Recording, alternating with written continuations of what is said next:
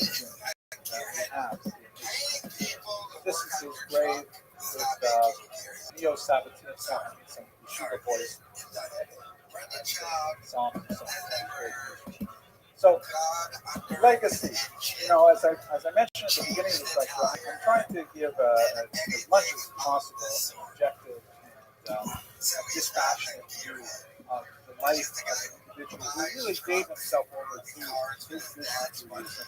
It's hard for me to identify with this particular approach to Judaism, but nevertheless, we can understand his passion for an ideologically pure Judaism that promoted, in turn, this perceived heresy.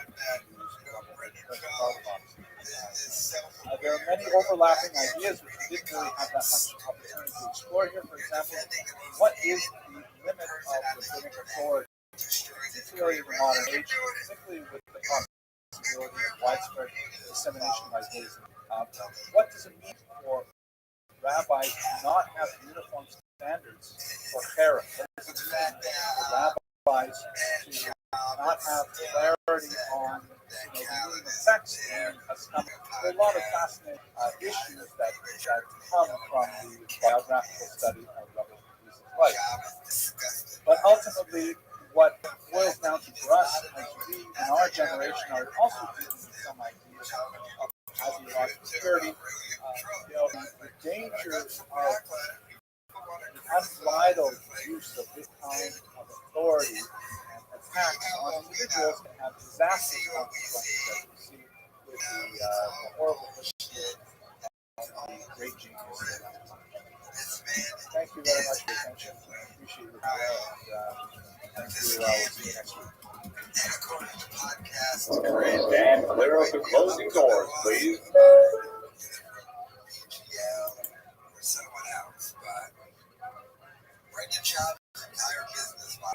The next stop is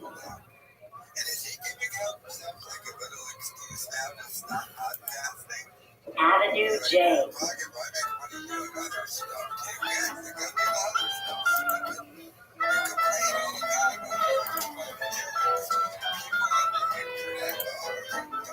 Thank you all for coming tonight. Fascinating topic. One that I had no familiarity with before I started researching for tonight's lecture, and really being opened up myself to an entirely different approach to the period of the Enlightenment. The intersection of Judaism with contemporary science, something that I had some inklings of. I really am exploring a lot in greater detail. And I'm fascinated to see how much Lurianic Kabbalah is also involved in it.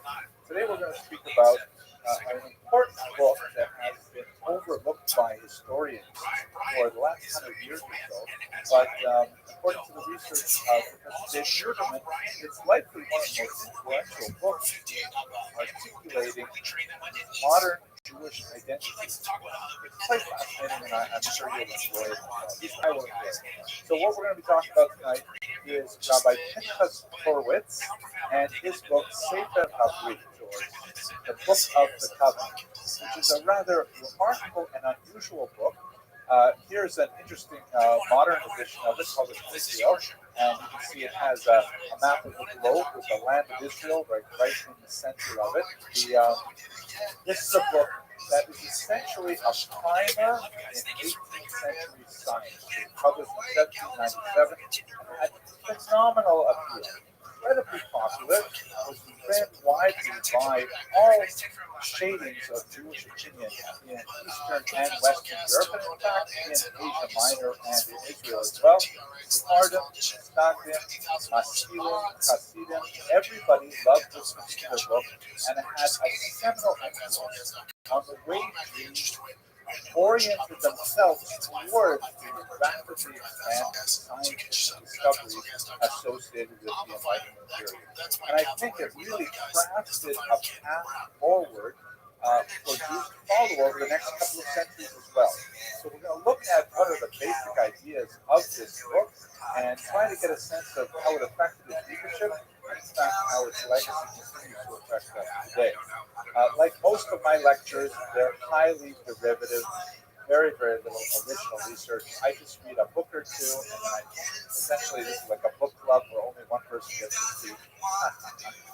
But so we're going to rely very, very heavily on the recent publication of Professor David Ruderman of the University of Pennsylvania, Sonia, who has written a rather amazing little book on the subject entitled A Best-Selling Hebrew Book of the Modern Era, The Book of the Covenant of Pinchas Hurwitz and Its Remarkable Legacy. So if you're interested in correcting all of the misconceptions that I purvey in the next 55 odd minutes, you can take this book out of the amazing Thoreau College Library and get a lot more detail. Well, with that said, by way of preface, let's look straight at this book and try to understand why it has such a phenomenal appeal. And perhaps we'll understand as well why it has been ignored so much in the modern era. So, this book appeared 1797.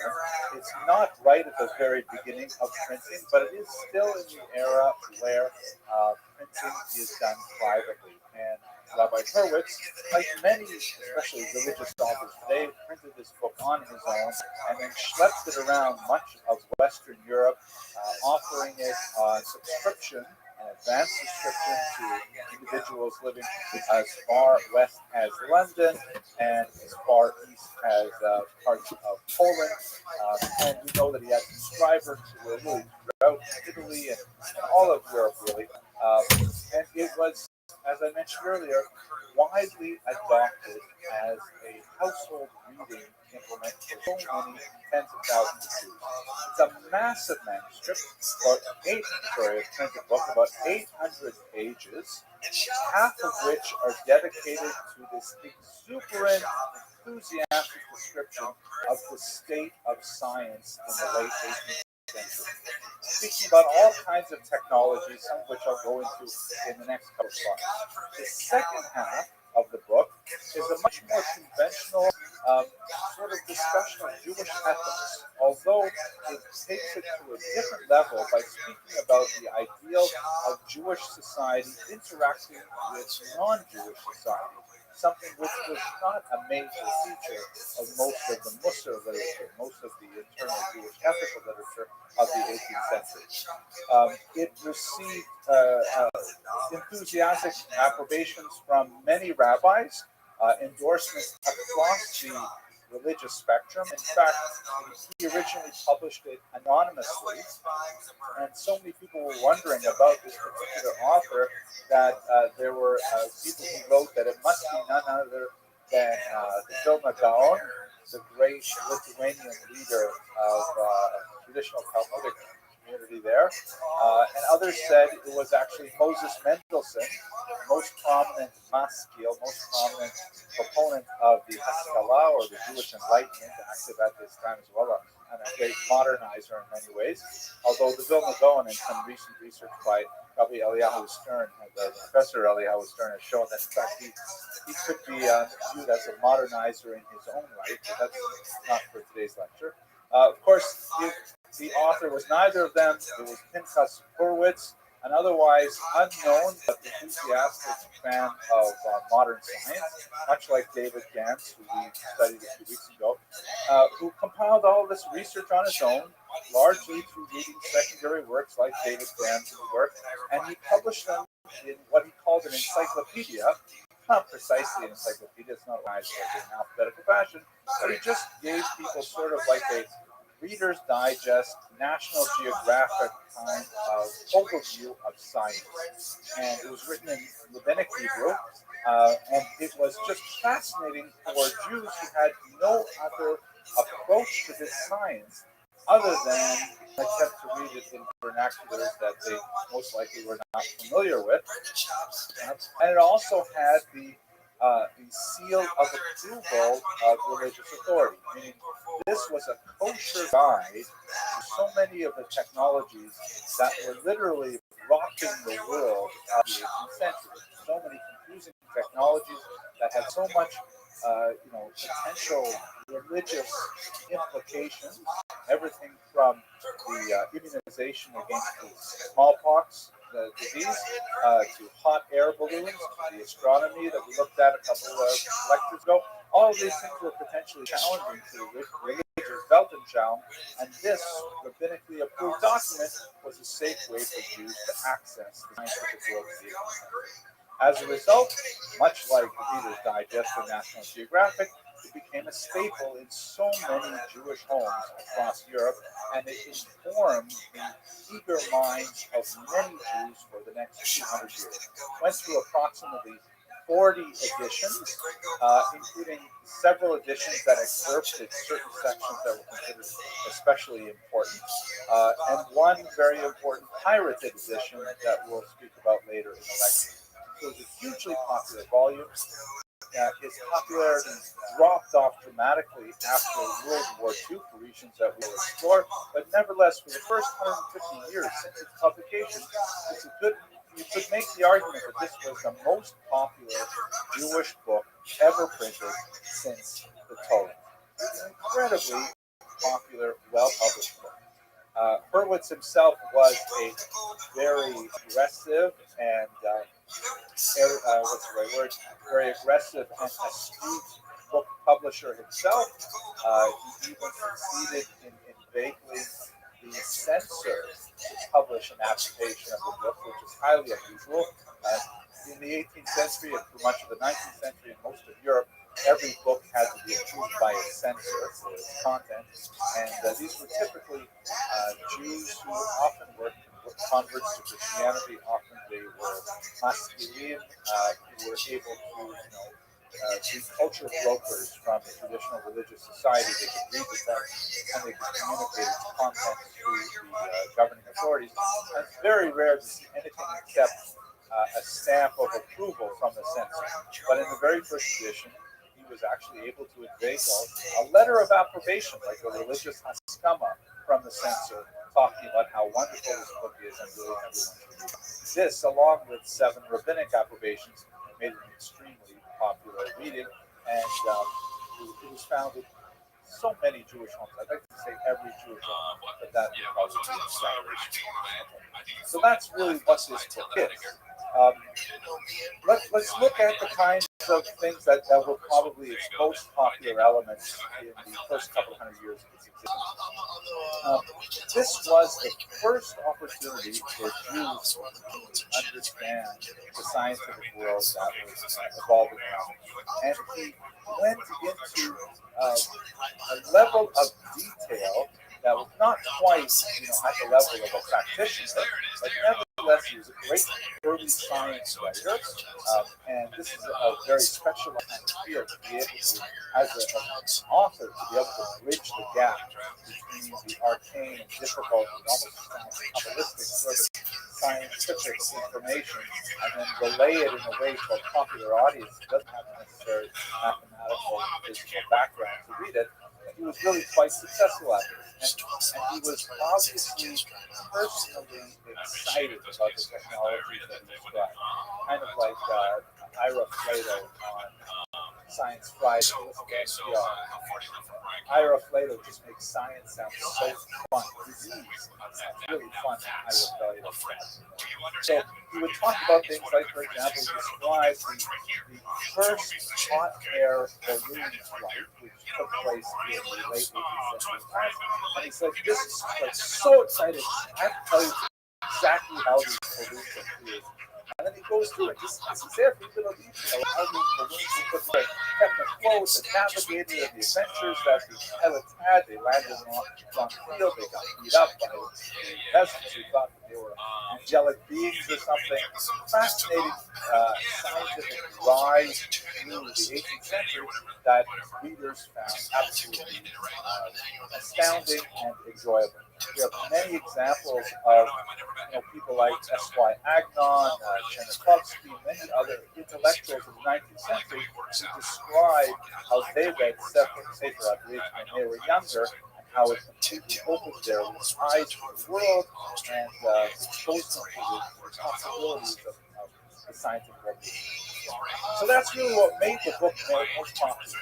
that's what made it unusual. It stood out from the other kinds of books that were circulating at the time as the one and only real primer of science. You can imagine that the Jews of the 18th century, as they are in the 21st century, very excited to give their children kosher reading material that will inspire them to aspire for greater educational goals, scientific goals, and careers, and so on. I imagine this book was kind of like the Encyclopedia Britannica was for my generation. My parents were very enthusiastic about having an Encyclopedia Britannica in the house. Tens of thousands of copies were sold to families that never cracked them open, although they were really good when you had Hot Wheels sets and you wanted to build ramps and things, pile them up. But nevertheless, it's the same kind of idea. The parents want to have it in the house so the kids can read it. So that's really what the book is mainly famous for. But there are many other really things. Well, it has arguably important significance in intellectual history for its theological contributions. And this is something that Professor Ruderman really underlines with a fine pen and is a very convincing point. Although Hurwitz was not an avid reader of philosophy, he did tend to read a lot of second generation philosophy. So, in other words, philosophy that was mediated through some other author, and then he picked it up. He often gained what exactly was in the original work and conveyed it in his book. And the intellectual underpinnings of the Sefer of Wit relied quite heavily on the philosophical discoveries of Immanuel Kant, some very important Prussian thinker, who the image of the Yekta, Jewish culture, very punctilious, very punctual, very demanding, very precise and orderly. It all comes from the image of Immanuel Kant. They say that the housewives of Königsberg used to set their kitchen clocks by the time that you would pass by their windows. So Immanuel Kant, non-Jewish philosopher, came up with a book called The Critique of Pure Reason. He basically wrote nothing until he was in his 70s, and then he came out with Pure Reason, incredibly important, earth-shaking philosophical works that had tremendous impact. The Critique of Pure Reason essentially argued that all prior philosophies could not be relied upon because all we have to measure our experience is ultimately empirical. Meaning, and this is, we've gone past postmodernism, but the idea that, we can think of all kinds of theories about the universe and all kinds of theories about the physical world and the laws of the physical world, but ultimately we can only measure those ideas, those experiences, through the physical sensations, the organs that we possess, our eyes, our ears, and our mind is limited by the actual matter that makes these things up. And as a result, we have no way with logic to penetrate any kind of higher mystery.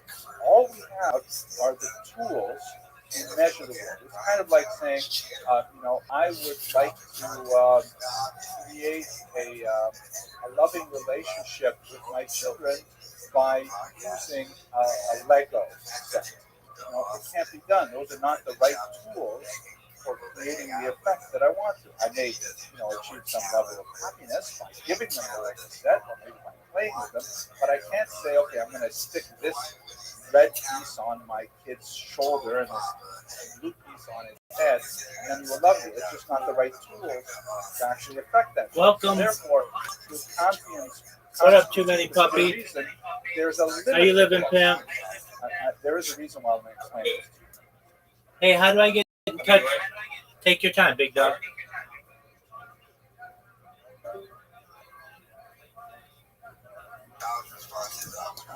Because what Hurwitz essentially said, based on Kant, is that none of the philosophers will ever touch eternity. None of them will ever have a chance to measure God. None of them will ever have a chance to define the soul. None of them will ever be able to explain to the world what is the meaning of existence. that is simply not within the purview of faith.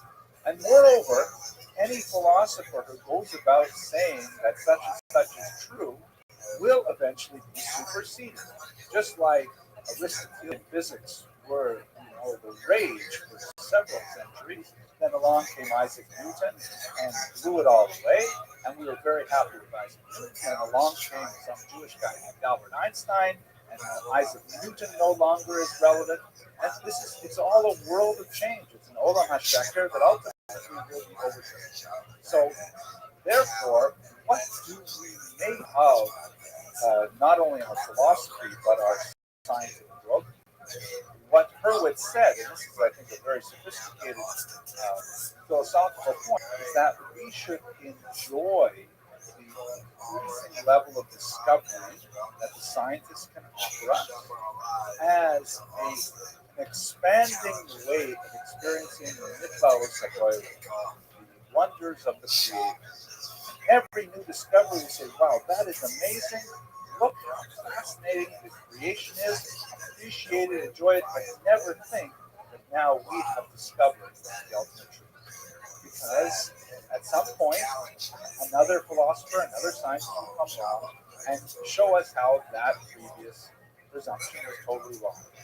And so he takes Immanuel Kant and essentially places science within a theoretical perspective that allows us to appreciate it like the unfolding of flower with the dawn without anticipating that flower will remain forever. We know that flower will one day wilt and die, and another flower will come up and take its place. Perhaps a more wondrous, beautiful flower. And that's essentially how he says we should orient ourselves to science. Now, this happens to have extremely important implications for religious truth, because if you think about the potential conflict of science with religion, Jews in particular, we do have certain, we're not nearly as rigid about certain things like, a Ptolemaic universe as opposed to a Copernican, as perhaps the medieval Catholic Church was. But nevertheless, we do have certain passages in the Talmud, certain passages in Rishonim that are problematic when it comes to the discoveries of modern science. And we continue to have these problems. And Hurwitz's approach is saying, okay, if this thing that appears there is a contradiction between this one passage in a medieval religiously approved poet and what science is telling us about the shape of the universe or the orbit of the planets, but we don't have to resolve that contradiction. We can say that religious texts are describing eternity on a very profound level, and science is describing our approach to the physical world in a very useful way, but not necessarily anywhere close to the religious implications of the sources that we rely on. This allows us to achieve kind of a Brechtian suspension of this belief and allow us to proceed along scientific trajectories at the same time we are maintaining steadfast belief. Fascinating, very important fine point in an intellectual posture that allows Jews to find a safe intellectual space to maintain their Yiddishkeit and still proceed with modernity, not simply ignore it. I forgot what we're going to talk about next, so I'm just going to go forward. Oh, yes, right. So, and ironically, what does give us the access to those greater truths? Kabbalah. It is so amazing to see that the Sefer Brit is really written by an extremely enthusiastic Kabbalist, a follower of Rabbi Yitzchak Luria, the incredible Arizal of Bach, and in particular, his disciple, Chaim Vital, who we spoke about here just a few weeks ago, most notably his seminal Kabbalistic, moralistic work, Sharei Kedusha, the Gates of Holiness, which describes a step-by-step path to holiness. Rabbi Hurwitz felt that the Sharei Kedusha was really the route by which Jews could achieve spiritual perfection, and there was no contradiction whatsoever between our appreciation of the world around us with the most advanced tools we have to understand that world and the Kabbalistic path of self-perfection that is outlined in the work of Rabbi. Fascinating. One would think that there are two opposites, Kabbalah with its mysticism and its otherworldliness, and what sounds like, from a scientific point of view, it sounds like gobbledygook when you try to read Kabbalistic works. They don't offer proof using Greek logic or anything like that. And on the other hand, science, with its rigid, show me kind of attitude, the scientific hypothesis, followed by experimentation and so on. There are two different vocabularies for two different systems of appreciating the world. The Shari Kedusha is for appreciating eternity, and science is for appreciating the world. That's an excellent question. The question for those who might not have heard it, does it contradict Immanuel Kant's notion that one cannot grasp the infinite in that regard? So, I'm not a Kantian scholar by any means. I did read a great book of his, the title of which was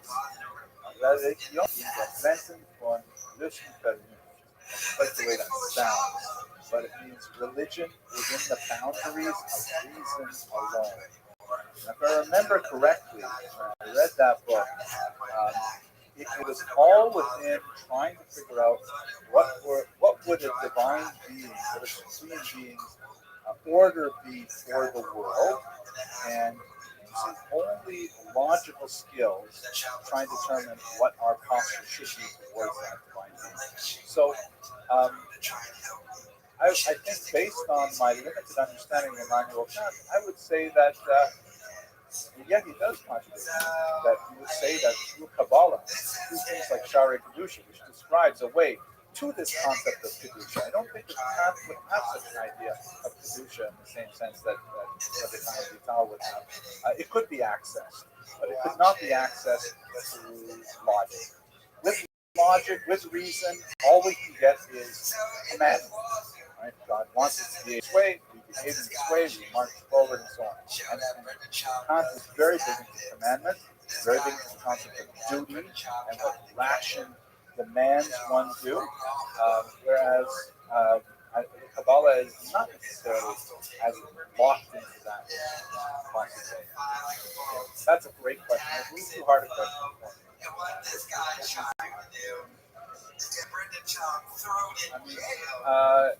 There were Yiddish translations, there were Ladino translations, there are many other versions of it. It has not been translated into English, largely because it takes a lot of energy to read 400 pages of 18th century science. You have to be a scholar of the history of technology to really want to read 400 pages about hot air balloons and smallpox vaccinations. In the 19th century, as Jews were still just, this is before electricity, before the telegram, before all kinds of things, to see these things developing, very excited about it and willing to invest the effort. Ladino and Yiddish translation. Popularity in the Sephardic world, popularity in the Ashkenazi world. Yes, absolutely. It was a book he published. We don't know if he was a Makubal, someone who had mastered Kabbalist wisdom. He was a fan of Shari Kedusha. I'm a fan of Shari Kedusha. That's a great book. It's accessible. It's easy to read in Hebrew, and I don't understand all of it, but I love one section of Shari Kedusha when it says, okay, steps to achieving holiness. Step 1, perfect your character. Step 2. Oh my gosh, one step. I was like, how am I supposed to do that? Put on a blue hat. Sorry, I'm in a good mood. Shall we go on? Yes, we should. And this is a great picture from the Hubble telescope. And I remember when I took this picture in, I was going to talk about everything I talked about while you were looking at that last slide. Now, that's the scientific aspect of it. And I think that would be in itself enough to make Sefer Abrit the kind of book that would create that intellectual pathway that allowed Jews to approach modernity. But it has another dimension entirely, That's also quite fascinating worth discussing. This is something that Professor Rubenman calls his moral cosmopolitanism. And this is highly unusual for 18th century working. The Sefer Abrid, kind of like David Gann's work, Tzemach David and others, argues for a rather expansive Jewish version of human siblinghood that is unusual, to say the least, in 18th century ways. Specifically, if you think of the amazing verse in the Bible, "V'ahavta l'reacha kamocha," you shall love your neighbor as yourself. So, if you look at, I would hazard, you look at 95 out of 100 commentators on that passage, through much of the corpus of rabbinic tradition, you will find that word re'acha, which is often translated as your neighbor or your fellow, translated in a much more limited fashion.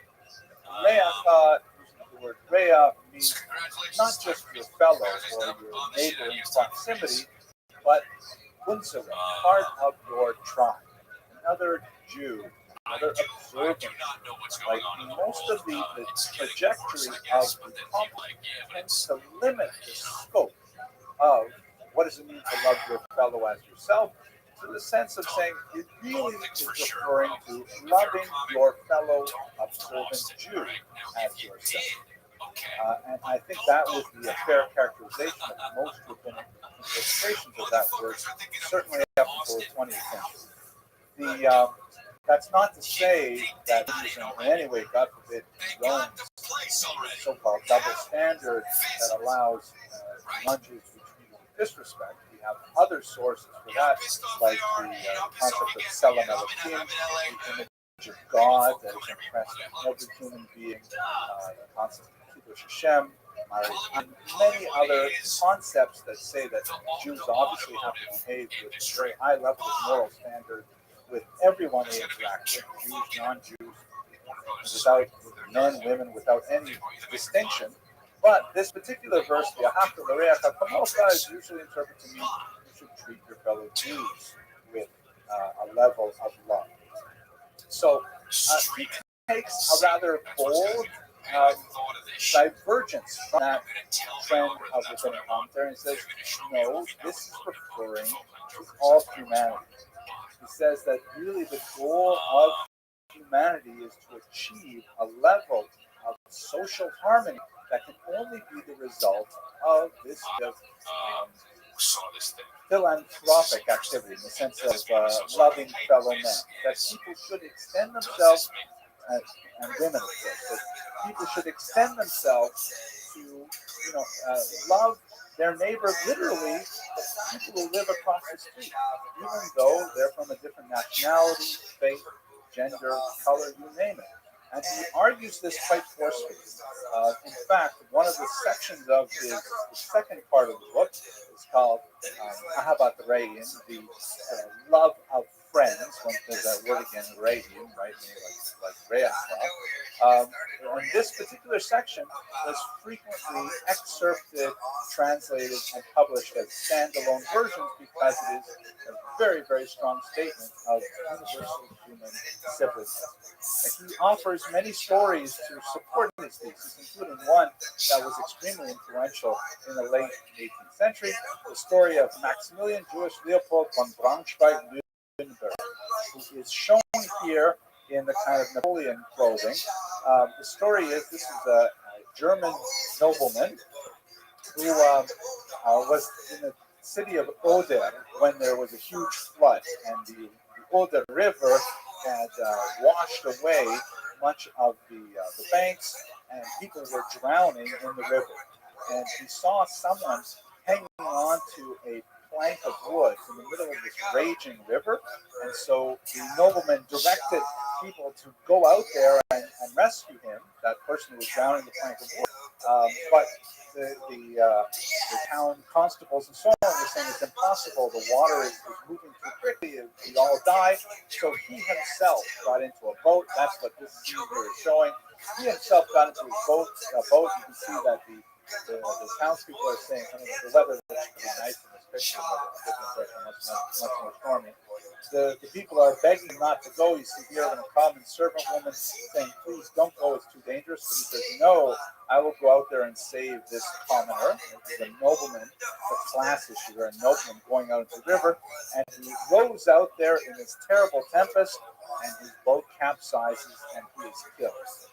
And it was a tragedy that reverberated throughout Germany and had an impact on none other, for example, Schiller, who wrote his famous Ode to Joy with some inspiration of the story of this young duke, which also spoke about the value of human brotherhood and so on.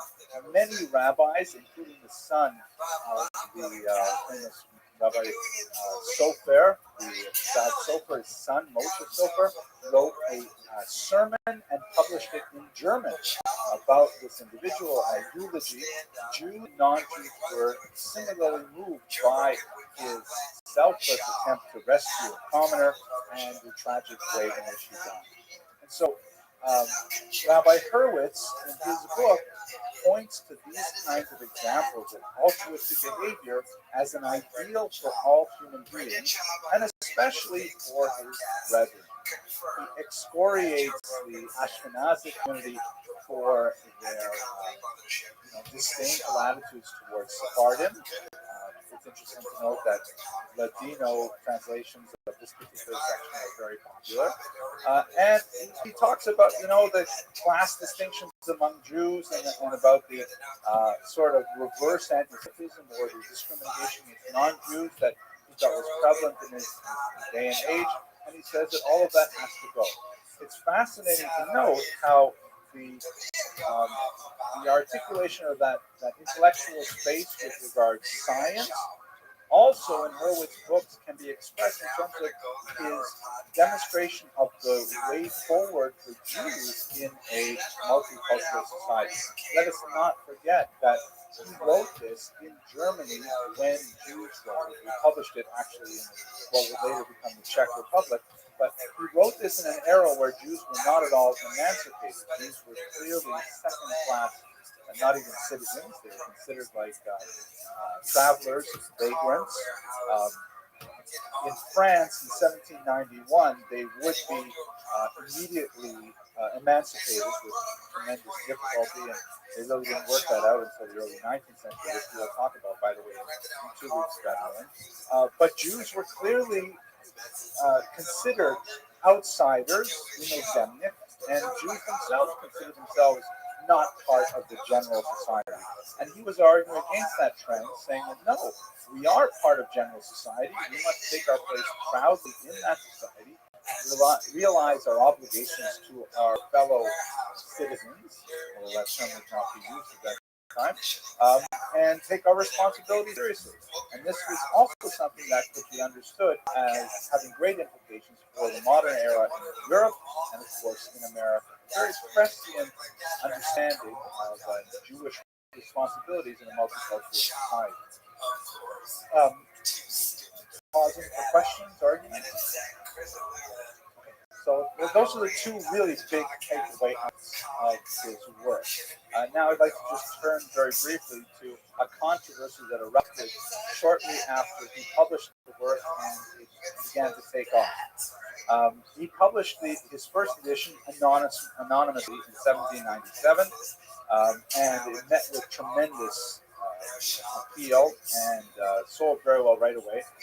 This is, by the way, the German text of the censor's approbation. It was also published in Hebrew as well.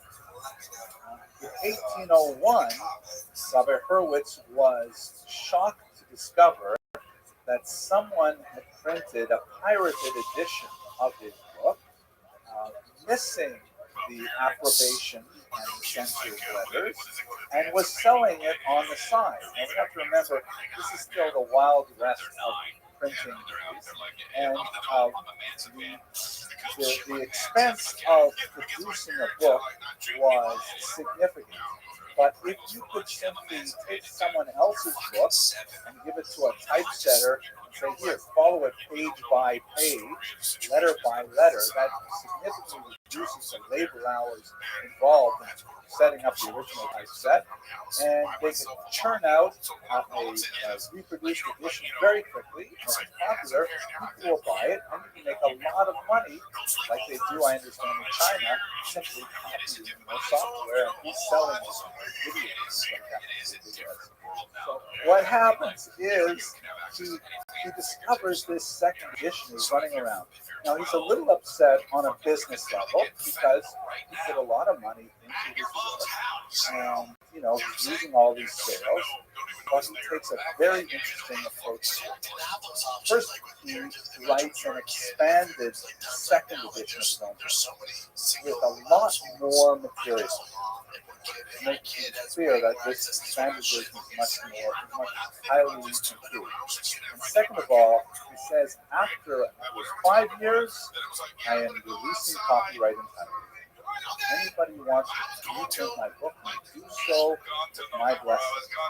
However, he's stipulating 12 distinct rules.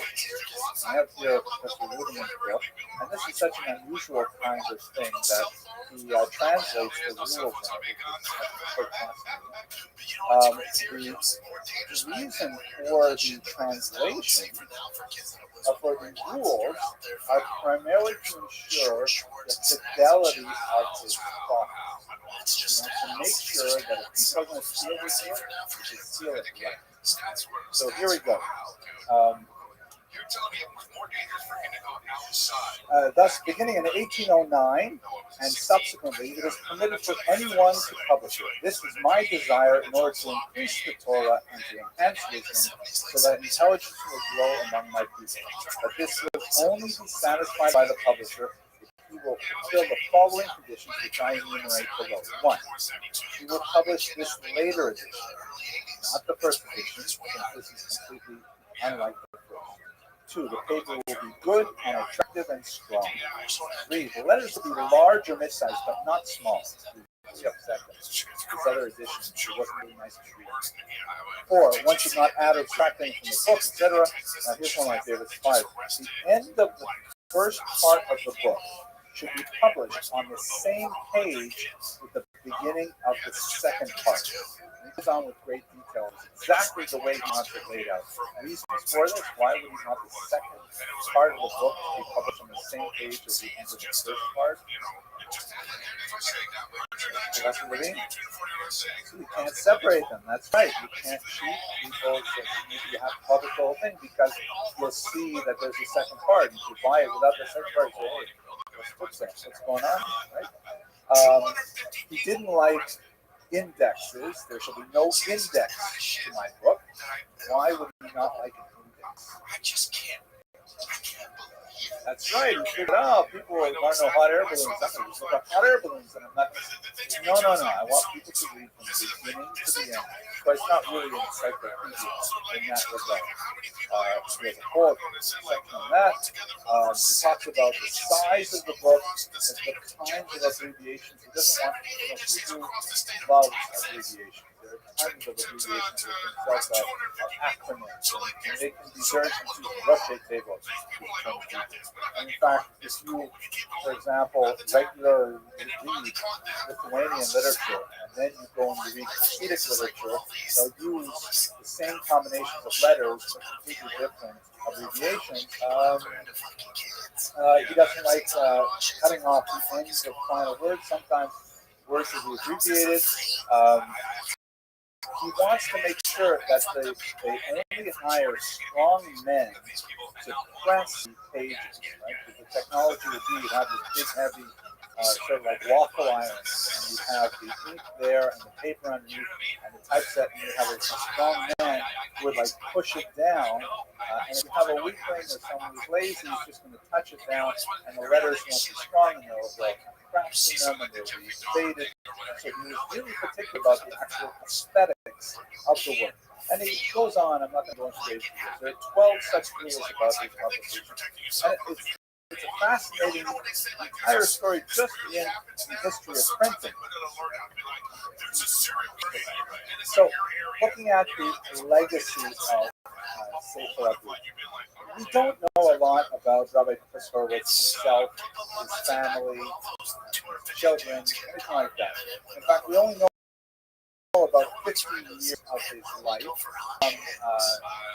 his peregrinations and selling his book. But as Professor Ruhlman points out, I think with great conviction, this is actually an extremely important book for understanding how Jews were able to pivot towards modernity in a very constructive and stable manner. Although Judaism as a faith would be faced with incredible pressures with modernity, we will be exploring them over the next few weeks, and Jews did not always maintain their attachment to the traditional behaviors of their ancestors.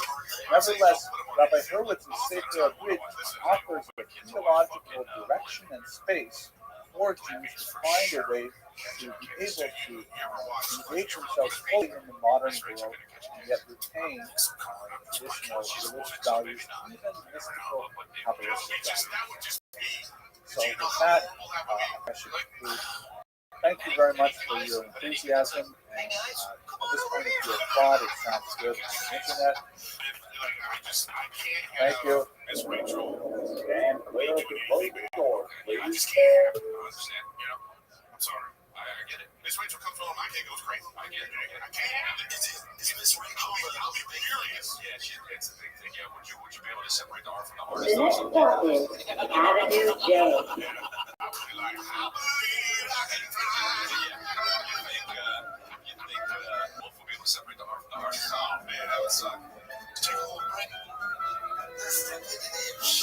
Tonight's lecture is one that has some personal connection because I want you focusing on someone who was discovered by a close academic friend of mine.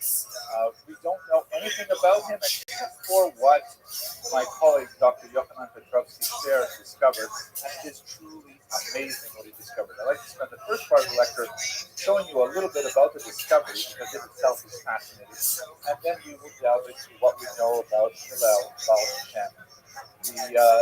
We're speaking about someone who lived in the early 18th century and was in the same profession as the famous Baal Shem Tov, the master of the good name, Israel ben Eliezer, who was the founder of the Hasidic. And the contrast between these two figures, because they were both in the same business, sort of popularizing religion in southern Ukraine, western Ukraine, southern Poland, offers a fantastic sort of background contrast to the rise of the Hasidic movement and some tremendous insights into that period as a whole. So let me start with the discovery of this manuscript. First of all, here's some personal photographs. Here is a photograph of myself on the right here. Kind of amazing. Right? This is 1992. And I know you're thinking, how could he possibly wear a white suit? I mean, I wouldn't wear a white suit on Purim nowadays. Like I wear a loincloth rather anyway. But it's true, back in 1990, I wear a white suit. And I wore a white hat too. I was walking around Kiev. I thought I was in good disguise. A lot of Orthodox people in Florida, they walk around, they put on a baseball cap. No one will recognize them because they won't know who they are on the beach. But at any rate, here's me when I was a young graduate student and I was in Kiev.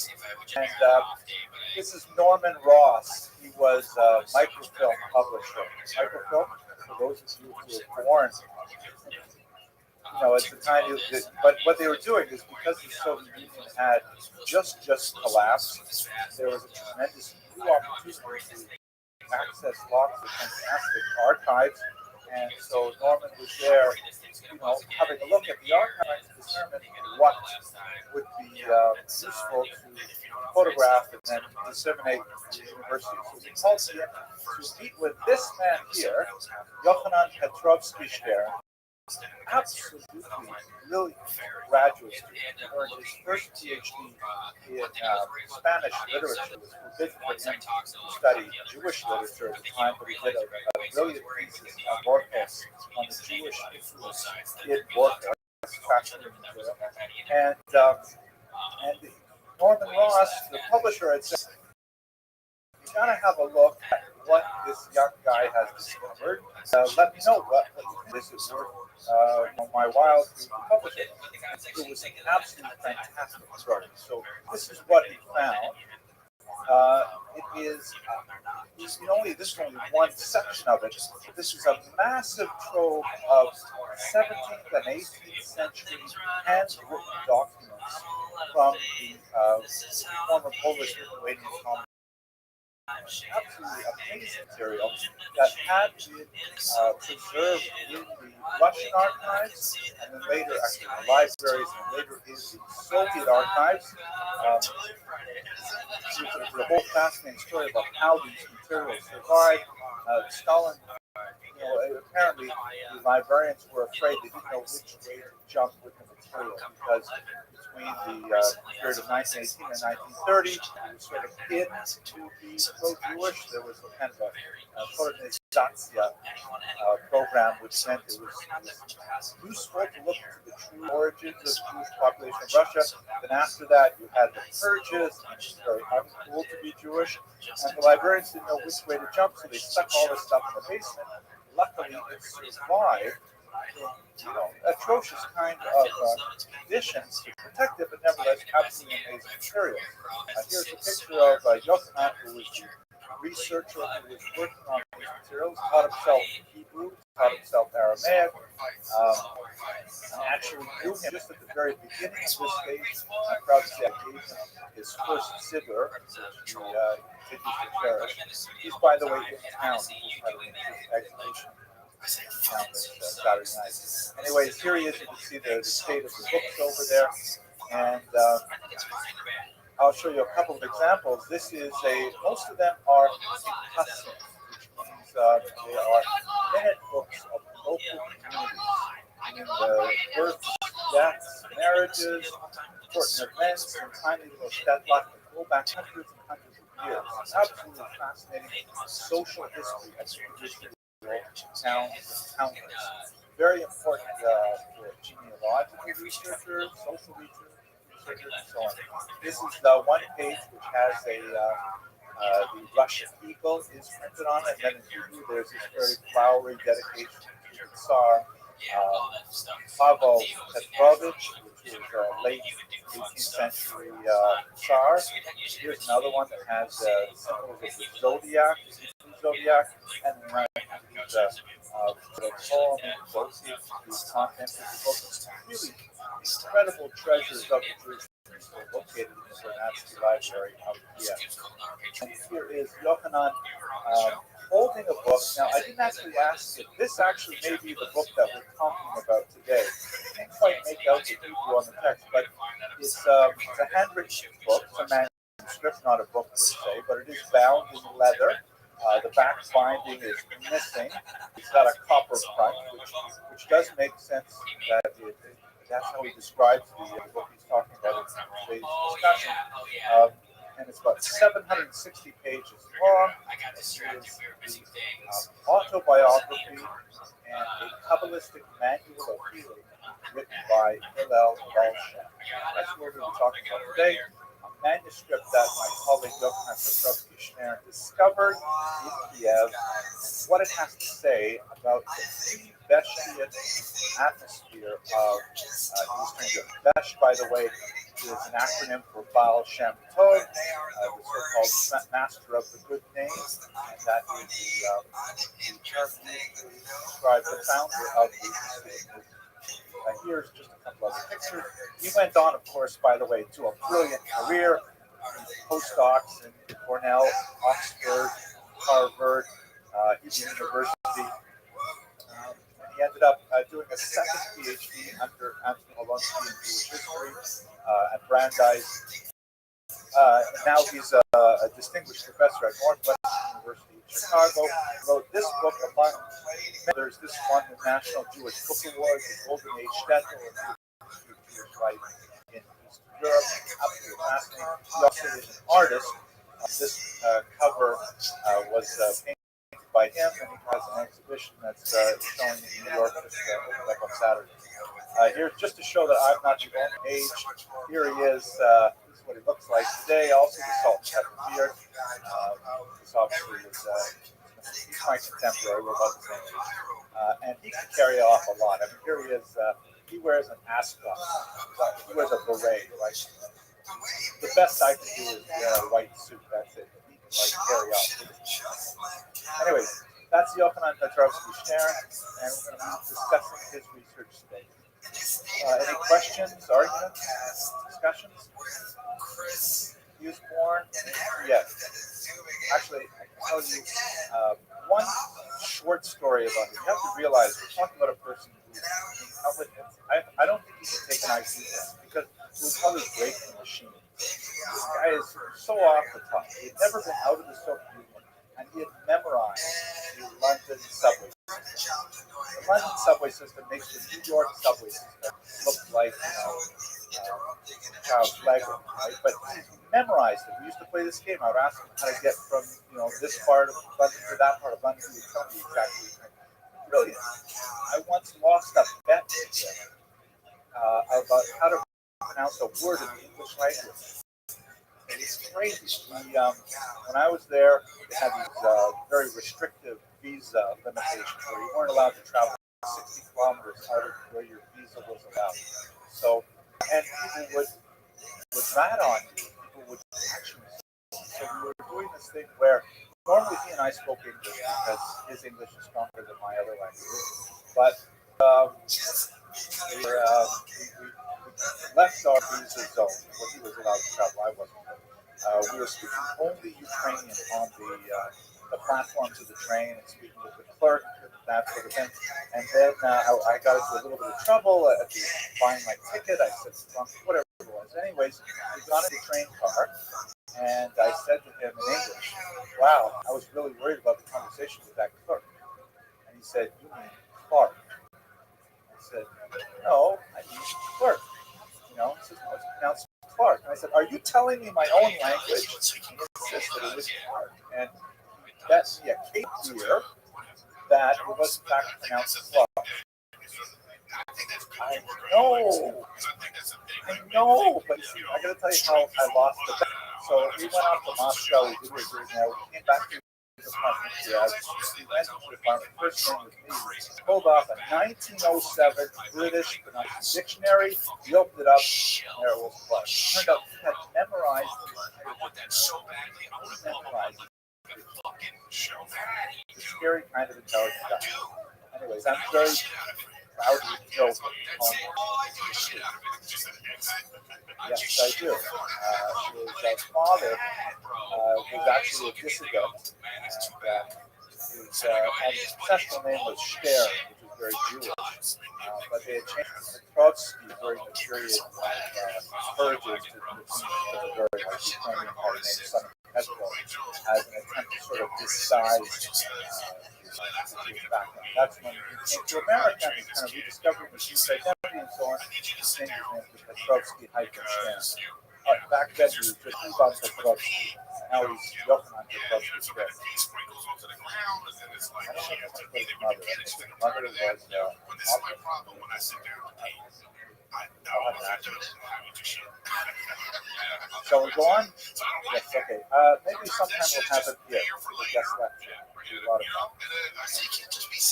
Okay, so he discovered this book. He discovered this 760-page manuscript, which, he describes in the seminal article he wrote on this, that he was trying to figure out what exactly is this book. It's not cataloged. It doesn't belong to the Circuitous collection. It doesn't belong to Rabbi collection. What exactly is this strange book?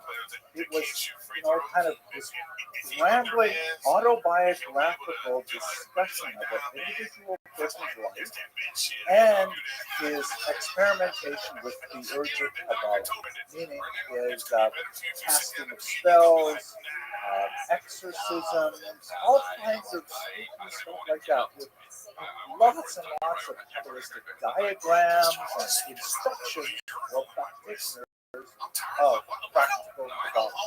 They're highly unusual documents. There are, as we shall discuss later, some published versions of manuals of this nature that pale by comparison. Throughout the book, the author, who calls himself Hillel, he does not give his father's name, insists that all those other published manuscripts are wrong. Only these Kabbalistic drawings and incantations and spells and so on are correct, and people should stay away from those published versions, for reasons that we will explore in a moment. So the document is dated 1739, and it has a lot of geographic information in it, so we know that he was active exactly in the same region that the much more famous Baal Shem Tov was active, and doing much of the same kind of thing.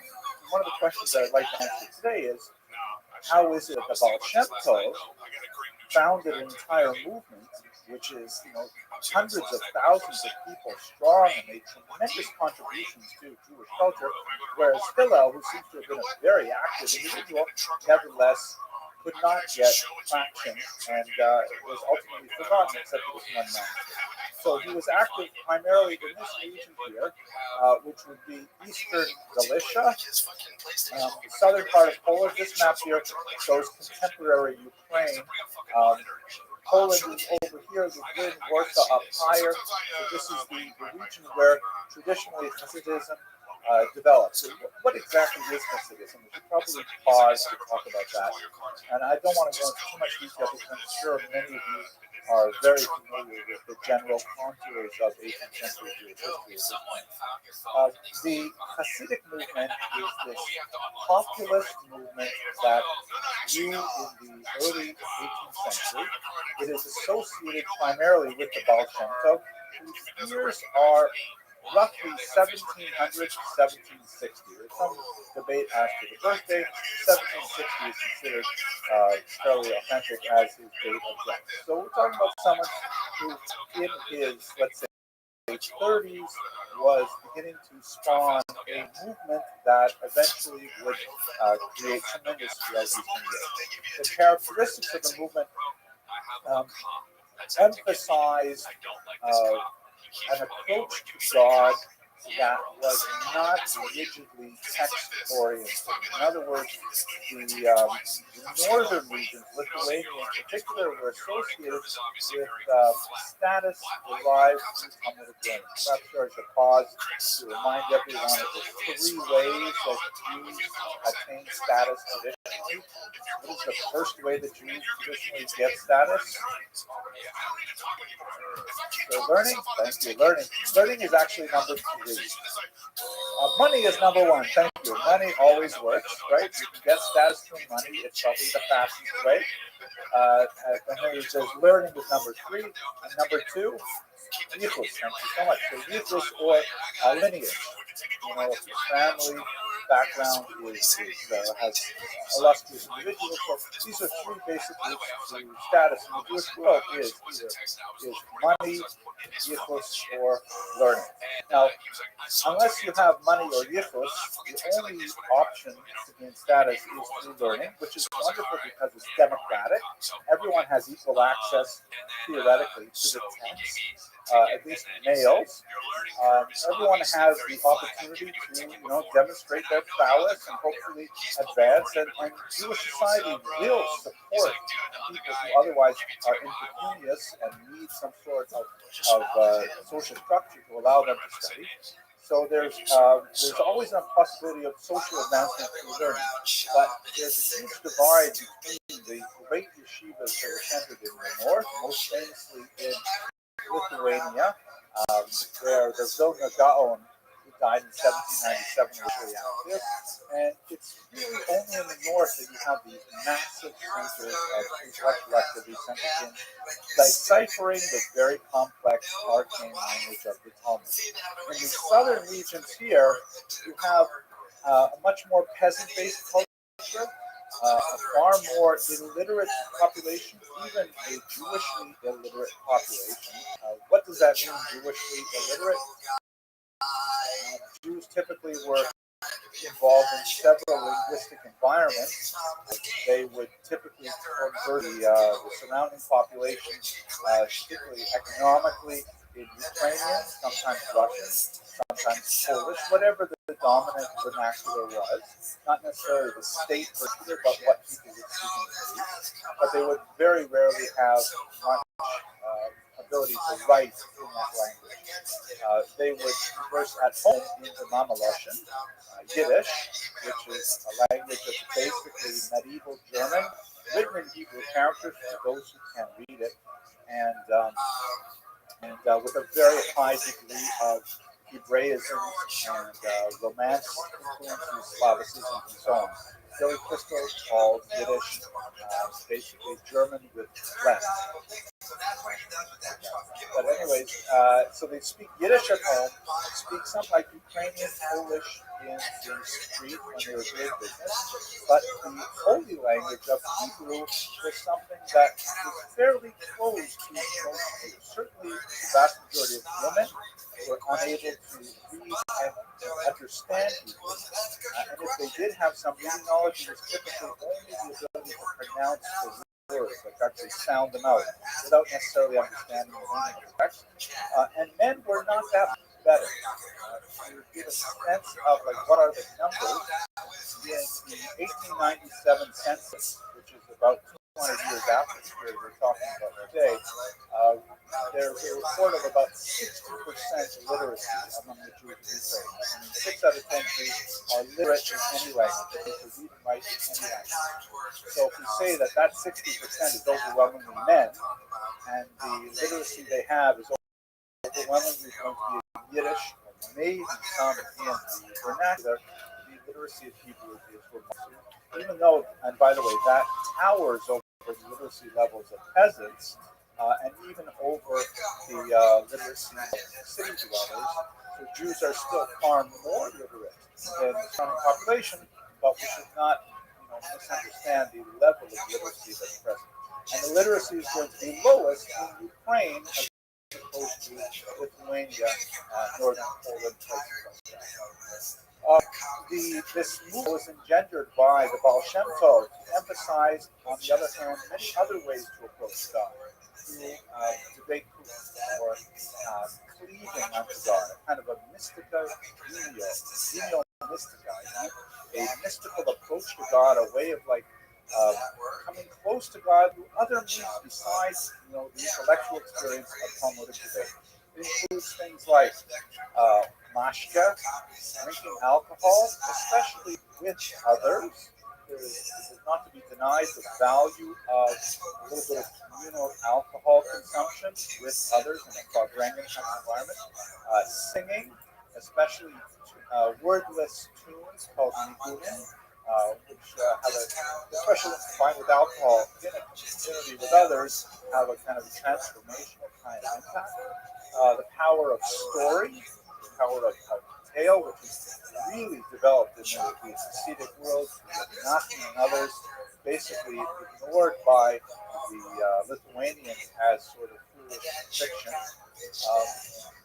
And dance, sometimes exuberant, enthusiastic movement in prayer, all kinds of things that emphasize the love of a simple truth for God and the ability to attain some level of spiritual enlightenment that was divorced from the rigorous, analytical, logical approach to text that was the leitmotif of the Lithuanian population. So those are kind of the religious elements of Hasidism that brought them into great conflict with the Lithuanians, particularly at the end of the 18th century. It's a little bit ahead of our story, but to give you some sense of the contrast, Um, there are so many examples. Let me just choose one now. The Lithuanians, very, very particular about times of prayer. This is one example, right? If I pull up my iPhone and I tell the iPhone exactly where I am, what part of the world I'm in, it will tell me exactly when I may say the first blessing in the morning, when I may don my tefillin, when I must say the Shema prayer before it's too late, all kinds of things that give me a very, very precise window of opportunity to utter the morning, afternoon, and evening prayers. Um, the Lithuanians pride themselves on this degree of scrupulosity. They say this house will be done every time. And in fact, even the controversy between the Magen Avraham and the Vilna over literally minutes in calculation are proudly presented on my iPhone, so I can decide whether I'm going to hold like the Vilna Gaon or the Magen Avraham, depending on what time I wake up. It was a joke. Anyways, the Hasidim sort of threw that out the window and said, what is this business? You're going to pray. You're going to, pour your soul out to God. You're going to communicate with the supreme being, the master of the universe, and you're focused too much on the time.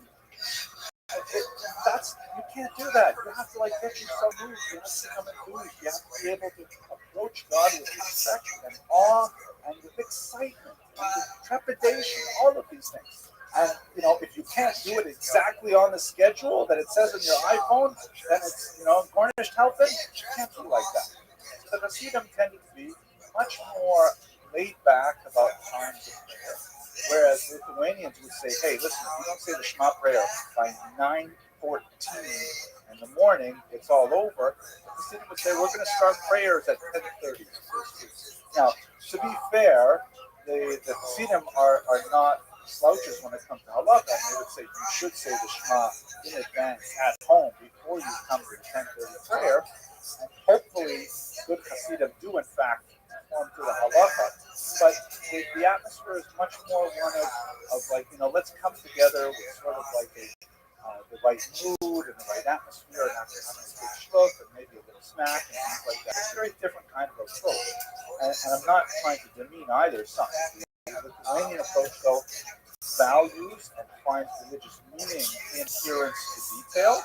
The Hasidim tend to find meaning in spontaneity and the gregariousness of a more relaxed approach. One way that I explained it to my son once, my son whose shoes I'm wearing right now, is, because I tend to go to both Hasidic and Agadic shuls. I don't know why. I like to go to more than one shul, typically on the Shabbos. And my son once asked me, why is there such a difference between the shuls? And I said, and I think it was actually right on, the Misnagdim, the so-called opponents of Hasidim, as they eventually became known, the Misnagdim value adherence to the law. What is the law? What does God want to be able to be doing? And the Hasidim really value Ahavas Yisrael, love of fellow Jews.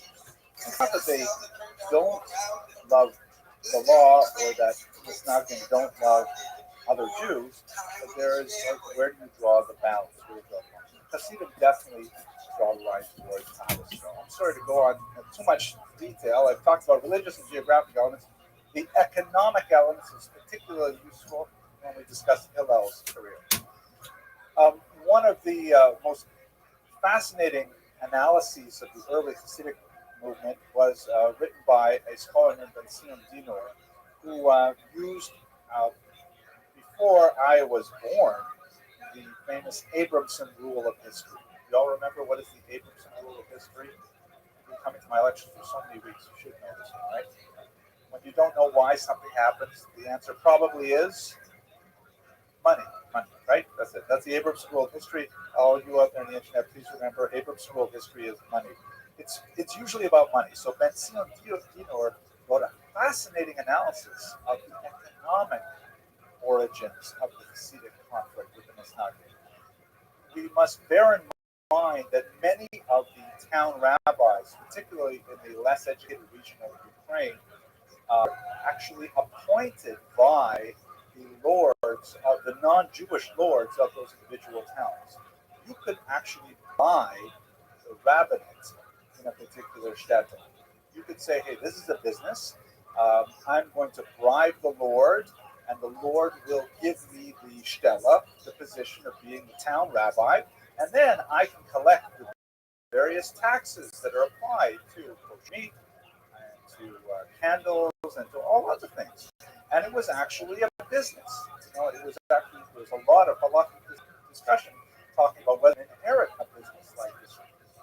So, as you might imagine, a lot of the rabbis at the end of the 17th century were not necessarily the most caring, compassionate, pastoral counselors that you would expect from the rabbis of the period. And the reality is that many simple Jews were not motivated to go to their rabbis. They certainly didn't feel that they were going to offer them any spiritual uplift. They were not going to give them any ideas. And so the rabbinate was into a period of very steep decline. Along comes this Hasidic movement, to which both Hillel and the Baal Shem Tov were participants, and in which they were participants. And suddenly, instead of going to the town rabbi to these boring, services that start exactly on time, but there's no schnapps and there's no chevra, there's no friendship, there's no singing, things like that. You can go to a charismatic, non-official rabbi who just has a room in his house typically, or in a house rented by a more wealthy member of the community, and you can sit and have a glass of lamashka with the Rebbe, and you can discuss Torah concepts, and you can sing, and and suddenly feel like you're part of the community. And these all services eventually became so strong that they were supplanting the traditional services. And when certain innovations came in place, like Hasidic slaughter of animals, for example, then people began to say, why should I go buy traditional slaughtered meat, which it has to do with a big controversy over the way a knife is sharpened. Why should I go buy my meat from a traditional Lithuanian rabbi who is a good for nothing and I don't like anyways? I'm going to go to the Hasidic Rabbi, who I happen to like a lot, who I think likes meat. And you know what? I'm going to buy his shechita, the slaughtering that he does, and the benefit of it economically. All of a sudden, this posed a great economic threat to the status quo, which was, according to Professor Dinor, a major element in the backlash against the Hasidim that came from Lithuania. Enough said for today. The last thing that we have to say about the Balei Shem is, so let's go to Rabbi Israel ben Eliezer, known as the Baal Shem Tov. Can I get a translation of that term, Baal Shem Tov? Master of the good name. What exactly does that mean? Why do we call him the Baal Shem Tov? Master of the good name. Ha! Shem is, of course, the name of God.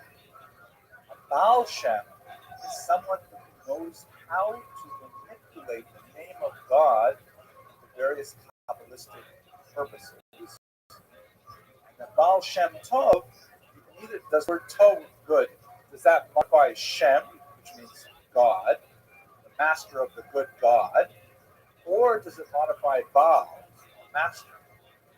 This is the good Baal Shem, as opposed to the regular Baal Shem. In fact, Dr. Petrovsky Stern and others would argue that the Baal Shem Tov was so named because he stood in direct contrast to all the other Baal Shem who were not nearly so Tov, not nearly so good, who were in fact somewhat unscrupulous. So that's what we're going to explore here.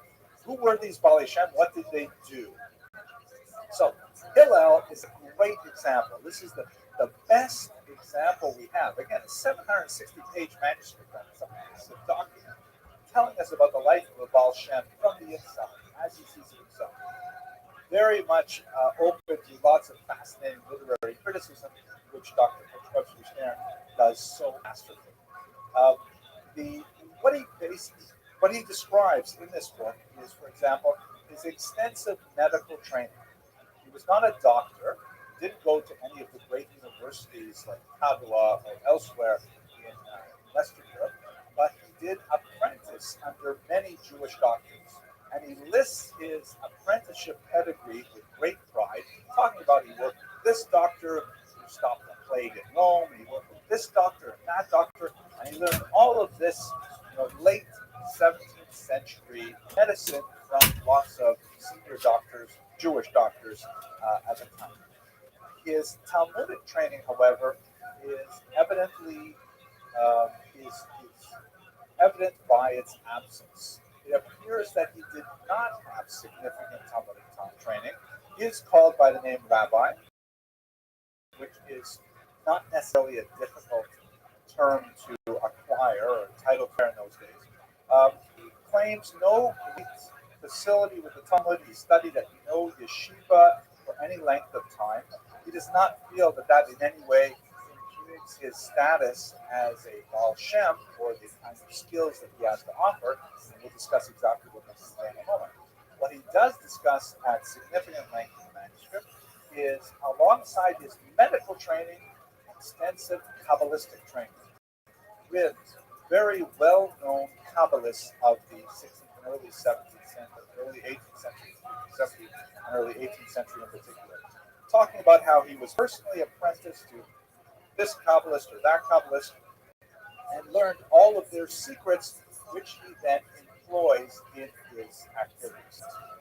What are exactly his activities? What does he do for a living? Well, he travels from town to town and he performs various Kabbalistic services. What kind of services? Almost all of them, as you can probably guess from the fact that his background is medical, almost all of them deal with various ailments, health. There's a whole list of everything from hemorrhoids to depression to just about you name it. He is treating it. He is involved in all kinds of medical activities. And he has kind of an unusual balance of Western science and traditional Kabbalah in approaching these various ailments. He also treats all kinds of social maladies too.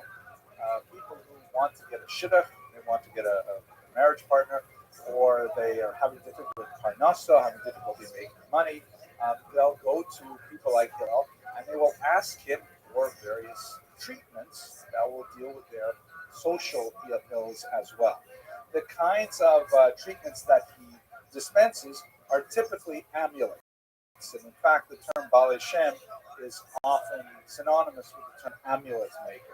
And he will produce handwritten amulets, very often using symbols like the Star of David, which is not especially old at this point, but we discussed in the David Gans lecture, it's become tremendously popular because of its symbolism and its parallelism. Often inscribed with the names of angels, perhaps a little sprinkling of Sabbatean ideology, which we see creeping into a lot of these theurgic Kabbalists. By the way, the term theurgic Kabbalah, or so the next slide. Theurgic means practical in the sense of actually affecting something, as opposed to theoretical Kabbalah, which is like discussing the nature of the soul and the unfolding of creation and things like that. Theurgic Kabbalah is how to make things happen, how to make this person love me, how to make this person give me his business, things like that. And he's going around and creating these amulets, which are consumed widely throughout the region of Eastern Europe. And in case you're thinking this sounds so bizarre, it is not at all. I really should have done a little more work with some images. But amulets continue to be very popular even in the 20th century, 21st century Jewish communities. Go to any Jewish bookstore and you will easily find, like by the cash register, these little laminated things that have names of angels, maybe a few verses from Psalms that are good for childbirth or for health or for parnasa or for shidduchim. All like goodness, all the same things that we've been looking for centuries, and we will still find people who are producing these things. Sometimes they're kind of like a an identifier of Jewish status. You know, like the Hamsa with the blue colors are associated with the avoidance of the evil eye. I'm not sure about this, but I believe the widespread phenomenon, which was very popular in my youth, of wearing a mezuzah, wearing a uh, little metal cylinder that has the name of God inside it, which is like just off the wall, totally halachically. You know, so many things you can't do with it. It's difficult to go into a bathroom and things like that. Nevertheless, it was like if you were Jewish, you wear it in the 1970s, right? That's what people did. Um, that's all within the same category of these amulets that Baalei Shem were making. We're talking about something that goes back thousands of years, literally, in Jewish culture. There's a lot of discussion of it, even in the Talmud and in the Mishnah, whether or not amulets work, what kinds of amulets work, and so on. So that's basically what he's doing. But he describes in particular one story that is especially instructive, where he performed an exorcism at the village of Ostro. Um, Exorcism in Judaism, although that's a very Catholic term, nevertheless, exorcism has a hoary past in Jewish thought. There is this idea that other spirits, other consciousnesses may enter a person either in a positive sense, which is called, if I remember correctly, an Iber Neshama or something, an extra soul, another soul that can take over a person, like the spirit of Rabbi can take over a person and so on. And then the negative one is so-called dibuk, which means something that sticks to a person. And there's lots of interesting Jewish anthropological stories about how dibukim are created. Let's discuss the specific one that's described in this story. So Hillel talks about how there was this one woman in the village of Ostro who was experiencing a whole host of maladies, and she had gone to many doctors, and the communal authorities were very worried about her status as well, and they only with great reluctance called upon Hillel, who was traveling through the region at the time, to please treat this woman. Uh, the fact that the communal authorities were hesitant to employ his services, I think, said the way in which these Baalei Shem may have been approached by the establishment. But nevertheless, with some persuasion, he was eventually brought in to treat the woman. He described how the diagnosis of the woman's situation was that there was a crime that was committed in the community several years prior, and the person was not properly buried as a result. And so that person became kind of a restless spirit who did not want to go on to the next world. He resided in a fruit tree, which is typically where these spirits, so to speak, live. Palm trees are a big favorite. That's why in Florida, it's a lot of crazy people there. And at any rate, the woman, this woman, the patient, fell asleep under that tree, and the Dybbuk entered through her right eye and then took over her body and gave her various manifestations of bizarre behavior. Hillel was called in, and Hillel initiates a dialogue with the Dybbuk, with the additional spirit. The Dybbuk not only goes on to, and this is the woman speaking, right? This is like the speaking in tongues kind of thing, that the Dybbuk is speaking through the woman, the patient. The Dybbuk goes on to describe not only the crime that was originated many years earlier that gave the Dybbuk his restless spirit and so on, but also goes on to list a whole pile of dirty laundry about all of the communal elders in town. And says, by the way, you shouldn't believe what this person did, what that person did.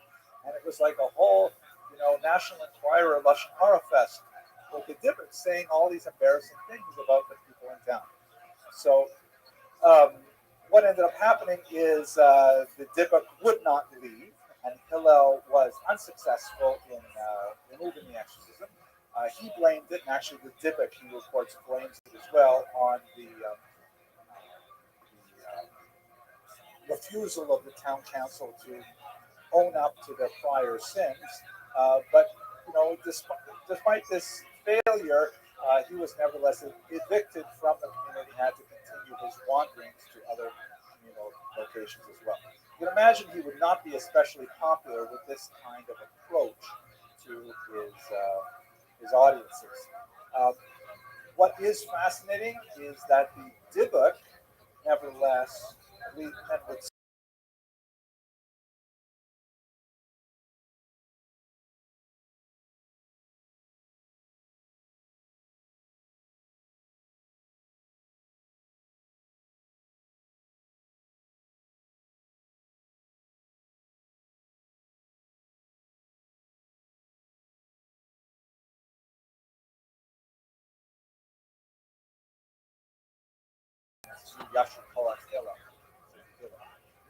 so a fascinating kind of story. You get the kind of feel for what's going on in this environment.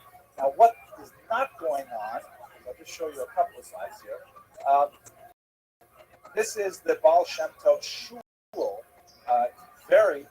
Baal Shem Tov, not Hillel. The Baal Shem Tov, at the same time that Hillel is wandering through Eastern Europe without much success, the Baal Shem Tov is significantly establishing himself as a legitimate authority. Again, these are essentially the rebels. These are the figures who are challenging the Lithuanian elite. Hillel is not having success, but the Baal Shem Tov is in fact getting an establishment position. Not only does he get this wonderful building in Medjugorje in eastern Ukraine, or western Ukraine, we also know from the magnificent research of Moshe Rothschild, who, once again, in the collapse of the Soviet Union, could access a lot of archives that were previously closed, and he found the tax records of the Baal Shem Tov, which is an absolutely amazing thing. He actually found the W-2s of the Baal Shem Tov. This is one document here. You can see the whole list of people in town, and here it says Baal Shem, right, which is referring to the Baal Shem Tov. In Polish, he's referred to as a doctor, which is common for rabbis at the time. And what Moshe Rothschild has absolutely definitively shown in his work in quest of the Baal Shem Tov, the historical Baal Shem Tov, he was a real person who made a significant. He was a real communal authority.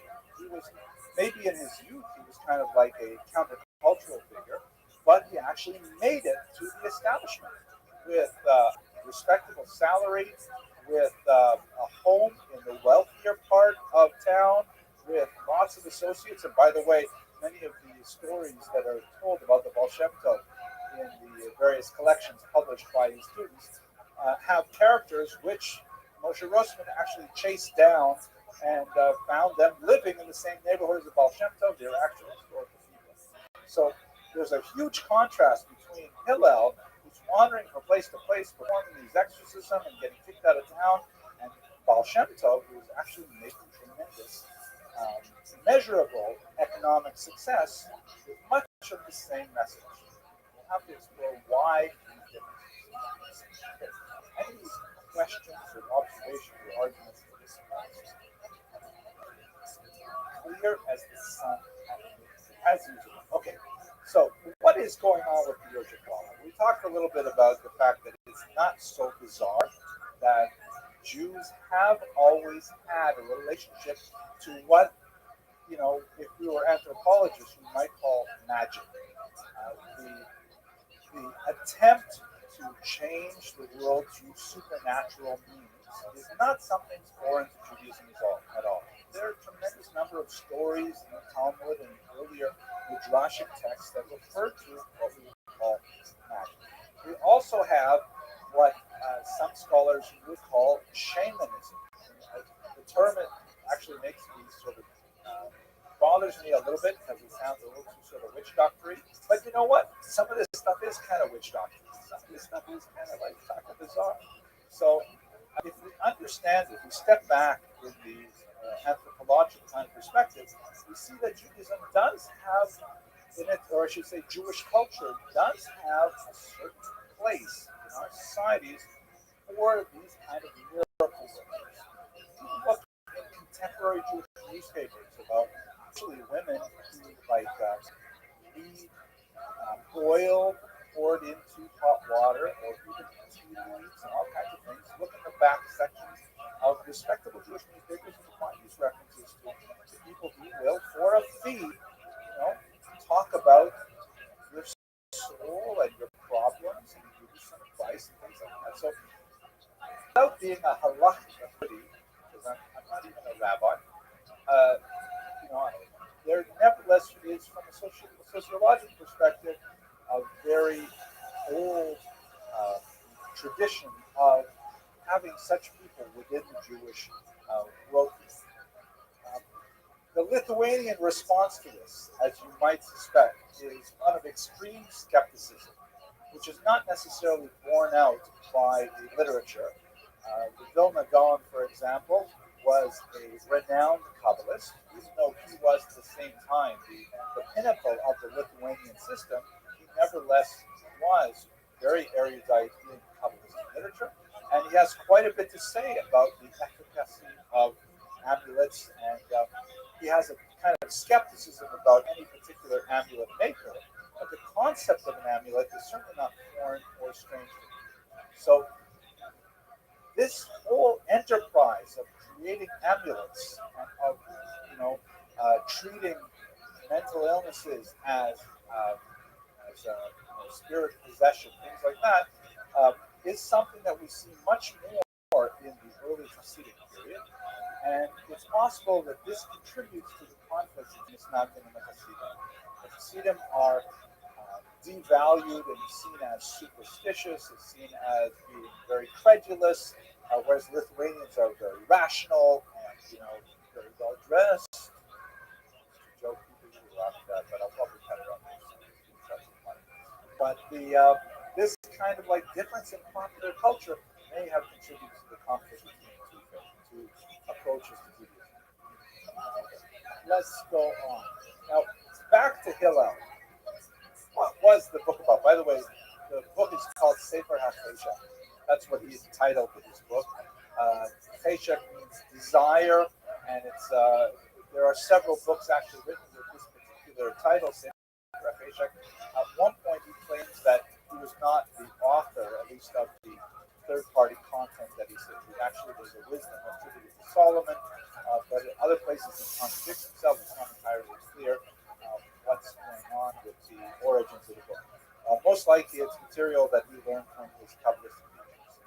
It has, by the way, a tremendous amount of Slavicism in it as well. It's fascinating that when he describes some of the various spells that are to be used to treat various maladies, there's a lot of Ukrainian language built right into it. Not Hebrew, but Ukrainian, which might mean a tremendous borrowing from shamanistic activity in the surrounding culture. But why did he write this strange book to begin with? I mean, if this is an esoteric knowledge, why is he sharing it? And why is he, also including a tremendous amount of autobiographical information?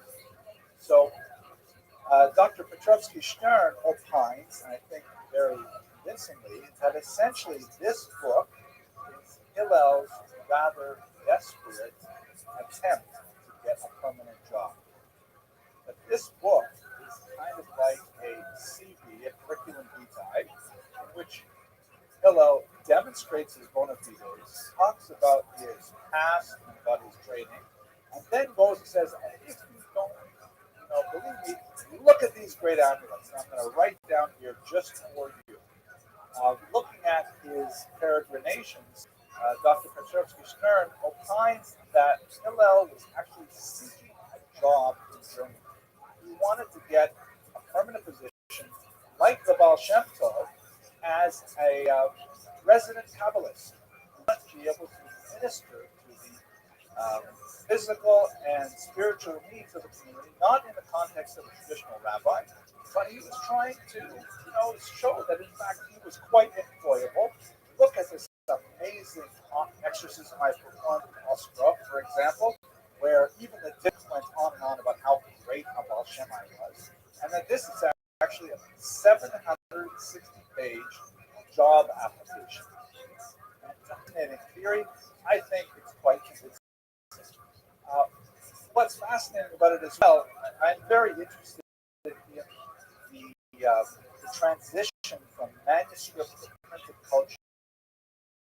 Now remember, we're talking about 1739. Printing has been around for almost 3 centuries now, publishing since the 15th century.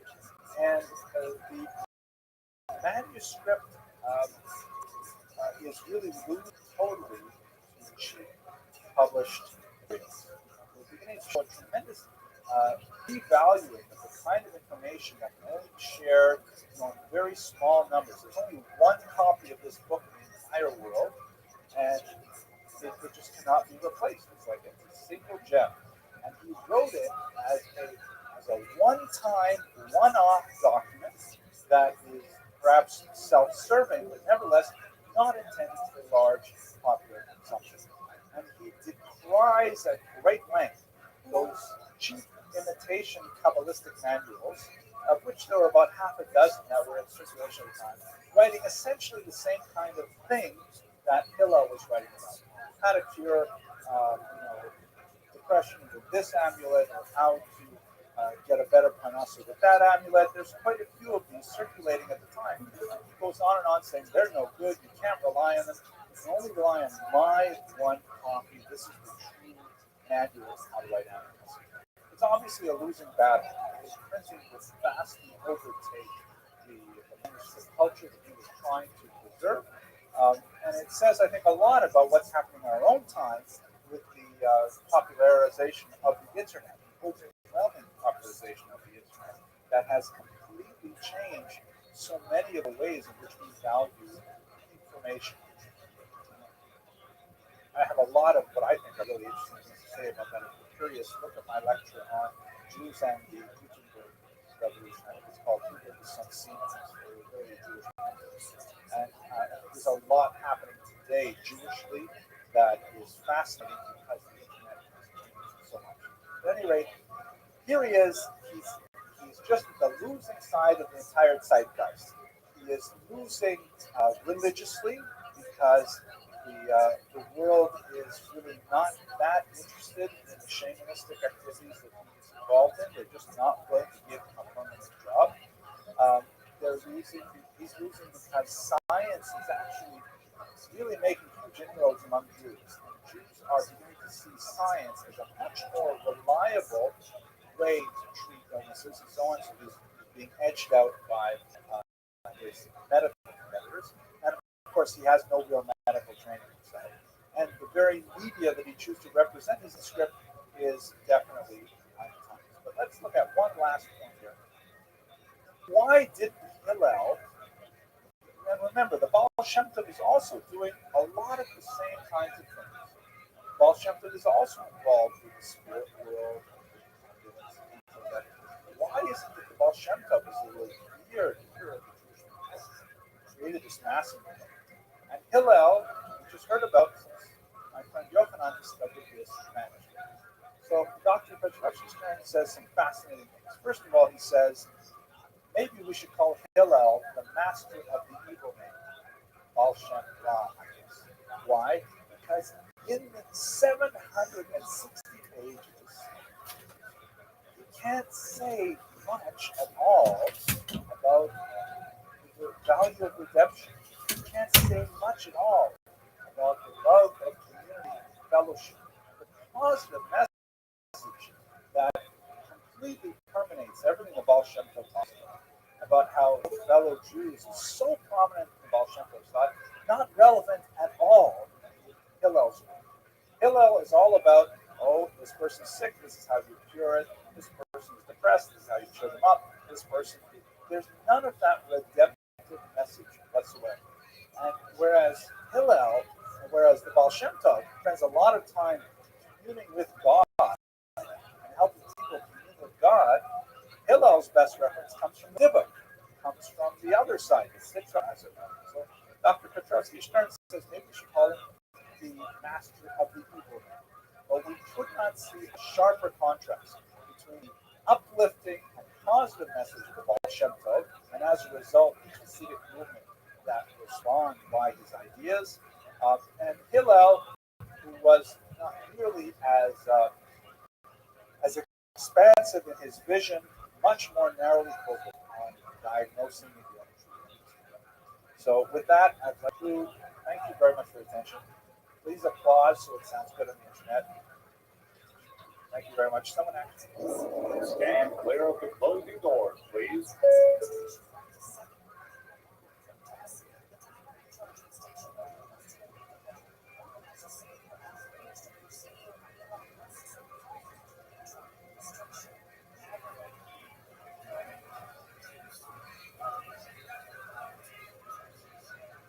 The next stop is Avenue J.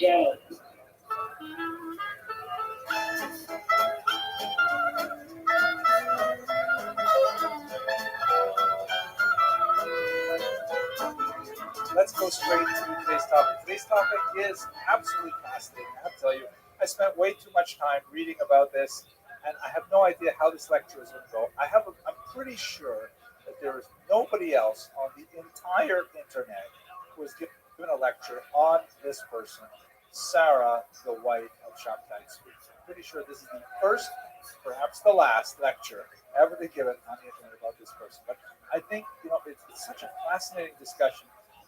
There is actually a book, which we'll discuss later, that has been written on women and the messianic movement of Shabtai Tzvi and a later figure, Jacob Frank. And I think there's a lot of really useful scholarship that we can derive from this woman's brief but very eventful life. And well, I'm hoping that you'll agree with me. This is a fascinating topic. Let's go straight to the material, though. So first we have to give some is about a woman who is known primarily of someone else. She doesn't have any specific claim to fame on her own, although she does have a rather checkered and somewhat racy past. But she's primarily known through her husband, the infamous Shabtai Tzvi. So let's just spend a little bit of time talking about who this man was, and then we'll proceed more to discuss Sarah, his wife. Shabtai Tzvi here, this is actually believed to be a rather accurate reproduction of his physiognomy. An actual witness to, or someone who met Shabtai Tzvi was responsible for creating this piece of art. Not Jewish, as you can see, there's some Hebrew background here, clearly not written by someone who's Hebrew literate. But we have lots of descriptions of his face that meet these requirements. In particular, he's known for having an exceptionally round beard. That every hair of his beard was perfectly, not trimmed, but just naturally grew in that kind of desirous ovoid shape. So that's probably what he looked like. Now, who was this individual? He was born in Smyrna, Izmir, in 1626. By all accounts, a brilliant individual, tremendous Torah scholar, who knew a phenomenal amount of both written and oral Torah. By the age of 12, he had outgrown all of his teachers. He could no longer have a conventional teacher. And at a very young age, he was introduced to Kabbalah. In particular, two sources that we're going to revisit later in today's lecture. He was known to be a very beautiful individual with a lovely singing voice, and he was very charming. Many marriages were proposed to him in his youth. He was actually married 3 times. That's only counting human beings. He was actually once married to a Sefer Torah, which is another incident we'll talk about later. Unfortunately, he probably suffered from what we would call a bipolar disorder. In earlier scholarship, he was referred to as manic depressive. He had these incredibly powerful mood swings that would sometimes leave him incredibly elated and a phenomenal orator and very charismatic and attracting many people as he would speak on Torah topics for hours at a time, and at other times he would be plunged to the depths of despair. So he would alternate between these periods of tremendous elation and very public and very charismatic, very gregarious, He called these periods illuminations, when he felt like he was literally inspired by the Spirit of God. Um, and at some points, he claimed that during these illuminations, he could, for example, levitate, perform various magical acts, and so on. Obviously, tremendously unstable. And other times, he would sink to the lowest depths of despair, full of self-loathing, and really be hard on himself.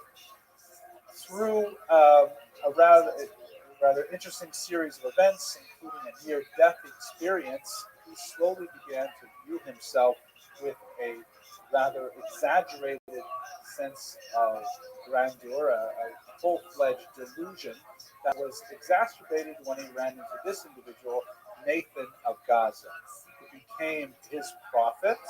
Um, who would sort of like in a John the Baptist style form of preaching, travel around Europe discussing Shabbatai Tzvi and his tremendous potential. And ultimately, of course, as I'm sure you're aware, he revealed him as the Messiah, Mashiach, the long-awaited Redeemer of the Jews that would come to collect Jews from all over Europe and the world, in fact, and bring them into the land of Israel, where they would reinstitute a temporal Jewish authority, end world poverty, and really everything would be wonderful after the arrival of Mashiach. The popularity of Shabbatai Tzvi is a matter of some scholarly debate, but there's no question that the announcement that the Mashiach had come in 1665 totally electrified the Jewish world. And there were numerous examples of huge populations of Jews selling all their worldly belongings, their homes, and so on, and packing up and moving to Constantinople to be there when Shabbatai Tzvi presented himself to the Ottoman Turk, the Grand Vizier, who at that time ruled Israel, and then came to claim Jerusalem, and then would institute the final apocalypse of the Jews. As you would imagine, the movement ended very badly, and Shabtai Tzvi ended up converting to Islam, and the vast majority of his Jewish followers abandoned him at that point, dejected, and returned to their homes, humiliated, abject, depressed, and it had very important long-term consequences for the development of heterodox movements in Judaism as well. A small number of his followers chose to remain with him, continuing to believe that his conversion to Islam was actually part of the unfolding of the Messianic drama, and they constituted a unique kind of Judeo-Muslim sect called the Dinmeh, who exist up to the present day in parts of Syria. Here's an interesting from a prayer book that is at the height of his illuminations. Shows him seated with the crown of Tzvi above him and various angels, and here he is sitting with the representatives of the 12 tribes, and they're discussing Torah in a manner reminiscent of the Talmudic discussions of the afterlife. So he maintained actually a significant underground following, not only of Dinmeh, but also of Sabbatean Jews, that is, Jews primarily in Europe at this point, who believed that this was somehow part of the plan. Shabtai Tzvi really was Mashiach. We're not exactly sure what it means, but we've got to stick close to him.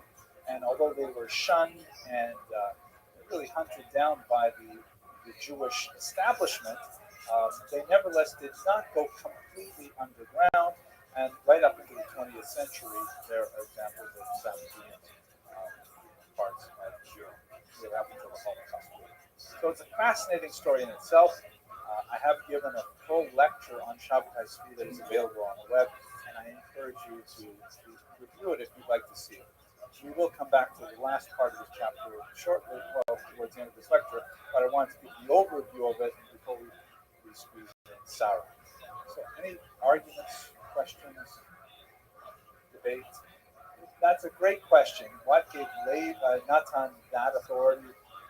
I think it's a whole confluence of factors. One is the fact that Shabtai Tzvi was really a brilliant individual.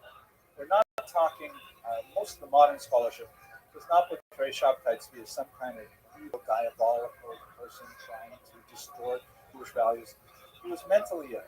He was a brilliant individual, deeply learned. His Kabbalistic learning was phenomenal, and good looking, and charismatic, and a positive speaker. And it was easy to see, or at least to question him, maybe this is not a good person, maybe this is really much. And we have many interesting stories of how figures much more prominent than Nathan of Gaza went for it, at least temporarily. One example I think is fascinating enough. The Taz, the great Turei Zahab commentator on the Shulchan Aruch, very, very well regarded figure. I mean, this is one of the main commentaries on the Shulchan Aruch. He was interested enough in the story of Shabtai Tzvi that he sent his son to check it out. He said, please go and examine this guy and let's see if he's for real. And the son came back, might have been the son-in-law, but he came back, and then he gave a detailed report as to what he saw in Shabtai Tzvi's court.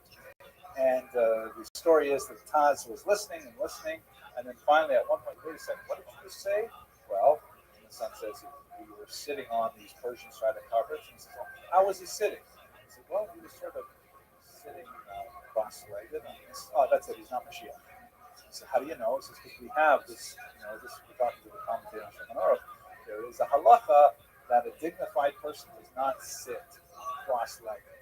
It's just, you wouldn't see the chief rabbi of Israel sitting cross-legged on a book. It's not Mashiach. And that's, I think, an interesting story. I have another cool story to tell you. But the fact that he would take it so seriously indicates that someone of the authority of the Taz would at least investigate it, shows you the depth of the story.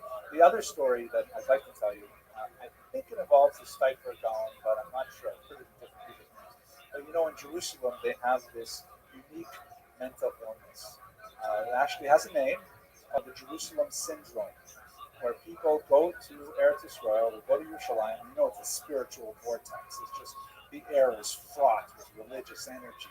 And you see not just Jews, you see Christians carrying life-size crosses, and you see Japanese people with massive cameras, and all kinds of things that, why do you do those things?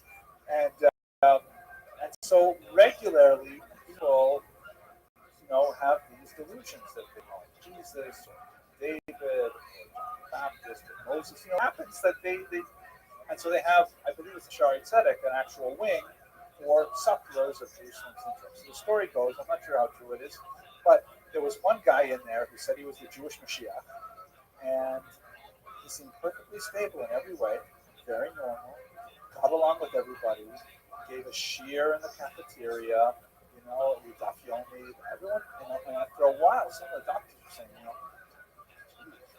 this guy's pretty convincing, people are going to him for Shilas, maybe he is Mashiach. So they went, and I think it was to the disciple, they asked the question, is it possible that we have Mashiach in our psychiatric room? So he sent it back and says, I want the same kind of thing as the Taz said. I want a detailed report of everything he does for the next 3 days. So the doctors went and did this, and they came back to him, and they gave a really detailed, like reading the medical charts. He did this, then he did this, then he did this. And at one point, he said, and then he signed the release form, and I think it was a Stifler, said, wait, where did he get the pen? And he thought, and he said, well, he took it from the nurse's station. He said, oh, that's not Mashiach. There's no way that Mashiach would steal even the ink from a pen without getting permission. Anyway, so it really was. I mean, scholars do debate how deep was the attachment to Shabtai Tzvi, but there's no question that it was significant. Let me sound this vision. Shall we go on? Yes. Okay, let's go on. Now, what do we know about Sarah? This is the only picture I could find of her, which it really does look Jewish. Here's Natalie Portman, Queen Padme. See, and the hairstyle is shockingly similar, right? We don't do that again. There we go. Jewish actress and Sarah. Anyways, so what do we know about Sarah? She has a mysterious background. It's fairly clear that she was orphaned at an early age in the Mitzvah rebellion. I'll show you in the next set of eyes. There are a lot of scandalous rumors about her youth before she married Shabtai Tzvi. Some of them may be entirely true. Some of them may be simply salacious rumors that are circulated by enemies of Shabtai Tzvi who were, legion, especially after he converted to Islam. There are many detractors of Shabtai Tzvi. By the way, I should point out that Shabtai Tzvi was one of those rare Jewish religious figures whose fame went beyond the boundaries of the Jewish community. This is someone who was well known throughout the Christian world as well, because they were very interested. Now, wait a second, if the Jewish Messiah is here, what does that mean for us, right? God, things like that. So they're very interesting. There are a lot of Christian accounts of the whole Shabtai Tzvi story. It's also relevant to discuss the scandalous rumors because one of the key factors of Shabtai Tzvi's messiahship was a high degree of antinomianism, meaning a high degree of reversing accepted laws. He made a point, it was actually very central to his theology, that since he was here as the Messiah, the old prohibitions were now permitted. Things that may have been permitted would now be prohibited. He made a big deal, for example, out of things like abolishing fast days, feast days. Now that Mashiach is here, the 9th of Av is now a feast day. Actually, started with the 10th of Day. Judaism has a tremendous amount of restrictions regarding marital partners, with whom, what place, what time, things like that. And all of that was out the window. Shabtai Tzvi himself is a little bit problematic. He clearly has some very troubled personal attitudes to marital relationships. His first wedding, for example, did not find only Sarah, but his followers were all over the map. His followers were seeking opportunities to, for example, relationships, incestuous relationships, adulterous relationships, and this was considered a chikkur. That was the actual word that Shabtai Tzvi used, which is the pair of what used to be prohibited, now that he is present, has been permitted. This, of course, really helped with the membership drive. That's a lot more people in that way. But at any rate, so it would fit.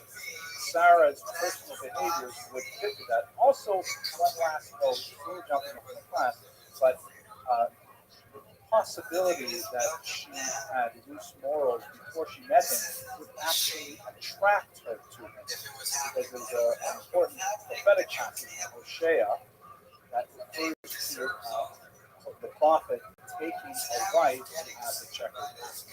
And so he would have seen that as a fulfillment of his prophetic teaching in himself.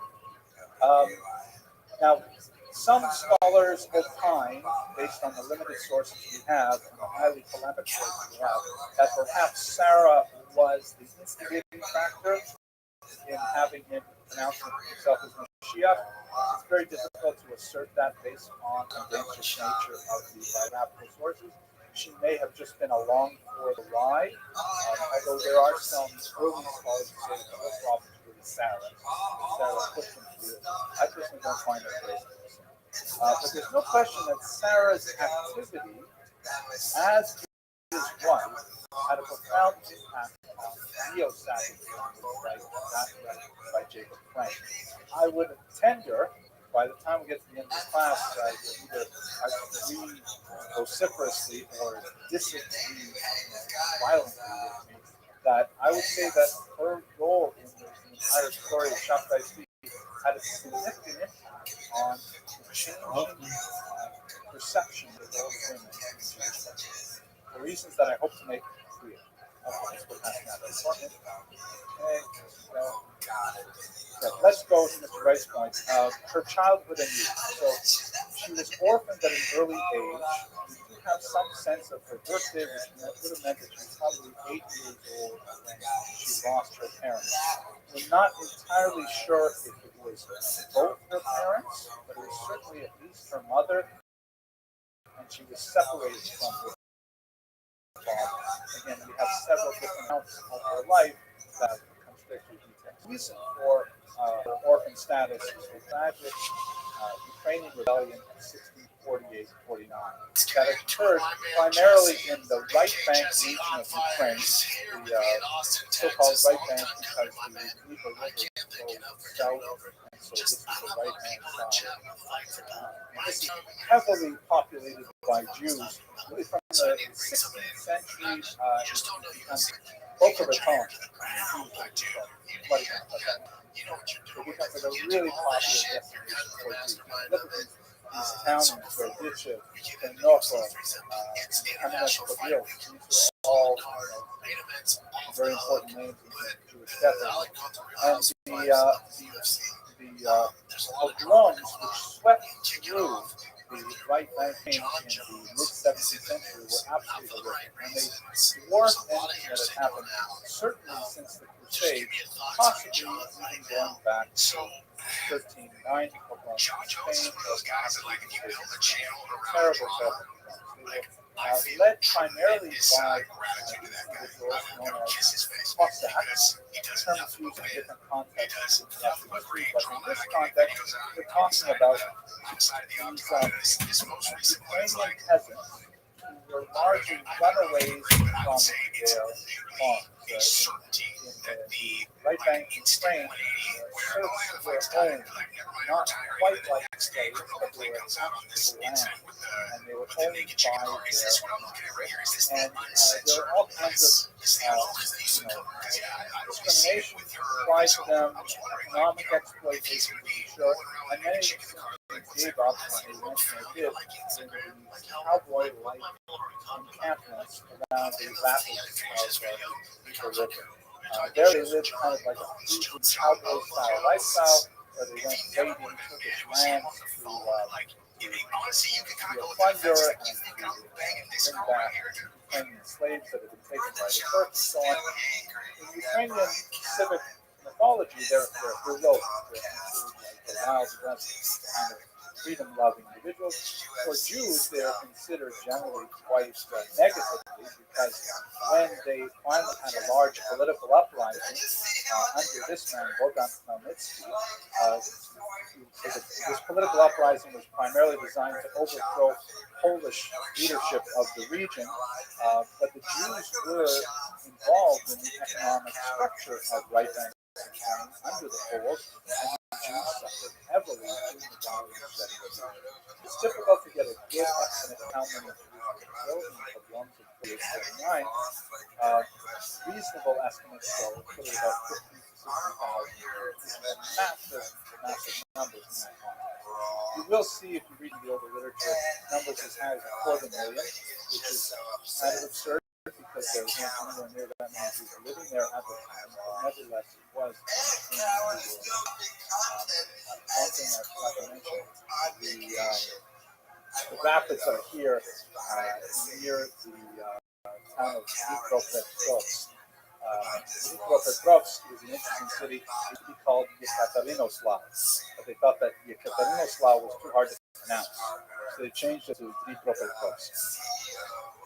I use often. So I say it again with the okay. So here we go. Past these.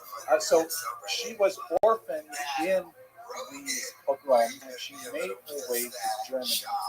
This is an interesting picture of this is Bertha Pappenheim, very important mid-century German Jewish, dressed in the clothing of her 17th century ancestor, Ludwig Hamel. She took this photograph in these clothes in order to give you a sense of probably that's more or less what it looked like. It is her direct ancestor after all clothing. Ludwig Hamel, who lived at this same time, describes how her family took in many refugees from the Ukrainian pogroms, and apparently young Sarah was one of these refugees. She's not staying directly with Yuko, but we know that she fit within that group. And then she began a period of wandering. She was with her brother, who ended up falling into the trade of tobacco sorting. Tobacco had just been introduced to the European continent, and so there had been leaves, and I guess he would sort them by menthol, low tar, and things like that. Not a very high paying position. And then she spent some time basically wandering. Imagine she's about 8 or 9 years old, and she wandered to Amsterdam, to Italy, and so on. Now, in Italy, she began to circulate these stories, and this is around the time when Shabbatai Tzvi's fame is rising, that she was destined to be the wife of the Messiah. She ended up making her way to Egypt. Whether or not she was summoned there or not is not clear. And Shabbatai Tzvi married her there in 1664. This is just 2 years before he apostatized from Islam, and probably in the home of his major supporter, Raphael Joseph, a major figure in the Egyptian Jewish community. Now, at this time, there's a lot of fascination about Shabbatai Tzvi, and so there are several published accounts that speak about his wife.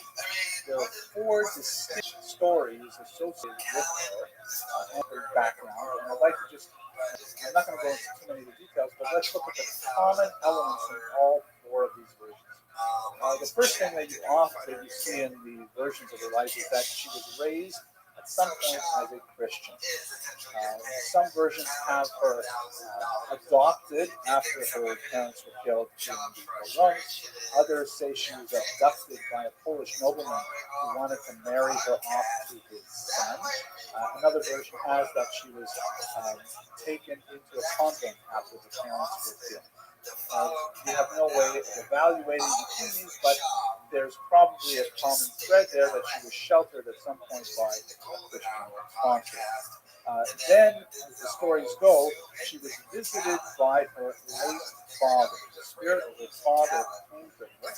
In some versions, he bodily transports her from one country to another overnight and deposits her in a cemetery.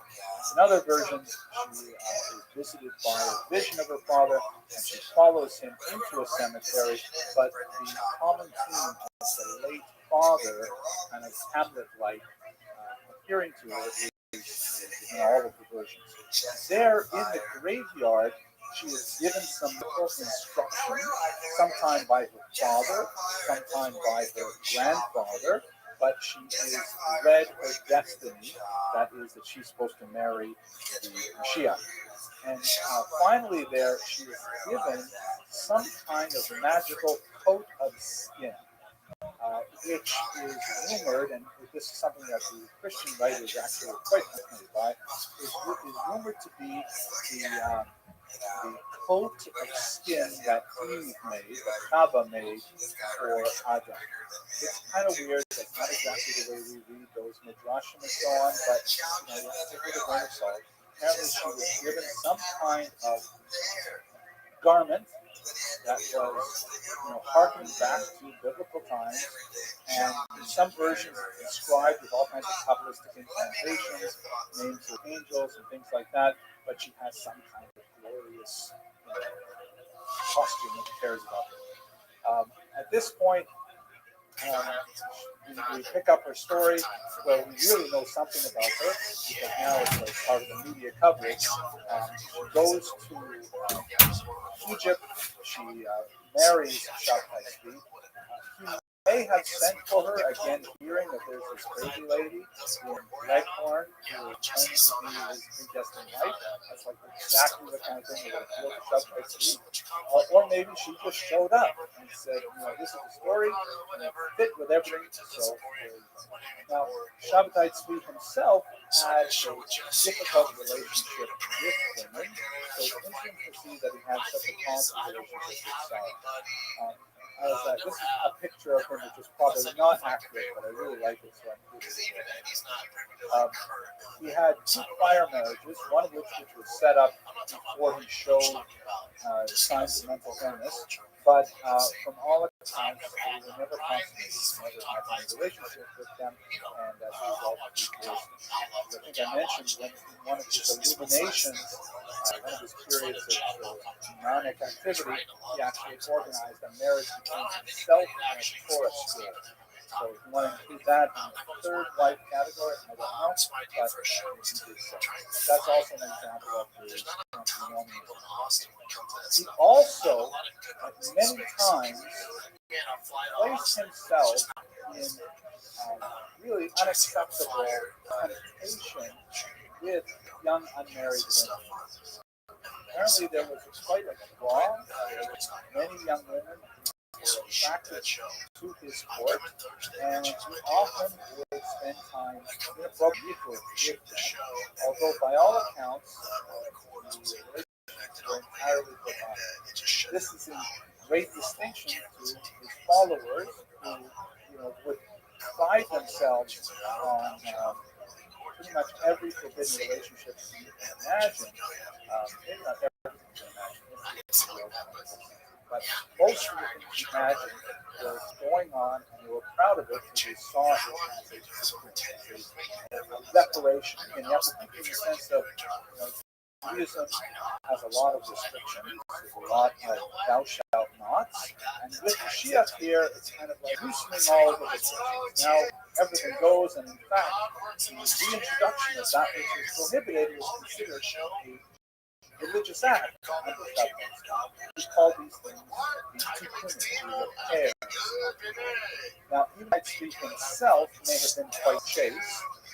His Neo-Sabbatean followers were definitely not, including in particular Jacob Frank, who was extremely popular in Poland in the following century, and it was a direct line of influence from Shabtai Tzvi to Jacob Frank. The major difference, however, was that Jacob Frank ultimately converted to Christianity rather than Islam, but we also have a rather bizarre story there with this anti-Melvin. So when Sarah comes on the scene, marries her and becomes a relationship that is qualitatively different and it lasts to the end of the last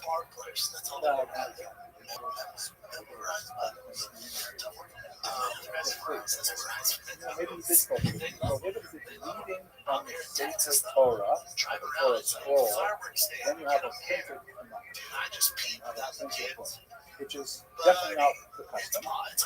But you have to think of it kind of like, you have to imagine that a printed Chumash in 1660, that's like an icon. That's like saying we will no longer read from the Torah. We are now super modern. Look at this. We're going to read right from this. It's got vowels in it, everything. And this kind of sort of modernizing approach. I find that What about the role of women? Let's get a little deeper past the individual story of Sarah. What about the impact of this woman? There's some fascinating. First of all, there's a whole book on this that I really enjoyed reading by Ada Rappaport Albert. She's an English scholar who works on a lot of Hasidic thought. She's written quite a few really interesting books. She wrote this book, Women and the Messianic Heresy of Shabtai Tzvi. There's also a large section on Jacob Frank, which should be both of them, but and this was a huge breakthrough because, when you read the magnum opus on the life of Shabtai Tzvi, you read Gershom Sholom's fantastic 900-page biography, there is literally no index entry for Sarah. Even though he does discuss her quite a bit, and I eventually did find her misindexed under the last name Tzvi. Tzvi is not her last name, or her husband's middle name, but nevertheless, Sarah just doesn't get the kind of attention that she deserves, and this is a book that addresses that in much respect. She doesn't have any more to tell us about Sarah, because there's no more sources. But she does have some fascinating analysis, and I'd like to return to that. First of all, Shabtai Tzvi himself had a really aggressive agenda. He actually was quite a challenging thinker when it came to women's rights. Now, it went in hand with all of his tikkunim, and let's change everything, let's make everything permitted, but he really was passionate about giving women more authority and power.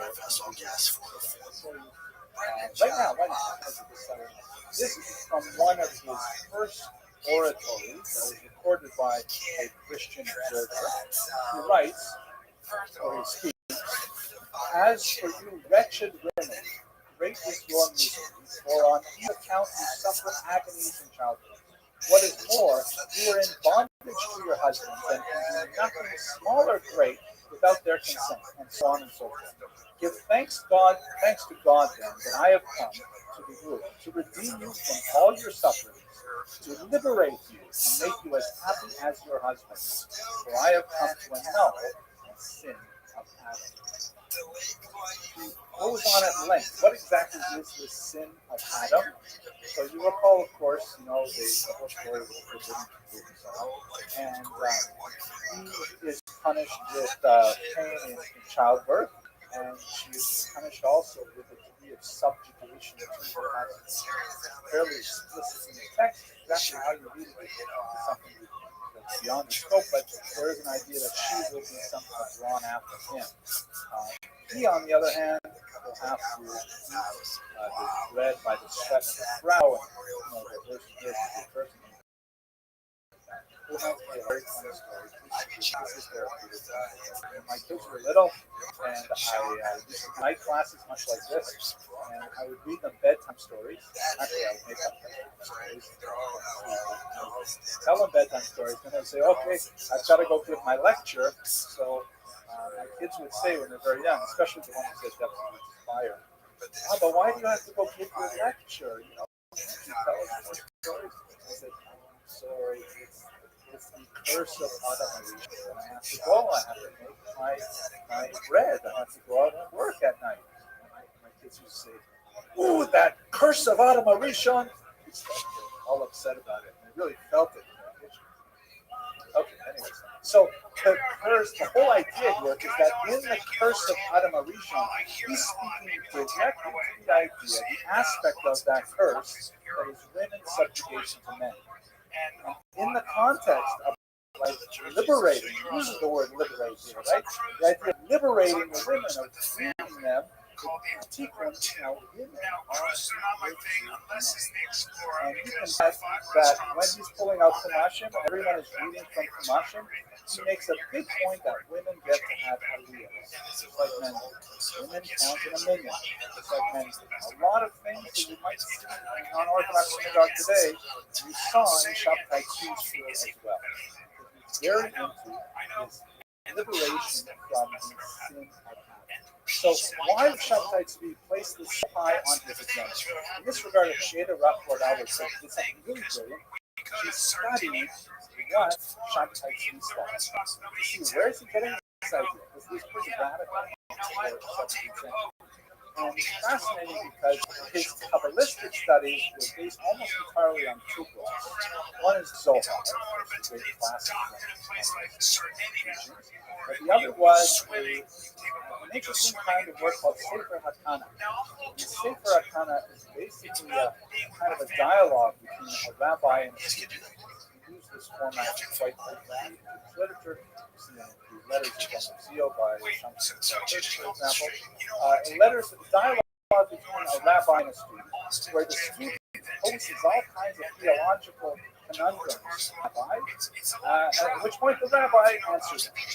So the answers are interesting, and what's really fascinating are the questions. Because a book like this, a very pious book, is nevertheless an opportunity to state in print, nagging doubts and uncertainties about Judaism that can have some resolution. We're still publishing this thing. I think I saw one in the 5 Times Jewish News a while ago. What to say when they ask. Right? So the answers are here, but the questions are even better. So Ada Rappaport Albert studied the questions in this medieval work, and they are just devastating questions about why don't women have aliyahs, why don't women count as minion, why is there a distinction between time-bound mitzvot and non-time-bound mitzvot? Really penetrating questions that would fit very well in 21st century class on Judaism. Fascinating question. And whatever the answers were, Shabtai Tzvi was clearly more moved by the questions. He came up with answers which were radically different than the traditional Sefer HaKana, but nevertheless, he was clearly influenced by the kinds of questions that were asked in that scenario. Another thing that she points out, which I think is quite fascinating, and this is sort of like the theme for me, this is about it. A lot of Shabtai followers were undoubtedly descendants of the controversial from Spain and the Portuguese Rothschild. You recall we spoke about this all the way back in September and October, right? People like Uriel da Costa, who are really very enthusiastic, well-meaning Jews who want to reconnect to their culture because they did not have the opportunity to grow up with Judaism as a culture, living in the Iberian Peninsula. And when they come to Judaism, they're coming for something once they got out of Spain that it doesn't seem the same as the way they imagined it. And there's a sort of cognitive dissonance, a gap that erupts between their perception of this amazing, beautiful, meaningful religion and then how Jews actually behave in the streets. That is, by the way, the first of all Bali Shiva. Everybody was there war and that's exactly the same start. But at any rate, so these conversal families, are trying to reconnect to their Judaism. They have lingering impressions of what Judaism should be like based on their experience. And they're not satisfied with the traditional status quo. Sometimes it is often that they would think is like a more appropriate way to access Judaism, and that generated quite a bit of enthusiasm. It would also generate enthusiasm. So, taken together, Shabtai Tzvi's approach to women, as exemplified in his wife Sarah's behavior in particular, is something that would have garnered quite a bit of support, one would think, among the female followers. I should go back to her last. So let's go to the debacle. What happens after the end? Because it's related to Sarah. This is a great sort of it's a broadsheet published in German that sort of tells the story of Shabtai Tzvi. I'm only reproducing the top half of it. The bottom half is basically text, and you can see that each one of the panels has a number. And in the text, it's kind of like an animated cartoon that tells you exactly what's happening in that picture. And you have to place yourself within the 17th century complex pieces of information like this. It's kind of like the equivalent of a New York tabloid case, right, where it's expensive to produce large numbers of them, but you can make a big one, put it in the street on one of those round posts, walk up to it, look at it, and really, like a whole TV episode for the whole story. So let's look at a few of these slides here. Here's the first one where Shabtai Tzvi is described riding to Constantinople about to meet the Grand Vizier and to make his request for the land of Jerusalem. And, here he is marching into town in great pomp and circumstance. During before the Grand Vizier over there on the right, here is the man saying, okay, if you go, I'm here, I would like to have Jerusalem. The Grand Vizier says, what's this? Why don't we arrest you and cut off your head unless you decide to become Muslim? So Shabtai Tzvi says, okay, let's do the Muslim thing. Here he is. They take off his cloak, and it doesn't show up very well in this picture, but the caption reads that a whole bunch of hard biscuits fall out of his robe because that's the way that he used to practice a lot of fasting, and so they say he actually used to secrete lots of biscuits in his robe to assist him in that. I don't think there's any reason to believe that's true, but nevertheless, it is kind of a funny story that illuminates the mindset of the author of this broadsheet. Then he gets new Muslim clothes, and now he's going to be a good Ottoman. And here we have Sarah also getting new Muslim clothes. Joins him in his apostasy to Islam and lives with him for quite some time as one of the new Muslim followers of Shabtai Tzvi. Now, in those final years, we have some fascinating developments with her life. She actually has a son by him. They name him appropriately Yishmael, right? Because that name is not very well used among Jews, although there is a very famous rabbi named Yishmael in the Talmud, and Mordechai after Shabtai Tzvi's father. Later, in 1671, probably in one of these depressive stages, he grows disgusted with Sarah and he repudiates her in a very profound and dark way. He rather humiliates her. He speaks of getting rid of her as a leper getting rid of his leprosy. And he divorces her, but shortly thereafter, she gives birth to their daughter. So he reconsiders and he remarries her again. This is, you see this kind of pattern is common for Shabtai Tzvi. She dies shortly thereafter in 1674. I'm guessing her age is probably about 35 at this point. Shabtai Tzvi lived to 1676, he was 49, so the gap in their ages is about a dozen years. I'm not precisely sure of the date of her birth. But we know that on the whole, she was, possible exception of Nathan of Gaza, the most important person in the Nathan of Gaza, by the way, had tremendous antipathy towards Sarah, and numerous occasions really tried to keep him far away from Shabtai Tzvi. That's because she exerted more control over him that Nathan of Gaza had. For example, one of the prophecies that Nathan of Gaza used to utter was that Shabtai Tzvi would choose a wife, and her name would be Rivka Bas Moshe, Rebecca, the daughter of Moshe. He married Sarah, not Rivka, so Sarah started signing all her letters. The lady Queen Rivka, son of Moshe, like the Shabtai Tzvi, she just took the name over. Nathan of Gaza not pleased with this functionality, so you get a sense of what might have happened before. We don't know much about how he felt after her passing. He definitely went into a deep depression and may have been related to many other things. We know that Shabtai Tzvi personally did have some rapprochement with Judaism. The last communication that we have from him was he's in prison right now because he fell afoul of the Ottoman authorities. He requested a matzah for the high holidays. He wanted to pray what you sound like liturgy. So we do have some sense that he kind of developed the level of tshuva, wanted to come back, but he's commit in the faith.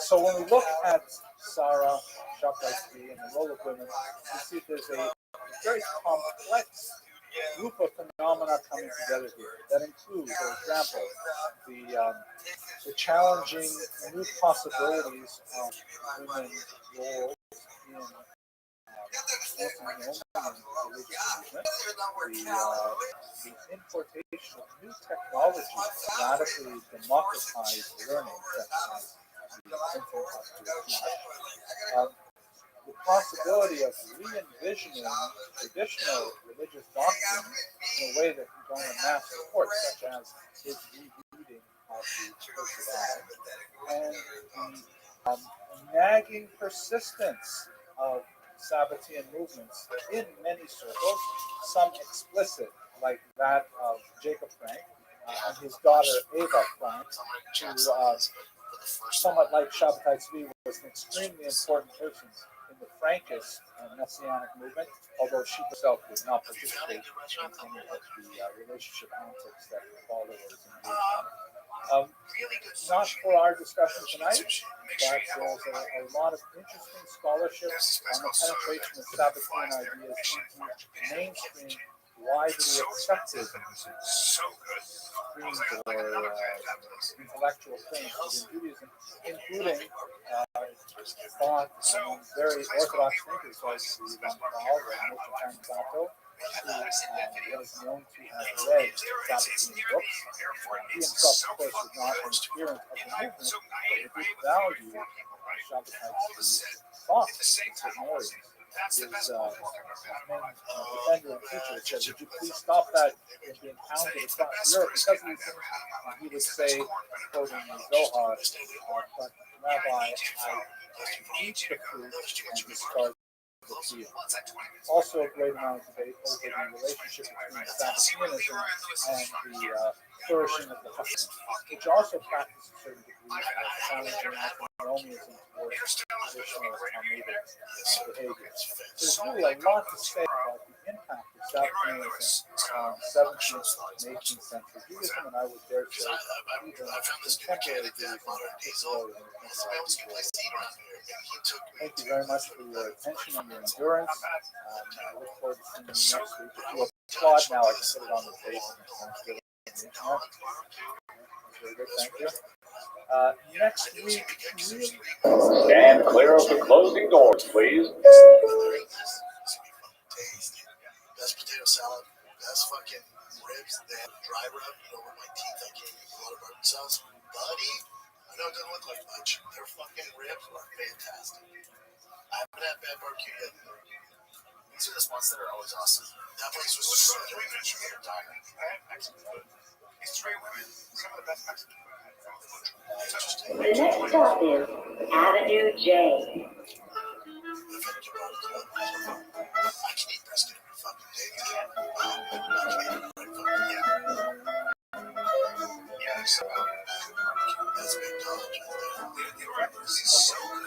Today's topic is David Gans, fascinating individual who lived at the end of the 16th and into the 17th century, and he represents a very special type of Jew, so rare in the scope of our millennial history. He was a Jew who, at the same time, completely immersed in traditional Jewish thought, simultaneously at the forefront of scientific non-Jewish thought. Now we're into post-Renaissance, into the humanistic period, deep into the scientific revolution. David Gans was involved in two very different kinds of intellectual exercises at a time where such dual pursuits were literally life-threatening. Most of his colleagues, particularly in the Christian world, were assaulted by the draconian measures of the church. I'm sure you're familiar with the various bans imposed on people like Copernicus, the house arrest of Galileo, and even Kepler, who was a Protestant, had his mother persecuted to an entire witch trial during his lifetime. And so it was a very dangerous thing to be challenging the geocentric view of the universe that the church held sacred. Literally, the idea that the earth was stable and that the heavens revolved around the earth. At the same time, this was a very dangerous pursuit for Jews, not so much from within the Jewish community, which had, as we shall see, a much more intellectually flexible approach to astronomy and even secular science as a whole, but for conversos, that is, those Jews who had Christianity or their descendants in Spain and in Portugal, this posed a very, very dangerous threat. And they were regularly burned at the stake along with their Christian scientific colleagues. So David Gans was someone who, in the middle of Ashkenazic Bohemia, was able to somehow bring together these two worlds, the traditional rabbinic world and the modern scientific world, in a synthesis that is rarely matched in the 21st century. So looking at his life gives us, I think, a lot of cause to reflect on how we balance some of the apparent contradictions between religion and science, which have not abated through the current times, and understand a little bit about who we believe and where we want to direct our intellectual energy. So that's it for the introduction. His years, as you see here, are 1541 to 1613. He was a native of Germany, but his primary life activity was in the great Jewish city of Prague. He is one of Prague's famous Jewish sons. His place in the Prague Jewish Cemetery is a very beloved pilgrimage spot for many lovers of Jewish history. And in a minute, we'll look a little bit at what he had to say. I'm relying very heavily on a wonderful biography by André Neher, a French scholar, whose work I had never encountered before I decided to write about David and speak about David. And I have to say, it was an absolutely fantastic biography. It's very rare to, normally historical biographies are pretty dry and straightforward and objective, but Neher had no compunction whatsoever about inserting his own personal beliefs, his own philosophy of Marxism and socialism, and commenting on contemporary values in a very engaging way. It was uniquely French. It really felt like a French book. I read the English translation. I'm really going to have to look at the original French because it has a tremendous amount of life to it, a tremendous amount of moisture in this wonderful book. So I'm very grateful to have read this. Whatever I say today that is incorrect is either my fault, more likely, or perhaps Neher's fault, because I've relied almost totally on his biography of David Gantz. He is the preeminent scholar of Gantz as well. And I'm also deeply grateful to Kirk Snyder, shown here, who is one of the tremendous librarians here at the mighty Avenue J campus of Imperial College. We were having some difficulty getting research materials for this class, and he worked well beyond the call of duty to get me these books and documents in a timely fashion so I was able to do my research.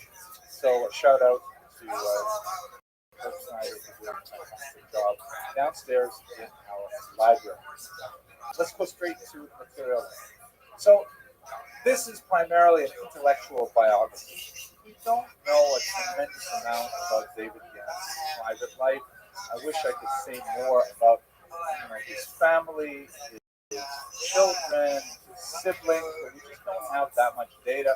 Generally not important to most biographies. I think that's a tremendous lacuna in the methodology of historians, but nevertheless it is what we have to deal with in terms of the sources. We know that his father was a petty money lender, which is kind of like saying that, your father was a Republican or a Democrat, one or the other.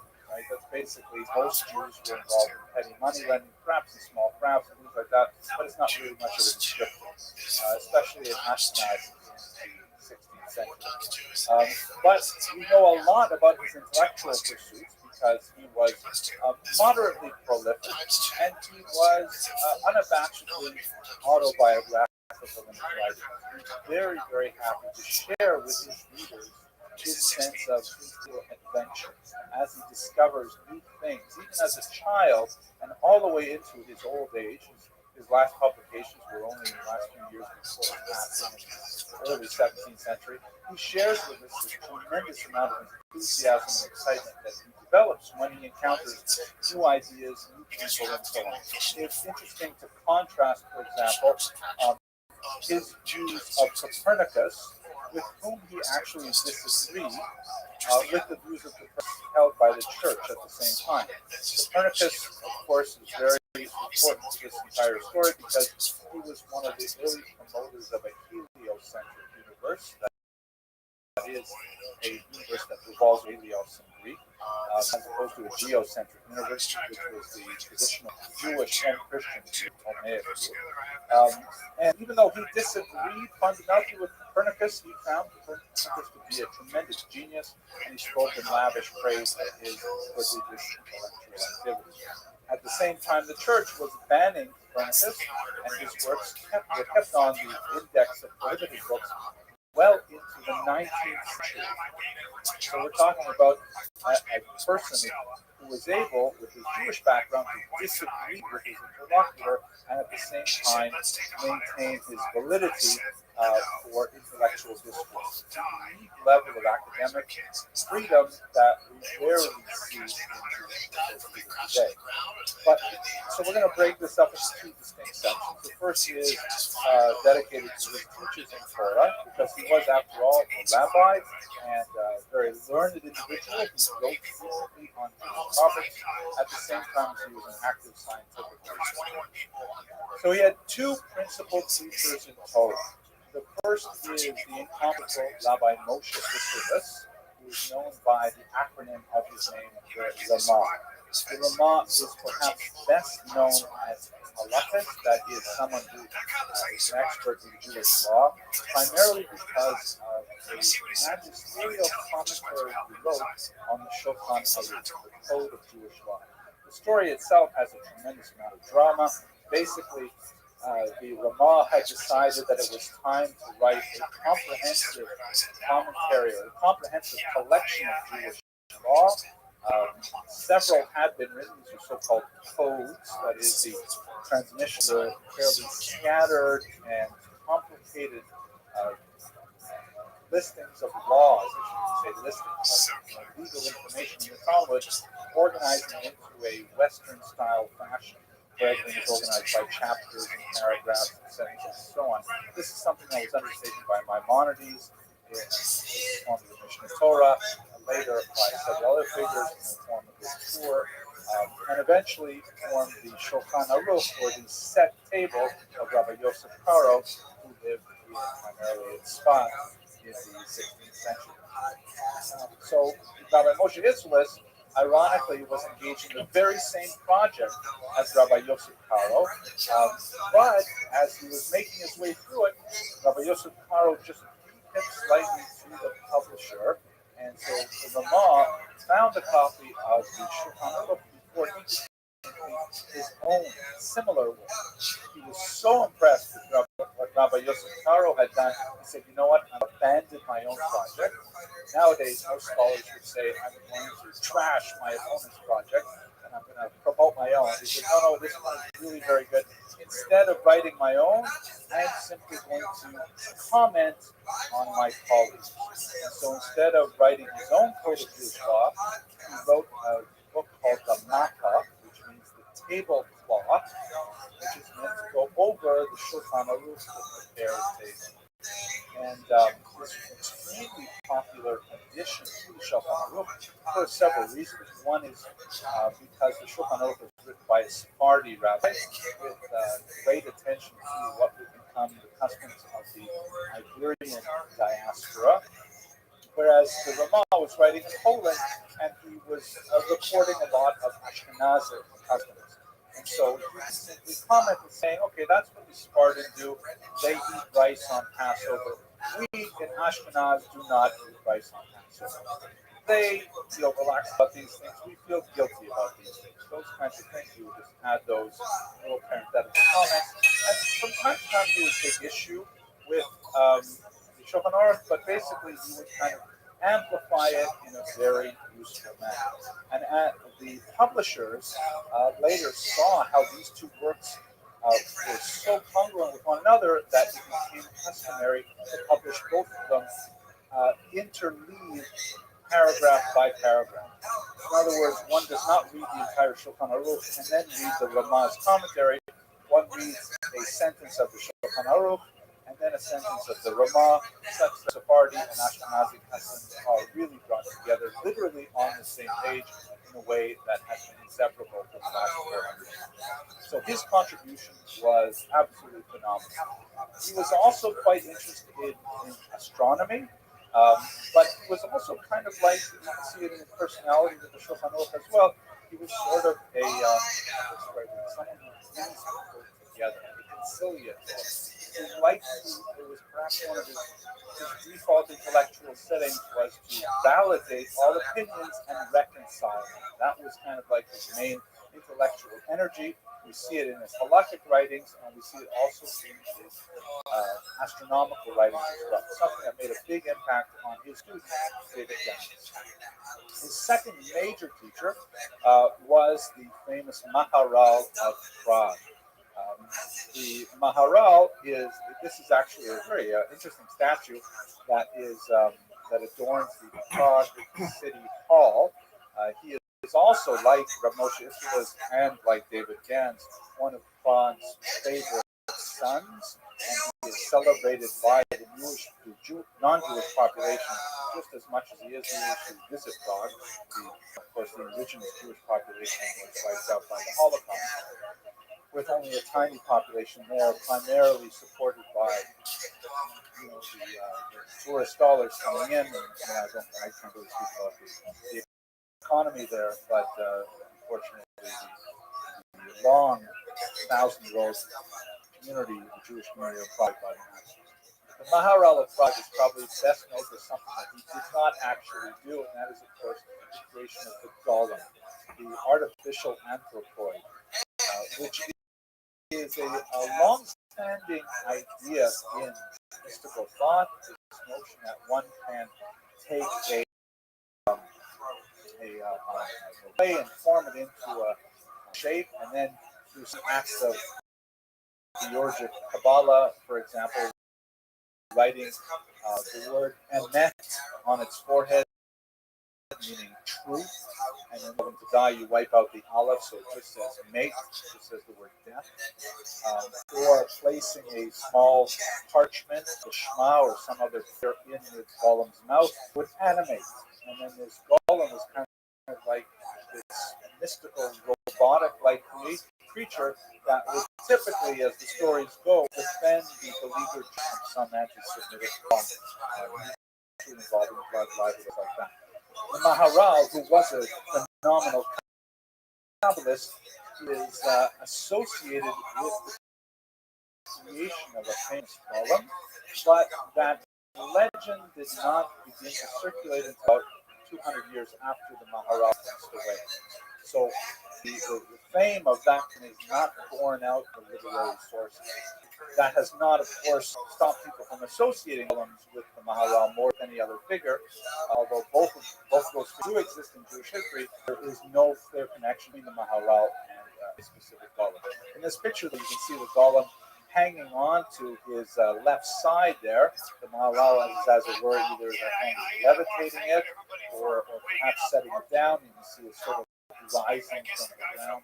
This is probably not such a kosher statue, as the golem is not properly clothed in his dress. But you get the idea that the connection between the Maharal and the golem. So the Maharal, phenomenal thinker, his writings on my bookshelf at home take up almost 2 feet of space, and that is full printing. Newer printing probably take up about 4 or 5 feet of space. A very complex, mathematical, philosophical thinker, quite involved with modern science.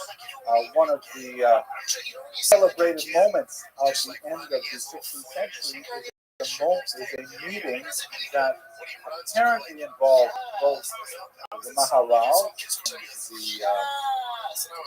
the King Rudolph, and Prague, was in Prague at the time, and Tycho Brahe, one of the great astronomers, where the Maharal attempted to answer a question that David Gunn posed and was unable to do so. But I'll get to that later. Anyway, these are his 2 principal teachers, great, towering figures in Jewish intellectual history.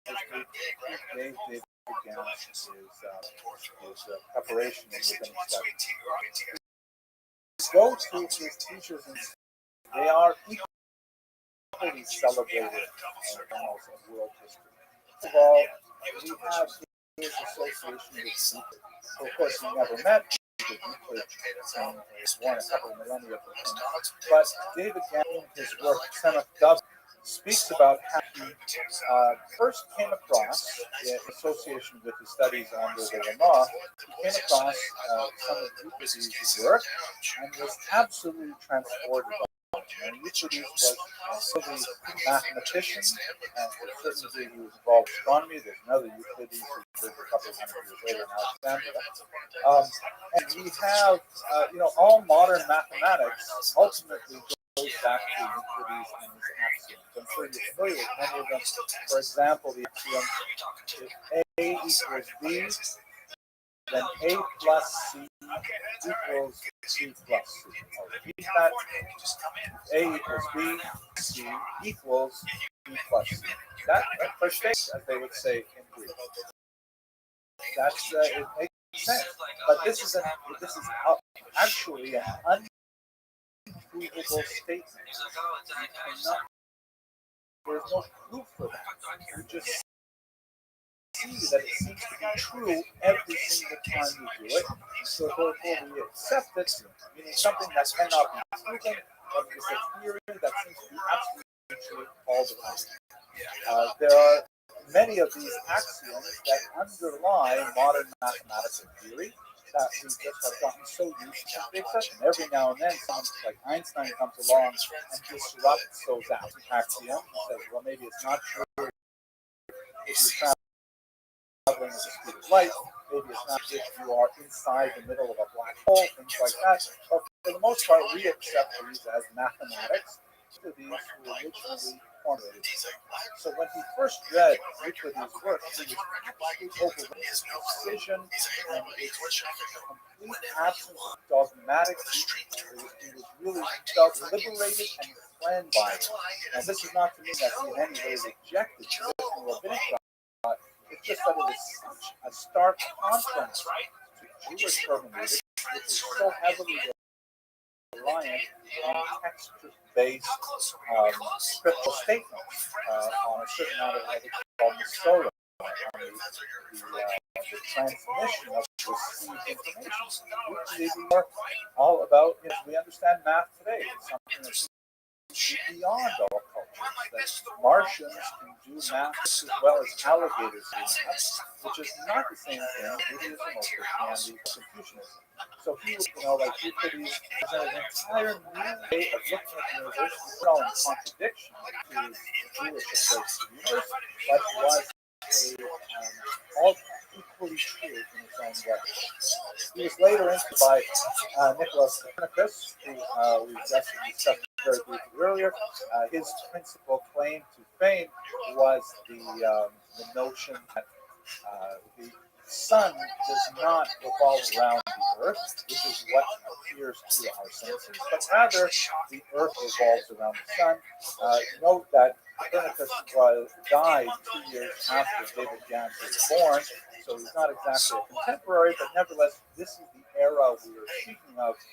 It's the incipient scientific revolution, when these basic ideas are first circulating, and they're tremendously challenging, and people are like, just think about it for a minute. What does it mean to be displaced as the center of the universe? It's kind of like, being the only child, and then all of a sudden your parents have another kid, and the amount of wait a second, this shouldn't be. I am the center of everything. And now all of a sudden someone has what, like sort of equal status with me, right?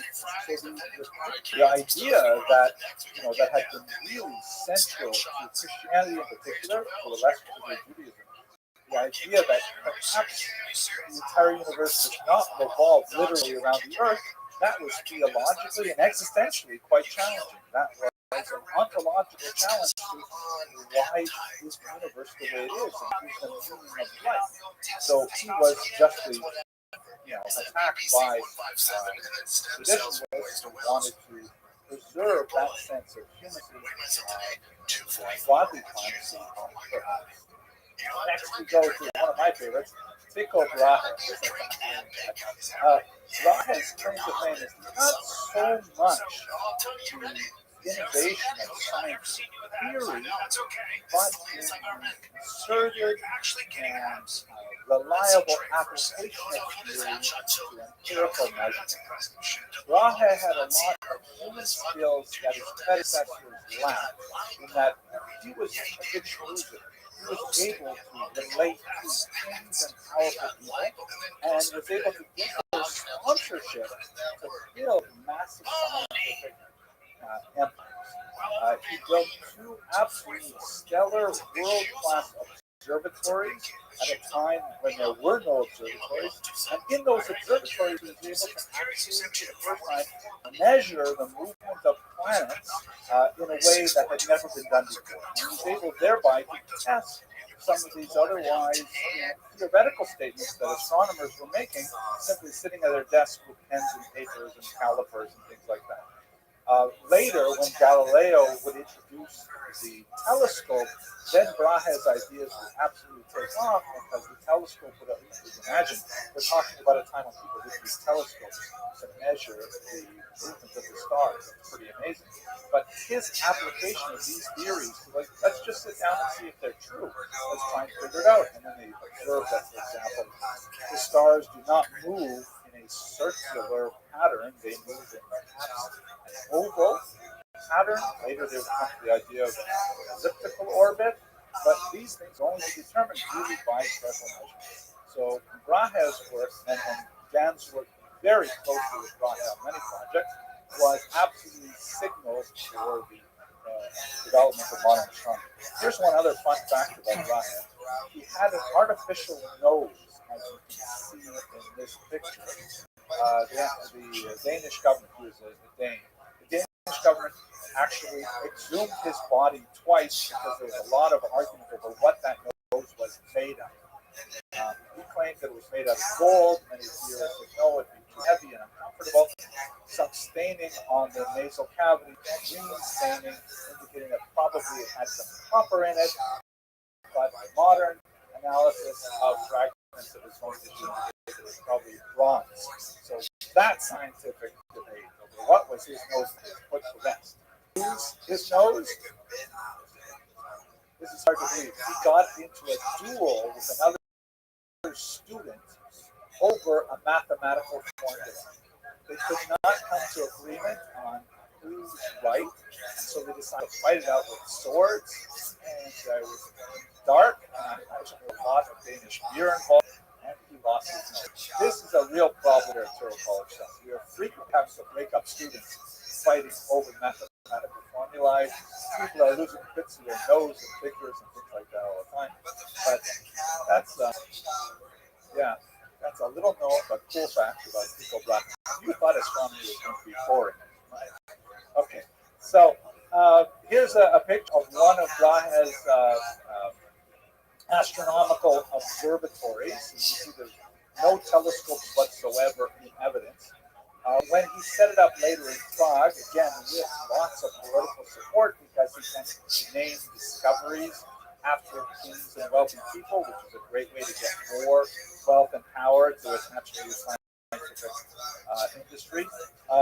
This is one in Prague that Gans actually worked in. Like Gans' discussion of his discovery of Euclides, he also has a fantastic and really soaring description of what it was like to work in Brahe's environment. And what's fascinating when you read these accounts by Gans, and they seemed absolutely religion blind. I mean, here's a Jewish guy working alongside all these Christians, Catholics and Protestants, and everybody's just in it for the science. Everybody is in it to try and figure out, what is actually happening, what's actually true. That must have been an absolute beautiful environment for these scholars to be working together in. And I will describe to you in a moment some of the encounters and debates they had. But in Neher, there's a lot of fascinating discussion about, and I have not treated it here because I thought it was a little esoteric, but one of the major debates that was going on in the 16th century was philosophy versus Kabbalah among Jews. What's the difference between them? Philosophy is basically Aristotelianism, as pronounced by Maimonides, which is a very rational kind of like start with premise and then move to syllogism and come up with a new truth and move on and that sort of thing. Sajak Gaon was writing in this way and so on, and that held primacy for many centuries. Beginning in the 13th century, now it's 16th, so it's 200 years, Kabbalah becomes extremely popular. Spot is really beginning to set the tone for what's really fashionable intellectually among Jews. And Kabbalah is decidedly non-philosophical. It has what I might call a theosophy, which is sort of like a structure, a system, but it's not at all philosophical in the sense that you don't apply rational argument to Kabbalah. You have to accept, for example, that there are 10 spirot, and that these spirot interact in such a way and not in a different way, and all of that is simply accepted super rationally. It's mysticism, right? Your own personal encounter with God through this system. And these two systems of thought, the Aristotelianism you see in Maimonides versus Kabbalistic mysticism, they were vying for the prime of place among Greeks, which is the real way to be Jewish. And in Meher's biography, where he goes into this quite a great deal, the Maharal leans towards Kabbalah, the Ramah tends to lean towards philosophy, and Gans, as a conciliator, is trying to bring the two of them together. But I didn't really walk down that route. No hard questions. Let's go on. And finally, Kepler, with whom he worked in Brahe's library, in Brahe's observatory, they had actually a very famous relationship with one another, where they challenged each other, in particular with sort of parables. Like one of the issues was of significant discussions with them. And we can remember that this is also the age of exploration. Columbus had only discovered America 100 years earlier.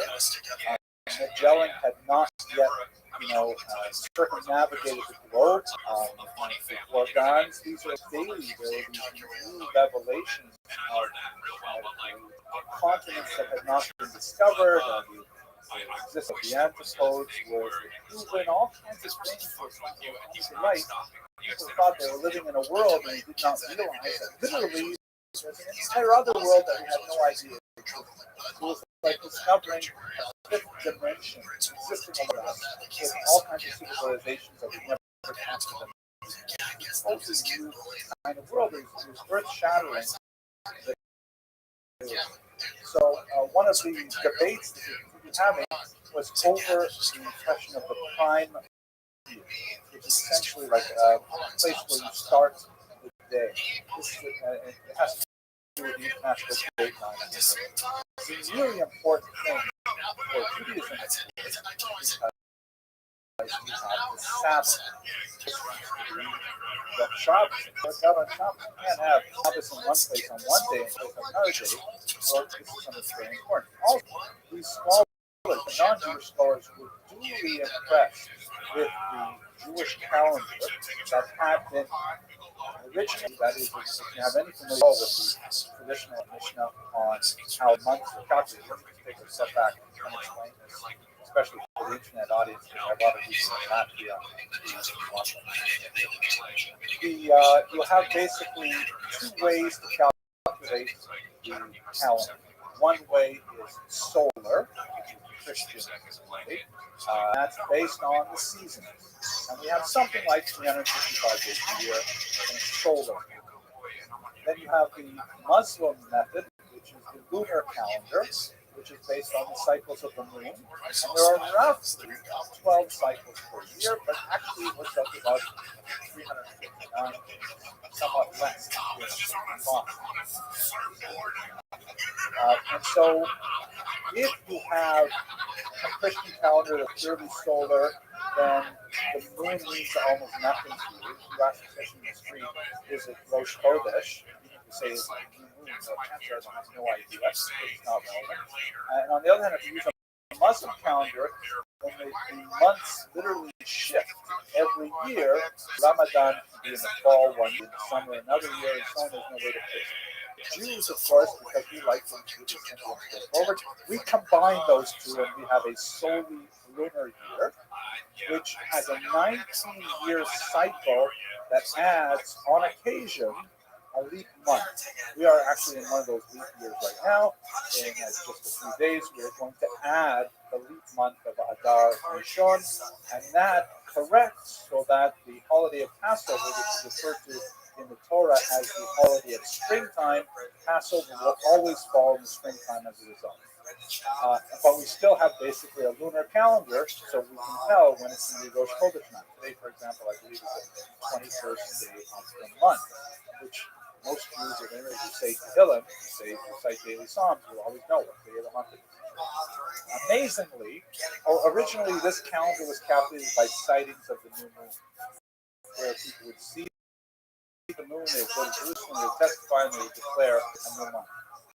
Sometime in the 3rd century, this was abandoned in favor of a mathematically calculated several years before the correction of the Christian calendar. The Christians realized that their calendar was like way off, and they had to actually cut out 11 days 1 year and start over again.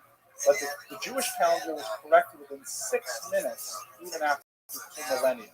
So Kepler and Brahe and others were really impressed with Jewish astronomy, and they thought that the Jews knew something about how the heavens work.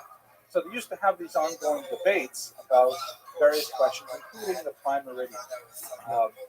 Kepler posed a riddle to Gans. He said, what if a man was riding on a ship from west to east and walking from the bow to the stern, east to west, while a flea crawled on his scalp from east to west again? And then there are all these mathematical questions about what speed they would be traveling and when would they reach that same spot. Gans didn't like that particular example. He said, well, how about if instead of a flea, we say an expectant mother is walking one way while her unborn child is kicking the other direction and so on. He was a little bit more tenacious with that. But Kepler, Gans did pose a brain teaser that was uniquely Jewish that none of the other scholars could answer, or could Gans himself answer as it happened, and it took some time before eventually mathematicians worked it out. But once they had ascertained that in fact the world was round, Gans said, what if you have 3 men standing in one place?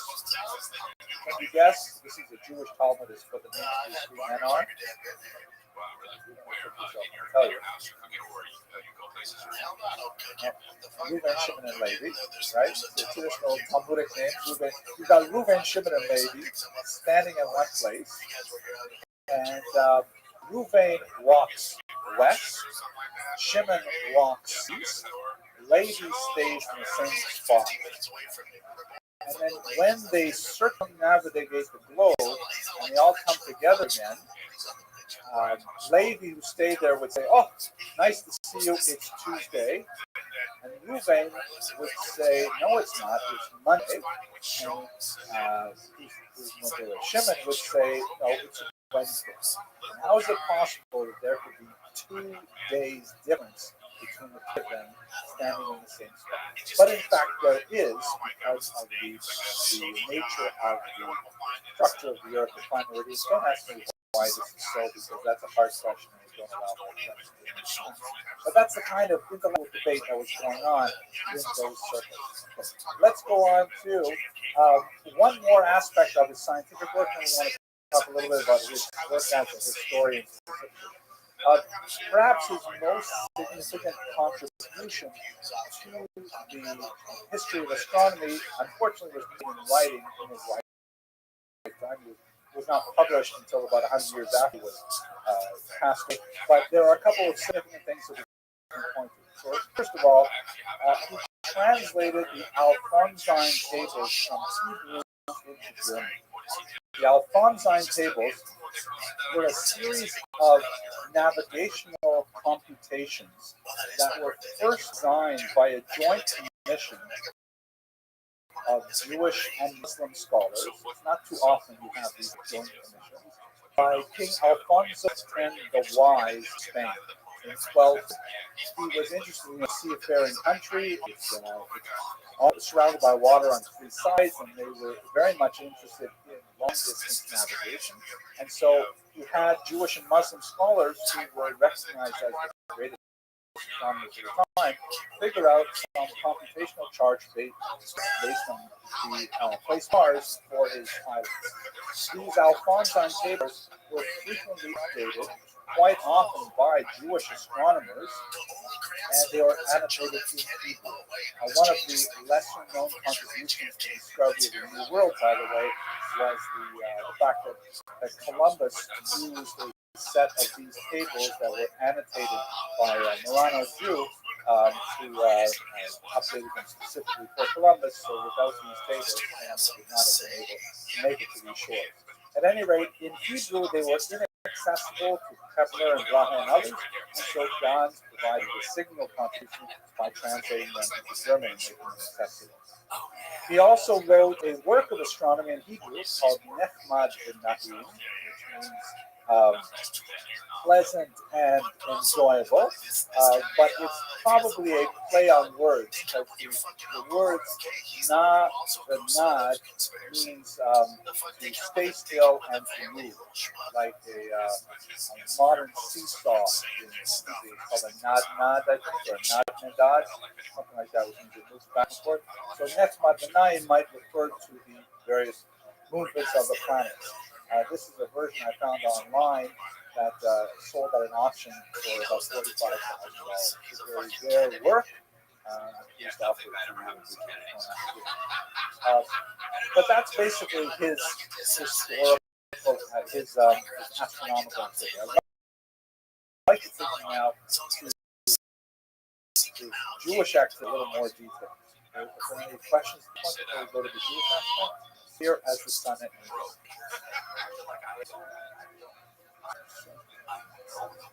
Absolutely, and no contradiction either. He's perfectly happy to be doing all these things. What possible contradiction could there be? Actually, you remind me of a very important thing. One of the reasons why he was able to do it is because, Jews have a long history of working in astronomy. If you open up certain sections of Maimonides' Mishnah Torah, it is absolutely mind-boggling trying to figure out some of the astronomical calculations. We've done this for a long time. However, there are lots of different opinions recorded in the text with regard to very basic elements of astronomical observation. So even though the vast majority of Jewish writers tend to rely on the heliocentric universe of Ptolemy, there are some really tempting heliocentric passages in the Midrash, in the Talmud, and in the Zohar.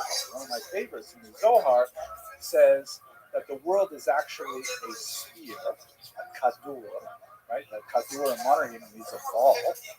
And the Zohar even goes on to say that it is inhabited on all sides, and when it's dark on one side, it's light on the other, and that people don't fall off the bottom, and that there are even parts of the world that are all dark for 6 months of the year, and the other side is all light 6 months of the year, which is a pretty accurate statement of our understanding of a spherical globe. Now, when was this particular passage written?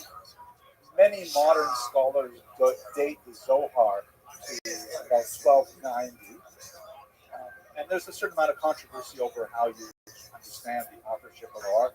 But even if you use that approach of saying the Zohar was actually written, this is the 13th century. This is hundreds of years before anyone else really came up with this idea. And people would be burned at the stake for 2 centuries afterwards for suggesting such a thing. And certainly if you take a traditionalist approach to the Zohar that says that these are the teachings of Rabbi Yochanan ben Rabbi Shimon ben Yochai, of course, who lived in the pre-Christian era, then it's incredibly old. So there are these passages that if you don't look at the Ptolemaic universe, then you know what? Just look at the Zohar and you've got these strange passages that are absolutely accurate, even though at the time they were not considered so. So there's lots of flexibility in Jewish thought for scientific variation. So his Jewish work, or Jewish contribution, is primarily this work, Tzemach David, which is an extremely important oracle work. Basically, one of the early histories of the Jewish people, which he wrote primarily because he was fascinated with general history, and he felt that this is something that Jews should really know about. We should understand that even though Jews are, deeply enmeshed in history, we are one of the oldest people, probably the oldest people in the world, certainly in terms of continuous culture. We are not particularly historical in our way of thinking. Many other cultures, Chinese, for example, evolved historical sophistication far earlier than we do. We tend to be chroniclers, which means we like to make lists of things that happen, especially bad things that happen. course, the bad things that happen. We deal with kindness, for example, things like that. But we don't really investigate analysis of why they happen, trends, patterns. That's really not something that we did until the 19th century. And that was quite late compared to similar people. So, Tzemach David, the title is a play on words, the sprout of David, shoot of David, which is, his name is David, and it's got a messianic kind of overtone to it. It's a chronology of history in the way that Jews would be doing for several hundred years, but it's got several really unique features. First of all, it is quite early. There are only a handful of these that exist before the 16th century. Secondly, he divided it into two parts. The first part is the history of the Jews, from Adam up until his own time. And the second, larger part, is the history of the world, non-Jewish history, in which he even used, the non-Jewish calendar and things like that. Now, why is he writing a non-Jewish history of the world? He writes in his introduction, which is really fascinating, that he relies on his teacher, the Ramah, who says that this is really appropriate Shabbos reading. Literally, he says it. And then he quotes it, you can look it up yourself. It's in section 307a, 307 Halakha 1. The Ramah says, on Shabbos, that if there are certain things that you enjoy talking about, obviously not forbidden speech like slander and things like that, but if it gives you true enjoyment to speak about it on Shabbos, then you deserve to hate. There's a lot of recent commentary on that, and of course reading about these things is also amazing. This is in itself, that one little Ramah is an eye-opener, because our society has lots of elements which try such an opinion, but nevertheless the great Ramah who says so. His student David Gann says, I really love history, and I love non-Jewish history too. So I'm going to write about it because it's written in the Hebrew language, especially okay to speak about on Shabbos. So we wrote this long discussion of non-Jewish history. There's some problematic aspects to this. The very idea that history is bifurcated into what the Jews did and what the rest of the world did, that's historiographically kind of a problematic thing, because most modern historians say that Jews are affected by things that happen in the non-Jewish world. In fact, even the statement "the non-Jewish world" betrays a certain Weltanschauung that may not be entirely true. I mean, Jews today are very involved in American politics, for example. To say that Jews are completely insulated from politics is kind of an absurd statement that reflects really an understanding of what's going on. Or another example that you might find useful, the Balchuva movement that is very prominent in the latter quarter of the 20th century, the idea of Jews non-observant backgrounds becoming more observant. Most historians trace that to the 1960s, where there are two really big phenomena going on. One, of course, is Israel's phenomenal victory in the Six Day War that launched a huge bolt of pride into Jews. One generation after the Holocaust, seeing Israel as a nation triumphant over so many enemies, that was a huge spur to Jewish pride. But not insignificantly, the Black Pride movement, the movement among African Americans to take ownership of their racial identity, Black Youth Beautiful, the Black Panther movement, that these things also affected urbanized Jews who were saying, hey, you know what, if this, only recently enslaved people a couple of years ago could claim their ethnic identity, why are we embarrassed about ours? So Jews are heavily affected by the outside world. To write a distinct history that's only what happens to the Jews and completely ignoring what happens to the rest of the world is kind of counterintuitive. But nevertheless, this is a trend that Tzemach David really initiated with this two-volume approach. This is the Jews and this is everybody else. The everybody else section, by the way, is much bigger and in a lot of ways much juicier. But that's the essential book. Very important also because it is one of the rare Ashkenazic histories where we see what was happening in places like Poland in the 16th century, we don't have any other documents of a similar nature. That's his major Jewish contribution. Oh, one last very important Jewish contribution, somewhat surprising one. The popularity of the Star of David is traced back to David Gunn's more than anyone else.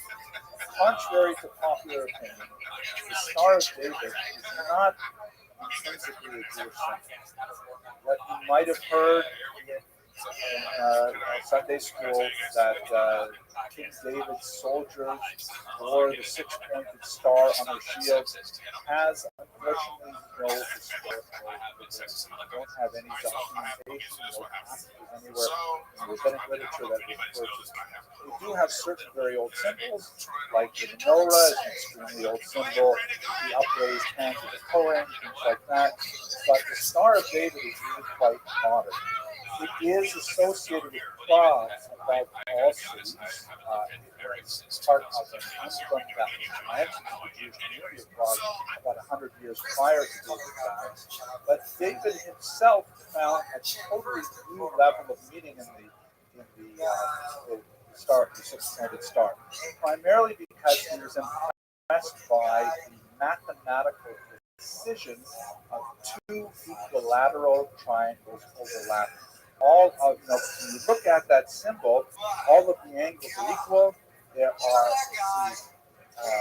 these equal triangles formed by all of the points, and you can see all of these mathematical symmetries over and over again. He chose it as a symbol being very important to himself. He has diagrams of it in his books, including Tzemach David, where he talks about the mathematical arrangements of these angles. And of course, it was adorned on his tombstone, one of the very first ever to have the Star of David as a Jewish symbol. Here's a close-up of his grave in Prague, where, as I mentioned earlier, it is actually a pilgrimage site. One more symbol here. Unfortunately, the resolution is not really high here. But did anyone Google David Gans to find out the other symbol? I wanted to So, Yiddish word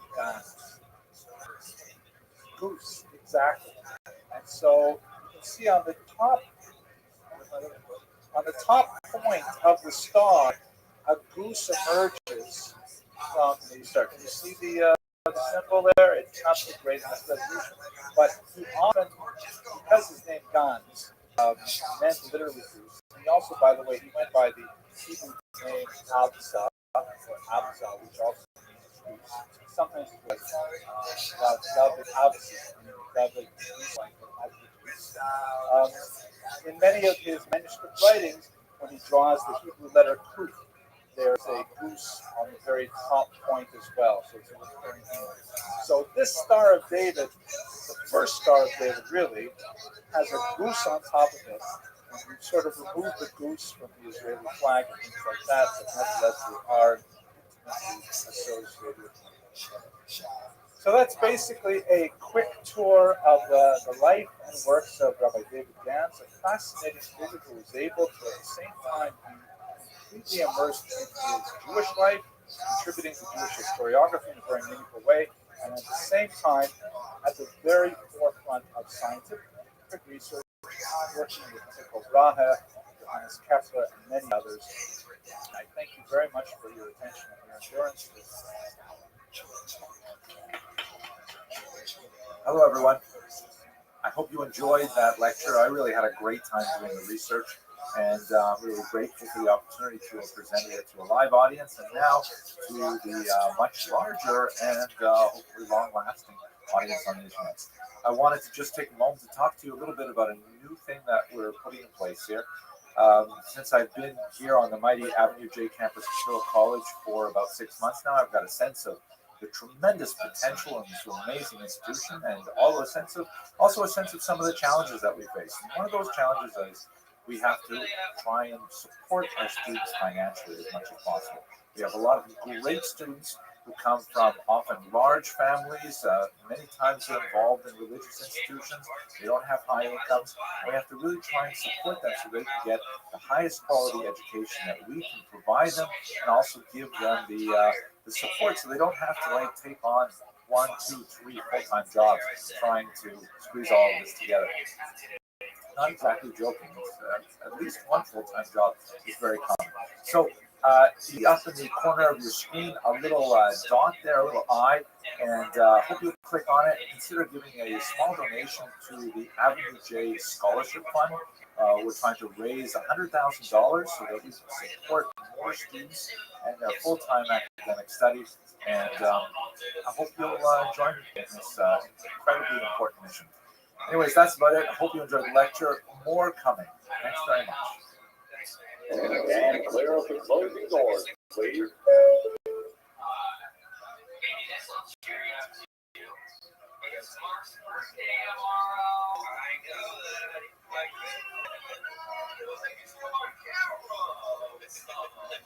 The next stop is Avenue J.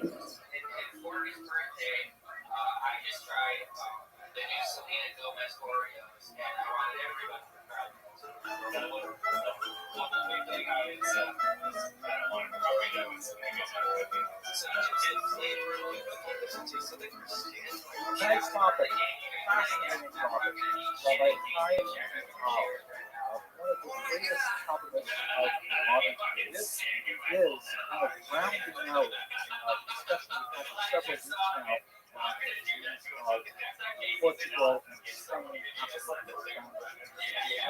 Although it is kind of like a happy moment for very dark history, because this represents a period when the oppressed creativity that was so submerged by the terrible persecution suffered through these Portuguese mass conversion and an earlier Spanish opposition and expulsion, finally released the incredible spiritual activity and creativity as associated with the constitution. The kind of Vital is perhaps the most important figure, especially as a reporter and as a transmitter of knowledge. Without Rabbi Chaim Vital, we don't have a very, very vague idea of that specific place. So in the next 45 to 50 minutes, I'd like to life and we will appreciate them as much as I do. Notice I say translation the beta version. Okay, so but our figure, of course, is Rabbi Chaim Vital. Years are 1542 to 1620. Unlike most of the great Kabbalists, he lived a long life. Some of the most common Kabbalists studies, like Rothschild, Zero, and Mach, all the way up to our own time, are the Catholics who died very young. Dangerous occupation study of the esoteric knowledge. Rabbi Vital lived in 42 to 1620. He was apparently born in Spa, that became as part of earlier ways of immigration. His family was probably not from Portugal directly. My national hot chicken was coming from a place called Party Call. It is possible that they landed in Scott because of the huge population of increase that took place but perhaps the reason that his father was drawn there was that Scott was after Jerusalem. The number one center for tourism in the 16th century. Considered the number one spot for Jews to go north of Jerusalem, the graves of the sages that had lived there. The great Rabbi Moshe Cordovero, who was referring to time tonight, used to follow his sister, Rabbi Shlomo Alphabet, around the region of the spot.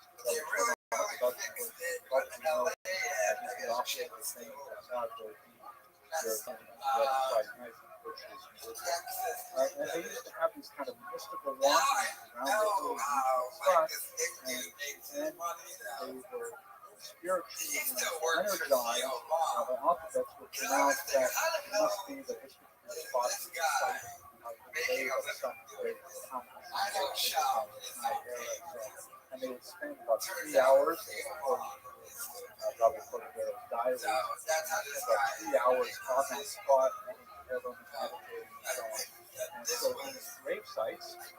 whether they really were historically accurate or whether they were imagined by later visitors, nevertheless were a huge attraction to want to go to the holy places. So it's likely that Rabbi Yithal's family was attracted to Spot, at least partially because of the tourism that was associated with it. On a more pragmatic level, Spot was an attraction for the most basic reasons that I like to call the Abraham rule. Let me pause that. Why was Rabbi Chaim Vital famous? He was principally known as the number one Talmud of the Arizal, arguably the greatest Kabbalist of the last millennia,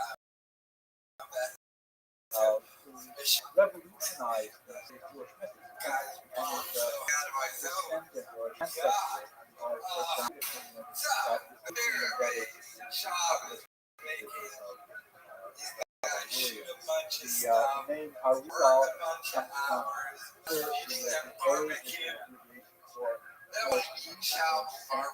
godlike, very rarely used to describe her as rabbis, or it could stand for Ashkenazi, that is family Ashkenazi, Rabbi Yitzchak. Ashkenazi Rabbi Yitzchak, Rabbi Yitzchak, and the and the L at the end stands for one of the bracha, blessed memory. And it also makes a word in Hebrew, Avi, of course, means lion. So lion of blessed memory. This alludes to the fact that he was the head of the Avi Shabbat, the lion of the. And so Rabbi Vital was number one disciple, and most importantly, he was the number one reporter of the Arizal. Arizal himself wrote very little. He endeavored to bring very little print. And there were 600 pages of his writing that only survived because of the editorship of Rabbi Vital. But we'll pass on that for now. Anyway, Rabbi Vital's principle, if I put it into one sentence, principal contribution to Jewish history is that he preserved and transmitted the wisdom of the Arizal that otherwise the Arizal's teaching is phenomenal value for Here's a great map. I really like this one. First of all, because it's foreign.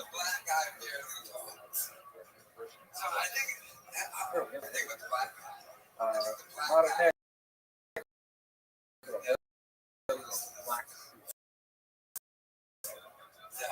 You can see from this map here the rough of Spanish and Portuguese as they fled the Iberian Peninsula. So you recall from earlier lectures that these were expelled in 1492. Many of them, perhaps the majority of them, made the short trek to Portugal. Short distance trip into Portugal, and here they had a brief respite of about 5 years. Portugal was very happy to have the wealth and the human capital that the English population represented. They charged them very hefty residence fees, so crippling residents were allowed to stay on the Iberian Peninsula for a period of time. And then when King Manuel wanted to marry a princess from Spain, after her mother, Isabella was a country that still had Jews in its borders, and Manuel agreed to make this country Jews-unite. This was a difficult thing for him to do, however, because he really wanted to save tremendous financial wherewithal that was represented, so he created a kind of a full fiction in which Jews were forcibly converted, but they did not have the Inquisition imposed upon them immediately. In other words, they were forced under tremendous duress to accept Christianity, but at the same time, Manuel said, just don't take it seriously, don't look carefully at what people do at home, and so on. So this is an action population. So it's not fun. He's not a good looker. No, he's a good looker. Maybe not there, but he's charming and shit. Yeah. So anyway, this is like Chris' this is like use So and this so on. guy, Having it's all like the basic benefits. fucking girls' egg guys got it. Use that term to run out. I said he's not Be looks. able to The guy's capitalize regular, on but that he's handsome economy. enough to be a movie star. He's This like, came yeah, fast they're into great. a halt He's in good 31. looking When enough. the He's, industry was nobody's gonna be like, Portugal, this all is of this is a movie the star. That's what movies. punishments I look at him, I go, that's a guy. Symmetrical as fuck. He's symmetrical, you know. And his eyes are too close together. All right, bro. Look, here's the thing. So he has a but there's baby one in this strange group that made the long distance all the way across the Mediterranean okay. to Israel. And they march here from Jerusalem, but in reality it's spot that they what was it about I spot? realized something in the shower after I saw this trailer. Not a picture of this Tanakh. This is written in the Bible. It doesn't have like a long, unholy history like Jerusalem. It's all mountain up village. It's several thousand people. Think of it as they serve properties as understood by the air there.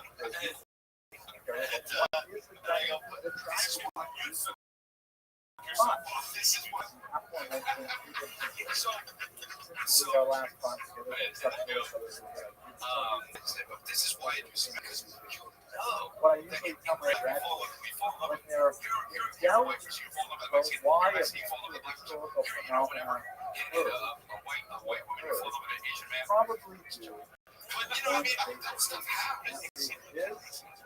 money, thank you. The point is, Or classic it's no, no but money. Hollywood does it, Santiago, doing it, and it's two fake. guests, right? They doing it because they feel like Or it's a Santiago says, you know what I'm saying? and So it doesn't. When I see a there's white no person, flower, there's no together, toast. You have to I have didn't ethics. right? Have I'm not like something express couple, to but when I see it, I'll see work Johnny Man. collectivity I'm like, look what Hollywood's trying to fucking I do. myself, But that's the fact that fault here of what they've been doing in the last 5-6 years. Because I understand that before that, yes, it was nothing about that. I'd be like, oh, that works, yes. But it's just so apparent what they're trying to do. And that is way worse than being like, fuck it, let's just make Sean Hayes an actual woman, not even a trans woman. Like, it's like, oh, wow, that's balls. That could be like if Tom Cruise played Anne Frank. Wow, take my money.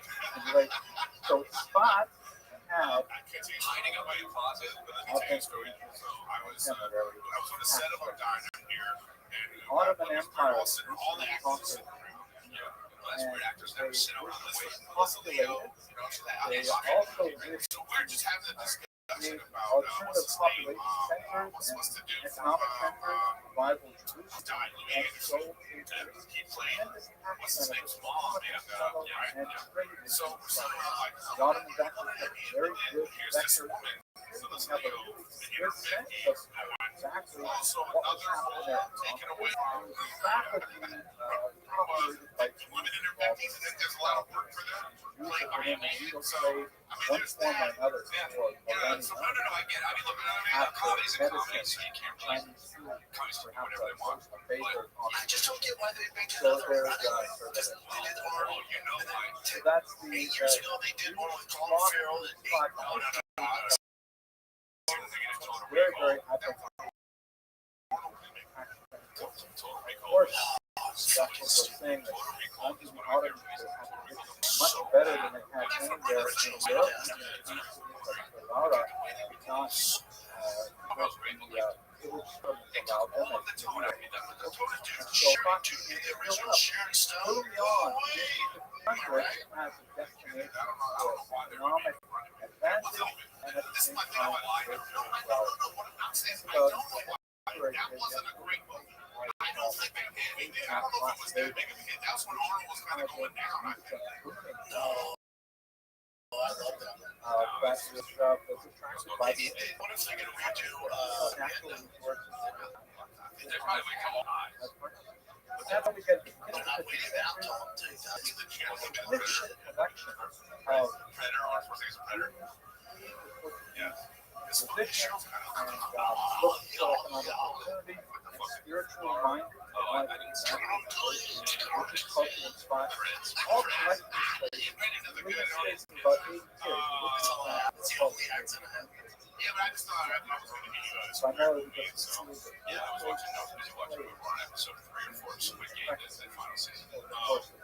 I fell way off on that show. white male spiritual faith. Still, That's what they tell you. That's what they tell you. But you know. What I'm saying is, it's the same way White Galvin was the all-star.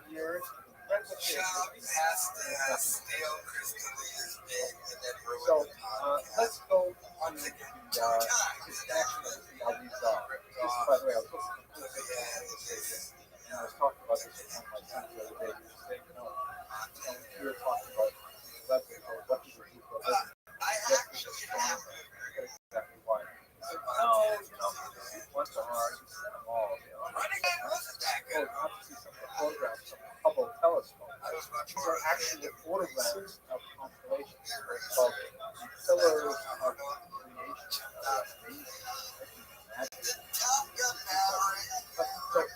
Who was the Arizal?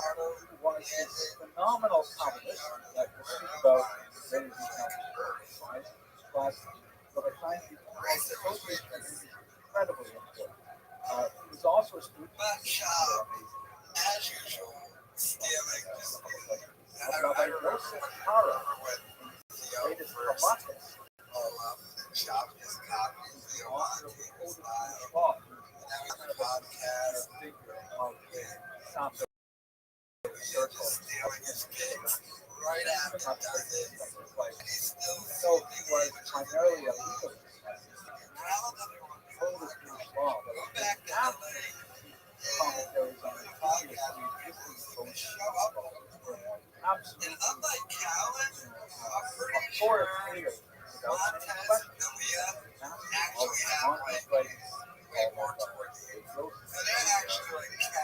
Words writing and so on. Was also a Calvinist. Never claimed thought this is legalistic. He was logic to have a nonsense that comes from spiritual night. Teaching them is so it's interesting that when you look at the very base of legal success and talent, and of course, the principal communist for the Rothschild of the Rothschild barrel, another photograph called the Sombrero Galaxy, the last public health. Rabbi Moshe Cordovero, who was more even than Rabbi Caro, who was the magnet to which all people were drawn. And he wrote a fantastic book called Heartaches and Loneliness. It was the orchard of comic which was the first systematization of It feels like it's easier to say all the scattered writing than it feels like it's actually harder to not say something. Like you're actively wrote a textbook of Kabbalah, this is which hard. for the cognoscentia of that era was It's seductive. easier to Now, just leave all this shit there. I understand that, but getting everything in it there was like is a a full primer of operation. Kabbalah, and everything Like, suddenly his all people made probably sense. bring it to And I understand. He's like, I don't know. Result or specifically study on It's just this insane. is the atmosphere in which the time we call Really? Because I don't his like father it's probably it's was wasteful. Calabria, No, but even when I scribe, and I can't stand you go to his exceptional ability order or something that they don't finish their food. You know, wait, they use to have a young child at a time, that many of I can't these say waste. something themselves I just when I see this, I and go, the senior this is just figure like of the he's community, not going Rabbi to be this Yosef Caro, wealthy for his whole life. assigned him Eric, you know what it is? study I'm talking under about Rabbi his Moshe signature. Moshe Yeah, Elson. that's all. The Elson is a fantastic biblical commentator whose writings have been translated into English and are studied to this day. There's no ordinary Rebbe that was assigned to Rabbi Chaim Vital, but when you look at what Rabbi Chaim Vital did later in life, This guy took care of him, invested in some stuff, and go get this money. What I'm saying is like, this guy, this guy is a watch that should be $30,000 for The point here is for a moment to pause and think about the traditional ban on studying this is something that grows out of a medieval preoccupation. Actually, I should think back to the story. There are passages in the Mishnah that goes all the way back to 40s, second century. It says that certain topics, such as the creation of the world, Nasa or Kava, acts of charity, creation of the world on an interest level, are not to be discussed.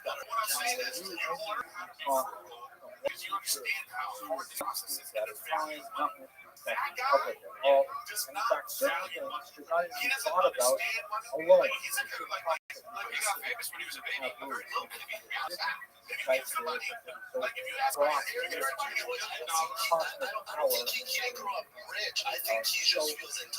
Over the centuries, particularly in the context of the Maimonides, just like taking it for granted that you're saying that you're he's also high level philosophical thought.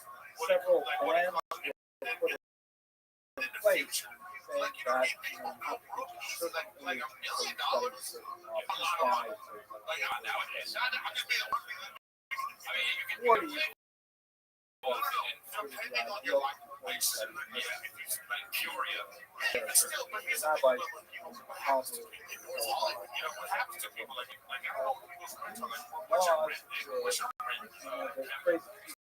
that certainly one must still want values of meaning and wrong.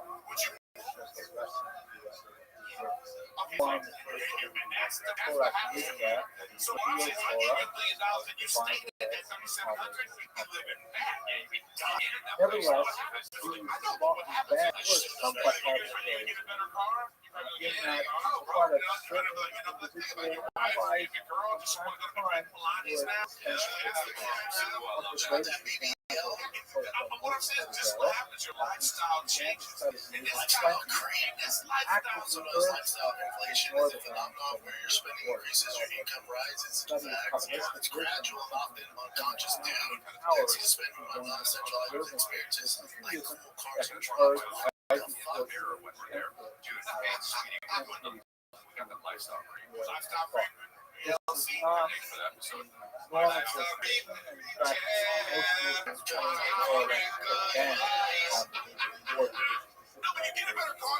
were You start eating it, you're going to no food 3 times a week. I mean, it just happens.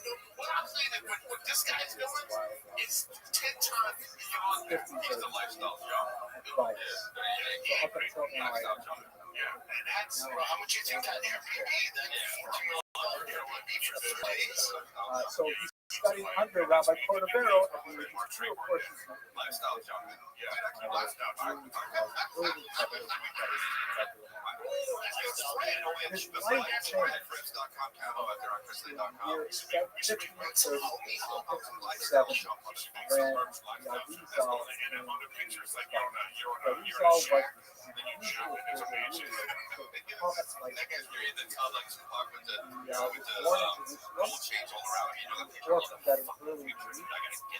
from his father. His mother then took him to Egypt, where he was supported by his mother.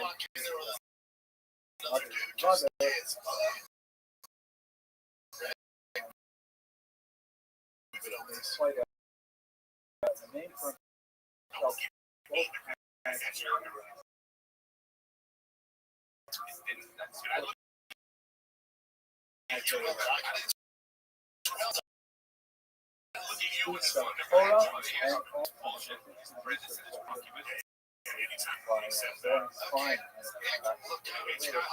himself.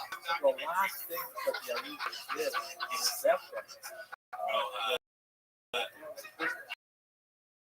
stock was raised by his mother. Dude, he didn't have a fond life.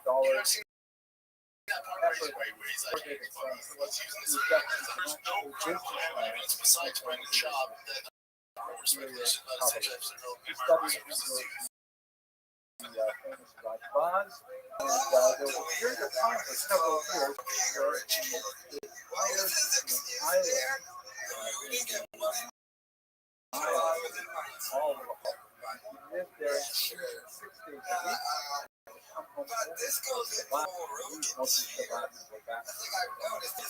On this island for several years that he immersed himself in others. A young man, all of these young, in their 30s, he decided he had to go study at the Peter. It was there that he met Rabbi Chaim together under Rabbi Cordovero, before Rabbi Cordovero. The Arizal would always those 8 months they himself as his study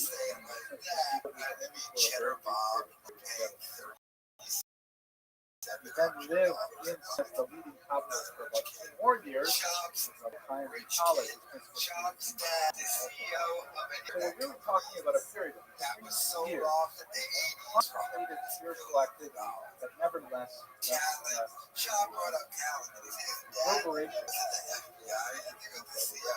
reverberation all the way through I would love to speak a lot more about the distinctions between Lurianic and Cordoveric Kabbalah. I don't want to go too deep into it. I will point out a couple of things about one of the things that is very important to Rizal surprised me as I was doing my research and my question.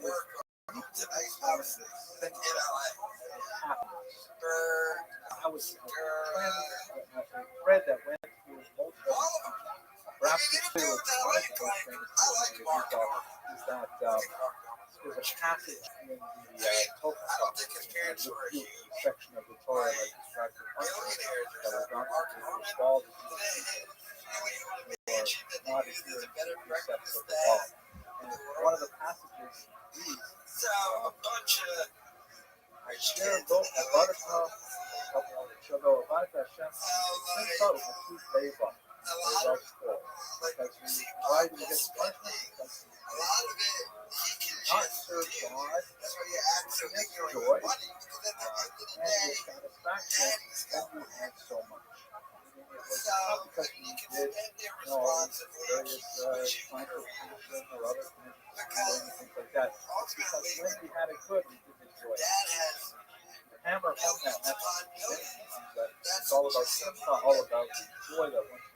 It's surprising, like other worldly capitalists. Also very important was the eradication of anger and promotion of love on fellows. This is, for example, what's printed on his tombstone. The larger black letters below indicated that before prayer takes upon himself, or she should take on himself, Hareni the Kabbalah Live Mitzvah Sheshel Yahav Rek Kamot Hareni Ohed Kol Echad Mibnei Yisrael Nafshi. Translation: all I take upon myself the commandments, I love your fellow self. Or I love every one of my peers. Very powerful. Let's go back to that. Okay, the difference between Lurianic and Cordoveric Kabbalah. So, one huge difference is really just HE was pretty much the best non-universal in my life. Now, Cordoveric Kabbalah was tremendous order. Incredibly complex,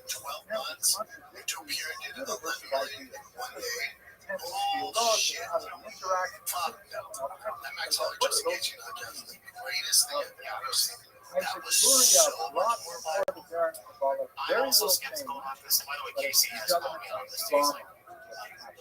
He thinks this is a very good person in the world. This would be one example of the drama. But I also think they can, people higher ups can do this. Yeah, but that's what it is. But they might be saying just off the ESPN post. They're saying right there, For the very Kabbalah, the idea is that the world is created by God. It's drawing himself. I don't think they're doing that shit. Track see TikTok, track see, because they did have no in a vacuum have not thought of this. Otherwise, God is saying,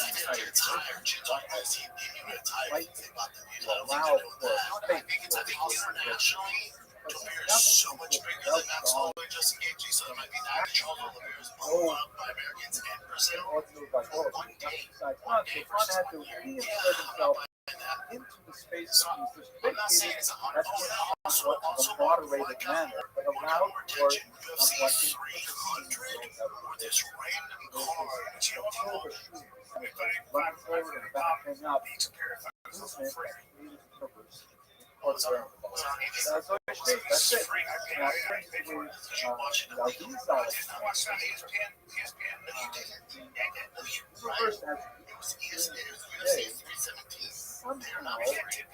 Now, universe as somehow Either way, nothing's not free for the public. but the idea is that there was a so-called settling of the vessel that had mixture of godliness with physicality created this sort of environment in which every desk or the computer or the talk and so on is a mixture of God's energy, sparks of energy, which is trapped within material substance. And that spark of godliness yearning to escape, only escape when it fulfills its function towards the breaking of the side. Human beings are part of that drama. Our role in Louisiana Kabbalah is to find those sparks and release them from the trap, the hook, the shells that cover them, and return them as it were to the holiness. Ultimately, all the sparks of holiness under the dream about revelation of the Messianic age. So whereas for the Baron Kabbalah, it's kind of like standoffish, subjective, cosmological, it could be actually two Topias, like complicated, but it should be like meditation here.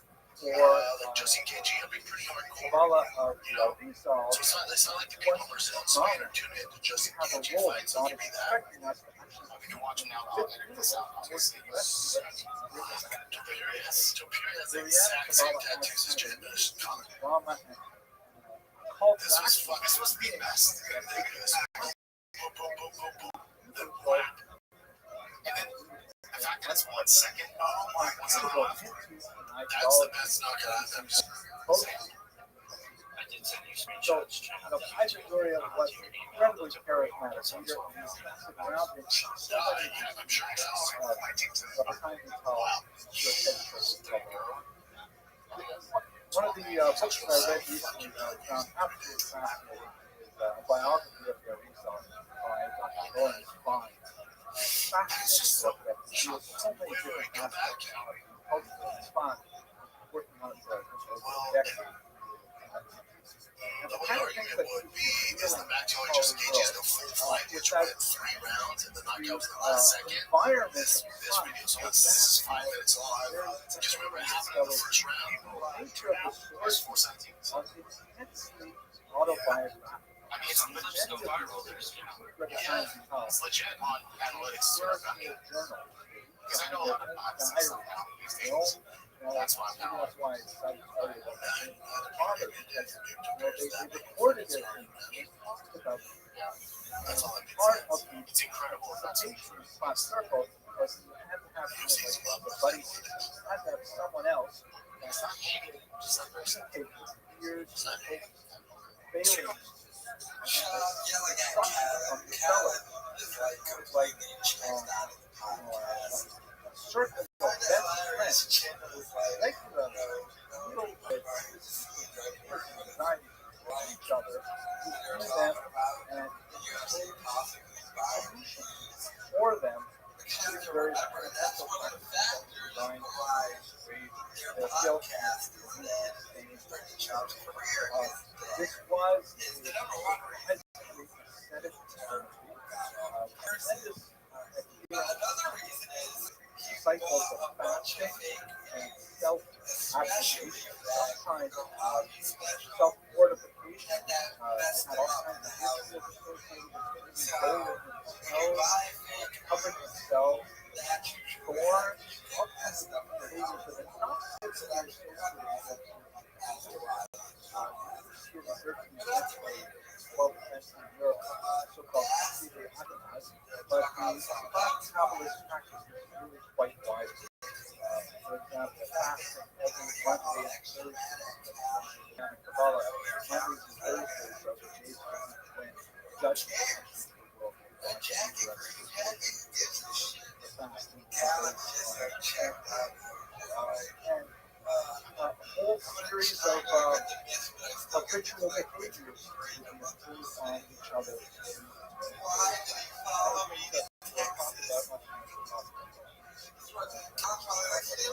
They attempted to divide this was wrong sometime in the 7th century as a result of the tribulations at the time. But basically, the chain of rabbinic ordination, Moses, Joshua,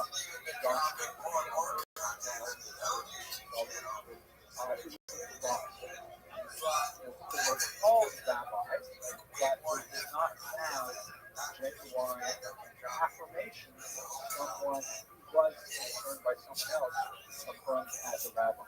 So Rabbi Yaakov Rav is relying on some relatively obscure passages. Various writings says that, wait a second, if we have the most brilliant minds of the Jewish people collected in one place, and they all agree on who is a rabbi, then in fact, they July 7th. I got a great idea. Why don't you guys all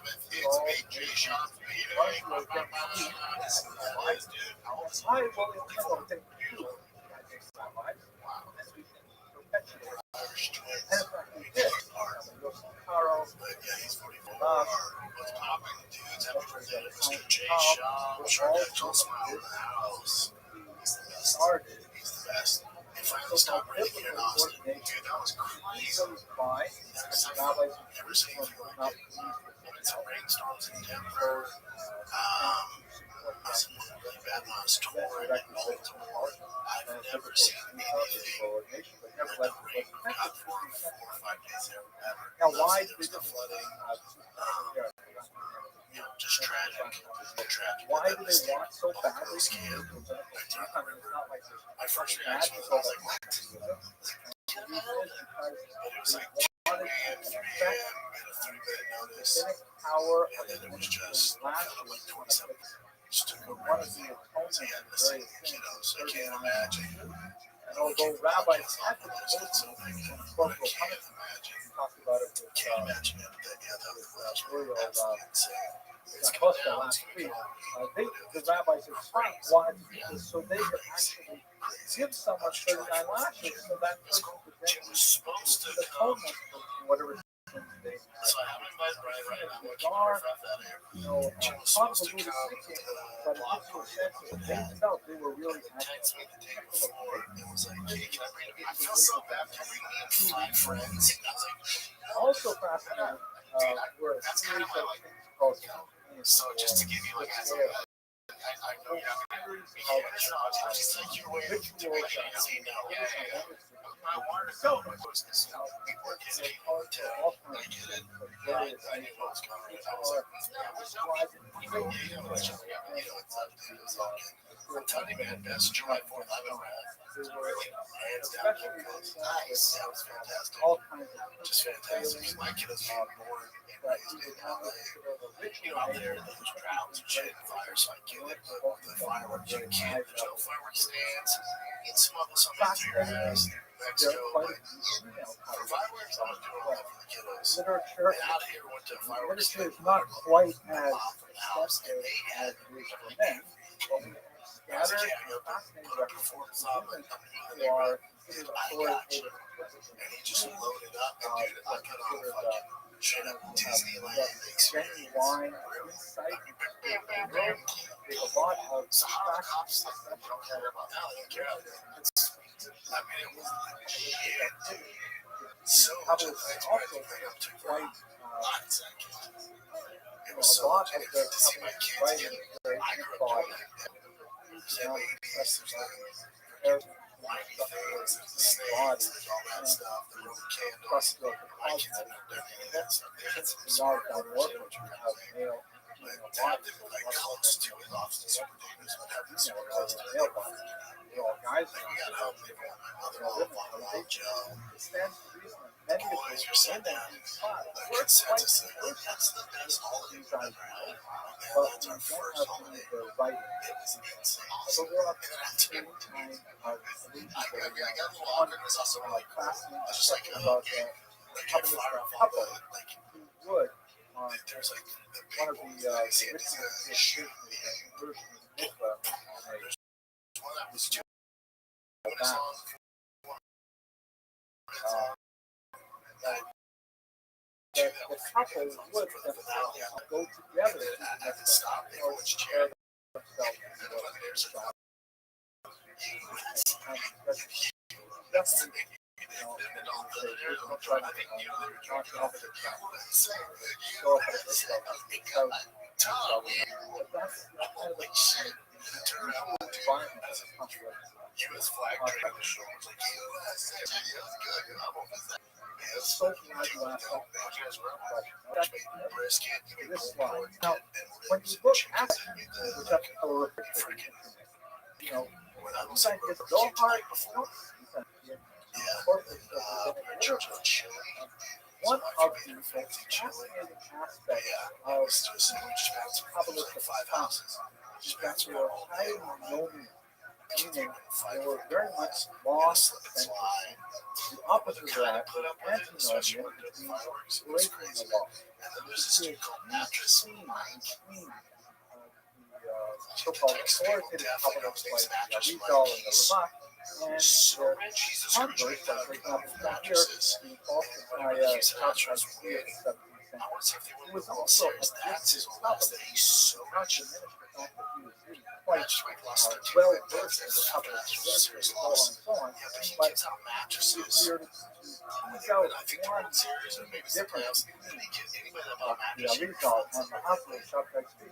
That Shabbat Tzvi went off the rails and started talking about for example, proclaiming that Tisha B'Av was no longer a fast day. Marrying himself to the Torah,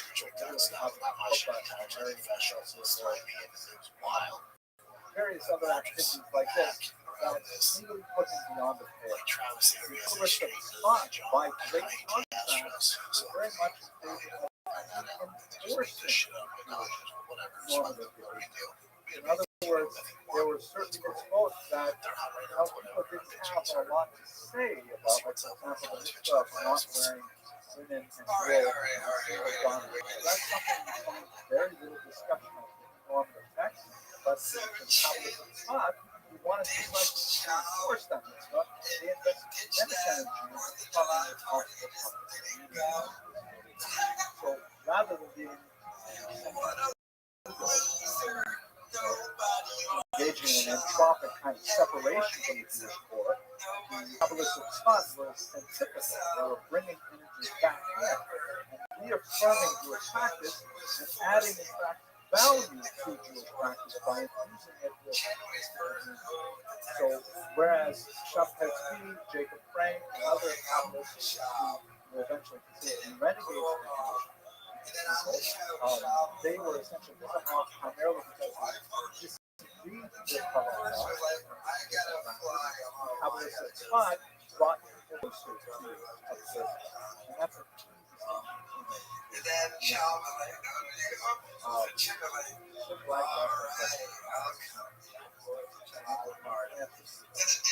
So back over here, women, we talked about women in Kabbalistic practice.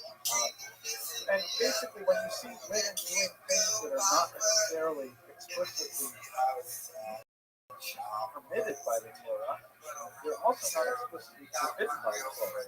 Therefore, a whole range of practices, so long as it's already, we already have this kind of matters. You don't have to make up new ones. We have no explicit prohibition on this particular activity. Then it's permitted. By the way, it's very important. use medical ethics for all kinds of procedures are considered butcher or acceptable because they are not forbidden. You don't have a default position saying it's forbidden. Permitted, by default position is permitted, obviously in the medical system. Other kind of cool things they were engaged in, that's topography. I'm not sure I'm pronouncing that right. The reading of the four usually published practice for which the Rothschild is particularly famous. Took the idea that when a person does a sin, a vera, that somehow that sin is visible on the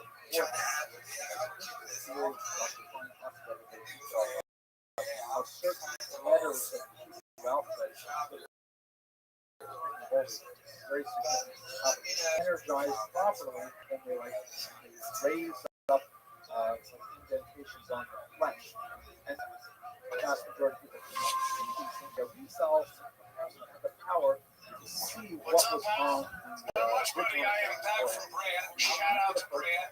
Shout out to tell him. Yep, and very quickly, if you're in the Austin area at all, we're doing a backed off finding the best and worst actor among the best comics in Austin at the Sunset Strip, right?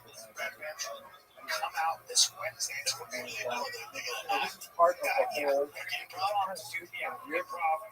this is part of what the Rothschild do. They're very good one of the things that can deal with the writing on the forehead, for example,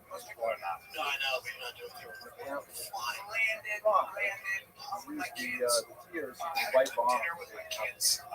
So you're still able to do something. And then fireworks are fireworks at night. But if I can tell, of course, You have good fireworks. I had the best. Rothschild, which Rothschild, you would have a dream, let's say, Rothschild about it. Rothschild, I buzzed your house, you know, in the helicopter. I know, I was in there. Your house is looking good. Yeah, I very much enjoyed your house from the I saw for the It's looking. I have grasses on them. You look away because they know. also another One day when I succeed, that's the house I want. So That's congratulations. another word for Thank you very much. And then they were under a block party for July 4th. Publicist spot very much It's like this we're idea of I'm waiting for the food to come out. What's going on? And so push it was raining, so I figured, okay, get fireworks. And the rain stopped. And one of the neighbors was like, man, we're going to fireworks. They have everything. one of his Like wives, when I was a kid, everything. I go, dude, I want to on like a Disneyland performance here, Salem. They unfortunately, bring out like 6 of these huge. One was called like a trumper, just all these huge fireworks. I had M80s for the kiddos and F80s. I got all the stuff like this. Oh, yeah. married a woman named Amalia. Amalia, certainly younger For the neighborhood. But and I was telling Jim this. So I invited him in from Team Boss because they're from LA. There's no can't have fireworks. Mary, So they would have been around him like I was as a kid. They're freaking out. That's why I did like a big hurrah with and 2-3 minute the big story was told. fireworks. It's kind of weird. Saturday night, Right, Rab above was his up Java, Aussie for him, because Frank it was is certain out snail, The neighbor said, a little bit, and he got it, but I not was thinking, okay, she drank it, and he stuck her head out the window, and heard someone hitting the kids door. are like, It's time I was like, this is right away to the first time. Kaya, we call it the Mary. Democrats, Republicans, and only 30 Kind of like that's 32% also of Democrats are proud to be American, and 92% what of did Republicans brother are Kennedy so interesting. It's like just a different way of Here's life. the show them the greatest There's scholars nothing argued that all the houses have different, like our thing, we have I chili find in that our hard house. to We have understand. chili and something else. It's quite So I can just come over and and it's just your doors open, the kids go, they pick houses, so they But for like an hour and a perhaps half what to one Dr. house, Solomon was referring to another house. There's nothing is the idea better that than Rabbi nice. becomes himself I mean, be your neighbor. My neighborhood's too quiet, bro. No, quiet's good. And that's why like you see like Chuck Gillis and Tim Dillon, like, you know, like, it's because they don't have 3 faith. days after I can't imagine being a single downtown scenes like it's like sub. That's so funny. Being single without kids now sounds like hell. I don't know. You're younger. Now, but there's this young dude who's in the neighborhood. And he moved in like 6 months ago. I think he's from his house for soon. He's like, that's too quiet. I'm like, when you're around families, like there's nothing. Things are popping. When you're in the sub with kids, unlike playing traditional, when that's the case, there's nothing better. If you're single, dude, that's all you're damn or it's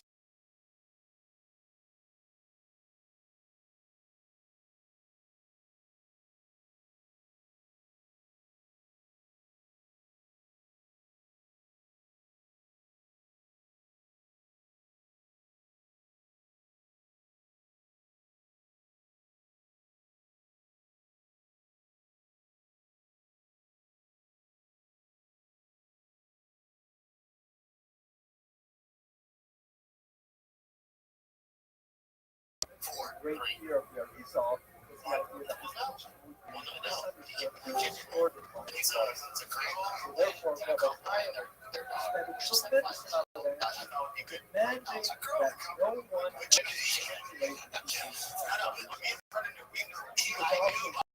very carefully set it up with I just can't make notes. I can't be like, I know you invited me. This is my reality. Everybody being so because I mean, I don't know even what you said, I'm pretty sure advice I wanted, like, I didn't want to be able to said this, and I don't know what it is. Very, very careful. Very modern culture. I built on that. And I stayed home. But then I went further shopping. So the how collected many of them actually align copies of the results, right? You set to writing your own recollection Would you watch TV and drink? of them, which is Jesus. guarded quite jealously, not Because it was so like, I was like, it was crazy. I've never seen her write a letter of I text you. a letter of Brad, how's Brad?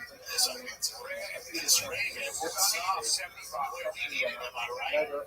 I've never seen rain this hot. Do you know what I realized about it? I was in Los Angeles. I spent time in South Bay, that beach, for 7 minutes. It's amazing. And you know what I realized? When you're down there, you never sweat.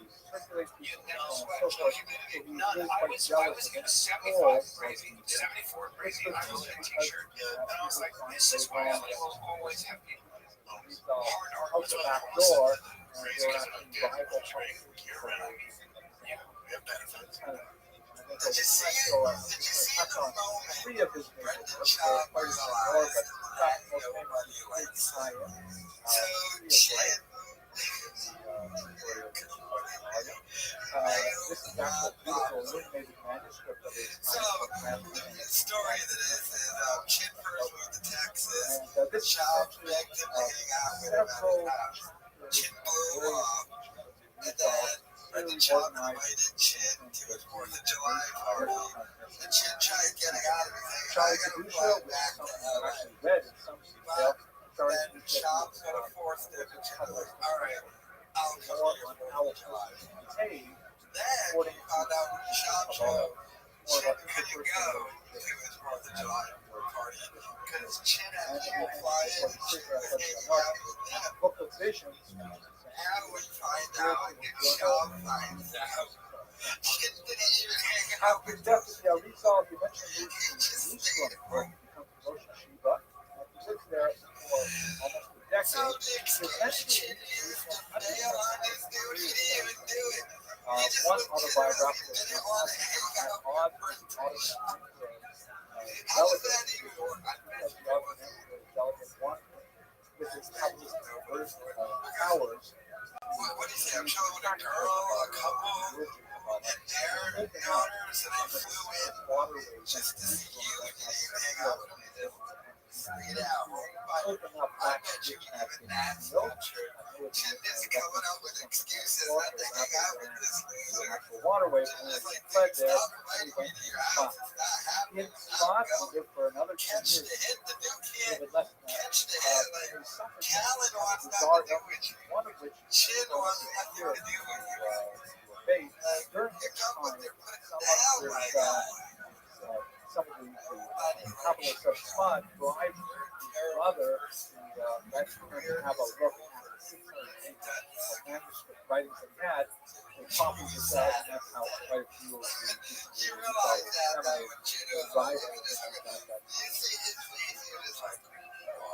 How he then finally went to Damascus, where he lived the end of his life. He spent quite a bit of it arguing with other interpreters of the Arizal that were not authorized by him. His son went on, primarily went on to become Kabbalist themselves and publish their father's writings during his lifetime.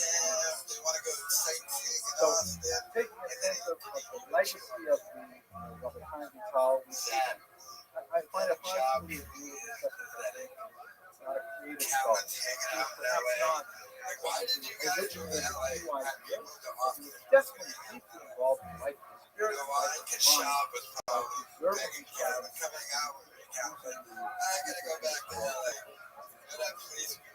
Thank you very much for your endurance and patience, and look forward to seeing you next semester when we start up again. Stand clear of the closing doors, please. Came in, you're trying to say. Next up is Avenue You had a guy there who's an expert. J.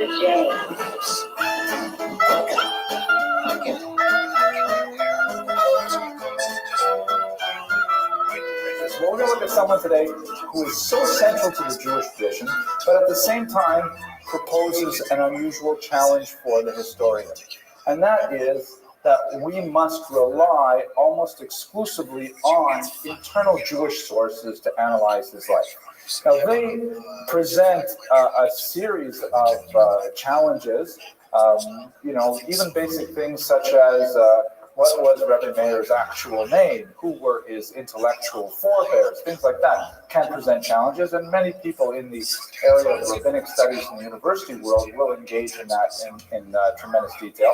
But from the historian's perspective, we are totally dependent on traditional Jewish sources for the very existence of Rabbi Meir.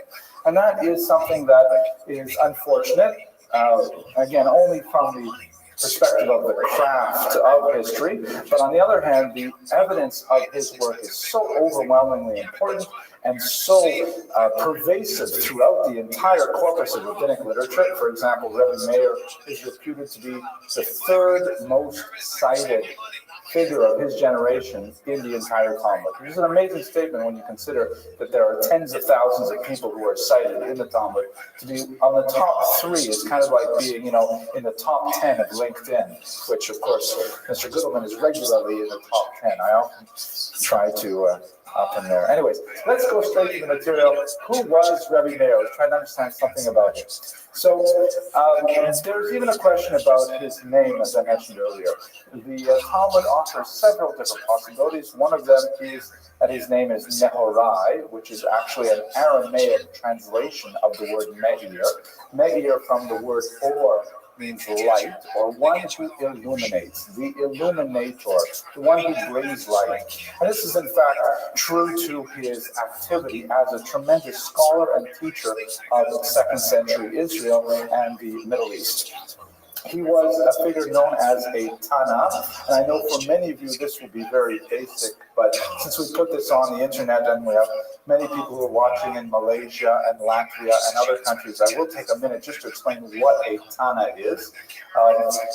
Let's jump ahead one slide for a second. So here we go. This is like really Judaism 101.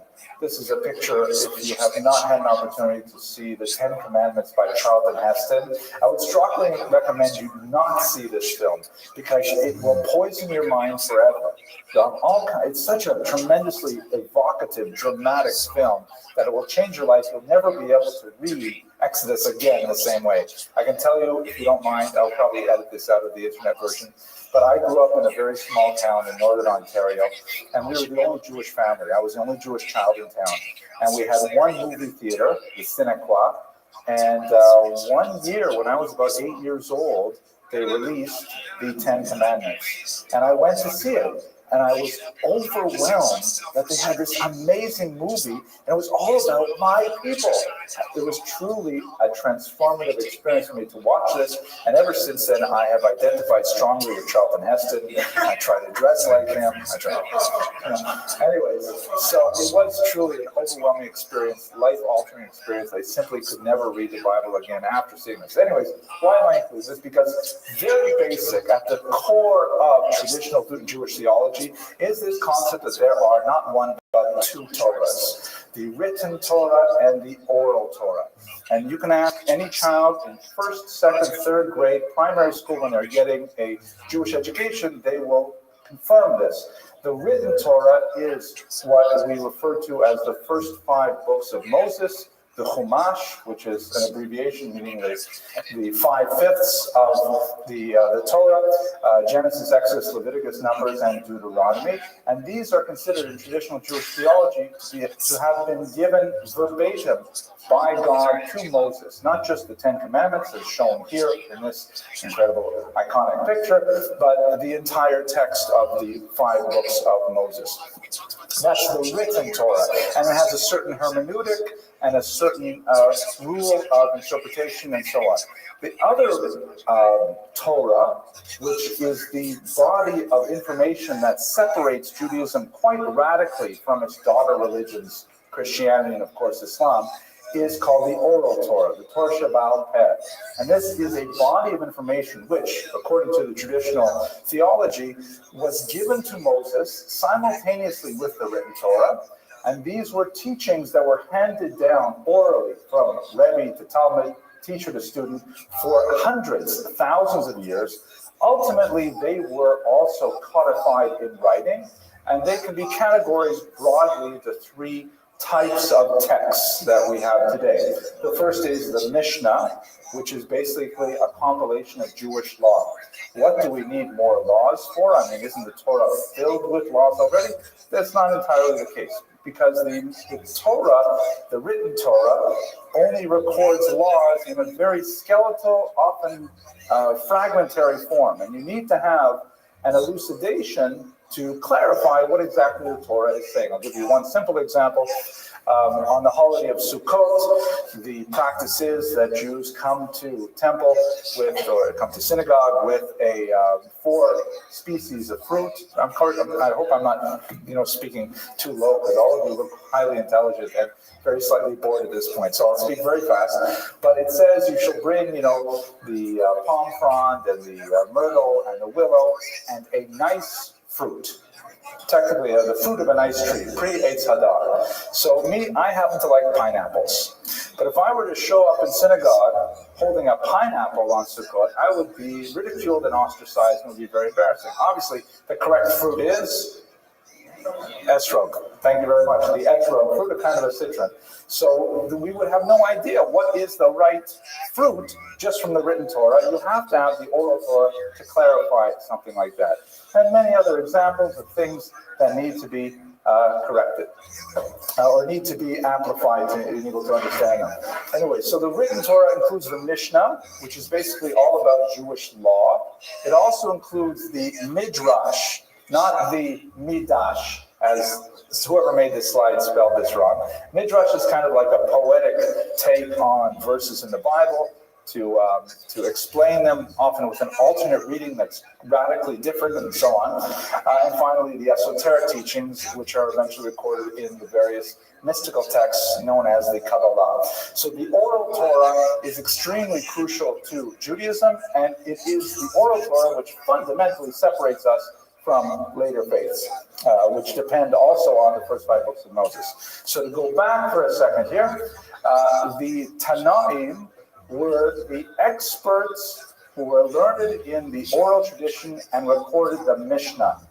The several generations actually, of scholars who were responsible for the teachings codified in the Mishnah, basically from about the 2nd century before the Common Era to about the 3rd century of the Common Era, 500 odd years of teachings. Those are called Tanaim. And the Rabbi Meir is one of the most prominent of all of the Tanaim. And his role was exceptionally crucial in making these texts available for the next generation. They would eventually be placed in written form by Rabbi Yehuda Nafi, who based himself very heavily on the work of Rabbi Meir. Okay, that was a quick theological review. Any questions, any underlying doubts? Okay, good. So we'll go past Charlton Heston. We'll go straight to the historical context of Rabbi Meir's life. So Rabbi Meir lived in the context of the failed Bar Kokhba revolution. Bar Kokhba was a religious zealot who captured the hearts and minds of many of his rabbinic followers, and including, most importantly, Rabbi Akiva, who was one of Rabbi Meir's prominent teachers. And he led a temporarily successful rebellion against the Roman overlords. Well, we began talking about 2 weeks with the Hanukkah rebellion against the Syrian Greeks, and then later in the intellectual Kultur Kampf in the period of Appian, continued again under Bar Kokhba, this time with violent uprising against Rome. And I recall that at this point the temple had been destroyed, approximately the year 70. There was no more Jewish Commonwealth, and this was another guerrilla uprising some 60, 75 years later under Bar Kokhba. Quite successful initially, drove the Romans back and forced them to come back in great strength to retaliate against the Jewish rebels. The Bar Kokhba rebellion, although it was well supported by certain segments of the rabbinic leadership, Rabbi Akiva famously felt that Bar Kokhba would in fact be the Messiah. He identified him as Mashiach. Other figures of Rabbi Akiva's generation differed and said, if I remember correctly, one quote is, Akiva, grass will grow from your cheeks before Bar Kokhba is named the Mashiach, which was a kind of a big put down for the time. At any rate, the part where Rabbi Meir becomes extremely important is in the aftermath of the failed rebellion, because the Roman backlash under the Emperor Hadrian was absolutely horrific. The so-called Hadrianic persecutions are among the worst in the entire span of Jewish history, and they are memorialized very powerfully and poignantly, for example, in the liturgy. If you'll recall the Yom Kippur Davening, when we speak, there's the passage known as Ela Eskara, referring to the 10 martyrs of the state, the Asara Huge Malchus. Those passages refer overwhelmingly to rabbis who were killed in the punitive period that the Romans imposed after the failed Bar Kokhba rebellion, including horrific punishments such as being flayed alive, such as being decapitated and having their heads roll around in the dirt with pigs and so on. Absolutely horrific punishments meted out to the leaders of the rabbinic establishment in order to instill fear in the general Jewish population. This was the period when Rabbi Meir was most active, a highly tenuous period for the very existence of the Jewish polity, and one in which he was ultimately successful, at least on an intellectual, if not on a personal level. Let me show you a couple of interesting slides here. This is one of the many coins minted by Bar Kokhba, a fascinating individual. We have a separate lecture on the internet just about him and the rebellion. You can see that the very strong use of religious imagery, the rebuilding of the temple, which was promised under the messianic predictions of Bar Kokhba, the Lulav and Esrog, who we spoke about earlier on this other page. Here is a bust of the Emperor Hadrian, whose backlash against the Jews was so horrific. One of the more fascinating historical details of the Bar Kokhba rebellion, which I'll just mention sort of in passing now, is a recent discovery in the 1960s of the Cave of Letters here, not too far from En Gedi, next to the Dead Sea. This is an amazing archaeological find that was discovered by the great Yigal Yadid, who discovered one of Bar Kokhba's holdouts, one of his escape holes, where he had a whole community, perhaps 200 Jews, living inside a cave for perhaps 2 years. Rather amazing. And inside this cave, where they found, of course, the bones of many of the Jews who were interred there, and also evidence of significant settlement, they found this wrapped up trove of documents, which were the most precious possessions of a Jewish woman named Babatha. And when they opened up this document, or this package, they found a phenomenal amount of really important documents that were the kind of like the treasured legal documents that describe the life of this woman who was associated with the Bar Kokhba rebellion. Most notably, a dispute with one of her ex-husbands over a grove of palm trees, and issues about who was going to take care of the custody of the children. The tremendous trove of documents which really describes the social history of women in the Bar Kokhba period. I would love to talk more about this because it's so fascinating, but it's actually outside of the scope of our talk today. I would encourage you, if you go on the internet, to please have a look at my lecture on Babatha, where there's lots of other things, and I will make a little sign under here that says, go check out this video. Actually, there's a little eye that shows up on the right, and you click on the eye, and it takes you to this lecture. But anyway, this is the period in which Rabbi Meir lived. Any questions or arguments to this point? Ms. Gottlieb, are we okay? Or should we say Mora Gottlieb? Okay, very good. So, no hard questions. His family, he was descended from Romans, apparently a very spiritually sensitive Roman who was a relative of the Emperor Nero himself, was impressed with the Jewish resilience under Roman persecution, and he himself decided to convert to Judaism, and Rabbi Meir was one of his descendants. He grew to be a great Torah scholar. He grew actually, literally, he was regarded as being, he was described as being an unusually tall man. And he ended up marrying into an extremely prestigious family, that of Rabbi Hanani ben Teradion. Rabbi Hanani ben Teradion is mentioned as one of the 10 martyrs of the state. If you'll recall, his death in the Hadrianic persecutions was one of the most poignant and one of the most tragic. He was punished for teaching Torah publicly, because under Hadrian, many of the markers of traditional Jewish practice were forbidden.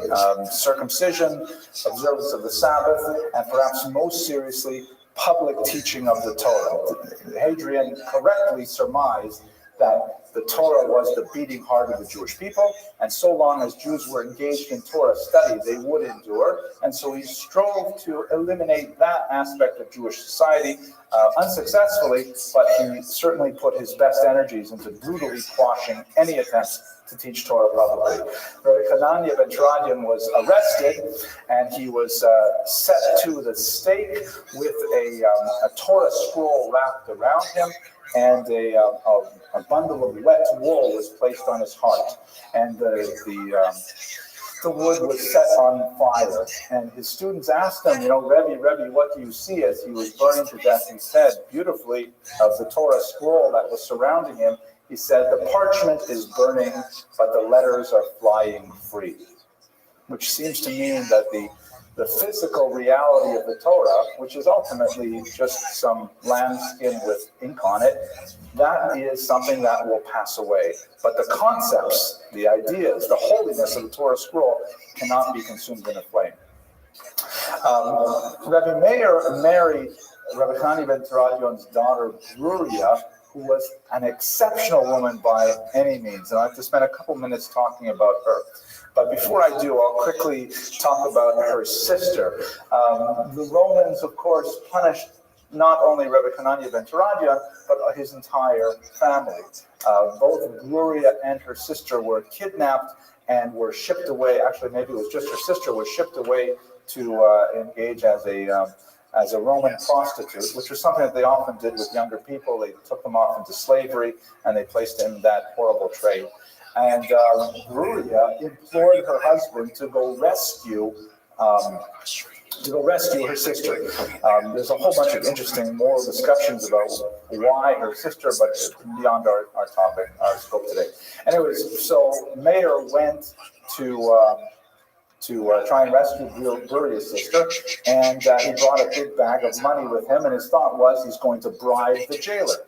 And so the jailer said, nothing doing. I mean, it's nice if you give me a lot of money, but what's going to happen when my boss comes and sees that we're missing one prostitute?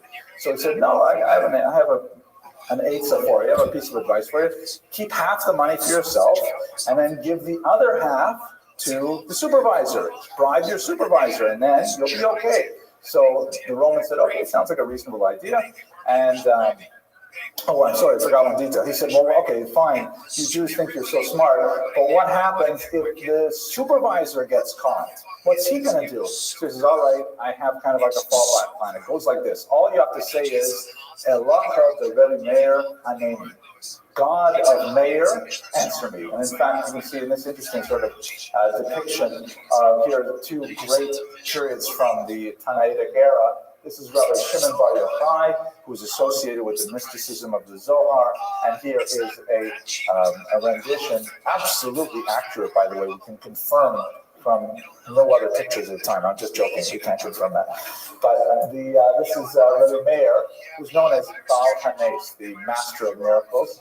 And you can see on his forehead here, he has this phrase, Elaka Meir Aneni, God of Meir, answer me. So to prove that this phrase, God of Meir, answer me, will work, he says, there's some wild dogs over there. Let me go over to those wild dogs, and I will say this phrase, God of Meir, answer me, and you will see that I'll be saved. And in fact, he went over there, and the vicious dogs, immediately calmed down and submitted to be petted and were very nice to him. So the jailer said, okay, sounds like a good idea. And the kachava, that's exactly what happened. The supervisor came, he gave him half the money, and then the other supervisor came, and he didn't have money, but he said, when he was about to be hung for giving away a prostitute, he said, God of Meir, answer me, and the rope broke, and everybody felt that was an omen, and therefore they let him go. So this phrase, God of Meir, maybe I'll just jump ahead one more slide, although I have more to say.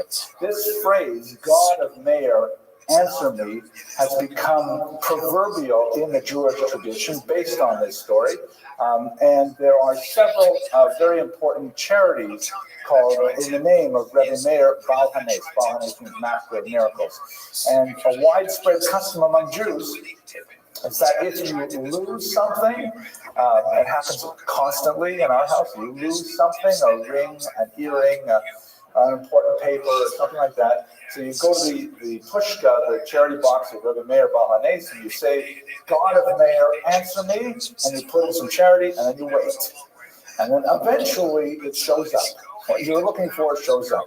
It's happened so many times in my home. Where we say the special blessing, put the money in, and then the money shows up. So this is all based on that story, Rabbi Meir Baal Hanes, and obviously it's a great marketing ploy. If you want to start it, we should have a scholarship here called Rabbi Meir Baal Hanes Scholarship Fund. Right, all you have to do is say, okay. Anyways, let's go back here. So Bruria was a phenomenal woman in her own right. And I think I gave a lecture on her many years ago. I'd like to do another one because she's just so amazing. But by learning a little bit more about how exceptional Bruria is, we'll reflect on our main topic, which is Meir. Because it takes a phenomenal person to be married to a woman like Bruria. I know, because I am too. Maybe not Bruria, but someone like that. So Bruria was a brilliant woman. She is one of the very, very few women who's actually quoted in the Talmud by name, and more specifically, she's quoted in the Talmud by name teaching Torah. She's not like just some woman who's involved in a story or some woman who is described as the wife of a famous man. She is a scholar in her own right, quoting teachings, and in fact often correcting the rabbis. She was, like her husband, we haven't spoken about this yet, but her personality was quite acerbic, perhaps even her wit could be a little bit sharp and even nasty. I'll give you one example. She was once walking along the road, and Rabbi Yossi Haglili came upon her. He was lost, and he wanted to find out how to get to the city of Lod, a famous example of Bruria's wit. And he went up to Bruria and he said, excuse me, ma'am, could you tell me how I might find my way to the city of Lod? And so Bruria responded to him. She said, you fool, haven't you read where it says in the Talmud, it says in the Mishnah, do not speak overmuch with women? You should have said to me, which way to Lord? And that's it. Meaning, all this other stuff, excuse me, ma'am, how are you? Which way is it to Lord? I was hoping to get there by noon, but irrelevant. Now, what does that specific phrase mean? I'm not a Talmudic scholar, but it seems to me that she is, in a kind of subversive way, even criticizing the teaching itself, saying, don't speak over much with women. I'll show you what it means to speak over much with women. It's kind of like a criticism of Rabbi Yossi at the same time. She's putting him in his place in a very unorthodox manner. And she does this throughout her career, so much so that there is an alternative tradition of her death that is probably not supported by the vast majority of sources, but nevertheless is instructive. We'll come back to that towards the end of this lecture.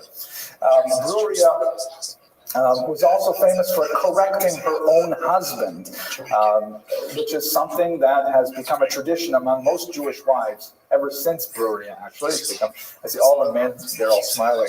All women, they're not smiling.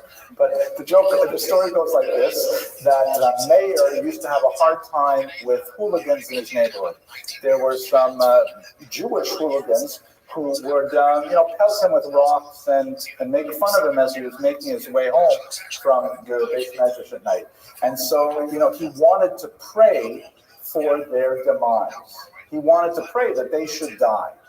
And Bruria said, "What are you doing, Meir? Come on, that's not a Jewish attitude. Does it say?" And she quotes a verse in Psalms that says, "And sinners should die." No, it says, "And sins should cease. Sins should die." So therefore, she says, "Meir, you should pray that they do tshuva, that they repent and they stop sinning. The people don't need to go away. The acts, the behavior has to change, but not the people." And so Rabbi Meir accepted her correction, and in fact, he changed the nature of his prayers, and it worked out in that way. One more story about Bruria, which also illustrates the kind of tragedies that Rabbi Meir had to go through. A very, very powerful and moving story. They had twin sons. And for reasons unknown, they died in childhood. Possibly something like crib death. Don't know. You imagine they're very small. And so it happened to fall on the Sabbath. So Rabbi Meir was in synagogue, and he came home, and he says, "Where's the kids?" And Bruria said, "Oh, they're sleeping." And then he said, "Okay." He went back to synagogue for the third meal, and he comes home and says, "Where's the kids?" He says, "Oh, they're in bed." And then he makes Havdalah, and he says, "Okay, let's see the boys. Well, they've been sleeping all day." And she says, "Let me ask you a parable. If someone were to give someone else a pikadon, a deposit, right, collateral for something, and then after a period of time, the owner came back to collect the collateral, would the depositee have the obligation to return the collateral, or would he be allowed to keep it?" And Rabbi Meir said, "Well, what kind of question is this that you're asking me? Obviously, if someone deposits something with you as a safeguard, you have to return it when you're required to hand it over." And she says, "Well, come into the bedroom with me." And she brought him in, and she folded back the blanket because she had covered up their sons, and he saw them both lying dead there. And she said that God has collected his deposit, and we are required to hand it over. So she's referring, of course, to the lives of their two sons. Very powerful story that illuminates something about who Bruria was as an individual, and also about the character of Meir himself. Okay, so that's something about his family background and circumstances. Any questions or arguments to this point? Perfectly clear as the sun at noonday, right? Apion was easy. This is much harder. Okay, so let's go on. Now, Rabbi Meir had two very famous teachers. Rabbi Akiva is the one that is probably better supported by the sources that we have at present. Rabbi Akiva, of course, was the greatest of the 10 martyrs of the state. You'll recall his famous death, which is described in great detail in the Talmud and in the liturgy, that the Romans raked his flesh with iron tools. And as he was dying, he said the Shema prayer, Hear, O Israel, the Lord our God, the Lord is one. And the student said to him, Rabbi, how can you do this? How can you, at this moment, when you're suffering so much, how can you give yourself over to the tenets of Judaism like that and sacrifice yourself? And Rabbi Akiva says, I spent my entire life waiting for a moment when I could fulfill this teaching that you worship God with all your heart, with all your soul, and all your might. Now that it's time to do it, shall I not follow through? So Rabbi Akiva was clearly, as I mentioned earlier, very involved in the Bar Kokhba rebellion. He was a huge supporter of Bar Kokhba himself. And there's an ambiguous kind of description of what happened to the students who followed Rabbi Akiva, presumably into the Bar Kokhba rebellion. We, of course, know this from the summer liturgy. 24,000 students of Rabbi Akiva passed away after the Bar Kokhba rebellion. So the traditional commentators give a lot of sort of vague answers as to why this happened. Some say there was a plague. Others say that this was some kind of punishment because they did not show respect to one another. Historians wonder if perhaps this is a reference to the rabbinical support for Bar Kokhba. If Akiva himself was such a profound supporter of Bar Kokhba, and his students would have followed him, it also stands to reason that perhaps the plague that they're referring to was none other than the Roman Empire striking back at those supporters of the rebellion itself.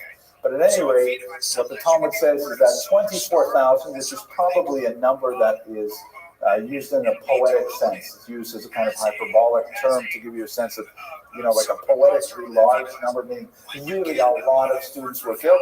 So Rabbi Akiva was his greatest teacher, of course, horribly persecuted and martyred by Hadrian. But it's said that before his martyrdom and after the 24,000 students died, he succeeded in getting over his tradition to 5 distinct students. Only 5, but one of those 5 was Rabbi Meir. And his contributions were signal in terms of preserving the tradition, particularly in the Mishnah. Another teacher was another absolutely fascinating individual. There are some debates among scholars whether or not the cycle of stories associating Rabbi Meir to Elisha ben Abuya actually makes sense, but nevertheless it's widely accepted that he followed Elisha ben Abuya. Elisha ben Abuya is known more prominently as Acher, as the other one, primarily because he went, to use a contemporary term, off the derech. Why did he cease observing Jewish rituals? This is a complex story that would take a lot more time, I think, to explicate on a philosophical level, but there are a couple of different versions in the Talmud as to why he went off the derech and why he ceased being an observant Jew, and nevertheless, Rabbi Meir, despite criticism, continued to learn Torah at the feet of this apostate Jew. A couple of stories all seem to revolve around the question of tzaddik v'ralo. Why do the righteous suffer? For example, one discussion that's brought down, I believe, in Maseches Kiddushin is when there is a kid who is told by his father, go up onto the roof and send away the mother bird and capture the eggs and bring them down for me, which is, which is a specific commandment that you're supposed to send away the mother bird before you take the eggs. There's some specific restrictions. And on his way down from the ladder breaks and the child dies. And this bothered Acher, Elisha ben Abuya, tremendously, primarily because these two mitzvot, that is, these two commandments, honoring father and mother on the one hand, and specifically sending away the mother bird, are identified as both being special in that they convey the reward of long life. And Elisha ben Abuya asked in the Talmud, where is the long life of this guy? He listens to his father, he shoots away the mother bird, and then he dies, and he gives up on God. He says, God is not fair. How is it possible? It says in the Torah, you get long life, and then this is what happens to him. Another example that's brought down in the Talmud is that one of his teachers was Chutzpit Hamaturgaman, Chutzpit the translator, who would translate things from Hebrew into Aramaic, and he saw his teacher murdered by the Romans in the Hadrianic persecutions. He saw him decapitated and his head being dragged through the streets by a pig. And as he saw his teacher's tongue hit the ground, he said, how is it possible that the tongue that spoke such wisdom should now be so degraded? And he similarly gave up on God. He says, it's not fair, it's not right. Ironically, it's not that he denied the existence of God, he just did not agree that God was fair, which is, strangely enough, something that Jews have continued to maintain a relationship with Elisha ben Abuya over the centuries, and a fascination for him, because we endure such persecutions that we return to these questions perennially. The last example of Elisha ben Abuya going off the derech, a very fascinating description in the Talmud in Tractate Chagiga, where 4 rabbis enter the pardes, enter an orchard, which is understood by the commentators to refer to the depths of the mystical tradition. And they go in there, one of them, Ben Zoma, they are told, by the way, before they go down, that Rabbi Akiva says, whatever you do when you get to this wall of pure alabaster, do not cry out, water, water. Strange kind of passage. But they go down there, Ben Zoma insists on looking behind this sort of partition, and he dies. Ben Azai has a look on the other side, and he goes insane. Elisha ben Abuya, our protagonist here, refuses to look, and he says, that's it. As the Talmud says, he uprooted the sapling, meaning a euphemism for he rejected Judaism, and only Rabbi Akiva was able to exit from the pardes whole. A lot of interesting commentaries on this, but one of the basic ideas is that this alabaster wall, if you look at the 17th century commentary of the Marsha, he illustrates this a little bit. The wall represents this problem of theodicy, of tzaddik v'ralo, of why do the righteous suffer. Ben Zoma wanted to know the secret why it is that the righteous suffer, and when he saw the other side, he said, okay, I accept it, and now I'm going to go to my just reward. Ben Azai says, I want to see it, and I want to bring it back to this world so we can understand it, but his mind was torn up because he could not handle that truth in this world. Elisha ben Abuya decided he simply wants to have nothing to do with it, and he simply walked away, and he walked away from Judaism as a whole, and only Rabbi Akiva was somehow able to manage the existential dilemma of the why do the righteous suffer and exited whole. So Rabbi Meir continued to study with Elisha ben Abuya, even when the other rabbis indicated that his Torah was contaminated by his apostasy. And even though Elisha ben Abuya did not observe the Torah, the Sabbath, and so on, Rabbi Meir nevertheless defended himself. And when he was accosted with this, he came back with a phrase that would reverberate throughout the centuries. He said, I eat the fruit and throw away the peel. Meaning I can see the value in my teacher Elisha ben Abuya. I eat what is valuable there, the meat of the fruit, and the peel, the externality, which is not important to me, I cast aside. Which is incidentally the same thing that Rabbi Moshe Chaim Luzzatto, the famous author of the Mesilas Yesharim, said when he was criticized for reading the works of Nathan of Gaza, the prime propagandist of Shabbatai Tzvi. He wrote to his teacher and said, hey, I eat the fruit and I throw away the peel, even of someone like Nathan of Gaza. Hi, I want to know that the audiences here in Brooklyn are really top-notch and amazing. I don't often interrupt the lectures to include things that they may have pointed out when they come up to me afterwards, but one thing is I definitely have to say right now, I mispronounced the word reverberate. I like to say reverberate, but it's actually reverberate. So thank you to audience members for correcting that. I'll get right back to it. Several centuries from now. So Rabbi Meir was eclectic in his learning and willing to absorb the Torah from many different sources, even someone as controversial as Elisha ben Abuya. He, however, was of a rather pugnacious personality, would not back down from a conflict. And in one particular example, it got him into a significant amount of trouble that followed him for the rest of his life, and in fact for the rest of literary history. That is specifically a conflict that he had with Rabbi Shimon ben Gamliel. There were three figures of importance in the post-Bar Kokhba Jewish community, specifically that of the Nasi, or the prince, the Chacham, the wise one, and the Av Beit Din, who was the head of the court. And these three figures, although we're not exactly sure how they divided their duties, the names are somewhat indicative of their respective roles. Rabbi Shimon ben Gamliel was the Nasi, Rabbi Nassan was the Chacham, and Rabbi Meir was the Av Beit Din. And there was a dispute between the three of them, where Rabbi Shimon ben Gamliel had indicated that he felt that since he was the primus inter pares, the first among equals, that when he walked into the yeshiva, people should stand for him, but they should not stand for Rabbi Meir and for Rabbi Nassan. Because they should show some deference specifically to the Nasi. Rabbi Nassan and Rabbi Meir felt that this was, disparaging to their wisdom and disparaging to the idea of someone who was learned in general, and therefore they opposed Rabbi Shimon Gamliel on this, and they staged kind of like a debate in which they hoped that Rabbi Shimon Gamliel would betray his lack of knowledge in certain esoterica of Talmudic wisdom. It happened that Rabbi Shimon Gamliel got wind of this plot, he prepared, and he performed very well in the debate, and after he emerged victorious from this strange kind of three-way conflict, he punished his erstwhile opponents by banning them from the yeshiva. They had to stand outside the yeshiva, and he said from now on, anyone who quotes Rabbi Meir, Rabbi Nassan should say, Yesh Omrim, there are those who say. So in other words, the Talmud is replete with the passage, there are those who say, which is attributed to Rabbi Nassan.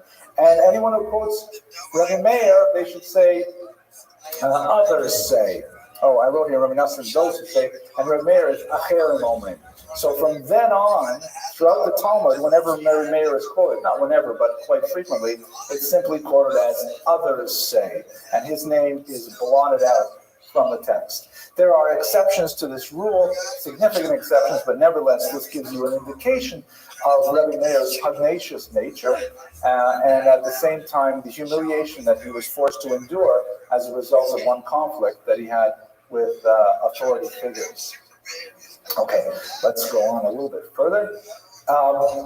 Nevertheless, Rabbi Meir's voice reverberates throughout the entire Mishnah and the Talmud upon which it is built. This is one of the most difficult concepts to really tease out in the literary archaeology of the Mishnah is this concept, Stam Mishnah Rabbi Meir. An anonymous teaching in the Mishnah should be attributed to Rabbi Meir. Which is widely held as a hermeneutic principle in trying to determine the meaning of the Mishnah. And one should understand, I'm sure that all of you in this room looking around have had the opportunity to study Mishnah, but it is a rather unique document. Unlike, it's not exactly a legal text, like a code in which one learns the laws.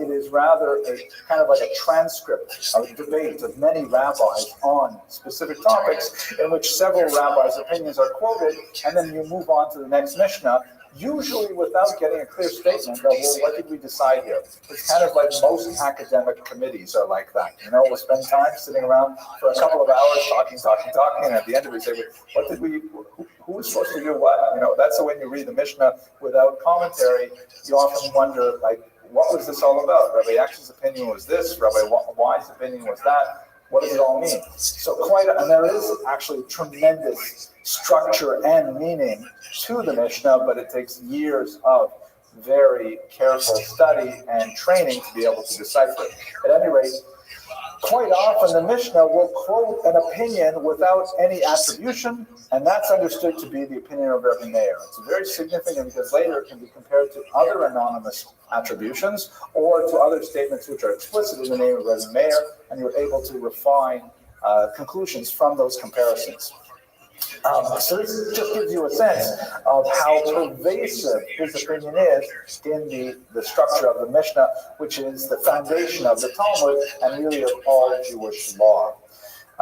His teachings are on other topics, and just to choose a couple that are some of my favorites. Al tistakel b'kankan ela b'ma sheyesh bo. Do not look at the bottle, but look at what is inside it. Sometimes you have new wine in old bottles, and other times you have old wine in new bottles. Meaning, don't look at a person and say, this is a youngster, a whippersnapper, how can they possibly have anything valuable to say? No, the truth is they may be old wine in new bottles. And on the other hand, just because a person is old and a gray deer, don't think that automatically they have so much chachma either, because it could be they've got new wine in an old bottle. Kind of a humorous statement. Another one, a little bit more poignant. He says, we are born with clenched fists and we die with open hands.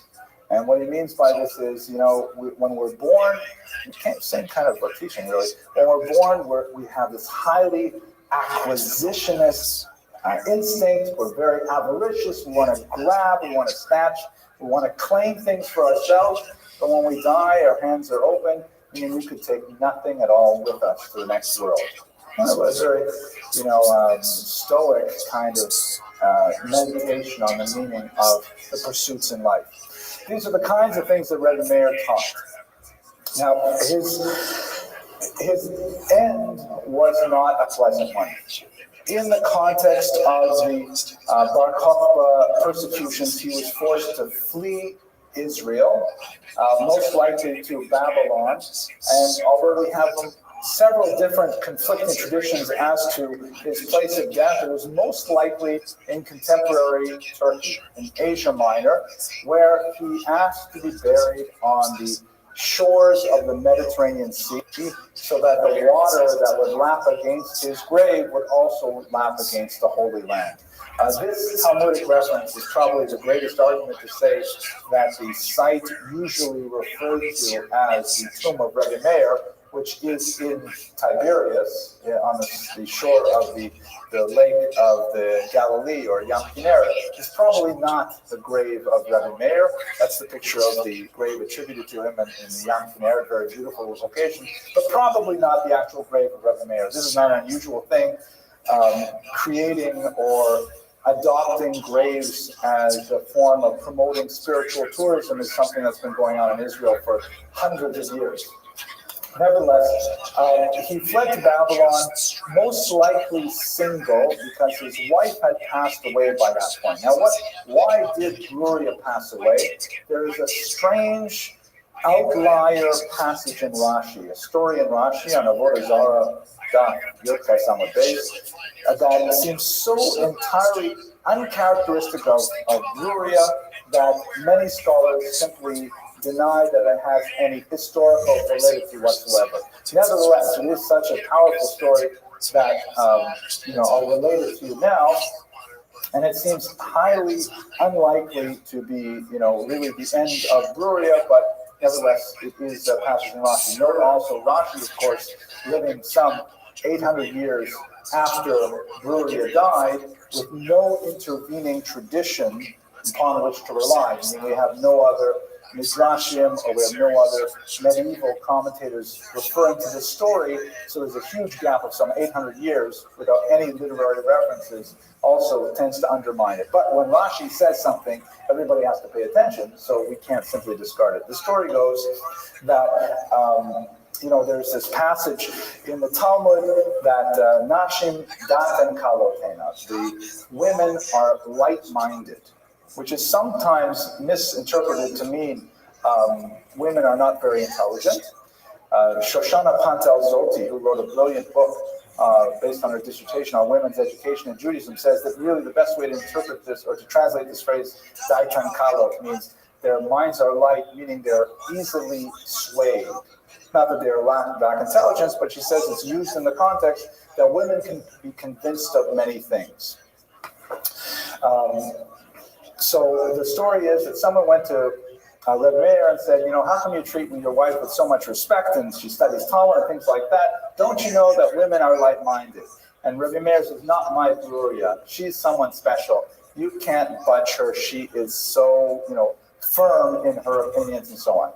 And so they challenged Rabbi Meir on this point, and he said, you know what, let's make a deal. Let's see if one of you young yeshiva boys, if you can seduce my wife, that will really show you that she will give in to nothing.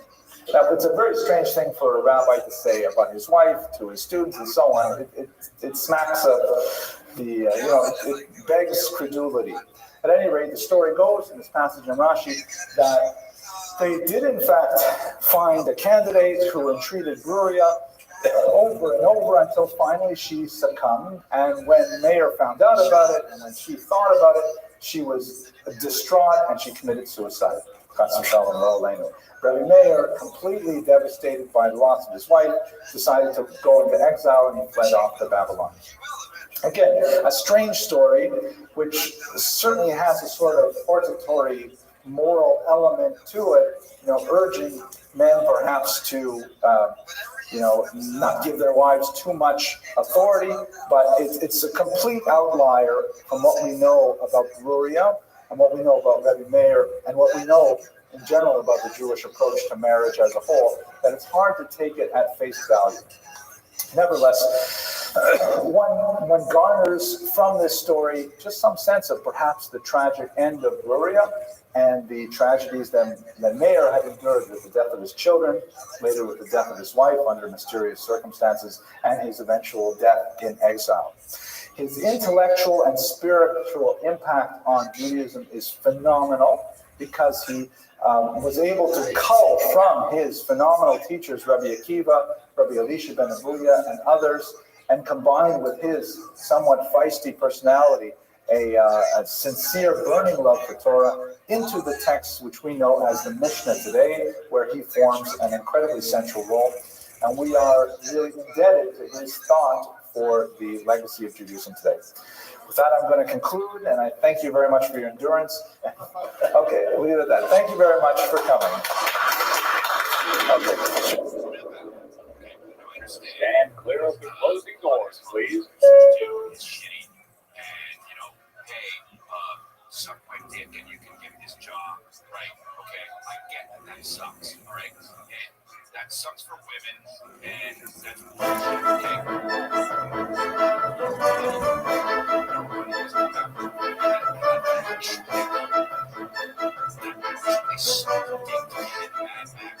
Tonight's topic is going to be on Viktor Frankl, a very important thinker that I understand my own children have been exposed to at about the same age that I started reading Viktor Frankl. And I suddenly realized, how much of an impact he had on the formation of my own personality in my emerging adulthood years, that I thought it would be certainly very appropriate for us to speak about him tonight. He was a Holocaust survivor who developed a form of psychotherapy, which is called generally the third school of psychotherapy, based in Vienna, like all great psychotherapies. He flows very nicely, very well after Sigmund Freud, who we spoke about last week, Freud being the first school, his disciple Adler being the second school, and Adler's disciple, really, Frankl, being the third school. He calls this school of psychotherapy logotherapy, from the Greek word logos, which means word. And basically he argues that unlike many of the great thinkers of the late 19th, early 20th centuries, who like these big monolithic theories that say life is all about X. For Freud, life was all about pleasure. For Nietzsche, life was all about power. Well, for Frankl, life was all about meaning. And the main contribution that he offered the world at large, beyond simply the world of psychotherapy, was the notion that humans desperately crave meaning in their lives. And they can put up with an incredible amount of suffering as long as that suffering can be translated into a system of meaning. And this was a huge insight that, as I said, had a tremendous impact on my own thinking as a young adult, and I think it's had a great impact on my children as well.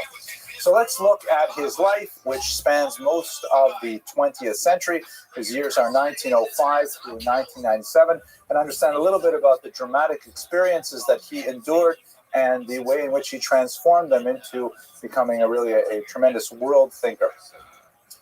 Here's a picture of him in his childhood. You see he's the child on the top there. Can we adjust the image a little bit, Malka? No, not with that button. I'm scared we'll turn it off. Just tilt it upwards so we can see his Shane upon him. There we go. One in the middle is Viktor Frankl. When I was a little boy, I thought that my Hebrew name was Shane upon him for a long time because my grandmother would always call me that. His family were middle-class Jewish Viennese bureaucrats working primarily in the civil service. He had a fairly strong exposure to traditional Judaism. He actually had something of a talent as a chazan, as a cantor. And according to the biographies that have appeared of Viktor Frankl, he apparently, when he was in his early adolescence, he was sought out as a choir member and as someone to lead the services because he had a very beautiful voice. However, he had an adolescent brush with atheism that sort of soured him on the idea of pursuing a professional religious career, although religion remained very important to Frankl's thought throughout his life. In fact, one of the areas of controversy about his legacy is whether or not logotherapy constitutes really a religious worldview. He likes to refer to it in an existential sense, but is it something that grows out of Christianity or Judaism? He definitely saw a lot of parallels to both those faiths. He himself, just to jump ahead of the story a little bit, he referred to himself as very much a believing Jew, and he was very dedicated to the ideals of Judaism, although not necessarily in practice. His second wife was a practicing Catholic, and they believed very much in observing both Hanukkah and Christmas and so on. And his wife later said that she thought her husband was actually a holy man because he was such an inspirational character. But his actual outward representation of Jewish values was not in conformity with Orthodox tradition. Nevertheless, there's no question that his ideas in many ways are in harmony with both Judaism and Christianity. But let's go on to the real essence of his life. He became a medical doctor specializing in neurology, again, very much under the same influence of Sigmund Freud, with whom, as a young man, he had a significant relationship with. Freud was a mentor to him. They corresponded quite a bit, and Freud encouraged him to publish one of his articles, so he had definite direct contact with the father of psychoanalysis. Even more so, he had influence under Freud's disciple, Adler, who argued against the pleasure principle but had a marked impact on the young Frankl. Frankl specialized in, like Freud as well, the intersection of mental thoughts, imagination, and so on, and their physical manifestations. And in particular, he was very interested in the phenomenon of suicide. It was a lifelong occupation for him that we see even in his student days. He organized in his youth, still as a student, a free counseling service for students because there was a wave of suicides in the late 20s and in 1930 that were usually connected with the awarding of grades. I myself, even in the University of Toronto, studying in the 1980s, when we had one particular student housing project that was developed, and it was developed without any windows. And the scuttlebutt on campus, not without any windows, sorry, without windows that would not open. And the scuttlebutt on campus, I don't know if it was really true, was because they were worried that kids would jump out of the windows when they became depressed. We even had, in many schools, they have spring break right at that point when student suicides are at their peak. At any rate, Frankl set up a free student counseling service that reduced the suicides in Vienna to zero. It's really an impressive achievement. Later, he made quite a career out of this. He would be the head of a program in the hospital he worked at, specifically dealing with people who were in risk of committing suicide, women especially. He would serve thousands of women who were depressed and liable to commit suicide. Obviously, this connected with his developing ideas of logotherapy, the notion that people desired meaning in their life, and he came to the conclusion that people can tolerate anything, any kind of depression, any kind of terrible situation, just so long as they have a reason to live, as they all have a meaning with which to frame their suffering. He served in the Great Hospital of Vienna, the Steinhoff Psychiatric Hospital, where he was the head of what they called the Selbstmorderung Pavilion, the suicide pavilion, which was where they would put all the mental patients who were on suicide watches. And again, thousands and thousands of women were treated by the young Frankl in this time quite successfully.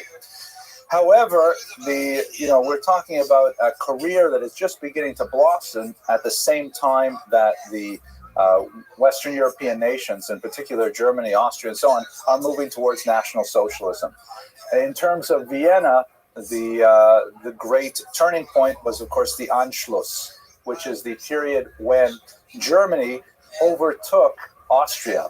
Much to the pleasure of the Austrians at the time, Germany and Austria united in 1938, which was part of the domino process that led eventually to World War II. Hitler was following a policy of, basically having temper tantrums, demanding certain concessions from the European nations, and the Allies, afraid of a repeat of World War I with its tremendous casualties, followed a disastrously wrong policy of appeasement, where they basically said, look, we'll just give Hitler this one more thing. Okay, we'll let him remilitarize this region. Okay, we'll let him, take over this part of one territory, and so on and so forth, thinking that once he got that single thing he was upset about at the time, he would eventually stop. Austria was the penultimate of these temper tantrums, followed by appeasement. The last one, of course, was the invasion of the Sudetenland region of Czechoslovakia, a mountainous region that had a lot of German citizens, and Hitler insisted on it. Neville Chamberlain, you'll recall, the Prime Minister of England, went over there, sat down with Hitler. Hitler promised he would not make any war as long as he got this region, and Chamberlain came back to England. It's all on newsreels, landing on the tarmac and waving a piece of paper saying, we will have peace in our time, because Hitler has, of course, agreed that just with Czechoslovakia, he's going to stop. And, of course, shortly thereafter, he waged war on Poland. So the Anschluss in particular, do you remember the famous movie associated with this? Thank you very much. The Sound of Music, absolutely. That's set in the time of the Anschluss, when the von Trapp family, who are Austrian nationalists, who do not believe that Germany's interests are aligned with Austria's, but nevertheless, Austria is so enthusiastic about the possibility of hooking their train up to Hitler's locomotive, because he's obviously getting everything he wants, and Austria becomes Nazified very rapidly. So what impact this had on Frankl is quite significant. He was removed from his post at the Steinhoff Hospital and stripped of his title. He was not allowed to practice as a medical doctor. He was instead classified as a so-called Jewish specialist. And as a Jewish specialist, he was allowed only to treat other Jews. He took a position, therefore, after he left the Steinhoff Hospital at the Rothschild Hospital, which treated Jews. And there he continued his work counseling people at this time as the head of the neurology department. But under these very difficult circumstances, he was dealing with a lot of Jews who were under incredible stresses as the war was progressing and the persecution was increasing. The Jews of Vienna were not immediately deported to the concentration camps. For the Jews of the city of Vienna itself, it took a few years before that would actually come to pass. So they lived the early years under increasing strain. We know a few things about what Frankl did during this brief period. In particular, he took a fairly heroic stance against the Nazi policy known as Operation Euthanasia. This was an absolutely horrific and cruel program in which the Nazis would gas to death children with Down syndrome and other obvious genetic or mental defects. And so many patients were evaluated by people like Dr. Frankl, who insisted that they were totally normal, their chromosomes were perfectly all right, in order to save them from the gassing that the Nazis subjected people with developmental disabilities. it's interesting to note that many of the techniques that the Nazis experimented on, these, by the way, are not just Jewish citizens. These are all Aryan citizens as well. It was part of the Nazi racial ideal to try and, thin the herd, to try and weed out all children that had any genetic defects in order to try and purify the race. So in this context, he really he stood up and tried to save as many people as possible from the Nazi experiments. And these experiments in gassing human beings would later be applied to the Jews, of course, in the concentration camps after 1941 and 42. So that basically takes him up to the beginning of the Holocaust per se. Just prior to his deportation to the camps, he married a young Jewish woman named Tilly Grosser. 1941, here is a photograph. Their marriage was short-lived because a few months after their engagement, they were both deported to a concentration camp. But the tragedy is still more poignant because in 1942, Frankel actually received a tremendously rare visa to emigrate to the United States of America. And he had this last-minute opportunity to actually leave Vienna behind, take his young bride, and make it to these shores for safety. And in fact, delighted that was what he was planning to do. And he went home to speak about it with his parents. And, they spoke about it quite a bit. And then Frankel noticed that on the table was a piece of marble. And he asked his father, where did this piece of marble come from? And the father said that, Frankel's father said that after they blew up the great synagogue, he went to the rubble and he found a piece of the Ten Commandments. It only had one Hebrew letter on it. And he brought it home because of, the great sadness at the destruction of the house of worship. And Frankel asked, you were able to save one of the commandments. Which one was it? And his father said it was the commandment to honor your father and mother. Frankel was moved emotionally, and he decided at the last minute that he would not take advantage of the visa, which ultimately doomed him to deportation to the camps. His father and his mother were both killed in the camps, as was his young bride. But that's really the beginning of Frankel's story as a logotherapist. So they were deported shortly after this decision to remain, and Frankel spent time in 4 different camps. It's worth mentioning a little bit about why there were so many different camps and what were the characteristics of these camps. Hitler had 2 basic types of camps. The so-called Konzentrationslager, or concentration camps, and Vernichtungslager, or destruction camps, death camps. The concentration camps were extremely plentiful, perhaps 100 or so scattered across Europe. They existed from the beginning of Hitler's tenure as a leader. In 1933, one of the first things he started doing was setting up these concentration camps, whereas the Vernichtungslager were only 6 in number, 6 death camps. The Konzentrationslager tended to have mainly non-Jewish populations. These were people who were principally Hitler's political enemies. And as his rule went on and as the war eventually picked up, then it included a lot of people that Hitler simply didn't like, such as Jehovah's Witnesses, homosexuals, gypsies, a whole list of people, communists, of course. I mean, the list grew and grew and grew. And these concentration camps tended to hold a lot of them. And most of the deaths that occurred in concentration camps tended to be of starvation and abuse. The Vernichtungslager, by contrast, were only set up beginning in late 1941. And they were built with the express purpose of murdering their inmates. They were not built with the idea of, containment like a prison or some kind of rehabilitation. They were built expressly for the purpose of destroying the people who walked through their gates. The most notorious, of course, is Auschwitz, but I'm sure you're familiar with the names Treblinka, Majdanek, Belzec, Sobibor, and Dachau.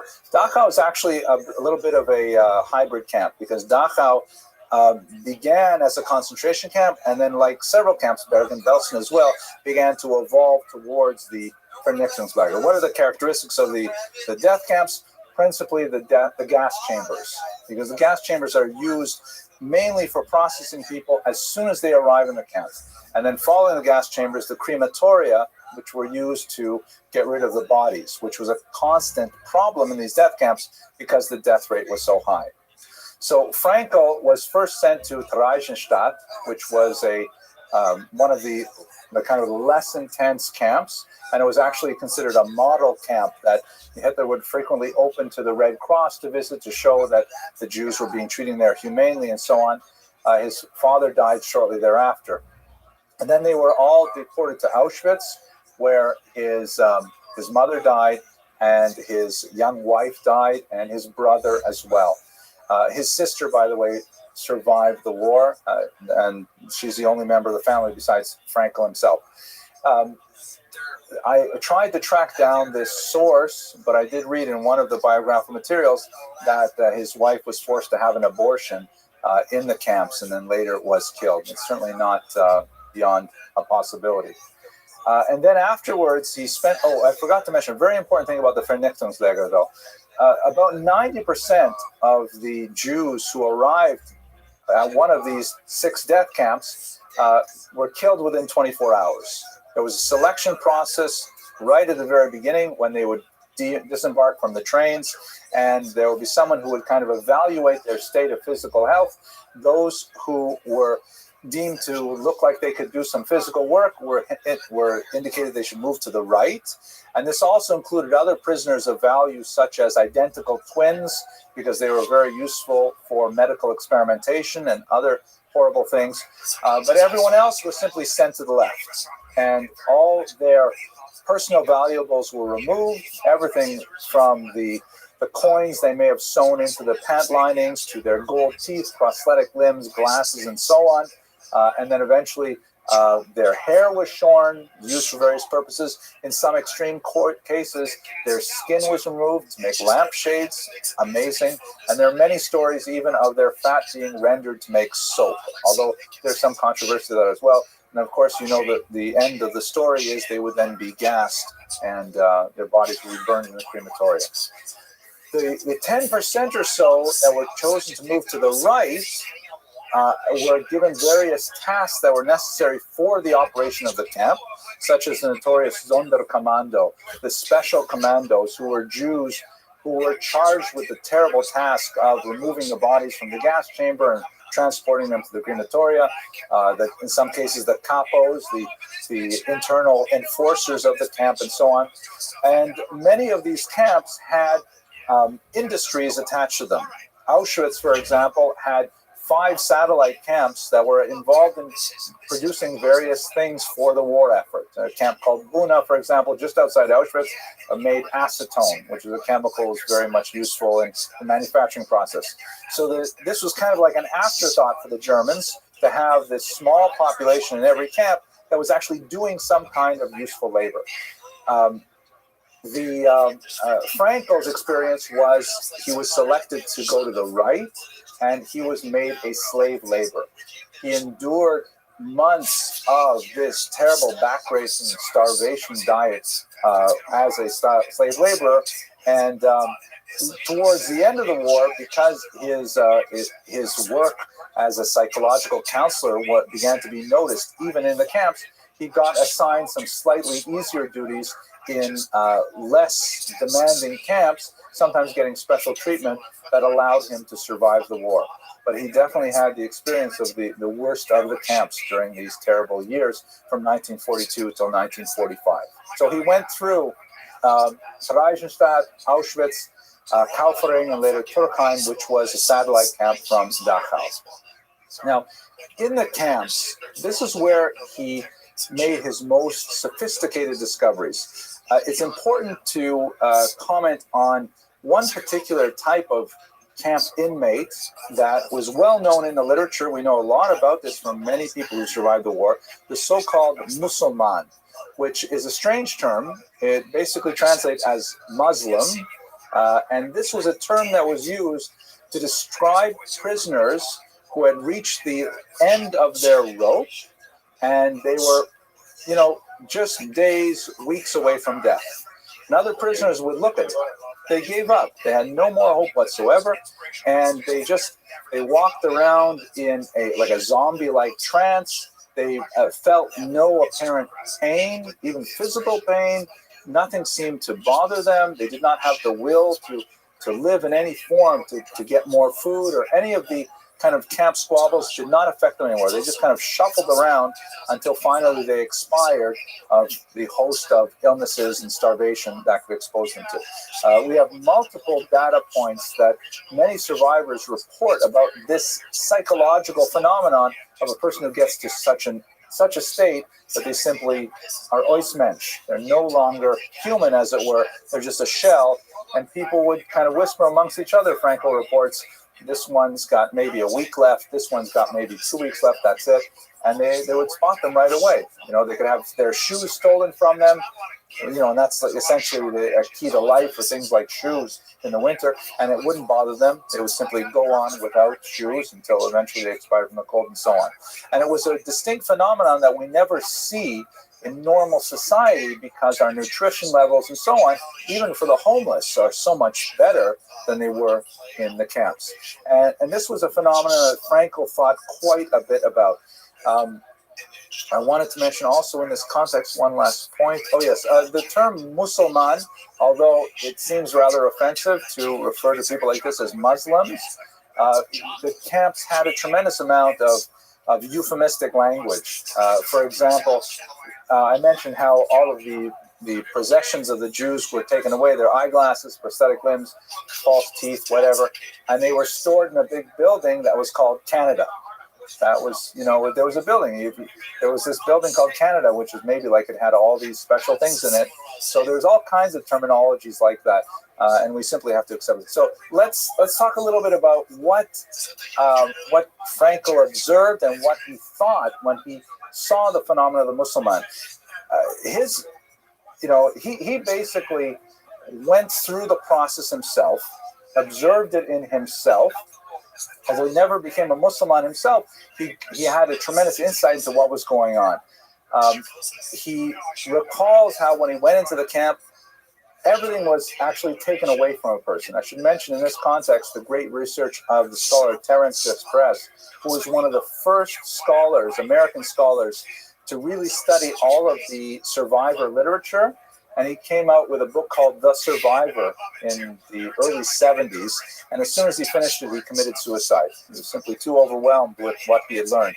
But he argued in his book, his thesis was that the Nazi strategy, intentional or not, or conscious or not, the Nazi strategy was to infantilize the prisoners as far as possible by completely removing all of their individuality and regressing them to a point of childishness, really. For example, one of the first things they lost was their personal belongings. Frankel tried desperately to hold on to a manuscript of a book he was working on, and it was taken away from him very early in the war, and he lost that book completely. Their clothing is taken away, their hair is taken away, which is, we take pride in our hair while we have it. And we try to, we express our individuality with our hair. I thought that was funny. No one seemed to laugh. But, the hair is an important identifier for who we are. They took away their names, right? It was against the camp rules to refer to a prisoner by their name. You had to refer to them by their numbers. To the point where, as Desprez argues, and this is like a phenomenal insight, they even fed them a watery gruel and gave them extremely limited latrine privileges, such that they would soil themselves, much like children before they were toilet trained. He called this the excremental assault. It was an attack with excrement to try and break the Jews down to the lowest level of their humanity till they got to the point of being a Musulman. And then it was all over. Let me go back to the idea of the Musulman now. So, he sees these people who have absolutely no meaning left in their life whatsoever. And he wonders, what happened to them? How does a person give up so much? And then by contrast, some of the most powerful passages in his memoirs describe how the certain things would suddenly inspire the entire barracks, such as he observed the fervency of prayer. Like when people would organize a minyan and daven, he said it was phenomenal how people would totally pour themselves into their davening, even in this horrible situation. Or a sunset. You know, he remembers a time when someone came into the barracks and said, everyone has to go outside and see this beautiful sunset. And for a moment, they would go outside and they would appreciate nature. When they're traveling in trains between camps, at one point, he said they had a tiny little window that only a few people could actually see out at any time. And when they passed some of the mountains, people were crowding around just to get a glimpse of nature's beauty. And he was surprised, how come people who have given up so much, who have lost so much, still appreciate these things? He also realized that his contemplation of his wife gave him tremendous strength. Like he didn't know where his wife was at this point. She could be 100 yards away, 1,000 miles away. He had no idea, live or dead. But just thinking about his wife suddenly, transported him from his horrible material circumstances and gave him tremendous strength to carry on, an abiding strength. He even thought to himself that even if his wife were not to be alive anymore, thinking of her still gave him that strength. And through these kinds of experiences, he began to say that it's meaning that we all crave. We need meaning to keep us going on in life. And even in the darkest of circumstances, such as the concentration camps, if one can have meaning, one can find a way to live through it. Really tremendous kind of discovery. So let's go now to his creative work after the war, which is extremely significant. And I have a special treat because I have a couple of videos. Since he's a 20th century figure, we can actually see and hear him speak in a couple of videos. So first of all, the work that really cemented his reputation, a phenomenal little book with tremendous power called Man's Search for Meaning. It was originally called, I think, Trotzdem Ja zum Leben sagen, or something like that. But nevertheless, I say yes to life. Zum Leben sagen ja. I say yes to life, something like that. And it went through a couple different titles. He was actually encouraged to write this book by Rabbi Menachem Mendel Schneerson. You recall we spoke about him many weeks ago. And, he encouraged him to transform his memoirs into a book form, and it took this form. It became an exceptionally popular work. This edition here, which was published, I think, in 2010, says more than 12 million copies in print worldwide. It is an enduring classic. A Japanese newspaper had a vote recently among their readership and it was named one of the 10 books that must survive the 20th century, meaning this is a book that we need in the future because it really carries such a tremendous message of hope and significance. And basically, this is where he describes the first half he describes his camp experience, and the second half he describes what is logotherapy, how one works with patients to give them meaning in their lives. Let me now give you a chance to hear him briefly speaking about logotherapy. I'm just going to hold the microphone over here so that the internet can get it as well. Let me just recount an incident that happened to me in one of my own concentration camps. I was confronted within a couple of days with two comrades, the one of whom I knew that they are prone to suicide. Now what happened? I asked them why they wished to commit suicide, to take their lives, and without knowing independently from one another, they told me, see doctor, I've nothing to expect from my life anymore. And you know what I improvisingly asked them? Now listen, isn't it considerable that instead life expects something from you? Just to repeat that, if you had difficulty hearing it from far away, he met in the camp two individuals thinking about suicide. He spoke to them separately and individually, and he asked them, what's the motivation for suicide? Why are you doing this? And they both said, well, we can't expect anything of life anymore. And he said, well, maybe you should consider that life expects something from you. Maybe there are obligations placed on you the reason for living, the meaning for living, the logos of living, that same idea. So after the war, he formulates these things into this very successful book, Man's Search for Meaning, and many other books. He has about 30 publications. He married, as I mentioned earlier, a practicing Catholic, which made a rather strange kind of relationship, but nevertheless one that was quite common in Europe at the time. What was uncommon is he decided to remain in Vienna.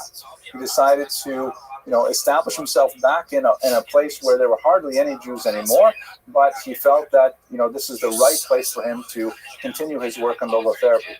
Nevertheless, as you heard from the last tape, he was actually quite well versed in the English language, and he became an internationally known speaker.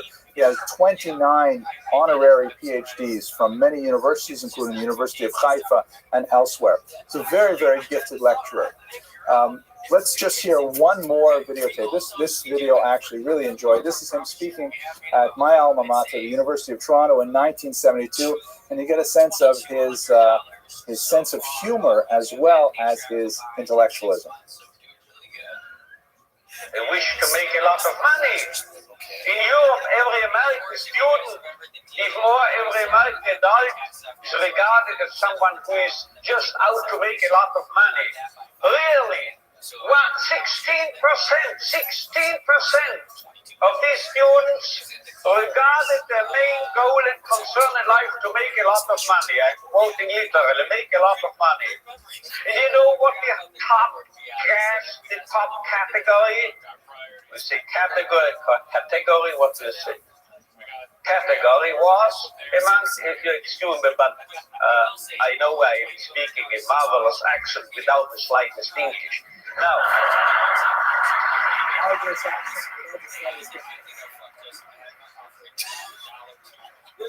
you know what the top category was?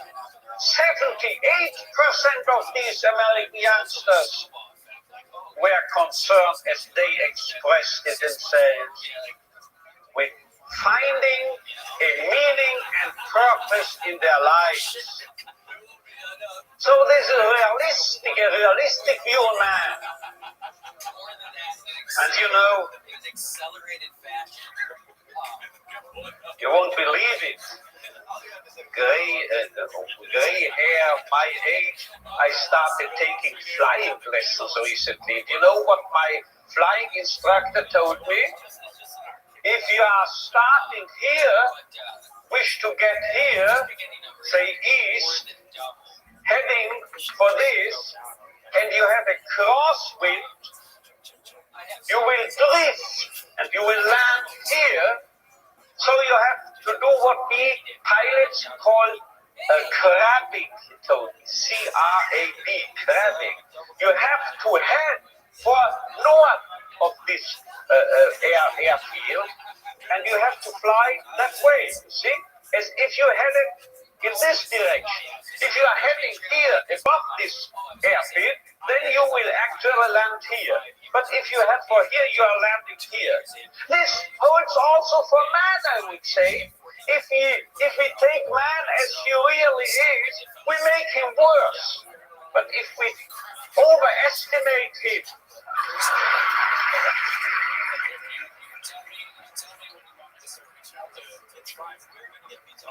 it's premature, your applause will soon know why. If we seem to be idealists and are overestimating, overrating man, and looking at him that high, here above, you know what happens? We promote him to what he really can be. So we have to be idealists in a way, because then we'll wind up as the real realists. And you know who has said this?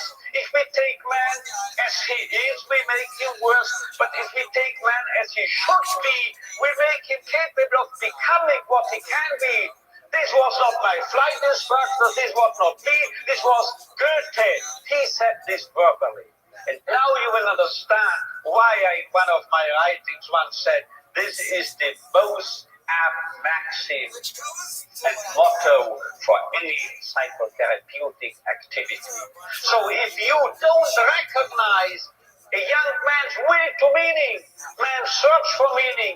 You make it worse, you make it dull, you make him frustrated, you still add and contribute to his frustration. While if you presuppose in this man, if in this so-called criminal or juvenile delinquent or drug abuse and so forth, there must be a what we call spark, a spark of search for meaning.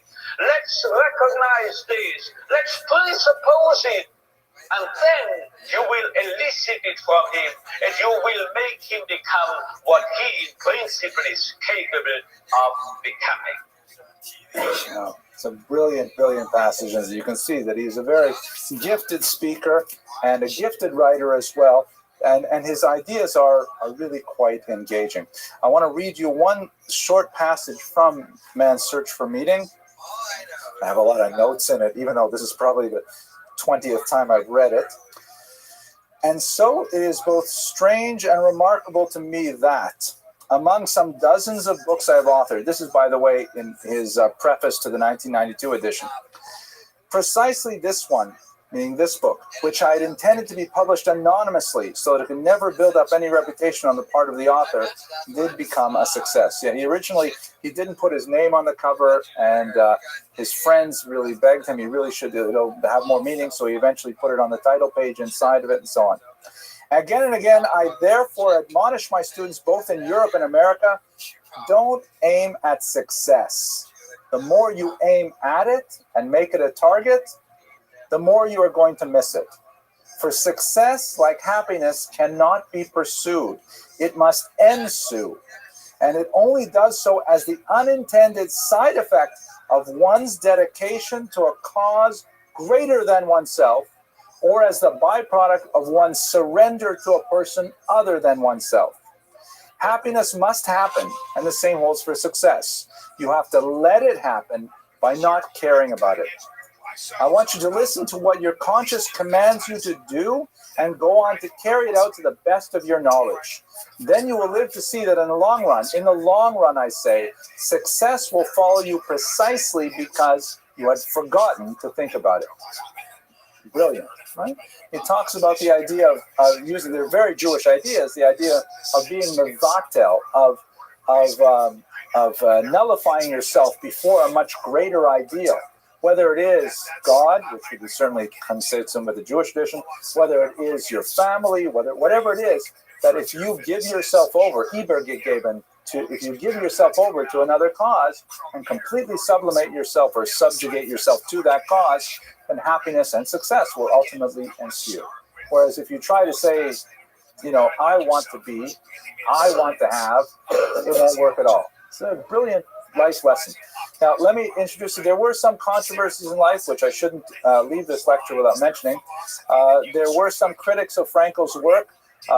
For example, some of the things that happened in the concentration camps, I don't think, I mentioned in passing to my wife, did you hear this about Viktor Frankl? And she was like so angry that anyone would even criticize a single thing that he did in the concentration camps. She felt that it was totally off limits. But I will tell you what it was. He apparently performed autopsies on the brains of some people who committed suicide, which a charitable view would say, well, he's a neurologist after all, and he is trying to understand something more about the motivations for suicide. And under the extreme conditions of the camps, how could you possibly criticize him for this? Other criticisms are that he maintained fairly cordial relations with a few figures who later became less popular for involvement in the Nazi Party, such as, for example, Kurt Waldheim, the Austrian politician who later had some notoriety with his appointment to the United Nations. So these are comparatively minor criticisms, but nevertheless, his life is not totally without controversy. So by way of legacy, let's just look at this last quote of his. Between stimulus and response, there is a space. In that space is our power to choose our response. In our response lies our growth and our freedom. Essentially, the way that we react to stress is what defines us as human beings. Franco's life was one of tremendous import, and I think he's left a legacy that continues to affect people all across the world to the present day and beyond. So with that, I'd like to conclude tonight's lecture.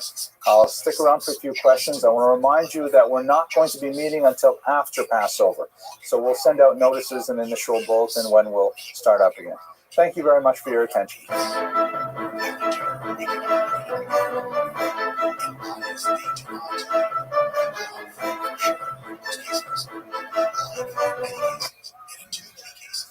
Just downright hate. I don't like that at all. I think it's weird. I think you can buy a vacation to a nice place if you save your money. Almost everyone in America has access to an infinite amount of phenomenal education. Many diseases that you get, they can just give you a pill and they don't have them anymore. But then you're like, my body don't look like I want, and what are we doing about that? And what I want to do is be some small part of the tidal wave of progress that when it crashes and lands and washes away all the little pebbles on the beach, the result is every human being looks like they want. Period. That is the North Star. And I think that world is going to be a world in which we have like a gazillion other problems. But so many fewer, very core, very easily identifiable problems like low self-esteem, etc. And to me, recently, this is meant not just for the body, but for the face and the hair and everything. Total aesthetic appeal. Now, for those of you listening to this podcast, I am not a representation of the pinnacle of the ideal. I'm not even someone to look up to. My body looks ridiculous. I have more body hair than like people have hair on their head. Like 3 haircuts in a row. Almost impossible to tap though. Difficult to tap. Yeah, the hair gets way too close. People just stop rolling with me because of disgust. I just want to play. Today I got showered like I was competing today. I was showered in a single one. Oh yeah, one of those like early '80s singlets where like the nipples are hanging out. Sorry, wrestling, classic wrestling and weightlifting singlets with everything there. What exactly are they trying to cover? Very interesting development here. So, Callan is moving on from Shaw. I mean, it's obvious he's doing less and less episodes of the Fight the Kid podcast, and he's going to be doing less coming up as he's got stand-up gigs to do. But he keeps consistently dropping content on his YouTube channel. By the way, content that gets the same amount or even more views than the Fighter the Kid podcast. But this is how I know. Now that lawsuit has kicked in, he has a perfect excuse not to continue to use the podcast with John. But not only that, did you notice the clip I played when he said, the podcast studio, no outside noise, it's in the basement. Meaning, he hates that studio, that shop, especially with the AC going on, the lights and stuff. But Callan has his own studio, which has never happened before. Every time he did his own little thing, he always did it from Shop Studio. When he did the Conspiracy Social Club show, Sam Tripoli, they were doing that in Shop Studio.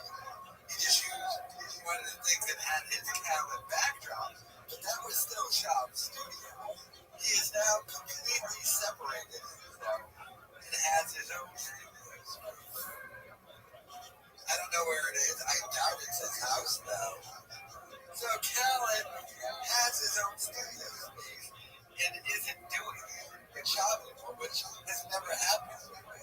Which is also kind of easier on him.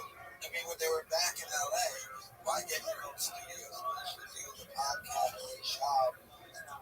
Anyway, so if you're going to do another podcast or studio space there, just do it there, which is what he did. He did his own show.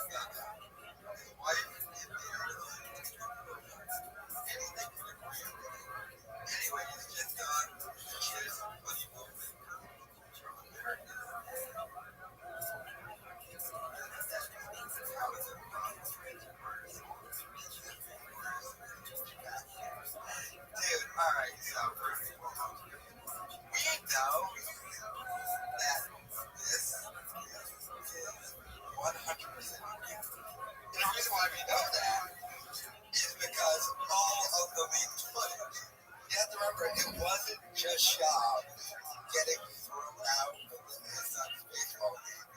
He also had video footage of Shaw at practice, and they edited that footage of Shaw at the son's practice to show all the worst things Shaw was doing. So Shaw, in real life, is hated by all the other parents on that baseball team because they recorded the footage, edited it, and then uploaded it to the fighter in the kids' summer. So that's how we know this is 100% true. So Shaw sits in his truck on his phone until game time, probably looking for the baddies. Let's keep it real. Trying to get some baddies and baddies in the truck on the phone. Talks about broken all the time. Of course, this is the big option. He's moving around. I have had some requests to kind of cut back on the rabbi jokes. Rabbis are getting a really hard time in this class, but I have to tell you one more rabbi joke. So it goes like this. A young rabbi takes over a new position, and the retiring rabbi is on his way out.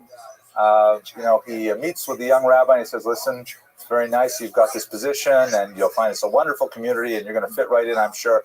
But there will be times when you will experience conflict, in particular with the board of directors. It's hard to be a rabbi when you have a very opinionated board.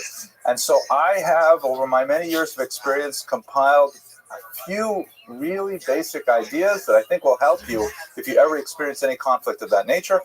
In my desk, you will find 3 sealed envelopes. Don't open them right away. Wait until you really have a problem. And then go back to the desk, take the first envelope, have a look at what it says there, and I have a feeling that it'll help you in whatever your problem is. I didn't tell you this joke before, did I? No. Okay, good. All right. Fred's heard it before, I think.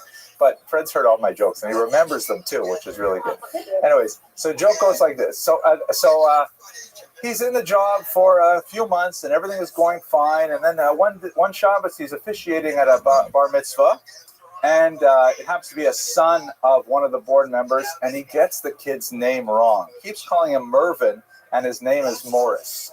And over again, he keeps saying Mervin, and everyone in the crowd is wincing and so on. So after the services, the father of the child, a member of the board, says, that was atrocious. I can't believe you got my son's name wrong on his bar mitzvah. We spent $600,000 in this bar mitzvah. You can't get his name right. And so tomorrow is a board meeting. I want to see you there. So, he doesn't know what to do. He's sweating. He feels terrible. What am I going to do? The board meeting. So he decides, you know what? The envelope. So he goes back. He takes up the first envelope. He opens it up, and he sees 2 words on it. It says, feign ignorance. Okay, piece of advice, feign ignorance. So the next morning when he goes to the board meeting, he says, I'm so sorry. Many years ago, I taught a bar mitzvah boy looked just like him, a brilliant boy whose name was Mervin, and I kept on confusing them, and I'm really sorry. I throw myself at your mercy. It was inexcusable, and I'll apologize to the membership. And so they say, all right, fine. We'll let it go. No problem. A few months later, same kind of thing happens at a funeral where he's officiating and a man who passed away, and he keeps on going on and on about the widow, and he doesn't realize that there are 2 other widows also at the graveside from earlier marriages. He completely forgot about them, and of course, they're very upset. So they say, tomorrow we're going to have another board meeting, and you better come prepared, right? So he goes straight back to the desk. He opens up the second envelope, and it says, feign illness. So he says, aha. So the next morning he says, I wasn't feeling myself. I really shouldn't have done the funeral. I had the flu. I was delirious, whatever. So they say, okay, we understand. Everyone gets sick every now and then, things like that. A few weeks later, again, something else happens. He's in big trouble. They say, we're going to see you tomorrow. He says, no problem. He goes back to his office, opens up the third envelope, which reads, prepare 3 envelopes. Okay. That's a fair rabbi joke, right? Okay. All right. Tonight's topic is, this is a well-known individual, in fact, one of the great thinkers of the 20th century, who laid his impact on the world perhaps more than more than perhaps a handful of Jews in the modern period, and in fact, a handful of human beings as a whole, because he really was a major influential thinker. Sigmund Freud, the father of psychoanalysis. I really didn't have to go very far to find material on Sigmund Freud. And I'm sure many of you have all taken Psych 101, and you all have the basic biography and, you know, the whole cigar business and things like that. So we're not going to do a review of Psych 101, except perhaps to talk about his interpretation of dreams. But I'd like to try and focus specifically on the Jewish aspects of his life and how his Judaism affected his work, and perhaps how we are affected as a result of the twin foci of Freud's psychoanalytic brilliance and his Jewish background. So that's the plan for tonight. We're going to try and look at the Jewish side of Freud as much as possible in the context of course, this lecture series on famous Jewish individuals. So Freud was born in 1856 in Galicia, in Moravia, what would be today the Czech Republic, in a small town. His family was actually quite observant. You can see him here with his father, Jacob. He was named Sigismund Shlomo Freud. The word Freud in German, it means joy. You may know many people whose name is Fried. It's the exact same word, just slight vowel shift for Yiddish. Fried is Freud, same name. He later shortened Sigismund to simply Sigmund.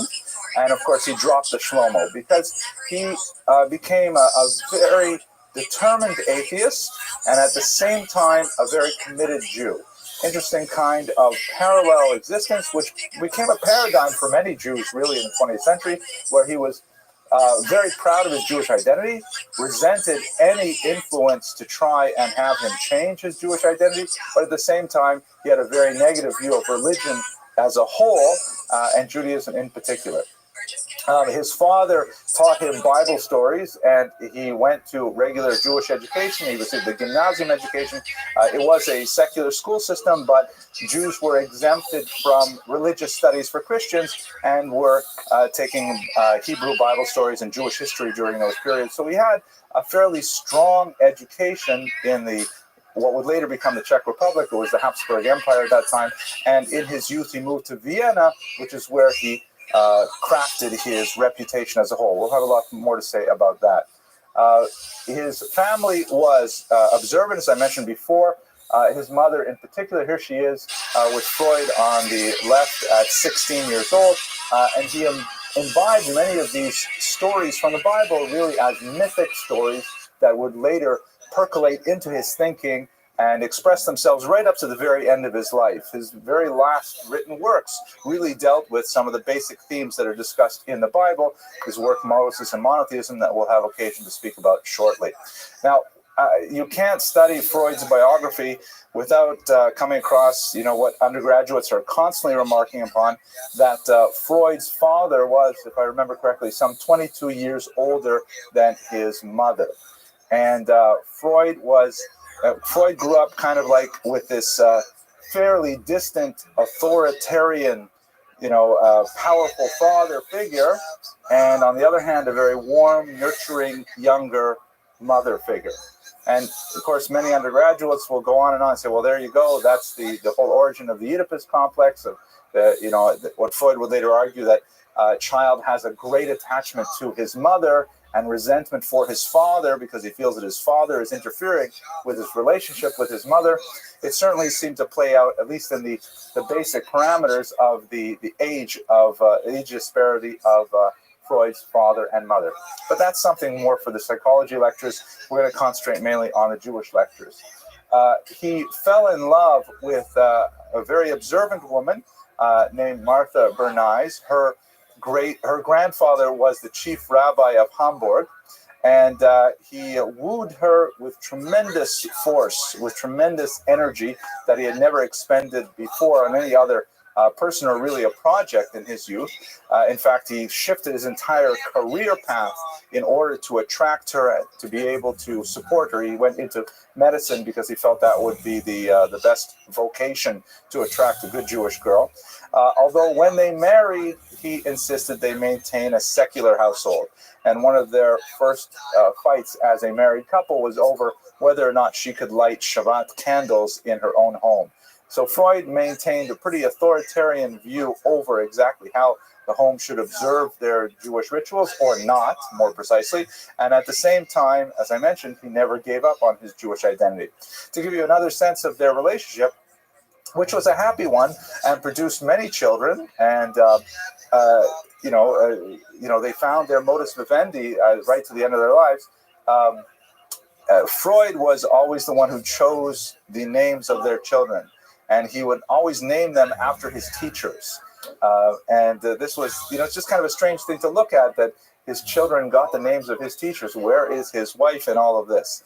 But at any rate, that's beyond the scope of our discussion today. So let's look at his medical and psychological career in particular, because that's going to affect our discussion of his Jewish identity. So Freud was, by all accounts, a brilliant student from his youth. His parents doted on him. They gave him his own special room in the house where, even though they lived in a fairly cramped circumstances, he had a place for his own study and for his own books, and he was really quite brilliant, and he was dedicated to a life of research as a whole. It took him a while to decide exactly which field he was really going to specialize in until he met his future wife, and he decided that medicine would be the way to go. He embarked on a pretty ambitious research career, associating himself with many esteemed doctors, and he did a lot of work on neurology, studied the neurons in lamprey eels and all kinds of things like this. And actually published a fair bit as a medical researcher. But that interest in neurons and neurology slowly shifted to the evolving field of hypnosis, which he found quite fascinating, and especially the idea that physical pains could be generated by thought, meaning that people could have ideas which could then be expressed as a physical symptom. And if you address the mental notion with hypnosis, you could actually heal the physical symptom.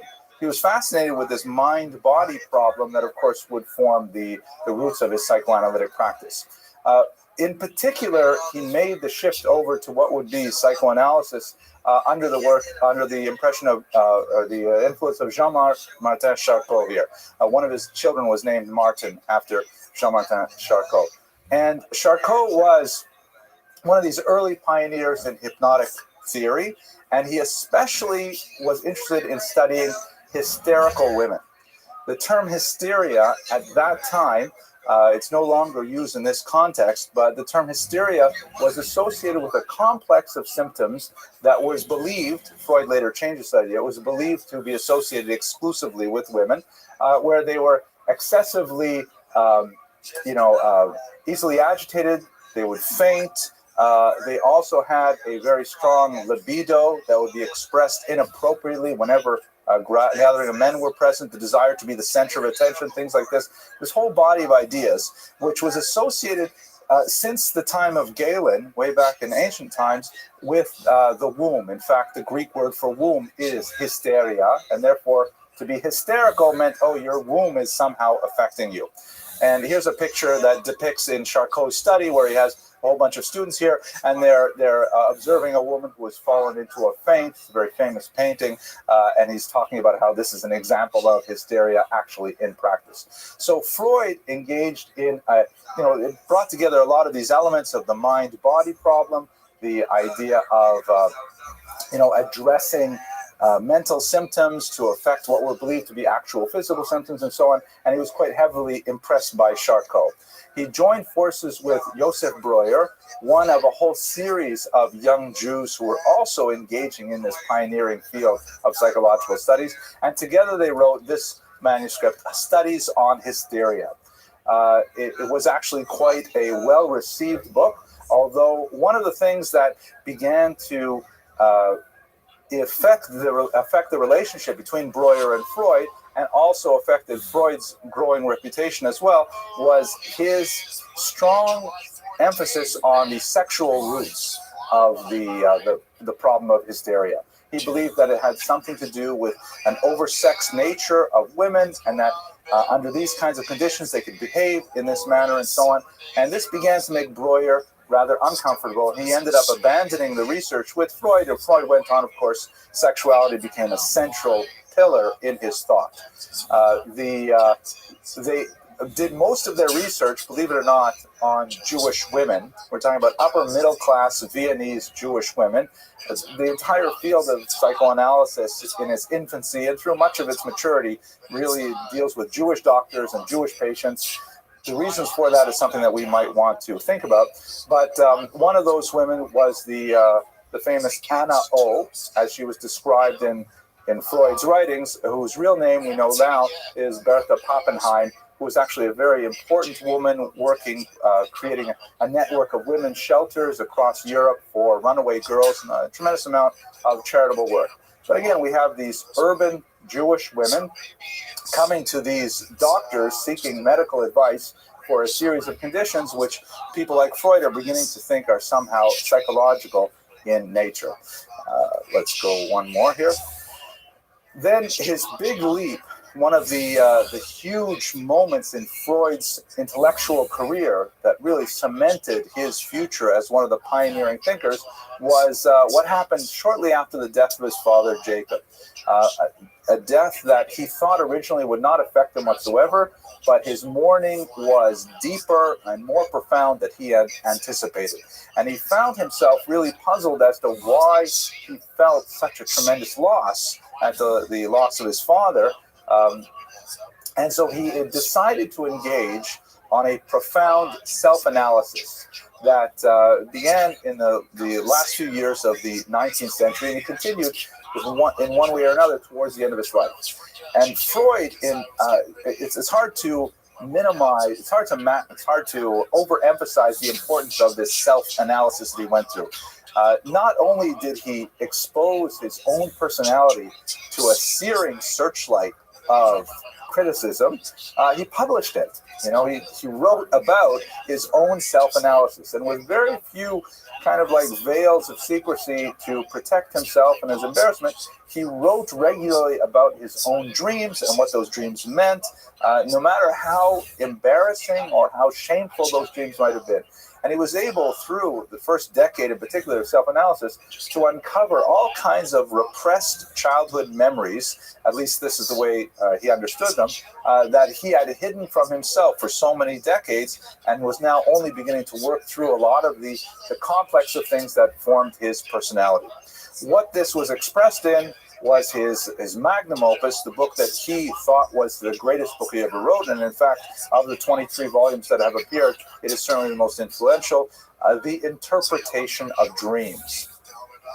Freud himself, to get back to the Jewish idea for a second, he considered himself in many ways a modern Joseph. I mean, going back to the biblical Joseph, who was, of course, the great interpreter of dreams. The huge difference, of course, is that when Joseph is asked about, how did he get to be such a great interpreter of dreams, Joseph says, the dreams come from God, the interpretations from God, I'm just the mouthpiece. But Freud, of course, felt that there was a scientific element to dreams, that every element in a dream was like a billiard ball knocked around the table. You could trace back the vectors of that billiard ball's passage and be able to understand exactly what it was that he was talking about. How does this work? Freud believed that you would have during the day some kind of event happen to you that would stick in your mind. You might not notice it at the time, but part of your mind, I'll show you the famous iceberg metaphor in a moment, part of your brain would constantly be chewing over what was that happened when you went to buy a coffee at Starbucks or whatever the Viennese equivalent was at the turn of the 19th century, turn of the 20th century.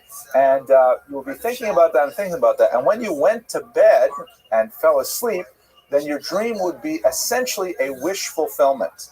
That you would, whatever it was that bothered you about that visit to Starbucks, it would be expressed in the dream world where every single detail of your dream was somehow a veiled reference, maybe even a joking reference to something else that actually happened in your life. And you would review these things and you would somehow process them in the dream. Kind of like you're filled with frustrations and desires and all kinds of things that you can't carry through to their completion. And in the dream state, you can somehow catharsize. Is that a word? You can be cathartic and you can get rid of all that extra pressure. And the way that you could figure out dreams is, of course, by going to the office of Dr. Sigmund Freud, who is now treating hundreds of patients. You could lie down on his couch, which was his famous way of treating these patients, and you would engage in free association, where he would repeat some of the words that were in the dream, and you were asked to immediately repeat back the first thing that pops into your head. And then Freud, the Joseph of his time, would then put these words together and try to create a narrative out of your dream that would make sense, usually referring to some childhood memory, probably a sexual memory, and that's how Freud put this whole thing together.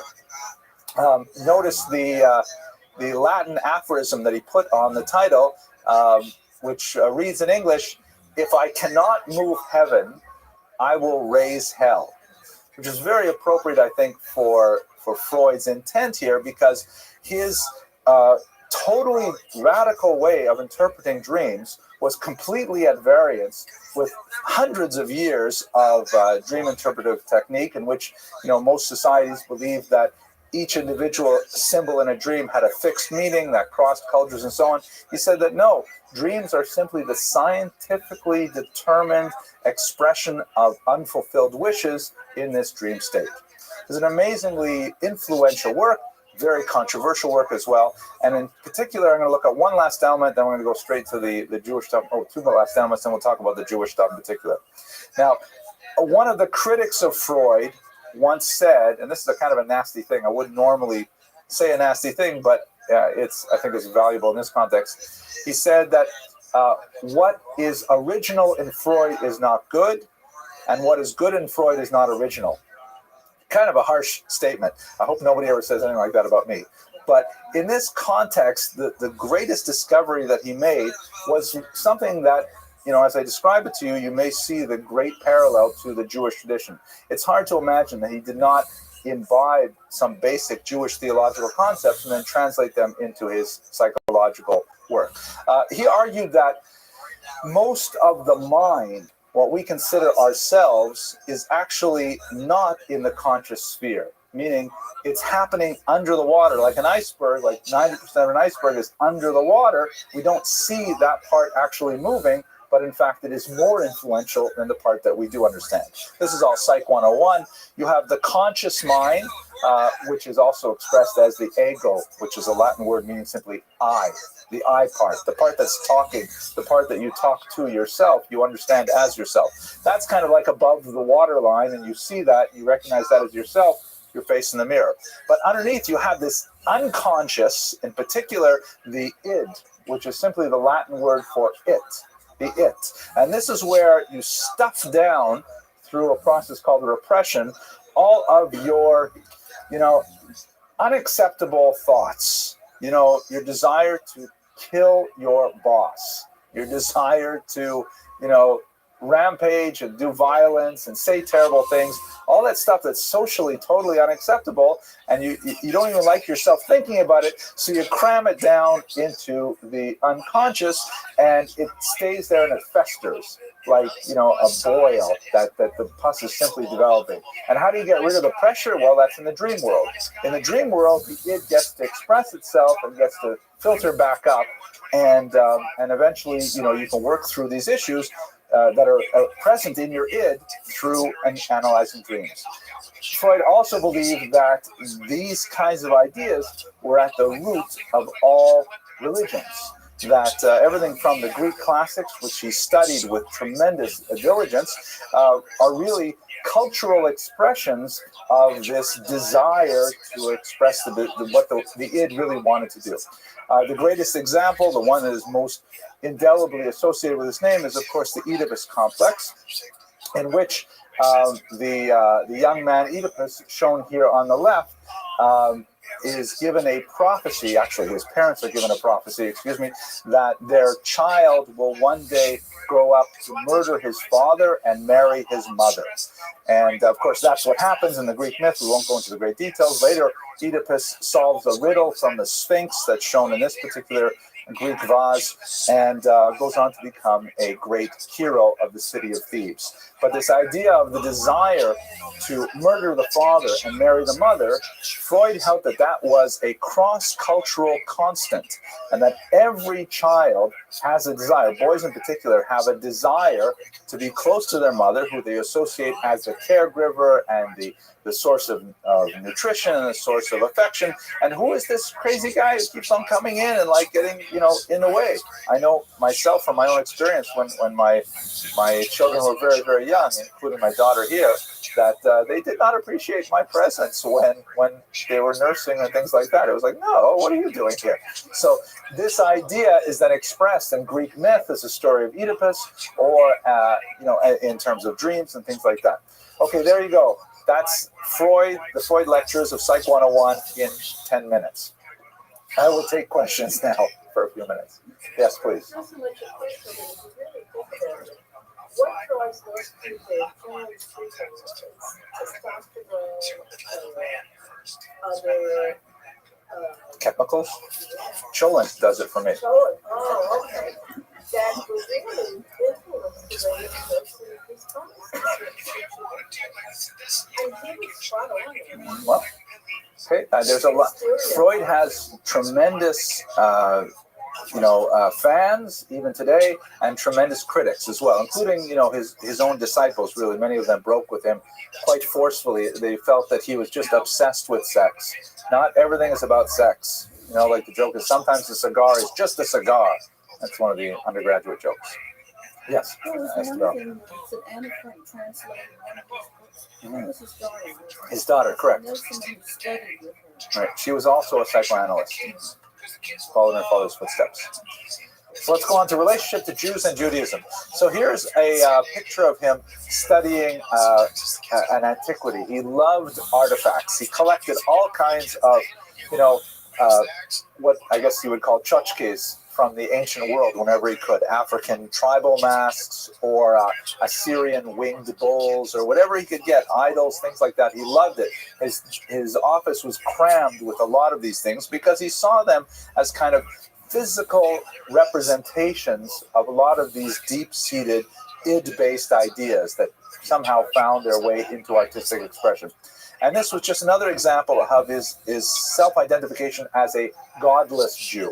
Maybe perhaps in the context of what you were saying earlier, that he did not believe that God existed, but he believed that humans had the power to really elevate themselves to a tremendous height by searing self-analysis. At the same time, even though he completely disassociated from the Jewish religious tradition, except in a literary sense, in which he loved to read about the biblical stories and so on, he was very proud to be a Jew. And in fact, one of the stories that he writes about in his interpretation of dreams, again, you'll recall that as a context of his self-analysis, he's constantly writing about his own dreams, his own fears. He's exposing these things to hundreds and thousands of readers over the last century. He described a conversation he had with his father when he was very young. And his father told him about what anti-Semitism was like when he was young. And once he was walking down the street, that is Jacob Freud, Freud's father, and some anti-Semitic hooligans came along and they knocked his hat off into the mud, and they said to him, "Jew, get off the sidewalk." So Freud, the young Freud, Sigmund, said to his father, "So what did you do?" And Jacob Freud said, "I got off the sidewalk and I picked up my hat." And that deeply disturbed Sigmund. He wanted his father to, make a stand. He wanted his father to be a hero, to be tough. He did not like the concept of his father being, docile or accepting his fate, which, Jews have been historically quite, it's a survival strategy. Since we're a minority, it's the kind of thing where, you don't want to stand out. It's safer sometimes to simply go along with it. I know I experienced that myself as a child because I was the only Jewish child in the town where I grew up. But it reminds me more importantly of a joke that goes like this. 2 Jews are being led out to a firing squad for execution. And one of them starts screaming, "This is a mistake. I'm innocent. You have the wrong man. You have to call this off." And the other one says to him, "Shah, don't make trouble." So So Freud was a very proud Jew. In fact, one of his children describes how in the 1930s, when Nazism became prevalent and they were accosted by some brown shirts, some Hitler Jugend types, young people were accosting the children. Freud came running out with his walking stick and forcibly drove away a whole crowd of young toughs. That's the kind of Jew he wanted to be. He wanted to be a muscular Jew. He wanted to be a Jew that could stand up for what was important on a physical level, even though he had no interest whatsoever in the religious component of Judaism. He was deeply... he would refuse any attempts to dissociate himself from Judaism. Like, for example, when he came into the academic world, in Vienna in the end of the 19th century and into the 20th century, being Jewish was a tremendous handicap. There's so many examples of Jews who, under pressure of economic circumstances or with the lure of a potential advancement in society, simply converted to one or another Protestant sect and then were able to get that university post or that position as the composer or the conductor of the orchestra and so on.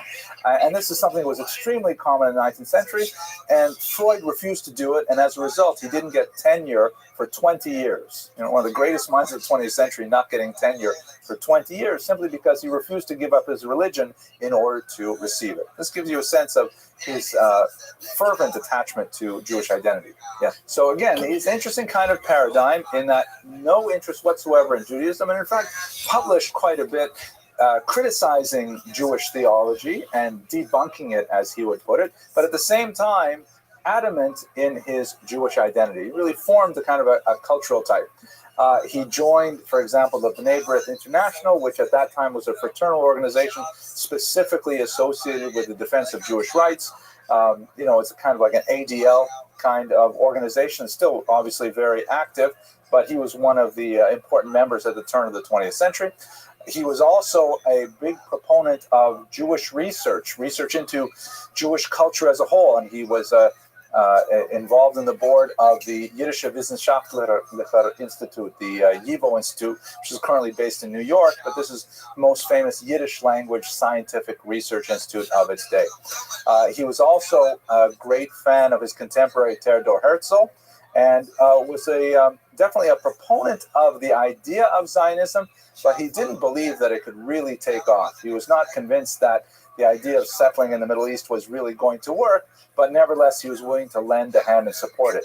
In particular, he was associated with the Hebrew University of Jerusalem. He was on its original founding board, together with Albert Einstein, another Jew persecuted in this century for his ideas and his identity. And he was a big fan of these kinds of things. So all taken together, he was definitely very, very enthusiastic as a proponent for Jewish identity, although stripped of its religious content. Let's go specifically to his last work now, which is perhaps one of the most fascinating. And at the very end of his career, he tackles Judaism head on, and he expresses his ideas in a rather unusual and strange manner. Specifically, in this last book, Moses and Monotheism, Freud argues that the biblical story as we have it is incorrect. Freud, not a biblical scholar, although a big enthusiast, and he believed that the story with Moses is not that he was sent by God to rescue a slave people. Rather, Moses was an Egyptian. He was Egyptian born, and was frustrated in his attempts to become Pharaoh himself. So rather than simply accept a second-class status, Moses chooses a slave people, becomes their leader, and then takes them out of Egypt in order to establish his own kingdom. So Moses, rather than is a Jewish hero who lives in the Egyptian world, Freud argued that Moses was actually an Egyptian who led Jews. Now, his evidence to support this thesis is very spotty, and it hasn't got any traction whatsoever in the world of biblical studies, certainly not in the yeshiva world, but nevertheless, it's relevant specifically for what happens next, because what Freud argued was that once they were out in the desert, the Jews actually balked at Moses' imperious leadership, and they murdered him. So the whole story with being on Mount Nebo and seeing the land of Israel, the Jews couldn't stand him anymore, says Freud, and as a result, they actually took him out. Now, for Freud, this was an extremely significant thing because he felt that this was another archetype, just like the Oedipus complex refers to the desire to marry one's mother and murder one's father. This represents the desire to become the authority figure oneself. Again, reflect on Freud's own upbringing with that much older father and things like that. It's strange to kind of trace these things through. But he felt that by murdering Moses, the Jews, as it were, liberated themselves entirely from the indentature. That's a good word. Is it a real word? Indenture? Yeah, it's a good one. Okay, from the slavery to some authority figure, and they made themselves an authority figure. And they displaced the belief in a single human leader, which is what characterizes most of human history, to a mythical god that was really the repository of all true authority. And in that creation of a god, they essentially ascribed all these moral characteristics to monotheism. And as this is the part that Freud gets very enthusiastic about, they created an entire ethical culture that followed the death of a human leader. Of course, they engineered the death of the human leader according to Moses and monotheism, but nevertheless, it represents a whole evolution of the Jewish spirit into a new realm. Now, you may not have heard any of these ideas before, and I'm not surprised because they're really crazy ideas that don't have much influence on the world of scholarship as a whole, but they nevertheless say a lot about what Sigmund Freud felt, that although he was a brilliant psychoanalyst, and he was definitely a very proud Jew, he was not necessarily the paradigm of Jewish identity that you'd want to name as the honoree for the dinner that year. Okay, so let's take it to the 1930s now. Hitler, unfortunately, comes to power in January of 1933, and the atmosphere for Jews immediately declines. There was a period in the 1920s when Freud, Einstein, a lot of other Jews in Germany actually had sort of a heyday of popularity, and their ideas were celebrated quite widely. This is the period of the so-called Weimar Republic, which was bending over backwards to be liberal in order to kind of expiate the guilt that was experienced by the First World War. The victors had blamed Germany for the onset of the war, which is not an entirely fair assertion. Many of the Allies bore responsibility for the sequence of events that led to the war. And Germany, though, was saddled with a tremendously difficult, as I'm sure you're aware, economic situation where they had the war guilt clause. They had to be, their military was emasculated. They weren't allowed to maintain troops on certain borders and so on. And when Hitler came to power in the 1930s, there was a huge reaction against this liberalism.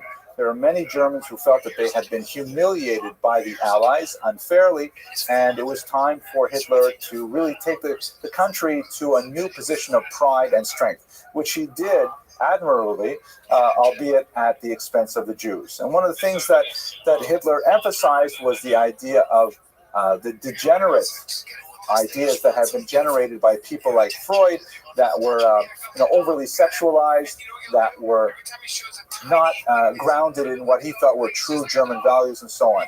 And so there was a series of minor persecutions, which were called Einzelaktionen, book burnings, desecration of property, the occasional beating, raids by the brown shirts, kind of like hooligans wearing swastikas who would go around beating up Jews and forcing Jews to clean the streets on their hands and knees and paint signs on the walls saying Jude and things like that. And there was a whole series of increasingly difficult discriminatory measures that were put in place, especially after 1935, when Hitler enacted the Nuremberg Laws, also known as the Laws of German Blood and Honor, under which, for example, all Jews were to be specifically removed from any civil service. They were removed from any public schools, both as students and as teachers. They were not allowed to have any sort of government jobs, from postal clerks to government ministers and so on. And Jews were feeling the pressure. They really were not welcomed in Germany anymore. This culminated in the tremendous massacre of Kristallnacht in November of 1938, when there was a coordinated pogrom that took place across the entire German country, the country of Germany, with about 260 Jews killed and a tremendous degree of property damages, synagogues burned, and so on. And so Jews who had not left by that point really knew that this was it. If they didn't leave by after 1938, after Kristallnacht, the chances are they would not get to leave at all. Maybe I'm overstating the position of Jews at that time, but it was eminently clear that something terrible was brewing. Freud at that time felt that he agreed, and he felt that it was really time for Jews to abandon Germany. Specifically, he addressed the Vienna Psychological Circle, which is shown here, in which just about everybody in the circle is Jewish, and he argued that it should be disbanded and all Jews should really leave Europe. In his final address to the Vienna Psychological Circle, he compared himself to Yochanan ben Zakkai, the great rabbi who was the leader of the Jews at the time of the destruction of the First Temple, who argued that some modus vivendi must be struck with the Romans in order to perpetuate Judaism as a whole. It's very ironic that he, the godless Jew, would choose Rabbi Yochanan ben Zakkai as a model, but again, it gives you a sense of the complexity of Freud's relationship to Judaism and Jewish history. So the society did, in fact, disband, and Freud moved to England. He had a tremendous command of the English language. He had a long love for the English people and their system of government, and so he moved to England in 1938, and he died a year later after a long and heroic battle with cancer. So when we look at the legacy of Freud as a whole, we can see that it's really tremendously profound in his psychological insights, which many have disagreed with forcefully, but nevertheless the very concept that the mind is a place that is subject to physical powers, that the way we think is not something ethereal and soul-like, but rather something which is mechanical and driven by various influences that occur to us in our lifetime, particularly in our childhoods. This is something that revolutionized the field and ultimately became the germ for many, many scholarly works on psychoanalysis. As a Jew, we can certainly point to his tremendous support of Jewish causes and the lending of his growing reputation to major institutions. I forgot to mention, by the way, that his sons, when they were in university, joined the Kadima Zionist group. And when he was in his 80s already, he asked to become a member himself because he really wanted to lend his support to this kind of activity.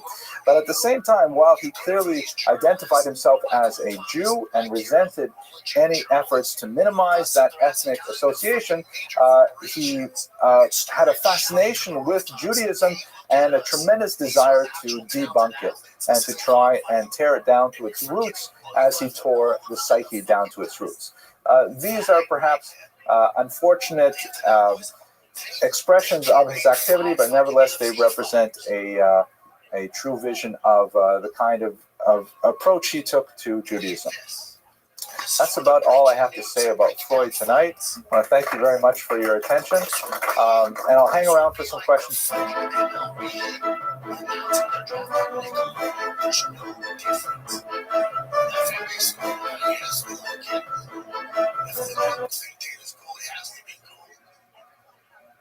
It's so short-sighted, it's fucking over the sport. And I'm here for it. But you can do both. I understand you want the views. But you cannot forget. Those guys did not want the sport. Those guys didn't make it through. All right, ladies and gentlemen, thank you very much for your patience. I'm sorry we're starting a little bit late. We had a small kerfuffle with the office door where we keep some of our supplies, and just delayed a little bit with the setup, but I think we're pretty good. 5 minutes late is not too bad. That's, the joke for tonight, I got to take a Soviet joke, and I have been trying to edit my jokes to have less derogatory comments directed at rabbinical leaders. So the joke goes like this. As I'm sure you're all aware, for much of the 20th century, the Soviet Union was a scourge upon Eastern European Jewry, preventing them from, freedom of movement, leaving the country to go to Israel, to America, and elsewhere. The refusnik phenomenon that was especially prevalent in the post-war era. So, and there are many jokes that are associated with it, because Jews have an uncanny ability to somehow turn even the darkest moments into cause for laughter. So the joke goes that a refusnik, or is going to be a refusnik, goes to the visa office in Moscow to request an exit visa to leave the country to go to Israel. And the official, in charge, is the Nachalnik, is very upset, because this happens every day. All these Jews are trying to leave the country. It's actually an interesting phenomenon why the Soviet Union was so upset over Jews trying to leave, but that'll be for another class, I think. And so he says to him, you Jews are all the same.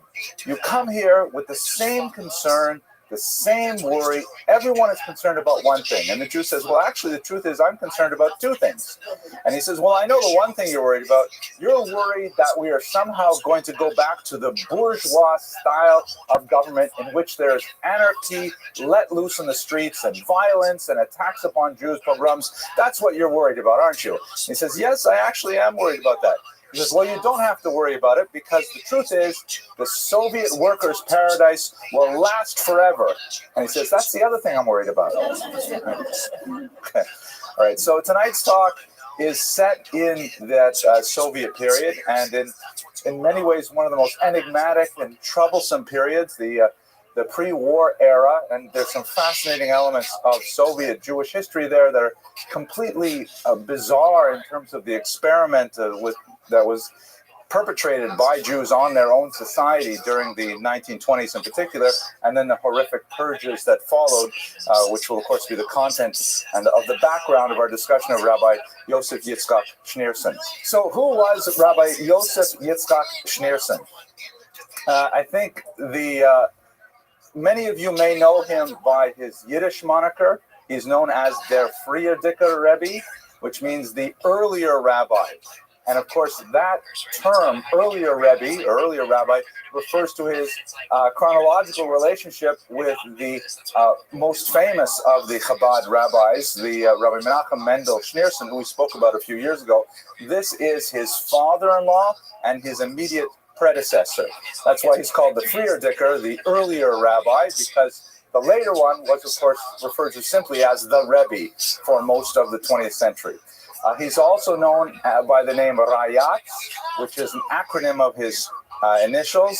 Rabbi Yosef Yitzchak, the Tzadi, is like the Yotzek. So he's known as the Rebbe Rayat, or der Friediker Rebbe, or simply Rabbi Schneerson. But the term Rabbi Schneerson is very problematic, because I think all of the Chabad rabbis had that last name, so you have to find a distinction to refer to each of them. They have, as it were, nicknames: the Mittler Rebbe, Tzemach Tzedek, after one of the books written by one of the Rebbes, the Alter Rebbe, the Old Rebbe, things like that. This is der Friediker Rebbe, the earlier Rebbe. His years are a period of tremendous transition for world Jewry. He was born in 1880, and so the first half of his life was lived under the Tsarist Empire, and in his person, he emulated what millions of other Jews had done by emigrating to America. In the context of the upheavals of World War II, he came to these shores in 1940, and I think one of the most important elements of his legacy that we'll touch on briefly tonight is this concept that he popularized through this expression: America is nicht anders. America is no different. Now, what does that mean? America is no different. So we have several waves of migration of Jews to these shores, but they can be broadly grouped into two major historical chunks. The first major historical chunk, of course, there's the earlier Sephardic migration, things like that. We're talking about Eastern European Jewry for the main part. The first major chunk came between 1881 and 1928. somewhere in the neighborhood of just over 2 million Jews left Eastern Europe, specifically the Russian Empire in particular, some of the Austro-Hungarian Empire, to come to these shores. It was curtailed by the American government's shift towards a much more nativist policy and a much more exclusionary, insular immigration policy that denied access to less desirable races such as the Italians and the Jews. But the attitude of those generation of Jews from 1881 to 1928, those were primarily immigrants. And I mean that to distinguish them from the later migration, which would be refugees. It's a huge difference in thinking between an immigrant and a refugee. The immigrants, which included my grandparents and probably the grandparents of most of you in this room, maybe the parents of most of you in this room, they came to this country as rebels. They came often disregarding rabbinic advice, which was overwhelmingly in favor of staying in Europe, because America was considered, you know, the Goyish land, the Treifa Medina, the non-kosher land, noted specifically because of its tremendous lack of good kosher Chinese restaurants in the turn of the 19th century. And so Jews who came here, often single, often, you know, trying to get rid of their lifestyles in Europe, they came to America and with the attitude, I'm going to let America shape me.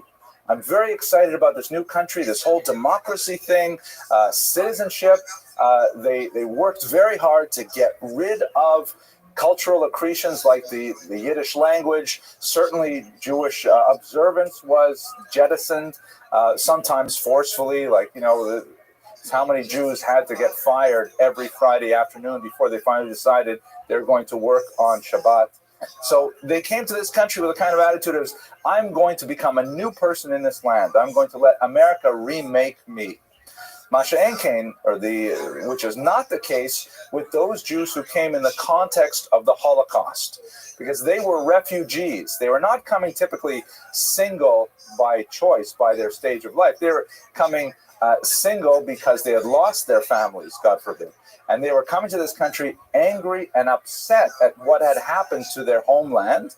And they were, you know, reluctant would be too soft a word to describe their attitude towards the transformational pressures of these shores. They wanted to retain their identity as it was in Eastern Europe.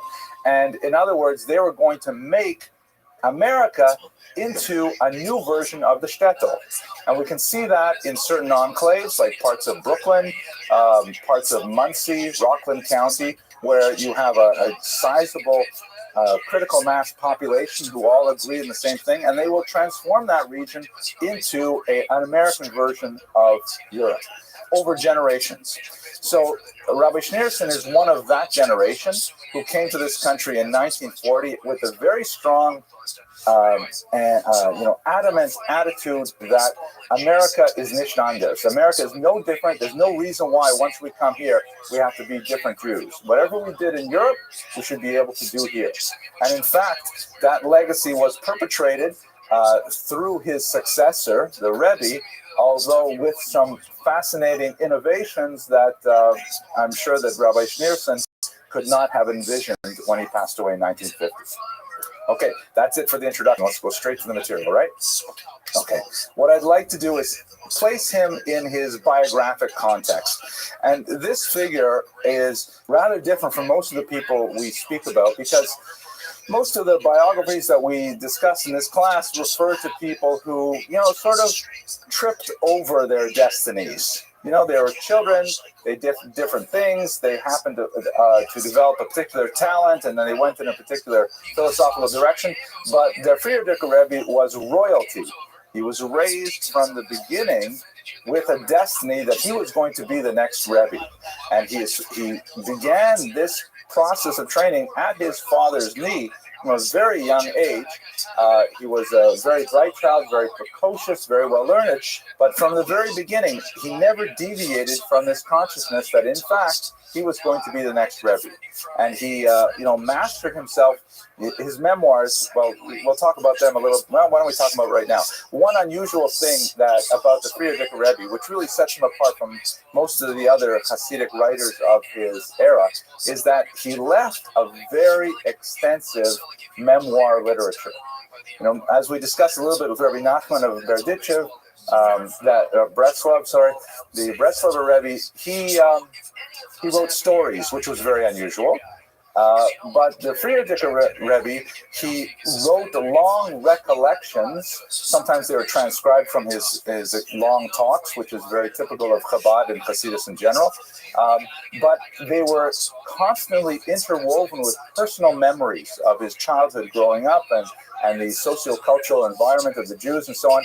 So they're really quite rich and entertaining. They're not, they do have highfalutin esoteric Kabbalistic knowledge, but at the same time, they're also saying things about, the cranky old household servant that they used to have at their home, and about, various experiences they had as a child. I'll share one with you right now that I found very gripping, and I think in many ways it describes a lot about, the way he grew up. So this is a great story, which again, is just interwoven in the middle of a long Hasidic talk and a farbrengen about what Hasidism means. And he describes how, by the way, this doesn't have a happy ending, so I'm warning you in the beginning.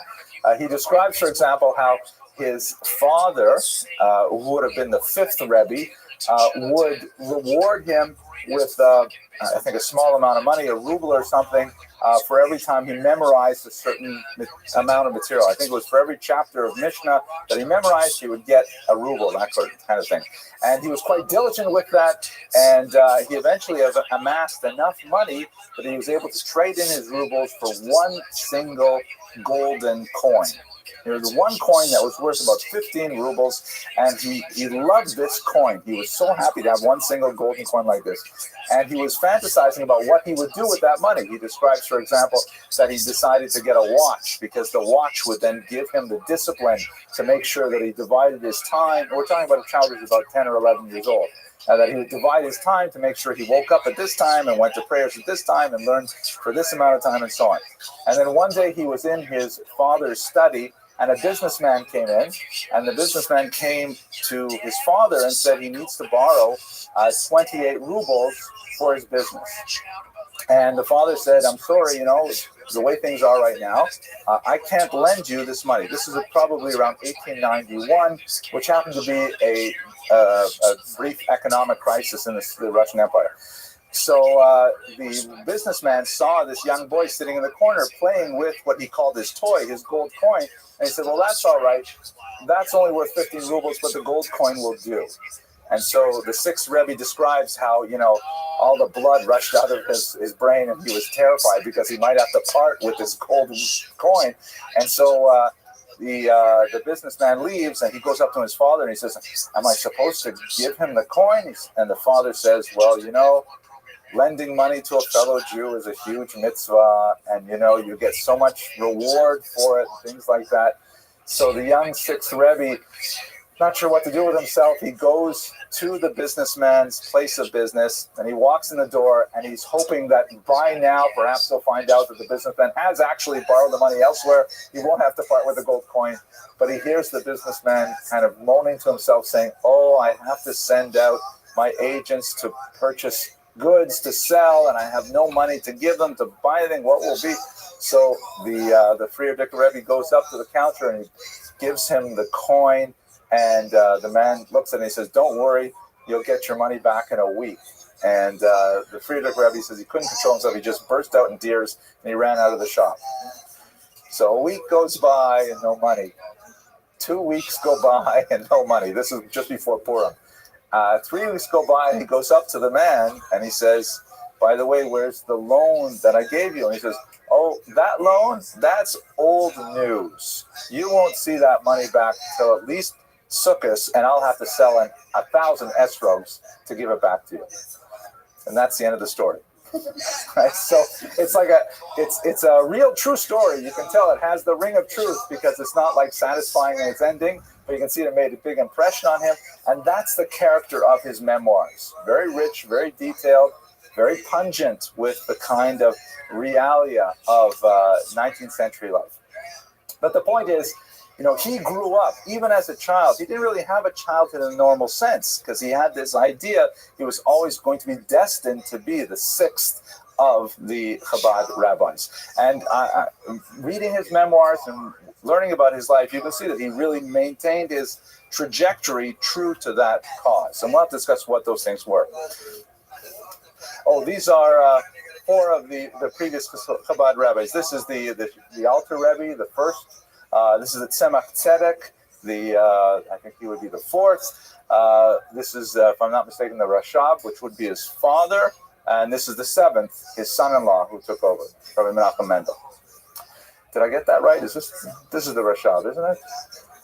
That's the fifth Rebbe? Well, let's go on, because I'm not sure. Okay, let's put it in historical context now. The last century of the Russian Empire was absolutely horrific for Jews. It's not surprising that so many of them wanted to leave to get to America because the 1800s in Russia were terrible in so many ways. I'm just going to touch on some of the major policies and events that shaped Jewish consciousness of their status in Russia at that time. Perhaps one of the most significant figures is Nicholas I, shown here. The Tsar Nicholas, who took power in 1825 after his father was assassinated in a rebellion that was unsuccessful. And he was a rather military individual. He had this notion that the military could save Russia not only in terms of foreign policy, but also in terms of domestic policy, that the military has advantages to bring society into a common vector. And in particular, he thought that the military would be a great way to reform the Jews, who you will recall, the Jews are the only non-Christian population of any size in European Russia. They speak a different language, a Germanic language. It's not even a Slavic language like Polish or Ukrainian. They observe a different faith. They don't regard themselves as citizens of the Russian Empire. Of course, not that the Russian Empire is extending citizenship, but they regard themselves as essentially permanent residents of long standing. And he felt that, that has to change. They're concentrated in certain economic realms, small commerce, things like that. And he wanted to kind of normalize them.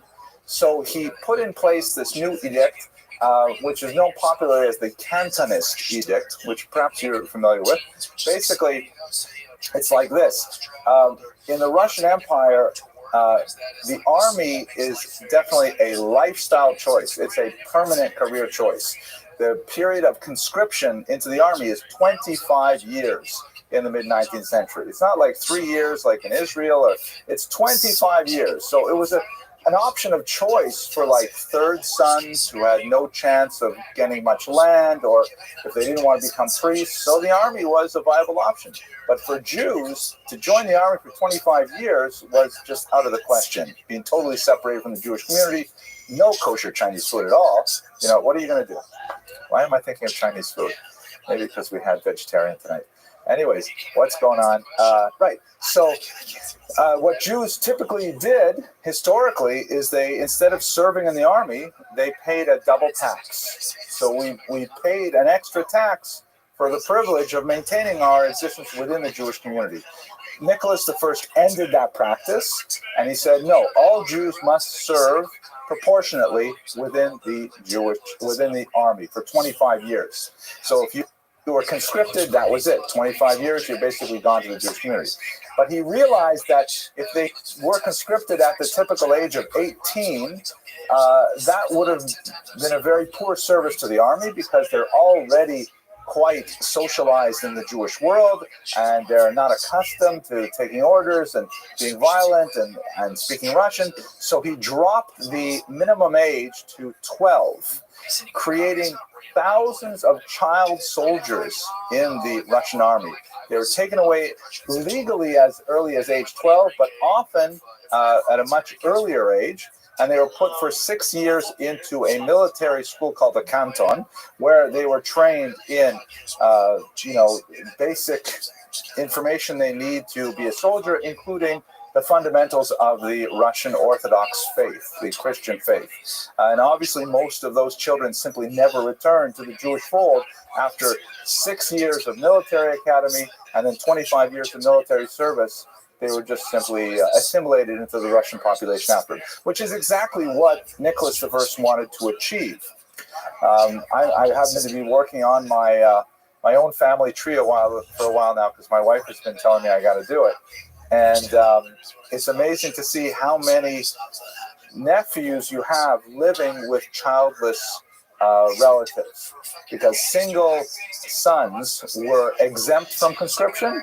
So if one family had 3 or 4 sons, they would farm them out to live with cousins, so that when the conscriptors came along, they would say, oh, this is an only child, no problem, you can stay here, and all kinds of other things.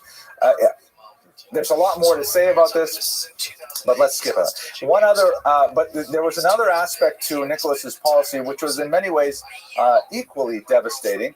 He set up a crown school system where they imported a lot of the Jewish innovations of Western Europe to offer a much more liberal education to Jewish children. And if you enrolled your child in the crown school system, this is Max Lilienthal, a Jew from Germany who was very much involved in setting up the initial curriculum, then your child would be exempted from conscription. The only problem is that, as Max Lilienthal discovered for himself, the crown school system was simply a front for propagandizing the children in Russian Christianity as well. They had priests teaching there, trying to convince them to convert to Christianity. And so you either expose your child to the risk of conscription, which was a horrible fate, or put your child in a school in which they would receive tremendous amount of indoctrination to try to convince them to convert to Christianity.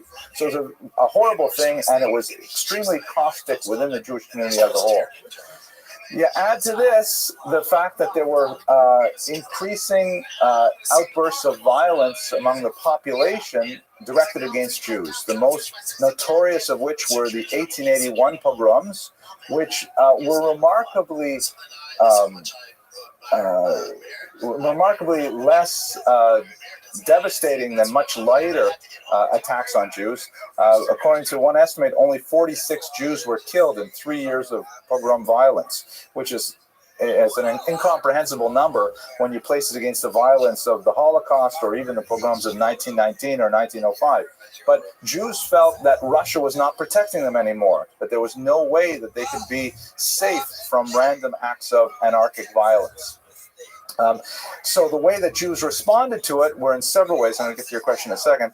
There were 5 distinct strategies we've spoken about on another occasion, but the 2 most significant were a turn to socialism, like Leon Trotsky here advocated, in which they abandoned Jewish belief and practice in favor of, rushing headlong to Marxist philosophy, in which individual national identities were all elided into one great, human family of peoples. Or they moved towards Zionism, which at this time was also an overwhelmingly secular movement, spearheaded by Theodor Herzl, shown here, but which also meant that there would be a abandoning of traditional Jewish ideologies, all of which was anathema to Chabad. Finally, and perhaps the most significant of the responses, was the option of simply leaving Russia, which was incredibly popular. As I mentioned, about 2 million Jews took advantage of this option and tried to transplant their lives here in America with much greater possibilities of economic advancement and also, freedom to practice their religion, although it happened that the religion often took a second priority status to the economic advancement. Okay, that's kind of like a picture of how awful it was in the 19th century in Russia. These are the formative years of the Frierdiker Rebbe. Okay, questions? What kind of population issues are we talking about? Off the top of my head, the 1897 census records something like 8 million Jews. I think that was about the number, off the top of my head. Give or take 1 million.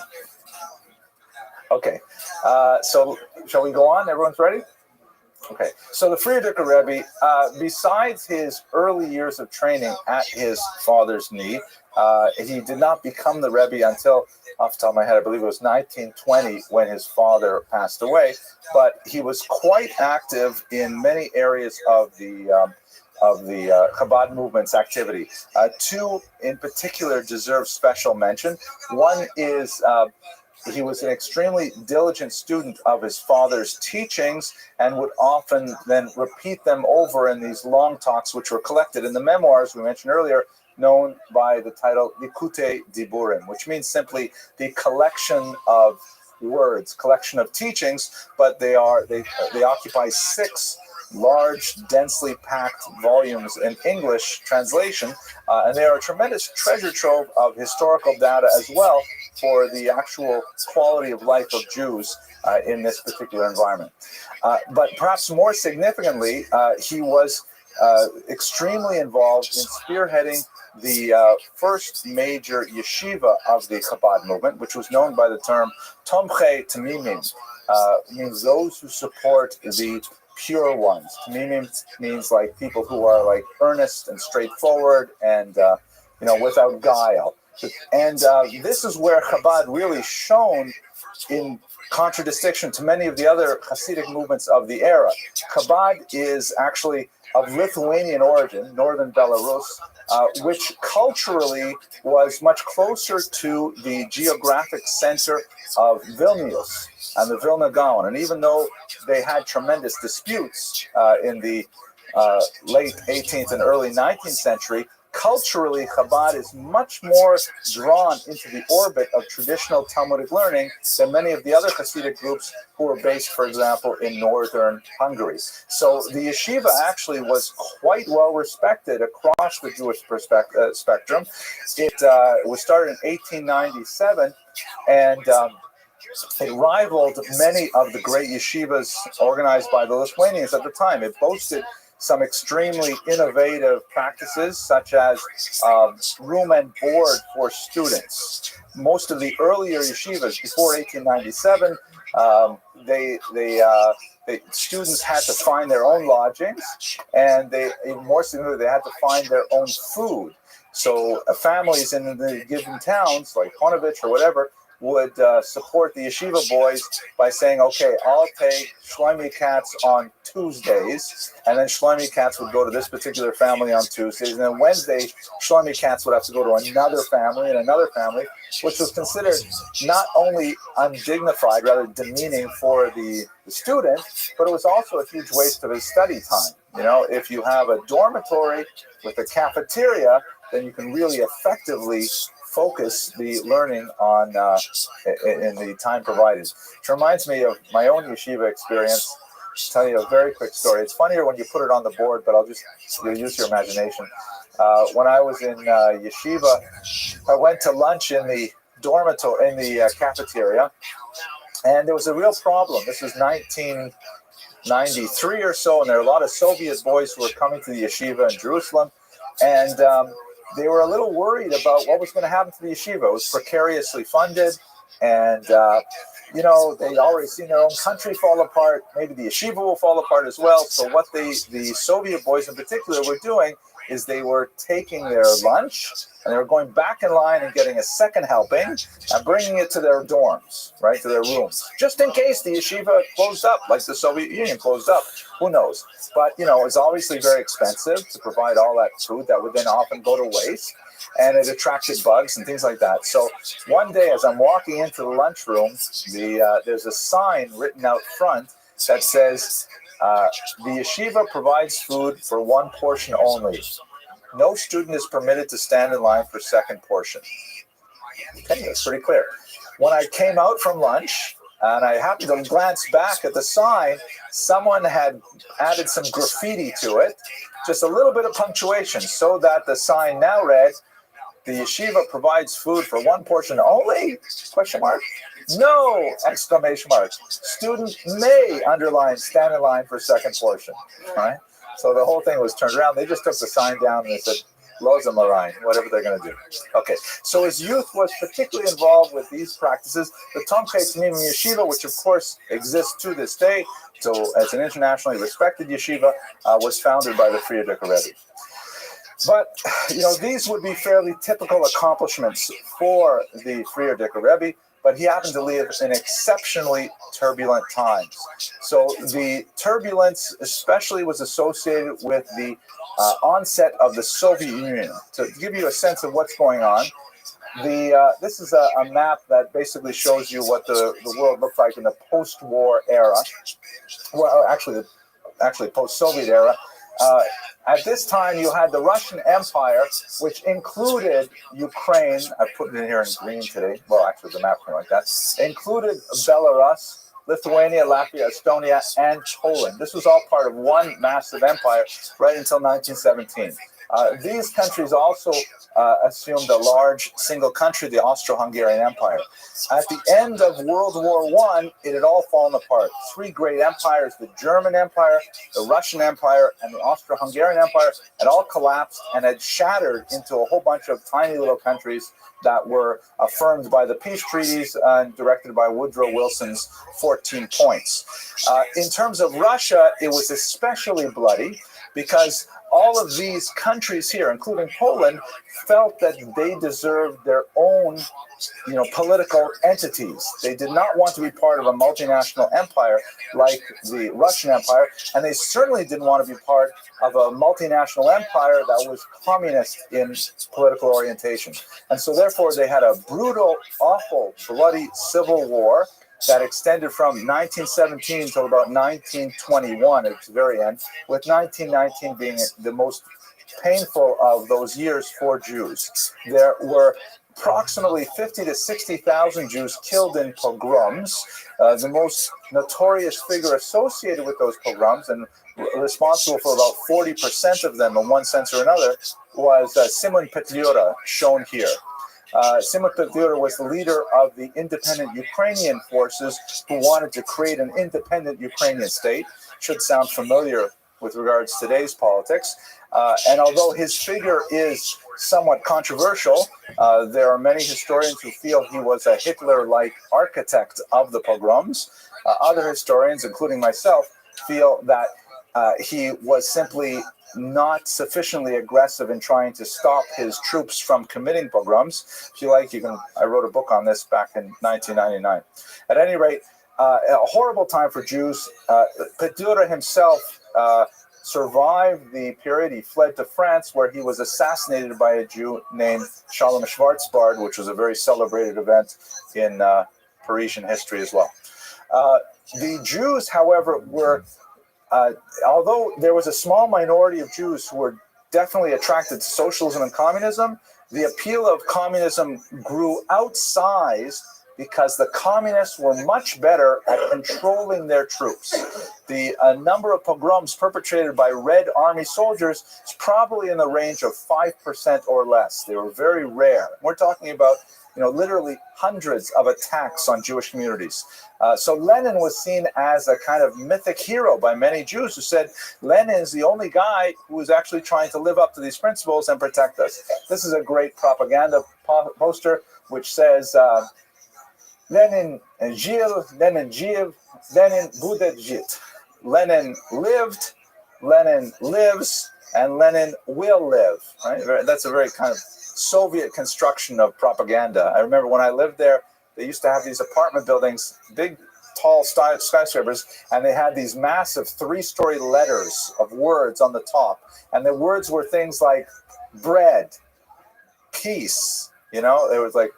It was really a totalitarian kind of propaganda, even on the top of buildings. But anyways, I'm sorry, I'm getting ahead of myself. So Lenin was seen by many Jews as really a savior, as someone who could actually restore calm and make sure that people didn't attack the Jews. And Lenin and his Jewish advisors took advantage of that to promote the Soviet cause among Jews. Here is a poster from a little bit later in the period that says, "Who is an anti-Semite?" And it shows all these different people from different walks of life in society, meaning anti-Semitism can hide anywhere. We have to root it out. We have to get it out of ourselves. Very, popularizing kind of mission where he actually promoted a very philo-Semitic message. On the other hand, this is a white Russian poster. The whites were pro-Tsarist forces, or at least anti-communist sources who were fighting against the Reds, that showed Trotsky as this demonic figure, with his henchmen here sitting on piles of corpses. So definitely the propaganda coming from the Soviets was much more pro-Jewish than the stuff coming from other sides. So in the context of that Civil War period, lots of Jews became very quickly pro-Soviet, with a major exception, of course, being Chabad Jews and other religious Jews, because the Soviets were so desperately anti-religious. And that was a sine qua non for these religious groups. So they were moving against the tide in terms of general Jewish thinking at that time. Okay, I'll pause for questions, arguments. Perfectly. You mean where were the Jews? So we don't have like really good data. We don't have like a public opinion polls and things like that. We do have tremendous anecdotal data where you can look at, the stories about Jews who, boys with payas string, falling down, going into battle with Soviet troops to defend their shtetls from pogroms. And you do have certain markers like how many Jews were members of the Communist Party in 1917 and how many were they in 1922. So there's huge surge of popularity. Literary evidence, Ben Yakrik, other kinds of stories all point towards this. Again, the religious community is different because they were very mistrustful of the Soviet anti-religious approaches. But Jews as a whole felt, we're at the mercy of all these other crazy groups, and only the Soviet army, the Red Army, is protecting us. So it became a very popular option for Jews. That's a great question. Okay, so what was the Friedrich Rebbe doing at this point? The Soviet Union goes through a tremendous transformation, a brief period of time. There are several policies that are put in place that affect the Jews very directly. The first is a policy called war communism, which was established at the beginning of that civil war, in which the Soviets said, we are going to push this country rapidly into the theoretical model that Marx laid out and Lenin has, kind of fleshed out for our environment. And that meant huge confiscations of land, very brutal treatment of bourgeois peasants, things like that. And it also meant a very harsh treatment of religion in general. I wouldn't say Judaism in specific, but religion in general. So massive confiscations of Torah scrolls, massive closures, and even destruction of religious edifices like synagogues, churches, things like that. They're literally blown up to make a point that these are, very contrary to Soviet ideology. And that lasted for about 2 years. War communism was too hard for the population to take because the vast majority of Russians were still religious, and they viewed these urban interlopers with their violence and with their harshness as being foreign to their goals. So Lenin instituted something called a new economic policy, in which they all took kind of a breathing moment and they took a step back, where they didn't persecute these faiths nearly as much, and they in fact allowed a little bit more economic freedom for people to grow their own vegetables and sell them in a local market and things like that, to try and it was a compromise with the ideology. It was not so pure Marxist, but it was saying, okay, this is the reality. We have to recover from the Civil War. And during this time, this is where it gets to Jews specifically, there was a very brief flourishing of a policy called korenizatsiya. This is a strange term. It's hard to translate into English. The word koren in Russian means root, like the root of a tree. And korenizatsiya means rootification, or it's sometimes translated in English as indigenization. In other words, the Soviet Union said, okay, look, we can't stamp out all these religions. We can't totally erase all these national cultures. So what we should do is we should look at those things which are acceptable expressions of folk culture, not necessarily contrary to Marxist thought, and we should celebrate those things. So, for example, with the Jews, the Yiddish language, being a folk language, was considered beautiful and should be encouraged. However, the fact is that there are about maybe 10 or 15% of Yiddish words are Hebrew in origin, and Hebrew is a religious language, it is a Zionist language, so they had to get rid of all the Hebrew words whenever they could. it's very hard to do that because you can't take 10 or 15% of a language and simply, make it illegal. They did try to make certain things illegal. But so for example, they said, okay, fine, so we can't get rid of all the Hebrew words, but let's at least spell them in Yiddish. So for example, a very important word in Russian, in the Soviet context, is tovarich, which means comrade, right? You have to say comrade. So in Hebrew or Yiddish, the word is chaver. Mein chaver is my comrade, my tovarich. That's a Hebrew word, spelled chet veit resh. So they said, we can't have that spelling. Let's use a phonetic spelling, chaf aleph, vav vav, ayin resh. That's how we're going to spell chaver. And they did that with all kinds of important words. MS truth was spelled ayin mem, ayin samech, things like that, just to try and make that right. And all of the final forms of letters, like menatzbach, the letter mem, the letter nun, so on, which are written differently if they're at the end of a word, those are made totally illegal. And if you published anything with those letters in them, you would be sent to the gulag. It's just terrible. Yes, question.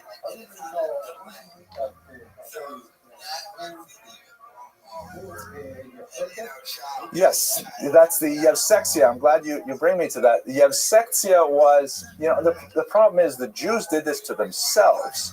The ardent pro-communist Jews formed an organization which was, duly authorized by the government called Yevsektia. It stands for Yevreisky Sektia, the Jewish section of the Communist Party, led by the way, a former Chabad rabbi, who was kind of defrocked. They organized all these Jews to go out and root out any kind of religious activity and try to make it more proletarian.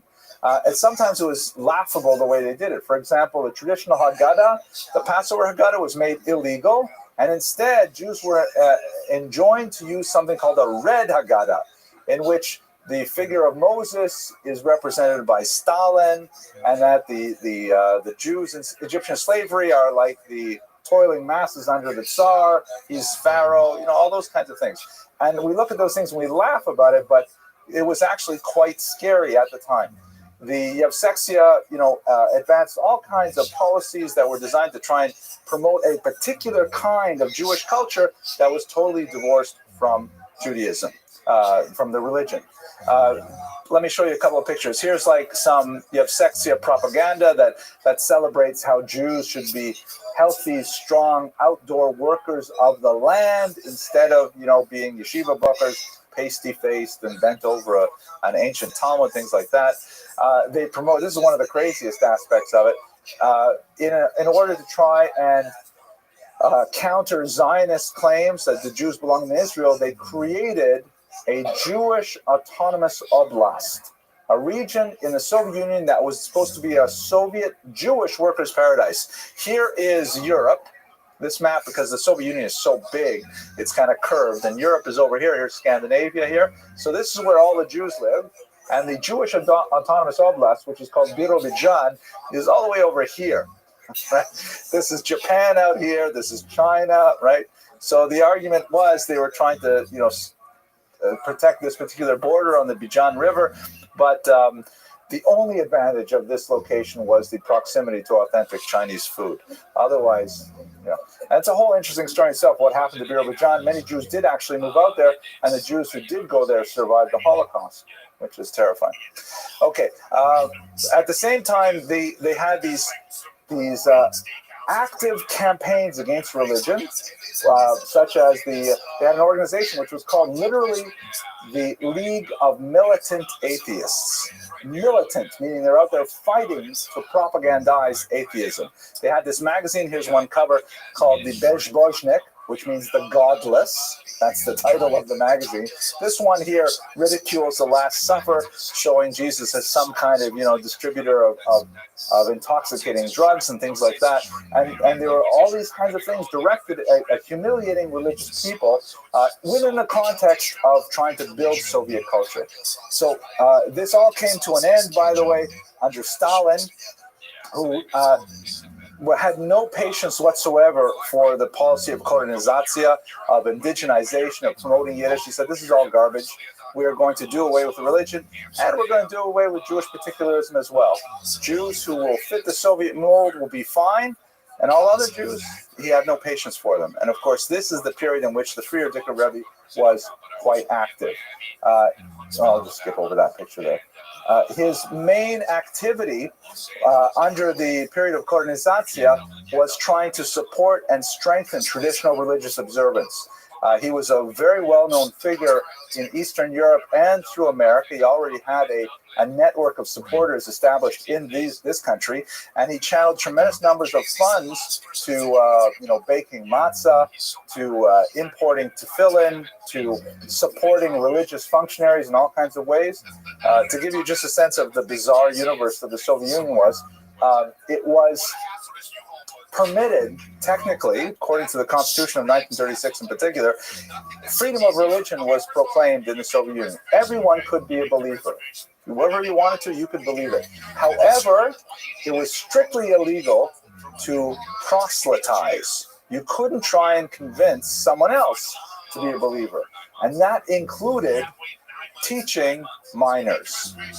So in other words, if you hired a Malamed to teach your child something about Judaism, you and the Malamed would be state criminals for proselytizing your own child. So it was a bizarre kind of universe where there was doublespeak of, yes, freedom of religion, but at the same time, there's no way to practice it. And any Jew who was involved in any kind of official function as a rabbi, as a mohel, as a shochet, tremendous danger was in their path. So he spent a lot of time supporting those people physically, monetarily, and spiritually with his resources that he had gathered from across the Eastern world. In 1927, the Yevsektia finally caught up with him, and they arrested him. The first of several arrests, and one that actually was very prominent in the Soviet, in the Chabad history. He was, as typical, the Yevsektia came with the secret police late at night, banging on his doors. The whole family was awakened, and he was taken away to a prison, horribly treated, interrogated. His description of the 3-odd weeks that he was held under guard and treated this way is actually a classic of Soviet literature, of Gulag literature. Largely because of the international pressure that was brought to bear in the Soviet Union, he was finally released on, I believe it was the 12th of Tammuz, which is celebrated in the Chabad calendar as a great holiday because he was not subject to far worse punishment. But it became clear that his activity on behalf of Jews in the Soviet Union would no longer be possible. He was under too much scrutiny, and he was too prominent a leader in this regard. So he fled to the nearby countries of Latvia and Poland, first in Riga and later in Otwock, where he tried to channel the same kind of resources into the Soviet Union, but it was much more difficult being on the other side of the border. And if that weren't enough, of course, the period got even worse. The 1930s were a period of tremendous anti-Semitism in all of Eastern Europe, and the climate became incredibly difficult. Specifically, they culminated in the Nazi-Soviet non-aggression pact of 1939, August 39, in which the Poland and the Baltic states were simply divided up by the Nazis and the Soviets, much like had happened in the 18th century.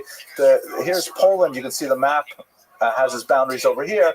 And in a secret agreement, the Nazis agreed to invade from the west and take over the western half of Poland. The Russians agreed to invade from the east, take over the eastern half, and they also took over the Baltic states. Lithuania was in a little bit of a back and forth for a few months, but this is where the Frierdiker Rebbe found himself suddenly in the clutches of the Soviet Union again, and tremendous risk to his own person. So in 1940, before, by the way, the Nazis could invade the entire region because they double-crossed the Soviets, and in Operation Barbarossa, they went right past the boundaries.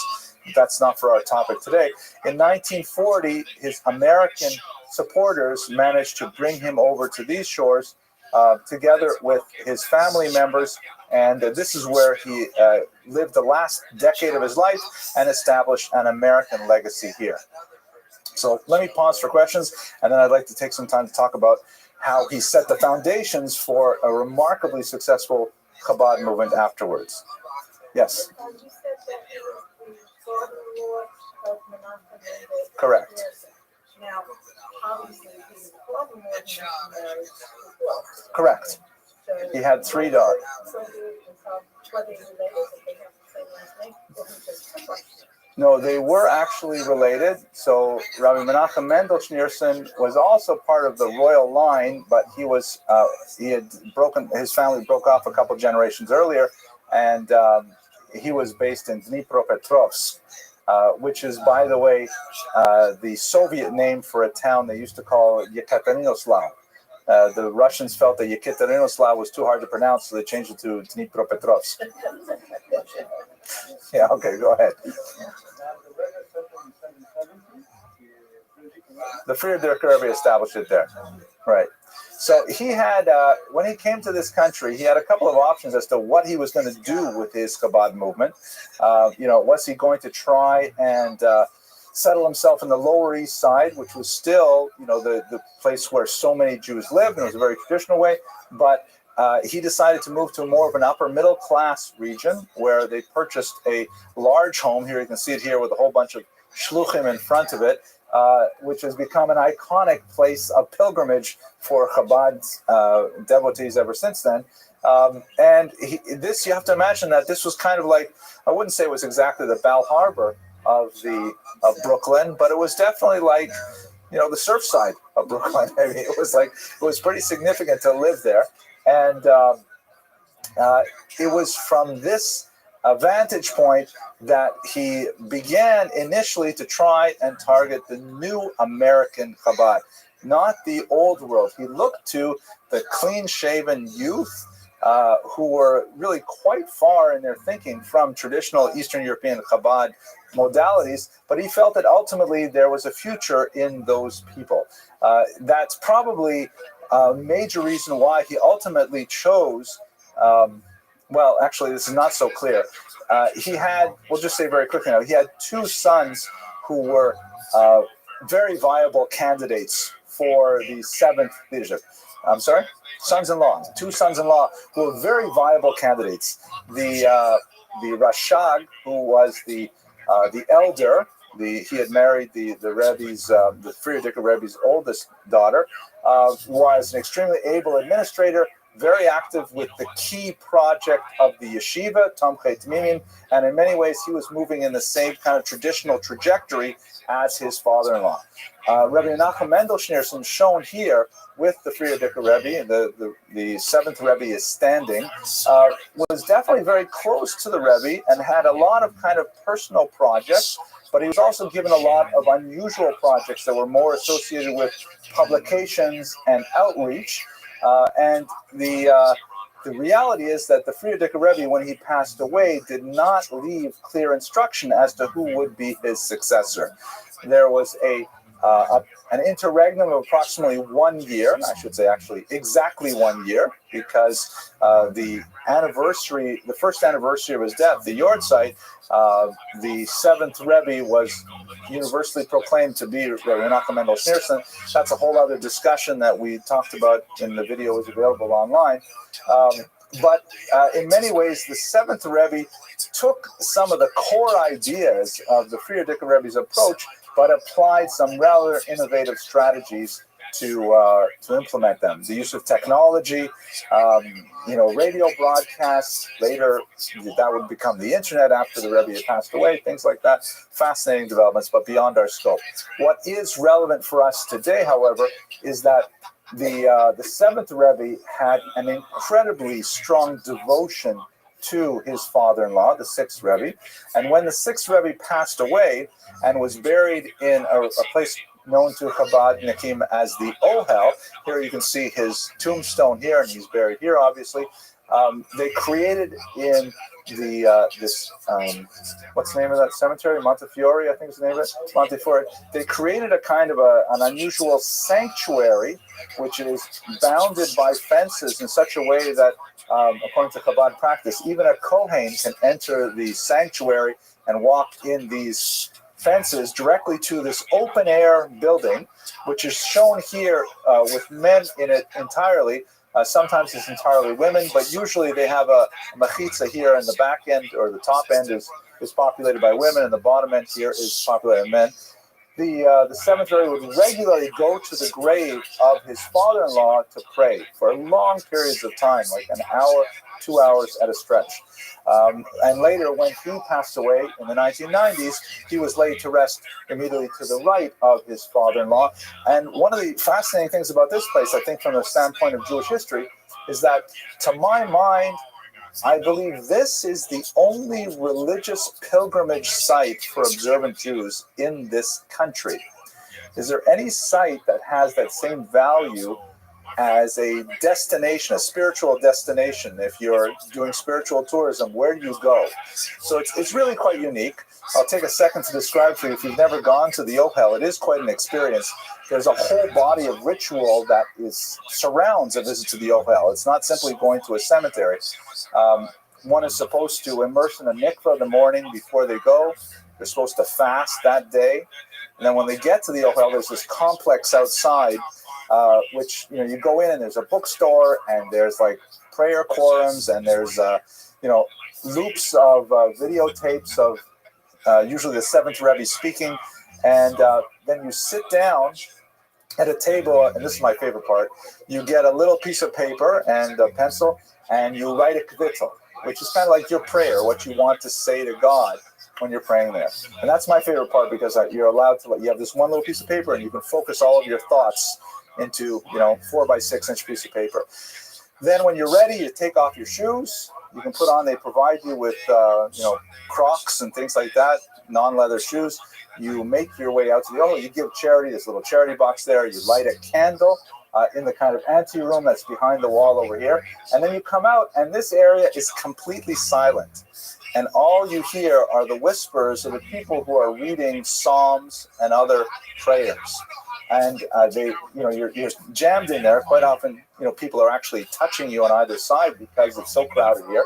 And then when you're finished your prayers, what you do is you take out your kvittel, you read it quietly, then you rip it, and you throw it into the open area here. So this, I don't know if you can tell from where you're sitting, but these are all the torn kvitlach, the torn petitions of people thrown into the grave site.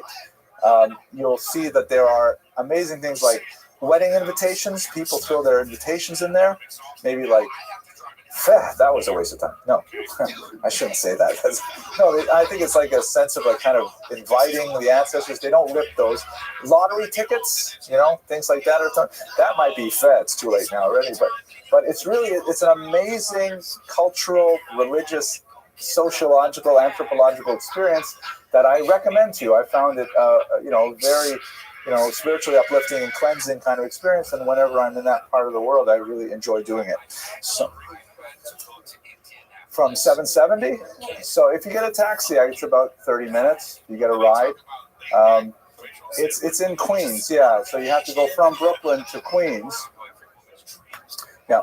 Anyways, in terms of the history of American Jews, this is a very significant site because it is really the only pilgrimage site I can think of. In Israel, you've got a lot of sites. You've got, the Kotel, you've got Kever Rachel, you got all kinds of things. But in America, this is a brand new pilgrimage site, and it's nice to have something like this in our world.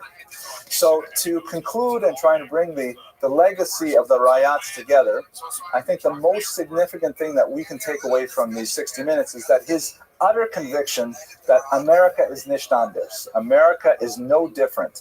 That even though we live in such a tremendously altered world, when you look at the shtetl of the 19th century, the fact is he felt that the core values of the tradition can be transplanted to these shores. And in fact, through his dynamic and very charismatic successor, we can say that the Friar Dick Rebbe's goals and objectives were in many ways realized in our country. Thank you for your attention, and look forward to speaking to you in 2 weeks. Not this week, because it's Purim coming up. Freilichen Purim.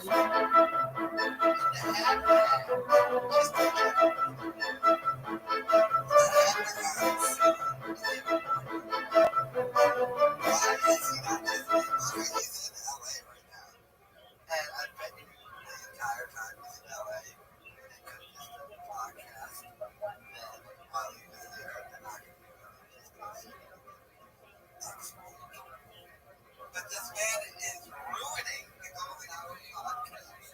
And then for the past 2 weeks, he just left it. God. I like how they're doing it on trash.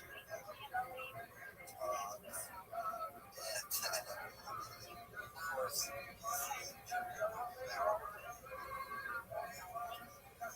stuff to rip off, things to rip off, because Bob was feels like everything. Bob would just go. And then I go to Leah, talk about funny stuff, especially podcasts. But, I mean, this podcast is Shop's #1 podcast. I don't know why he's not doing it. He's too busy with the scans. I mean, the #1 thing he's put the most effort towards is that drive fast, no gas channel. And he drives all of his time is put into this truck. My daughter gave me a little bit of a hard time after last week's lecture. She says I tell too many jokes involving rabbis, and usually at their expense. And I love those jokes so much, so I'm not sure if I can let go of them so easily. But I will try, at least for the opening joke. It goes like this. I apologize to those of you who've heard this joke several times. As you know, I only know about a dozen or so, and I just recycle them. But a joke goes like this. A man goes to his favorite diner, and he's sitting there, and he's ordered his meal and so on, and the waiter delivers his soup, and then the waiter looks up and he sees the man gesturing to him. So the waiter comes over to him and says, "Is there something wrong, Mr. Goldstein?" He says, "I want you should taste the soup." And he says, "Is there something wrong with the soup? We've had this soup many times and whatever." And he says, "I want you should taste it. I'll bring you another bowl right away, no question. I want you should taste the soup." He says, "There's something wrong, and we serve the same soup every day." He says, "I want you should taste the soup." So he says, okay, I'll taste the soup. Where's the spoon?" Aha. No rabbis in that joke, okay? All right, the rabbi jokes are definitely funnier. Anyways, tonight's topic is one that's very close to my heart. I hope you will find it as fascinating as I do. I'm wondering if perhaps part of the reason for my fascination is because I share a professional interest with the subject tonight, because we're going to look at Heinrich Gretz, the first encyclopedic Jewish historian of all time. Many of you probably have, at one point in your lives, owned at least 6 copies of Heinrich Gretz's multiple-volume History of the Jews. For about probably close to a century, it was the number 2 bar mitzvah gift of all time, right after a fountain pen. There was that, and there was Heinrich Gretz. Now you get it on an ebook, give him an iPod or an iPhone, and it gets the Gretz on it. But we're going to talk about his life and his work and his impact on the Jewish psyche, which was really quite significant, both in its positive aspects and also, unfortunately, as which we'll see, in its negative aspects. Because a lot of the internet audience has been asking for kind of a statement of, why are we doing this? I mean, there are like 200 of these lectures up on the web now with all these people. Well, why are we doing it? And I'm not exactly sure. So I spent some time and I put together this short trailer, which I'd like to play for you. It's 1 minute, 25 seconds, but I think it encapsulates my philosophy of Jewish history and the point of this entire exercise, which flows very well into our topic of Heinrich Gretz. So here's a 1.25 minutes. Whoops, I got to turn that ad off. Let's see if I can make it louder. Identity is really important to me. I grew this small little town in northern Ontario where I was the only Jewish child. I grew up as an other, as an outsider. You got to put the camera on the screen. Personal, spiritual, scholarly energy trying to figure out what I found that the search for meaning and identity is one of great value. We believe that the study of Jewish history adds meaning and value to human existence in general, for both Jews and non-Jews. We believe that academic Jewish history lectures need not sacrifice content to be entertaining. We believe that access to high-quality information on Jewish history should be free.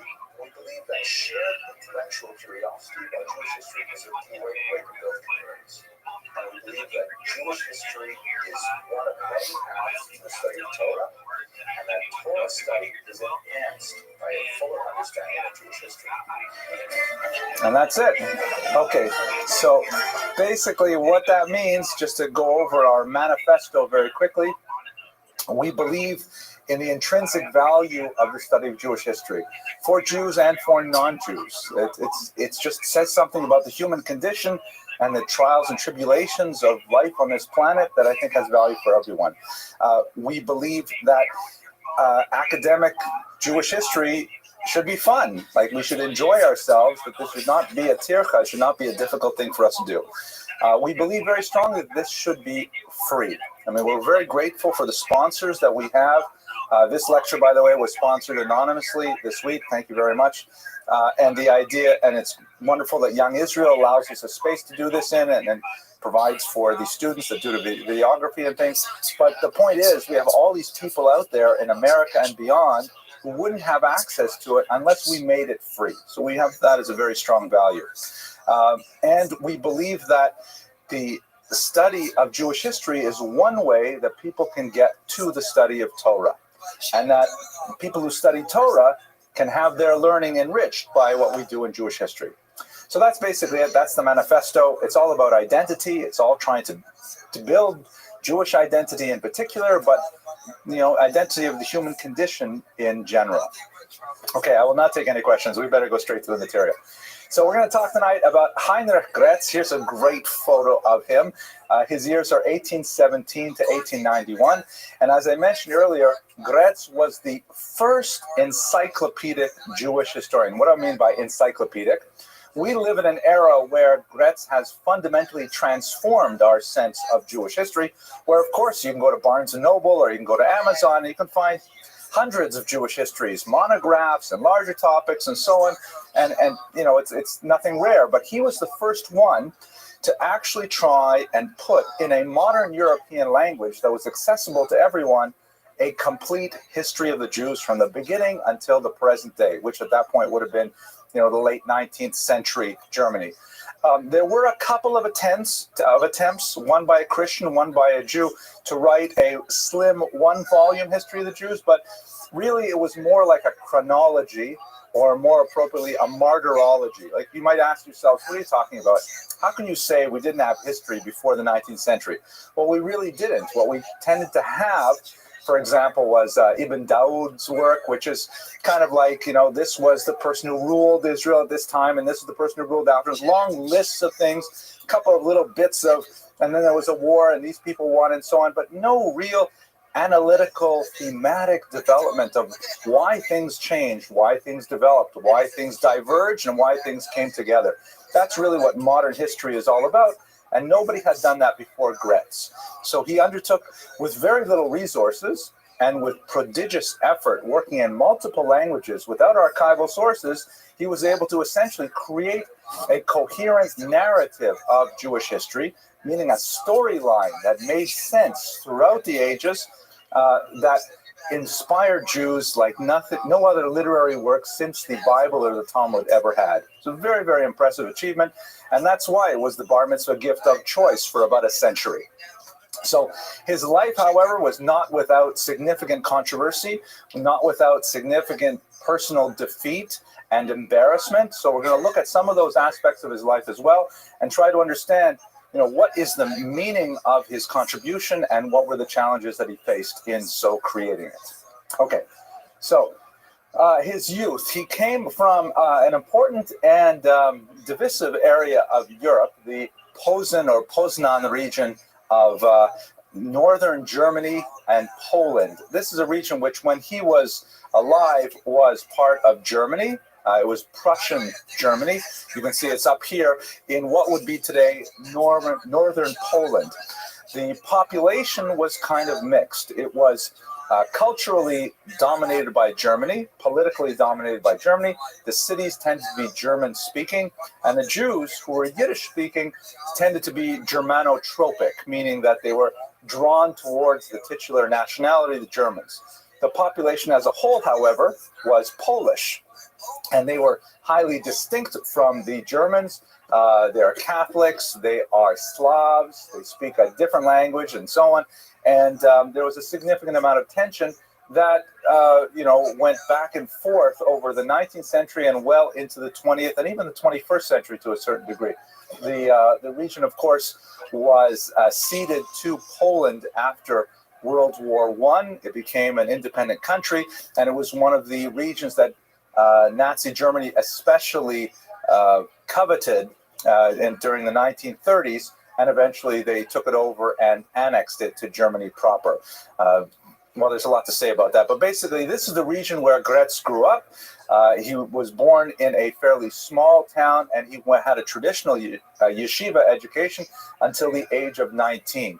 That yeshiva education, even in Germany at the beginning of the 19th century, meant that there was no formal study of sciences, certainly not of literature, only the very basic mathematics that would be necessary for elements discussed in the Talmud, like the sometimes complex astronomical calculations, things like that.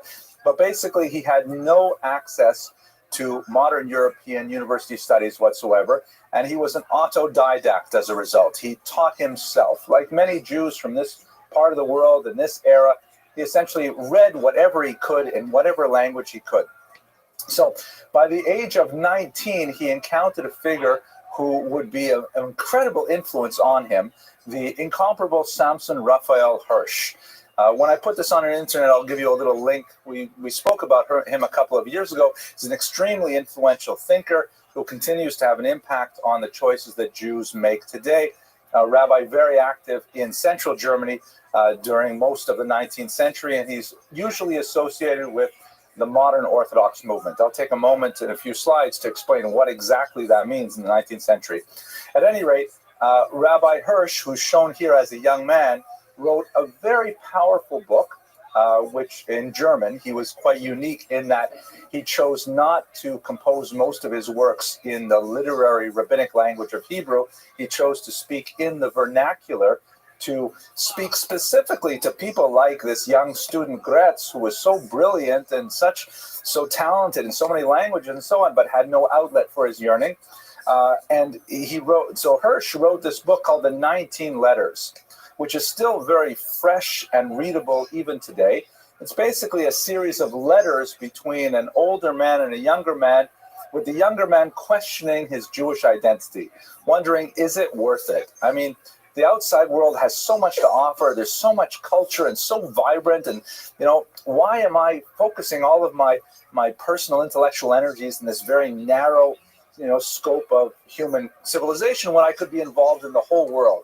And so this series of fictional letters go back and forth, in which Hirsch takes on the role of the older, I think it's an uncle, who writes to his nephew, if I remember correctly, I think his name is Benjamin, and explains to him, exactly why being immersed in Jewish study is of great value. And of course, the storyline eventually moves the son towards greater and greater involvement, to the younger man's involvement. So Gretz read this book and he said, oh my gosh, it is talking directly to me. These are my questions. These are my issues, and I need to find out these answers. So he wrote to Rabbi Hirsch and he said, I have to learn more from you. And so Hirsch invited him to his home. I think he was in Frankfurt at the time. And Gretz ended up living in his home for 3 years. He was a guest in his home, studying directly from his master for 3 years, and had a huge impact on him. They would later have a painful break. in which the teacher would repudiate the young Gretz, but that's getting ahead of the story a little bit. I want to show you something that's kind of like a visual joke. This is kind of funny. You saw this picture here. There's a famous, iconic picture of Hirsch when he was a young man. So I saw a version of this that was kind of in one of a little bit more right-wing publications, and they did this to it. Here he is. I think they felt that his beard was just a little bit too thin, you know, so they gave him kind of like a little bit heavier beard with a mustache, and so just drew it in. You know, I think I'd like to go to them for, I could use a touch-up myself, I think, maybe on the forehead or something, but I just found that kind of amusing. Okay, anyways, that's where he received most of his education. Okay, questions to this point? Any arguments, discussions? Yes? It said translated. What was it translated? It was translated from German to English. The original was written in German. Yes, Ms. Abramson.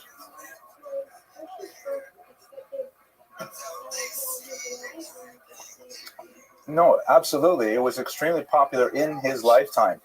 It was one of the books that really the question was, you know, how was Hirsch's book received?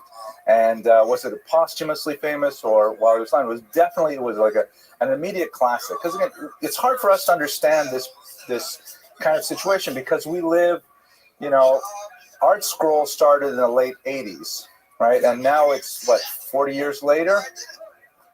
Oh my gosh, it's close to 40 years later. So we're so used to having tremendous amounts of Jewish literature available in fairly readable English. You know, there it is. You want the Zohar, you want whatever it is, go pick it up. There's not necessarily Art Scroll, but you'll find it.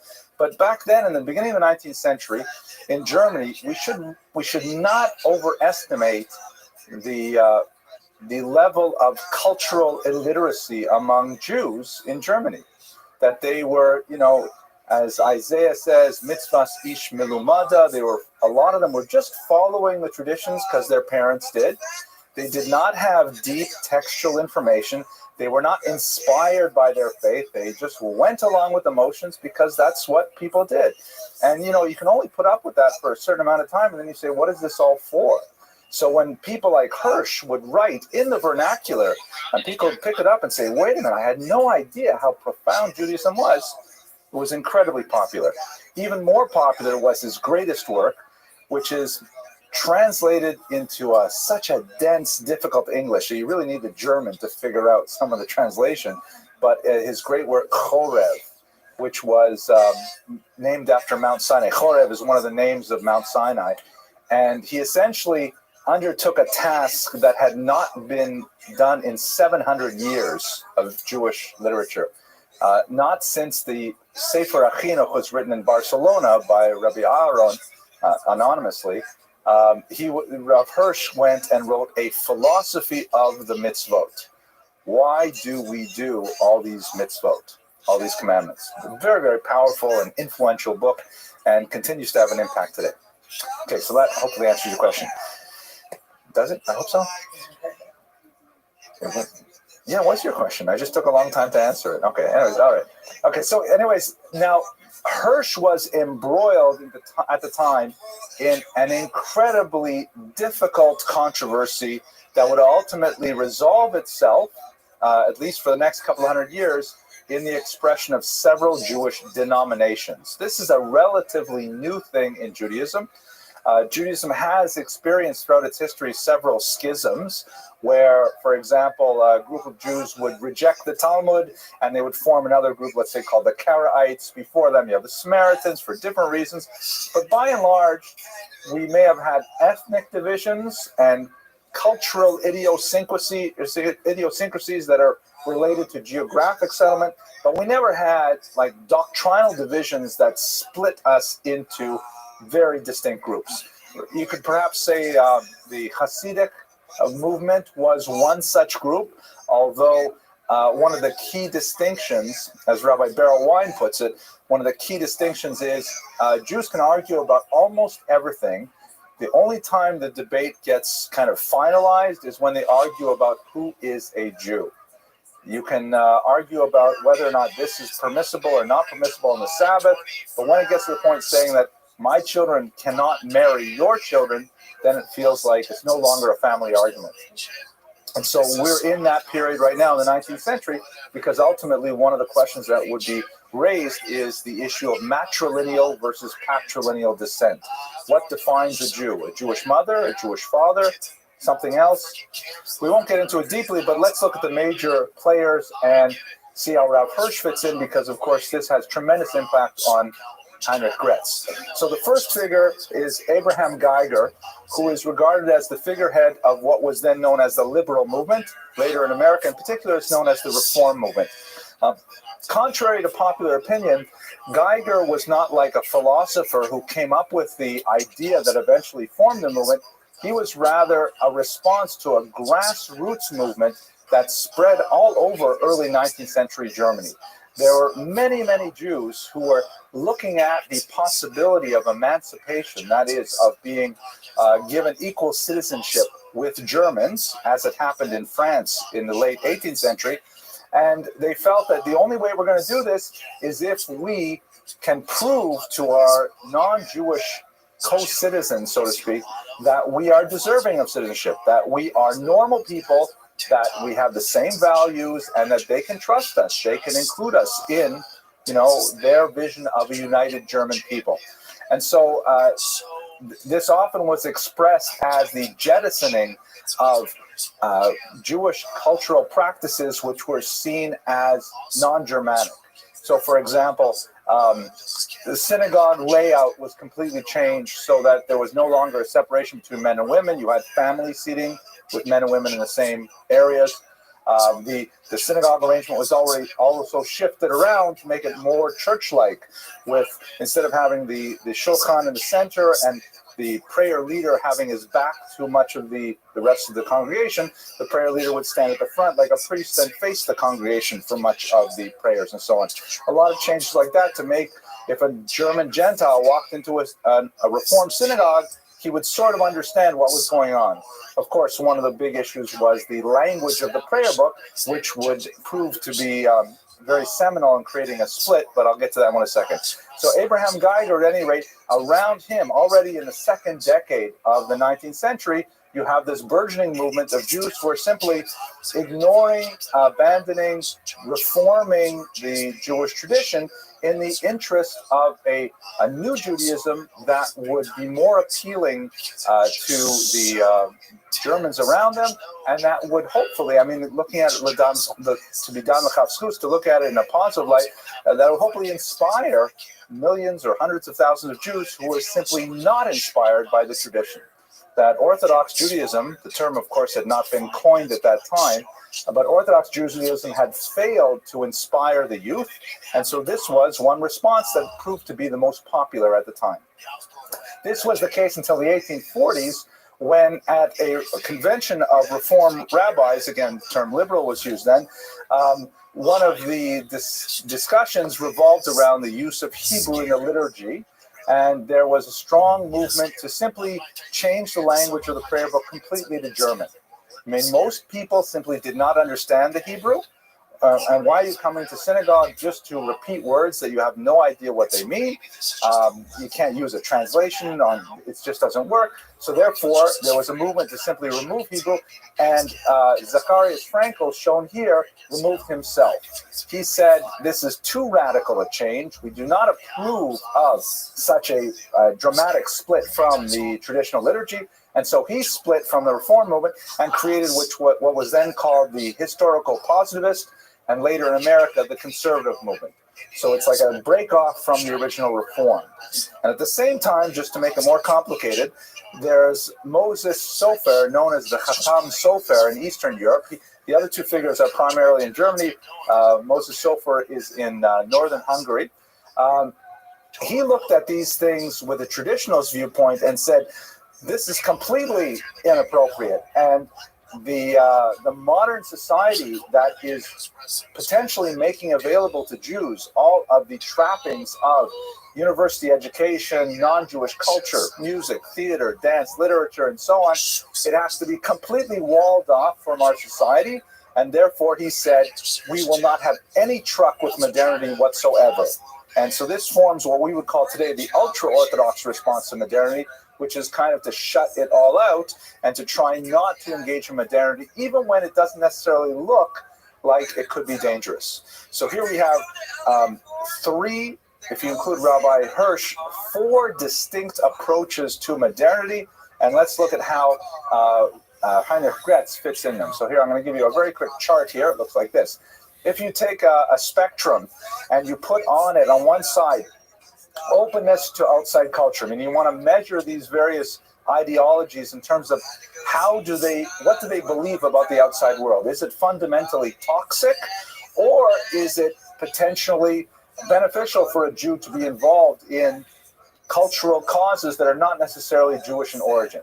And you go to the other side and you say, no, Jews have to remain totally insular. They have to stay away from anything that smacks of non-Jewish origins, and they have to stay totally within the framework of Jewish sources only. So if this is your spectrum from left to right, on the left side we could put Reform and Abraham Geiger, meaning in terms of the questions of how open to outside sources Reform would be, or Jews would be, this would be the most liberal of those approaches. So in other words, the most open to going to the opera, studying foreign philosophies, foreign religions, even in university, things like that. You'll find this on this side of the spectrum. On the other side, you have the so-called Haredim, which is a Hebrew term meaning the tremblers, the ones who tremble. And it's often translated into English as ultra-Orthodox. What that means also is there are 2 major forms, the so-called yeshivish, which is basically Lithuanian Talmudists, the Mitnagdim we spoke about a few weeks ago, or the Hasidim. They're both within this camp, and that would be Rabbi Moshe Sofer's approach. And then in the middle here, where you have a large number of Jews, you have what we would call today conservative, that is not as open to outside society as Reform is, and that's Zechariah Frankel's position. And then you have the modern Orthodox, which is not as insular as the extreme ultra-Orthodox, meaning they value a level of engagement in society, but not so much, for example, that they would consider moving the Sabbath to Sunday or violating the laws of kashrut and so on. And that would be Rabbi Samson Raphael Hirsch. And basically, Jews in the 19th century, and today as well, had to kind of put themselves somewhere on this spectrum. Choice of this nature was not possible before the 19th century. Before the 19th century, Jews either had to conform to community standards or convert to Christianity. There was no secular Jewish identity. There was no, hybrid Jewish identity. You just did what was around you, or you faced social ostracism that could have, especially in the pre-modern period, it could actually have financial consequences, because the Beit Din could fine you for, let's say, smoking on Saturdays. So, smoking on Saturdays would count. Or the Beit Din could even have you lashed for failure to conform to community sensibilities. So Jews basically, went along with what was the community standard. Once you get to the 19th century and the possibility of choice was made available, then Jews did choose, and they put themselves somewhere on this chart. Okay, questions? Yes, okay, not a hard one, please.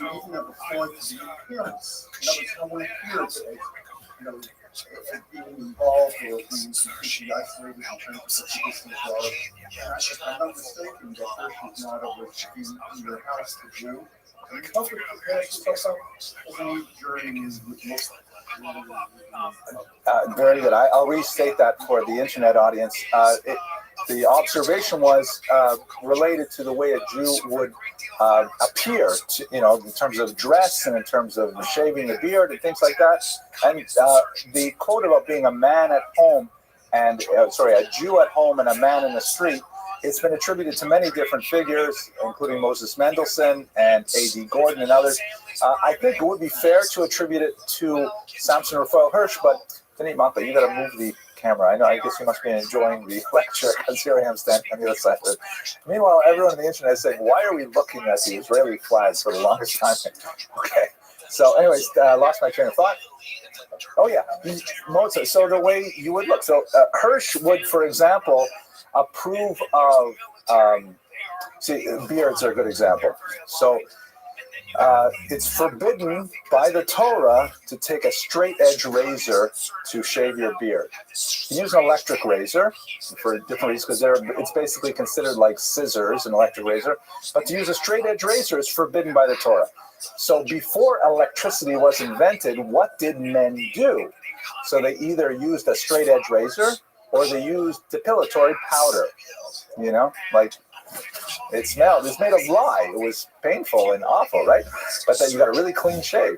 But those were the only two choices. So you could either subject yourself to the smelly and painful depilatory powder, or you broke Torah law and you used a straight edge razor.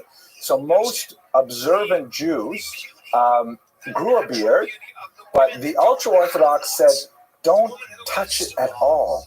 Let it grow wild, let it just, be, that's why many Hasidim today will allow their beards to grow untrimmed. But Rabbi Hirsch, of course, living in German society in an urban environment, that would look unkempt and inappropriate. So he said, take scissors, which is sort of a moderate approach, and trim your beard so you look like a mensch.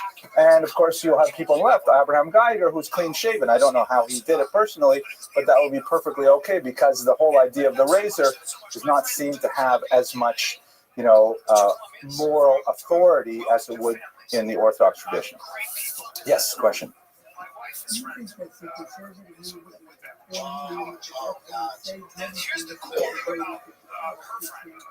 That is a very profound question, which I'll repeat for the audience. Do I think that the conservative reform movement saved many Jews from converting to Christianity?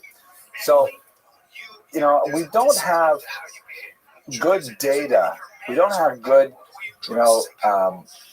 census data or Gallup polls to look at, to ask people back then, why did you choose to affiliate with the Reform Synagogue or a conservative synagogue or an Orthodox synagogue? We don't have that kind of data. That kind of thick description would help us understand. But there's basically two arguments, and I won't take a position on either of them. One argument is to say that the creation of these movements accelerated the rush to conversion, which was rampant in the late 19th century, because it had provided a way station. And, you could, as it were, stop observing the Torah according to the traditional practice, and you see that nothing happens, no lightning bolts, and so therefore you just make the next step. Others would say that no, this was kind of like a safety net, that many Jews, when faced with the choice of, converting to Christianity or remaining Orthodox, they would definitely convert to Christianity. So those are the two positions. I'm not prepared to take a stance on it right now. Later on, we can talk about America, where we have the Pew study. We have a lot of data where, we can ask that question again and wonder what it means. But it's a very different environment, because in the 19th century, everybody's Bobby and Zaidi were traditionally Orthodox. So it was like they were moving from something that they actually knew, as opposed to our generation, which doesn't necessarily have that background. Anyways, where's Heinrich Gretz and all this? Right over here in the middle, smack in the middle. Okay, he's obviously a huge devotee of Rabbi Hirsch. He lived in his home for 3 years, was his personal student, and so you'd think he would be modern Orthodox, but he happened to agree very strongly with Rabbi Frankel of the conservative movement, who argued for adaptations to Jewish tradition, but not so fast. Keep a hold of Hebrew. He strongly supported the conservative movement. He also strongly supported the Wissenschaft des Judentums, which was a modern scholarly movement that Abraham Geiger was involved with. So his leaning towards these positions on an intellectual level really estranged him from his former teacher. Later, when he came out with his major magnum opus on Jewish history, that's when the break would be final, and Rav Hirsch would say that, these are all very nice stories and imagination, but they're not necessarily true. And he really had nothing more to do with Gretz at that point. But anyways, this is putting him on the spectrum. He's a former yeshiva boy from Poland. He grew up, he spent his emerging adulthood in a modern Orthodox home, the modern Orthodox home under Rav Hirsch, and then he moved a little bit to the left because of the influence of the Reform and Conservative movement. Okay, So let's go further on here. Now, this is his greatest book, without question, The History of the Jews. This was a work that ended up extending over 10 volumes in the original German, and as I mentioned in the introduction, had a phenomenal impact on German Jewry. It was like just an earth-shattering book that took decades to complete. He actually started with volume 4, and then he filled in the later volumes and then went back. And after a trip to Israel to actually be in the land of Israel, he wrote the volumes on biblical Israel. And by the time he was done, it was 10 massive volumes, a phenomenal achievement of scholarship. The reception, as I mentioned earlier, was immediate and very positive. And one of the reasons for this is because of his the narrative. And this is something a little more sophisticated that I try to explain to my more advanced history students, when they're working at the undergraduate level. One of the big misconceptions about how historians do their job is that we sort of kind of capture all these facts and then we put them all down. To quote one 18th century historian, wie es eigentlich gewesen war, the way it actually happened. Like, you need a good historian to go out there, get you the good facts, put them in the right order, and then you'll know what actually happened. But the problem is, it's not like that. The world of facts is kind of like the world of Google, right? There's like so many, overwhelmingly many facts to choose from. And you have to sift through them, and you can't possibly look at them all because there are just way too many, and you have to try and tease out of the facts that you're able to see what are likely to be true and what constitute trends, what facts lead to one another, and then at some point you have to commit this to writing.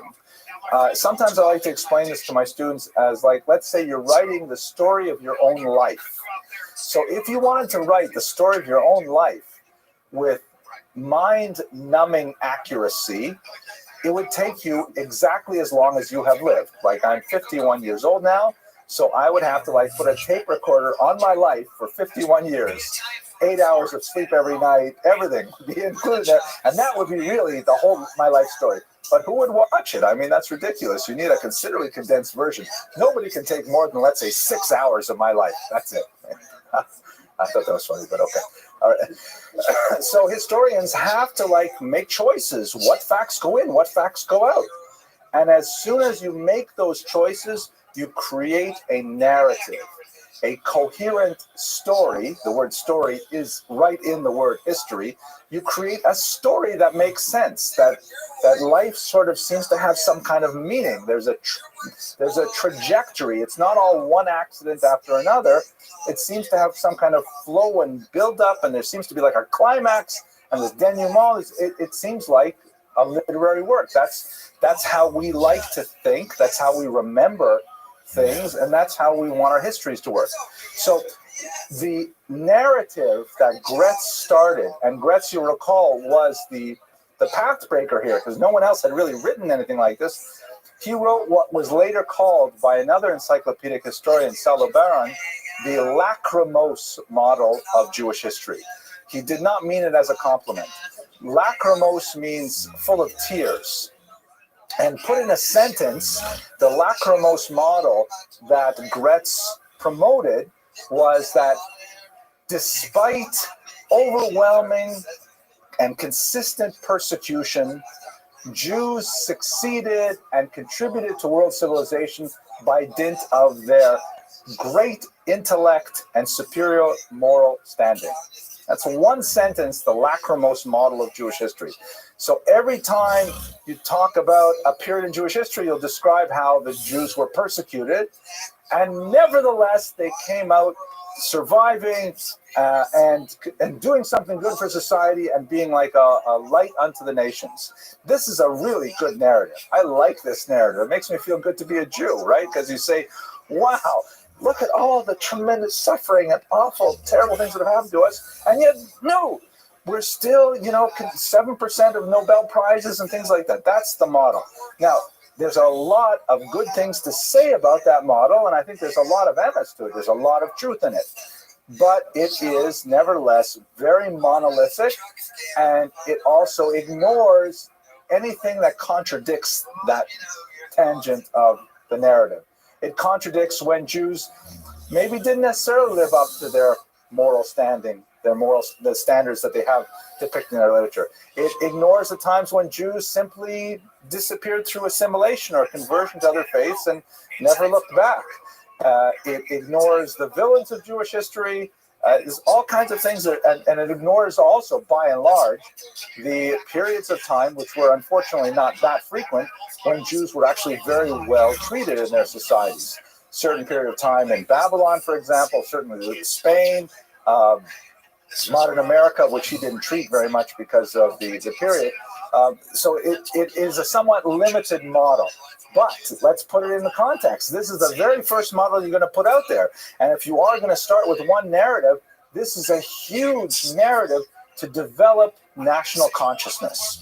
Because here you have these Jews who are on the verge of assimilating, on the verge of converting out, and when they read Gretz, they say, oh my gosh, like we said last week in German, right? In Russian, I'm so fortunate to be a Jew. You read Gretz and you say, my gosh, thank you, Bubby and Zadie, for buying me this book for my bar mitzvah present. You know, actually, the copy I have in my library, I have a personal copy, the 1899 printing in English, and it's beautiful with leather, covers and binding and stuff like that. And on the front page, it's a bar mitzvah present to some boy. I won't mention his name because maybe his ancestors might watch this video one day. And then volume 2 has uncut pages. Meaning, back then they used to make the books with the pages actually sealed on the outside, and you had to take a sharp knife and cut them open. So obviously he didn't make it to the second volume. But nevertheless, that's really what this book was about. And it made a huge splash in the Jewish world because it made everyone so proud to be a Jew. And it was written in literate German with properly sourced materials at a very high level. And this is, by the way, for a person who was not allowed to get a PhD at his university of choice because they simply had a policy, no PhDs for Jews. Sorry, question in the back. Absolutely. His religious perspective is essentially like this slide we have over here.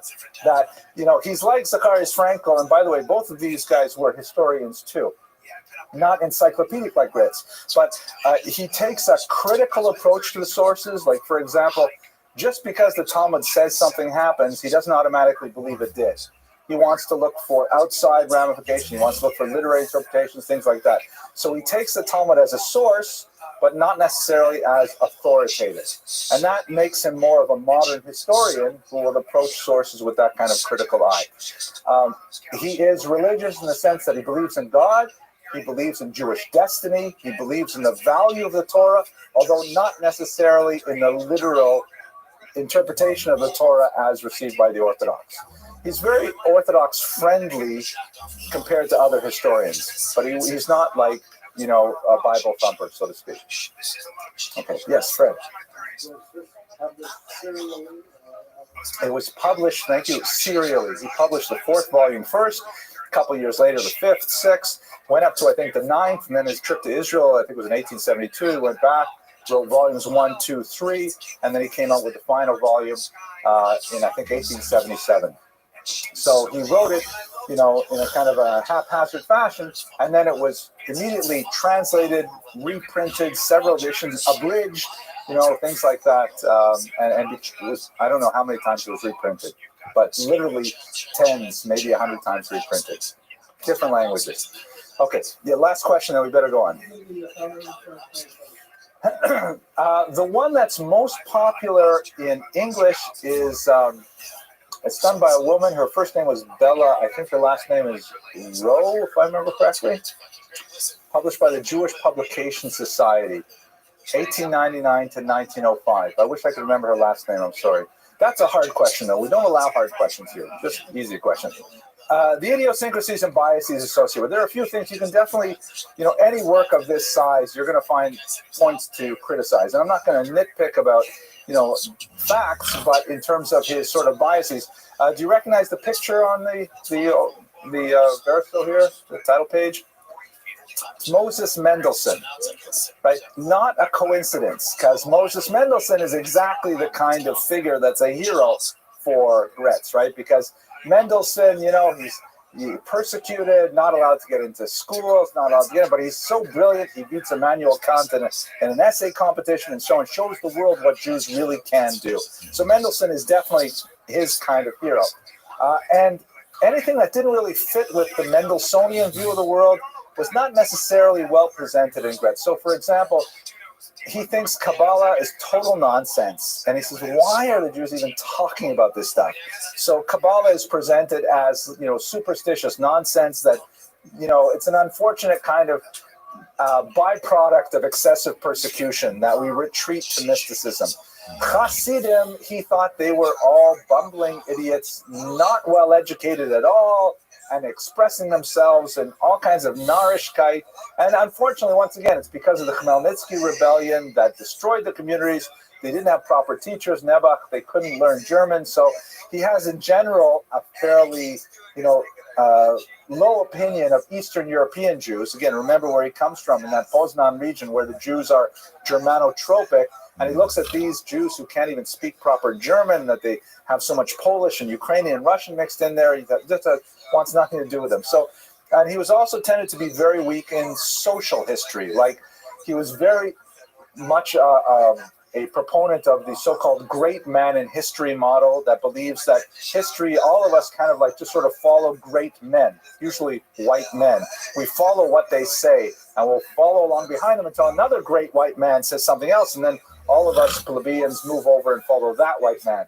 So his history tends to be a lot of disjointed biographies, as opposed to later historians like Shimon Dubno, who really emphasized folk movements and really emphasized the power of the masses, not necessarily the leaders, for shaping Jewish history. So the history as itself has some weaknesses, but again, placing it in context of an incredible achievement for its time. Now, there were some decidedly negative, what's the right word, things that happened. The word in Hebrew, I'm looking, is totzaot. There must be the word in English. Consequences, thank you. Great consequences for his work. Most of it came from this man here, Heinrich von Treitschke, who was the leading German encyclopedic historian of the time. The Germans were about 100 years ahead of the Jews when it came to writing books of this nature. And von Treitschke read Gratz's book and was incensed. He said, I can't believe how this Jew is portraying himself in Christian culture and especially in German culture. How dare he present himself as being, the Jews as being persecuted generation after generation. And what chutzpah, he actually didn't use the word chutzpah, but what, nerve he has to proclaim the Jews' superior moral standing despite this persecution. He says that is so false. The Jews, we have tolerated them, he says, in German society, and they are a scourge on our society. They have, ruined our cities. They have infiltrated increasingly our universities. Our economies are torn up by their petty dealings and so on. And von Treitschke just chewed into Gretz as a kind of a national ideologue that didn't write history, he wrote propaganda. So if you remove all of the venom, if you remove all of the hatred and anti-Semitism that von Treitschke was expressing, his historical criticism of Gretz was not so far off. Gretz was writing a national history that was kind of like, like, for example, when you write a national anthem for a country, put it like that, right? Are you going to write, what do we have, America the Beautiful? You have America the Pretty Good Looking, right? You're not going to write America the Pretty, you're going to write America the Beautiful. You're going to use the superlative, right? You're not going to say, God tolerate America. Say, God bless America. That's the point of a national anthem. So, too, he's writing a book that's like a historical version of a national anthem. And it's supposed to be uplifting. It's supposed to make Jews feel good about who they are. He's not trying to write a dry scholarly treatise. There's like drama to it. It's a good read today. It really is. And von Treitschke would have none of it. He felt that it was tripe. He felt that it was, insulting to the Germans who had hosted the Jews for 800 years. And ultimately, he said the opposite. He coined this phrase, which you can see here in this Nazi rally from the 1930s, Die Juden sind unser Unglück. The Jews are our misfortune. And this was one of Hitler's favorite slogans, borrowed from von Treitschke, who was criticizing Gretz, who was saying, au contraire, it's not like you say, Mr. Gretz, that the Jews have been such a boon to whatever society they've been in. They have been a cancerous growth that eat away from the society from within. And von Treitschke essentially trotted out this whole diatribe against Jews and how dangerous they are for society that was incredibly influential in the society. We should also understand that von Treitschke was not some, crazy drunken person muttering in the street. This was one of Germany's most prominent academics at a very prominent university late in his career. And for him to stand up and take such a strong stance against Gretz was perceived by many Germans as authoritative. So they had a fight called the Historikerstreik, a historian's battle that went on for close to a decade, back and forth in the press, and people in Germany took sides. People who were not involved in otherwise, began to engage in this dialogue of were Jews good for Germany or not? A very, very sad story that, of course, would come to its culmination with the Holocaust half a century later. Here's another, I'll show you, by the way, underneath it. I don't know why the Germans like to repeat themselves. It says, the Jews are on us, then girls, women and girls, the Jews you're on bad fortune, because of your book. Like, it just says over right here, they are, anyways, okay. It reminds me of a small funny incident. My wife and I were once in Odessa, and the water was not working in the hotel. And so there was a sign by the elevator, and it said in Russian, the water is not working. And it said in Ukrainian, the water is not working. Then it said in European languages, like in French, the water isn't working, it should be on again tomorrow. The same kind of thing in English. And then in German, it said the water isn't working, the plumber came, he says we need new pipes, he's going to have to order them from Kiev, it'll take till tomorrow, we hope we'll have it by 5 o'clock. Like, the Germans wanted the whole story, it wasn't enough to just know tomorrow. Anyways, here's another slide, also from the Nazi period, 1935, I believe. This is an outdoor billboard for an anti-Semitic paper called Der Stürmer, and here you can see the phrase, the Jews are our misfortune, meaning that everything that's wrong in Germany is because we have the Jews here in our society. And just to make it a little scarier, here is the same slogan, and this is from the National Socialist Democratic Workers' Party, also known as the Nazi Party, in Lincoln, Nebraska. Nobody knew that they were there, but they're also quoting that same slogan of von Treitschke's, which was essentially an attack on Heinrich Gretz. So, to think about his legacy, okay, that's the bell, and then we'll do the legacy.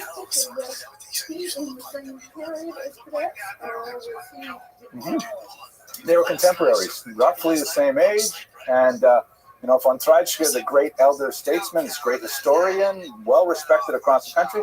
And Gretz, older at that time as well, but the author of this incredibly well-received, they were contemporaries. It was a really nasty fight. Now, how did Jews take this fight? Unfortunately, Gretz suffered some tremendous humiliation late in his life as a result of this fight. You recall that one of the collective projects of German Jewry for most of the 19th century was to desperately try to fit in, to desperately try to demonstrate to Germans that Jews are worthy of citizenship. And to a certain degree, Gretz's project fits within that model.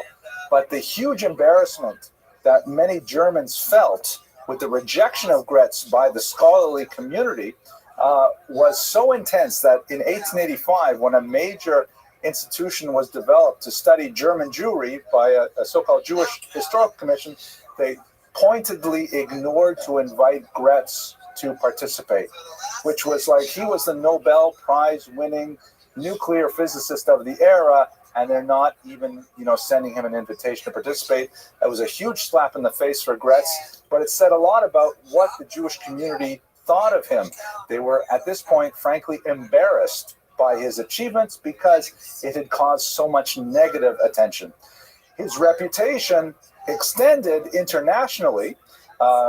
French translations and English translations did not have the same kind of, qualms about his chutzpah and his fight with von Treitschke, because in America and in France, Jews had already earned equal rights, and so his reputation was solid there. But, he was humiliated in his own country. But that, nevertheless, does not diminish the tremendous achievement that he made in his great 10-volume history of the Jews. He eventually succumbed to heart disease and was buried with significant honors in Rothschild, if I remember correctly. And we remember him even today. In fact, just, preparing for this lecture tonight, I think I'm going to have to go back and reread my Gretz. So even the pages that were not cut in volume 2, maybe I'll cut them myself this time. And I guess that's about it. I thank you very much for watching. Thank you very much for participating. And I look forward to seeing you next week when I hope to speak about the Friedrich Rebbe, one of the most important Chabad rabbis of the late 19th and early 20th centuries. Okay, have a great night.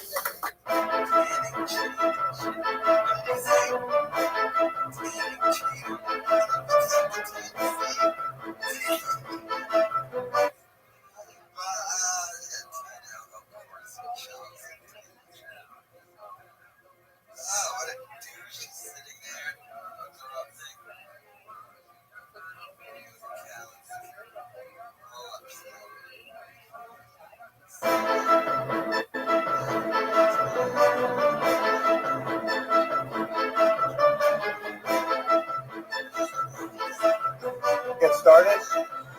Thank you all for coming. I apologize that I was a little bit delayed today and had people standing outside. That's kind of unusual.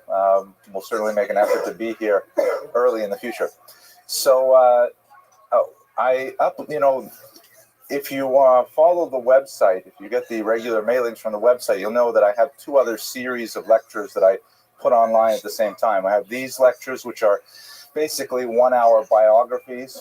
And then I have this series, which is mainly directed at undergraduate students, called the Essential Lecture Series. And they're about 20 to 30 minutes. And then I have these This Week in Jewish History, which are like 3 to 8 minutes. So I just recorded one this week on the origins of modern Jewish humor. And I'm really pleased with one of the essential lectures. I'm really pleased that I got so many responses in the comments. I think within 6 hours, 172 people had viewed this video. It was really, it's amazing what the internet can do. And one of the best things is that people started sending jokes in the comments box. So it's like, so here's one from Daniel Nuriev, who is actually quite a scholar. He is the first one, if I remember correctly, to point out that the letter chet is not a guttural, it's a voiceless fricative, if you didn't know that. But he pointed out this one joke which I enjoyed. It turned out that this is a very old Jewish joke, and just about everyone I told it to already knows it, but somehow I missed it.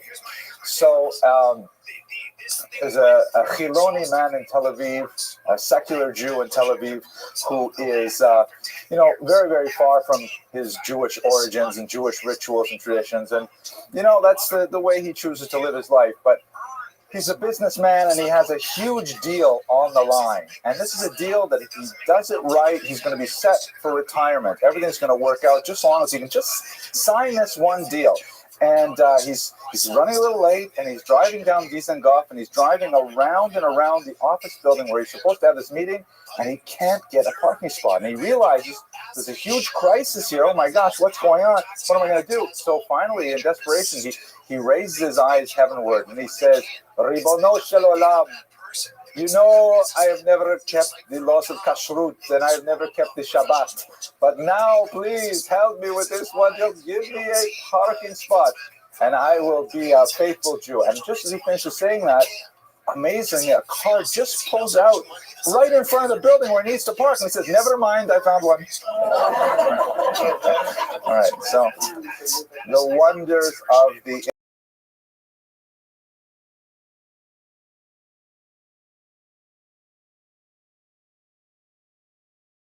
this particular, since so much time talking about Joseph Pearl, was a very bitter and rather venomous critic of the Hasidic movement.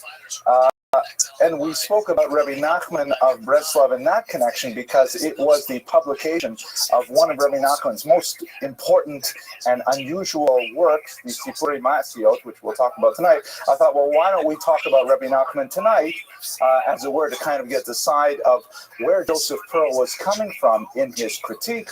And you can evaluate for yourself. We try to avoid moral judgments in this room, but we'll try and give you the historical outline of his life, and you can decide exactly how you want to go on that controversy between the two of them.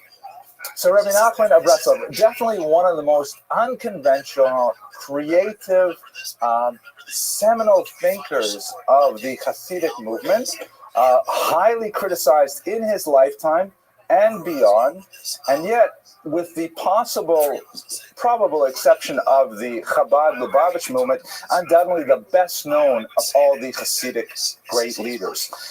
The Breslov movement amazingly has continued to hold its own, and in fact even flourish without a Rebbe. They are known to their detractors in the Hasidic world as der Toter Hasidim, the dead Hasidim, because they don't follow a living Rebbe. And nevertheless, they show tremendous creativity, effervescence, and novelty that indicate that their trajectory is still on the way up. So we're going to spend a little bit of time thinking about who was this particular individual, what were his contributions, what were some of the reasons for which he was so bitterly criticized during his lifetime, and maybe we'll spend a little bit of time thinking about the specific nature of his spiritual creativity that caused such inspiration in the Jewish world in the early 19th century and for the last 200 years.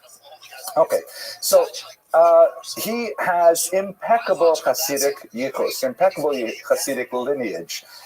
His grandfather was the Baal Shem Tov himself through the Baal Shem Tov's daughter, and on the other side, he was the grandchild of one of the Baal Shem Tov's primary disciples as well. So he has like really tremendous standing within the movement, and more than that, he was born and raised in Medjugorje. I'll give you this map here. This is going to cover most of his life, so I'm putting all these places here. Medjugorje is the current Ukrainian pronunciation. You may have seen the Polish pronunciation, Medjugorje. This is a small shtetl over here in the Ternopil region of western Ukraine. This is eastern Galicia, a region where Jews are exceptionally poor compared to the rest of Europe, poor both in terms of their per capita income. This is one of those areas of Europe where Jews were much more involved in manual labor and even in farming, which is highly unusual for Jews, than in the rest of Europe. At the time, it was not part of Ukraine as shown here. At the time, it was part of the Polish-Lithuanian Commonwealth. Later, it would become briefly part of Austrian Galicia and so on. And then after World War I, it would be part of Poland. Well, I don't want to do the whole history. Anyways, here's Medjugorje over here. He spent some time in the Kiev region, in the region of Podil, and in a neighboring town as well. And then he made his name, his fame, really in the town known as Bratslav, not to be confused with Bratislava, as usually pronounced in Yiddish as Breslov. The Nurem Breslov is just a Yiddish, there are many of these. One of the hardest things about figuring out the geography of Eastern Europe, and my own teacher, Professor Paul Robert Magachi of Toronto, he wrote an atlas of Eastern Europe, and he described to me how incredibly difficult it is because just about whenever a place gets conquered by a people, they change the name of the place, and sometimes the name change is really quite distinct. Like, for example, if you take this town here, which is written in this map as Lviv, that's the Ukrainian pronunciation. This is a map of Ukraine. It would be Lviv in the local dialect. It was known as Lvov to Poles and Lemberg as to Germans. And so Jews would choose whichever one they wanted. Lemberg is often used because of the affinity with Germany, but these place names change tremendously. So Bratslav is one of those examples where the Jews would simply elide the terms to say Breslov. And one of the reasons they loved it is because the term Breslov, if you look at the letters in Hebrew, it forms an anagram for Lev Basar, heart of flesh, as opposed to a Lev Even, a heart of stone, which is an allusion to a passage in the Bible and Isaiah where God says, I will take out this heart of stone and I will give you a heart of flesh, a heart of Lev Basar. So Breslov, Lev Basar, that's who we're talking about. Spent a lot of time at Rothschild, and that's where he gathered most of his disciples. And then his last days were spent in Uman, where he chose to die and be buried. So the pilgrimages, if you heard of them, are associated with Uman, not with the other locations there. So his Hasidic lineage, to underline the point we started with, not only from his actual family members, he's in the third generation after the Baal Shem Tov, who passed away about 1760. The Rabbi Nachman was born 12 years later. But he actually grew up in the very heartland of Hasidic world in Medjugorje, the place where the Baal Shem Tov himself was active. Okay, so you get a sense of where he exists in the panoply of figures. Yeah, typical for the time, very early engagement. Again, he was like Hasidic royalty, so he would have been very sought after. He was engaged at 13, and in kind of like a Talmudic precedent, which was not so unusual in the 19th century or this late 18th century, he was married 1 year later to the daughter of a fairly wealthy man from the Kiev region. He moved in with his father-in-law, and this is incidentally one of the reasons why there's a huge population explosion among Jews in Eastern Europe in the 19th century, far outstripping the non-Jewish population in the area. Is two things. First of all, the development of the smallpox vaccinations, which Catherine the Great began to disseminate in the late 18th century, and secondly, an institution known as Kest, which was a way in which young married couples, and we're talking about really young, we're talking about 14, 13 years old, where they would live for extended periods of time in their in-laws' homes with an extended family that has cousins, aunts, sister-in-laws, and mother-in-laws, and so on, to care for children during these very tender years when the husband and wife are really children themselves. So he lived in this kind of environment for the first few years of his married life. It turned out later, though, that his father-in-law became a widower, and his second wife and Rabbi Nachman did not get along all that well. So at this point, Rabbi Nachman took his wife and his growing family. He ultimately had 6 children, 4 girls and 2 boys. The boys did not survive infancy, but his 4 daughters did. So they moved nearby.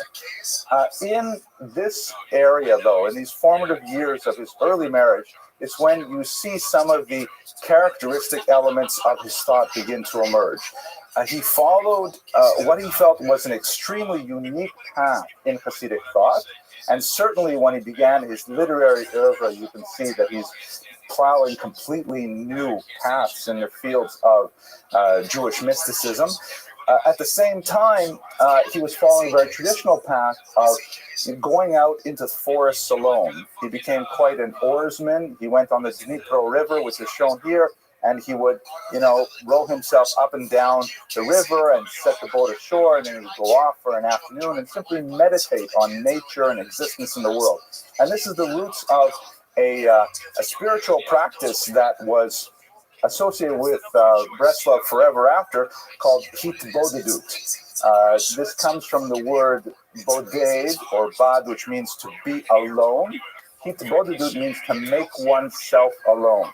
And one of the main areas of Breslov spiritual exercises is to spend a good chunk of time. When you read some of their literature, they say, just take an hour to yourself. That's all it takes, an hour a day, which, for the rest of us non-Breslov Hasidim, it's a huge amount of time, especially for a Litvak, a whole hour doing this. And basically be alone, talk to yourself, talk to God, talk to the walls, talk to your future, talk to your past. Just spend an hour in internal meditation. That may be, by the way, to jump ahead to the end of this lecture, one of the reasons why in the 1970s Breslov Hasidus became so popular is because the whole meditative tradition, which they had been developing for several hundred years, was so well aligned with the age of Aquarius, with EST, you recall all those kinds of unusual New Age practices that were popular in America at the time. So definitely there was a kind of a congruity of practice and thought between Hitbodedut and modern meditative techniques. So he moved to a nearby region, and at this point in his late teens and early 20s, he began to attract disciples. Jumping ahead also, we should note that the entire span of his life was only a short 38 years, and yet compressed within this very short lifetime, he managed to create a tremendous body of written work, very creative and unusual and original, and attract many totally devoted disciples who would remain with him not only during his lifetime, but even after his death, which was shrouded with tremendous controversy, and would pursue the development of the movement past that. So these are all very young people. We're talking about people in their teens and early 20s when they are at their peak of creativity. The controversies. So he was, we have to put ourselves within the context of the times. And you recall that the Hasidic movement heads into a period which historians might call a thermidor, which is a reference to a month in the brief-lived French revolutionary calendar. Basically, when you have a revolution of any sort, there's a period of tremendous excitement and exuberance and dramatic change, like the pendulum is pulled all the way in one direction. And then as people get kind of fed up with the ridiculous pace of change, then the pendulum swings back the other way, but often goes into the opposite direction. And if you look at any, this is kind of like a well-known pattern, cycle of history. If you look at, let's say, the Russian Revolution, it may start with all these bright ideas of Druzhba Narodov, the friendship of peoples, and of a neo-messianic era, and then it eventually swings back and falls into high Stalinism, which is the thermidor, as it were, of the Soviet Revolution. So the Hasidic movement had much of the same. The 18th century was a tremendous period of criticism of the old way of doing things, a period of great innovation. And then by the time you get to the 19th century, some of the excesses that the Hasidic movement had been created to react against began to reassert themselves and even infiltrate the Hasidic movement himself. For example, one of the aspects of the Hasidic movement that was so powerful in the 18th century was the tremendously democratizing element of following a charismatic leader as opposed to an appointed figure that had the approval of the community and the lord of a particular region. You would have a person who, just had a beautiful smile and a beautiful way of expressing things and a kind heart, and he would become the Rabbi, obviously with tremendous talents in learning and pastoral skills and so on. But by the time you get to the mid-19th century, the Hasidic system was criticized for being excessively rigid, of being just another hierarchy where people gather their courts around them on a hereditary basis and so on. So this is a period when the Hasidic movement is just beginning to kind of lose that populist edge and descend into a dark and reified period, which again they would emerge from at the end of the 20th century, but that's not for us today. So Rabbi Nachman was at this period when it's quite a bit of time. It's 40, 50 years after the death of the founder of the movement, and you have established figures. You have Hasidic leaders who are elderly typically and have followed the same kind of pattern of establishing courts and of rituals such as the pidyonos, of bringing certain types of donations to the Hasidic leaders and so on. And Rabbi Nachman will just have none of this. He is a huge critic of the existing Admorim, as the leaders of the Hasidic movement were called. And he openly criticized their mystical pronouncements. So, for example, some of the Admorim, some of the leaders would say that they had gotten a glimpse of Elijah's chariot that's referred to in the Bible, and it's an allusion to this mystical vision of the Godhead in the universe. And Rabbi Nachman would say, I don't know how these people can say they've seen the chariot and they describe it this way, because I know myself, it looks totally different than the way they're talking about it. So open criticism of his peers and his seniors. In fact, one of the most what's the right word? One of the most acrimonious disputes he had was with a figure known as the Shpoler Zaydi, the elder of the city of Shpoler. And Rabbi Nachman moved to that city without first getting permission from the Shpoler Zaydi. And originally, the Shpoler Zaydi was open to the idea of Rabbi Nachman. Here is a creative, young Hasidic thinker, but to move your court into the existing region of an authorized and well-known figure was like it's an infringement on his chazakah. It's an infringement on his, his known territory, right? Like salesmen, as it were. You can't go and walk into someone else's territory and then take it over. And the Shpoler Zaydi was really quite angry with him for simply showing up without, doing the proper petitions and the proper arrangements and things like that. So he had a lot of fights of this nature with the authorized figures.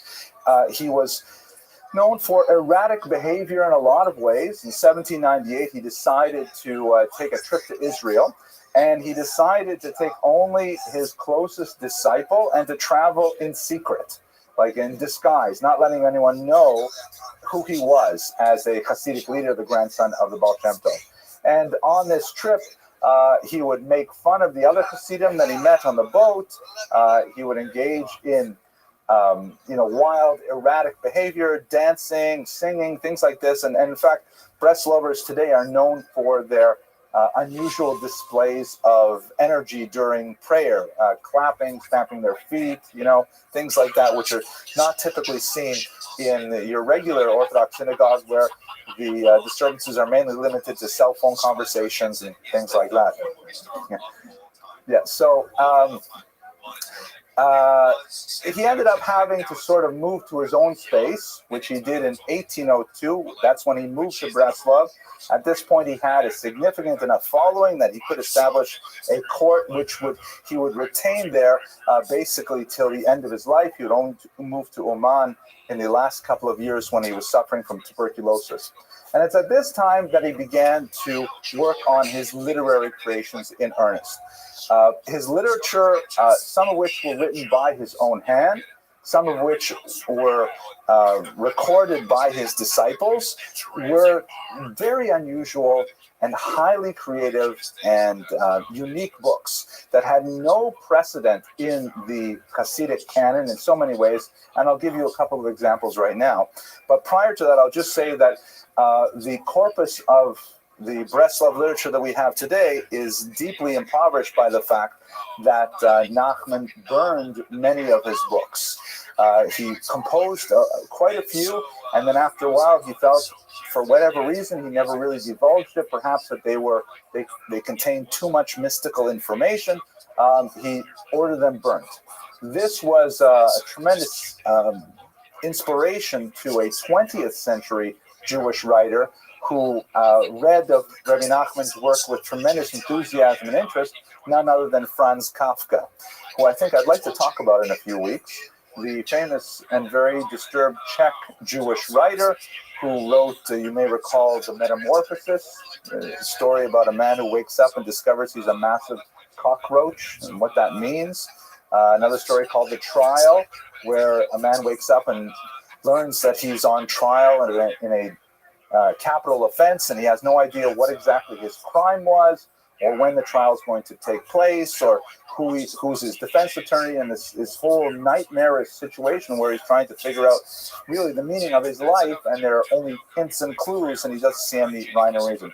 Kafka also ordered his closest friend to destroy all of his brilliant manuscripts, and then he promptly killed himself. for the benefit of world literature, his friend decided the manuscripts were simply too valuable, and he did not burn them, and they ended up becoming published and become classics. But the connection is very clear. Kafka read a lot of Rabbi Nachman, was fascinated with the same kinds of stories that Rabbi Nachman will write, and was deeply influenced by them. Yes. Oh, one last point, two last points I should make on this slide, excuse me. I forgot to mention that perhaps the most controversial aspect of Rabbi Nachman's activity was his messianic pretensions, which are rarely stated in an outright fashion, but it's clear that he harbored notions of tremendously exalted status of himself within the end of days. It may have been that he regarded himself as an Elijah-like figure, perhaps the harbinger of the Messiah. He certainly felt that one of his infant sons, again, who died in infancy, would be the Messiah, and he placed great hopes on him. And these kinds of things, which are not completely unknown in the Hasidic movement. It's hard to find too many Hasidic movements that have not had a close brush with the idea that their Rebbe may be the Messiah. But Rabbi Nachman was unusually vocal about it and attracted a lot of criticism, like a lightning rod, because of his pronouncements. There was only one Rebbe who was a strong advocate of Rabbi Nachman, and he held to his position right to his very end. He died 1 year before Rabbi Nachman, and that was the great Rabbi Levi Yitzchak of Berdichev. You may have heard of Rabbi Levi Yitzchak. He is known as the defense attorney of the Jewish people, the Sneger Shel Yisrael, because he basically finds the good in everyone throughout his life. In fact, there's a lot to say about Rabbi Levi Yitzchak. There's a famous passage in which he even once called God himself to a din Torah to answer for the treatment of the Jewish people. That's a whole episode in itself. Anyway, so quite a bit of writing at this time, but I haven't told you too much about what those writings say. As I mentioned 17 times already, highly original writings. To be sure, he wrote a lot of traditional ma'amarim that are, comparable to the regular kind of Hasidic discourse, with, references and with standard scholarly apparatus and so on. And those are perhaps less remarkable. What makes him stand out, and which also perhaps gives him much larger audience to draw from, is his stories, his Sipurei Masiot. And there are two really salient differences between his stories and those that are associated with other Hasidic courts. The first one is that they are original literary creations by Rabbi Nachman himself. In other Hasidic courts, you have lots of Hasidic stories, usually highly hagiographical in nature, meaning, amazing stories about what this Rebbe did or what this Rebbe said, things like that. But they're always created and circulated by the disciples. In this case, we have a Rebbe who himself sets to page, these stories on his own. They are like novels, as it were. I mean, they're not structured like novels at all. They're stories. They're short, few pages long, and they're collected, though he published them all in one volume, and then there are a few that are scattered throughout. But that's really an unusual thing for a Rebbe to write stories, as opposed to making these, scholarly lectures, and then his followers create the stories about him. That's one unusual factor of Rabbi Nachman. The other, and his stories, the other really unusual factor is that the stories hardly ever deal with Jewish topics head on. They read more like fairy tales, complex parables about kings and princesses and captured princesses and pirates, and you can very easily read them as somewhat twisted children's stories. I mean, they don't have the kind of satisfying endings that you would like to see in a typical bedtime story, but they are highly imaginative, and they spur one's thought to, oh my gosh, what are the possible implications? And they're quite enigmatic. very Kafkaesque, to use the term anachronistically. He's really writing like Kafka, because Kafka would later be writing like Rabbi Nachman. I'll give you an example, but first I have to tell you a joke, because this one jumped into my head. And I apologize for those of you who come to my lectures every week. I know you've heard this joke before, but it's therapeutic for me to tell you these jokes, so it goes like this. So there are 3 college students in a dorm, and they're talking about their spiritual leaders, about how great they are. And one student says, my guru, he is totally amazing. The powers he has, you can't imagine. Once we were walking in the forest, and there was a raging river, and we saw in the middle of the river, there was a little kitten who was like trapped on a floating branch. And so my guru, he stretched out his hands, and for 6 feet around him, the water stopped flowing. He walked out on the dry riverbed, and he rescued the kitten, brought him to safety. The other student says, oh, that's nothing. My Swami, you wouldn't believe what he's like. Once we were walking past a rushing highway, like moving so fast. It was definitely not I-95. It was going, the cars were like just going fast at 60, 70 miles an hour. And we saw that in the median, separating the lanes, there was a little puppy. And so my Swami, he got up from the lotus position, and he stretched out his hands, and then from 6 feet around him, the car simply stopped moving. And he calmly walked out to the median, he picked up the puppy and brought him to safety. And the Jewish kid says, that's nothing. My rabbi, once we were walking on the street on Shabbos, and we saw a $20 bill, he stretched out his hands, and for 6 feet around us, it was Tuesday. That's like slightly anti-Semitic. I probably shouldn't tell that, but that's like transvaluing the thing. It was Tuesday, right? Okay. I'm sorry, Denis Malka, that you had to hear that, but there you go. Anyways, so let me give you an example. Perhaps the most famous of the Sipurei Masiot is the story of the sometimes translated Rooster Prince, sometimes translated Turkey Prince. And by the way, also very unusual, he had them published simultaneously in a bilingual edition. The original version of Sipurei Masiot was published with Yiddish on top, which was the vernacular, what the common person could read, men and women, uneducated, whatever.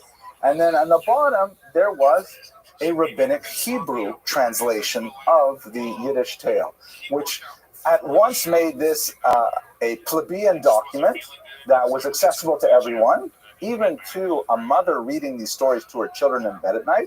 And at the same time, it was a Hasidic learned discourse in the high language of literary Hebrew. I shouldn't say the high language of literary Hebrew because, the Hebrew was not completely accurate. That was grammatically, that's one of the main criticisms of the form of the Sipurei Masiot that Joseph Pearl would bring up. He would say, look how foolish these Hasidim are. Look how badly they write in Hebrew. But nevertheless, Rabbi Nachman, insisting that his teachings be delivered in both the vernacular, ensured their wide circulation, and by writing them in Hebrew, which unfortunately was prescient because the vast majority of Yiddish speakers would be killed in the Holocaust, it meant that his books had an enduring presence that would make them popular with the resurgence in Israel after the Six-Day War, which we'll talk about towards the end of this lecture. So the text actually exists in a dual language edition right from the very beginning. This is one of my favorite stories of the Sipurei Masiot. There is once a king whose son goes mad. Madness figures in quite a few of the stories, by the way. People who lose their sensibility. And the prince insisted that he was in fact a turkey.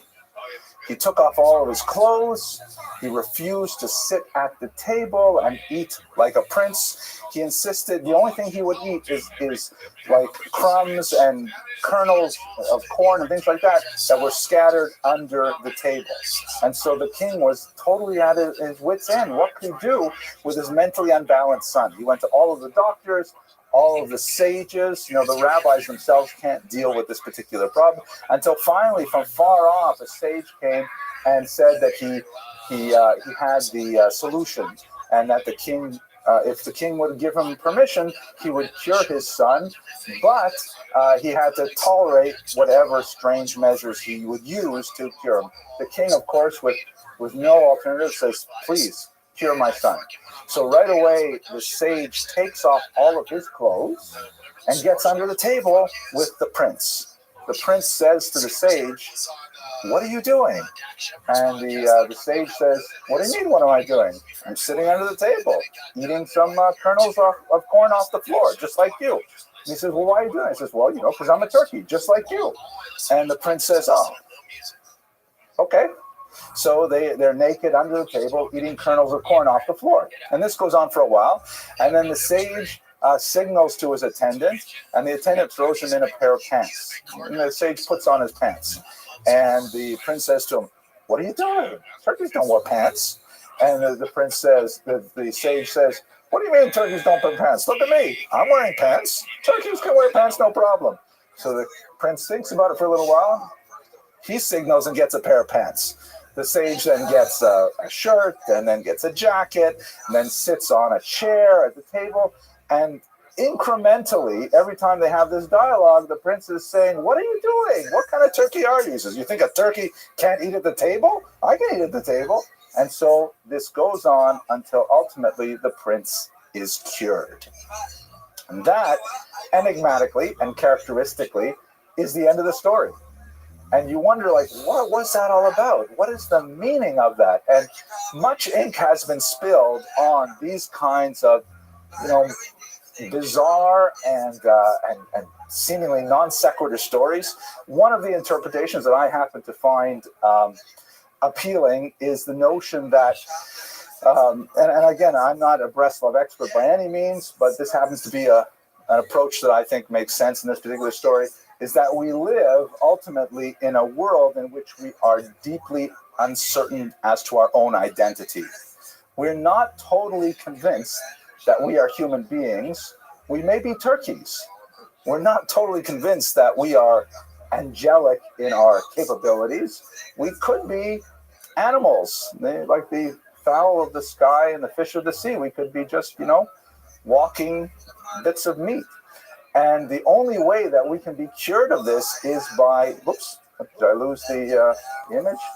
The only way that we can be cured of this is by imitating a human being, imitating a higher level creature.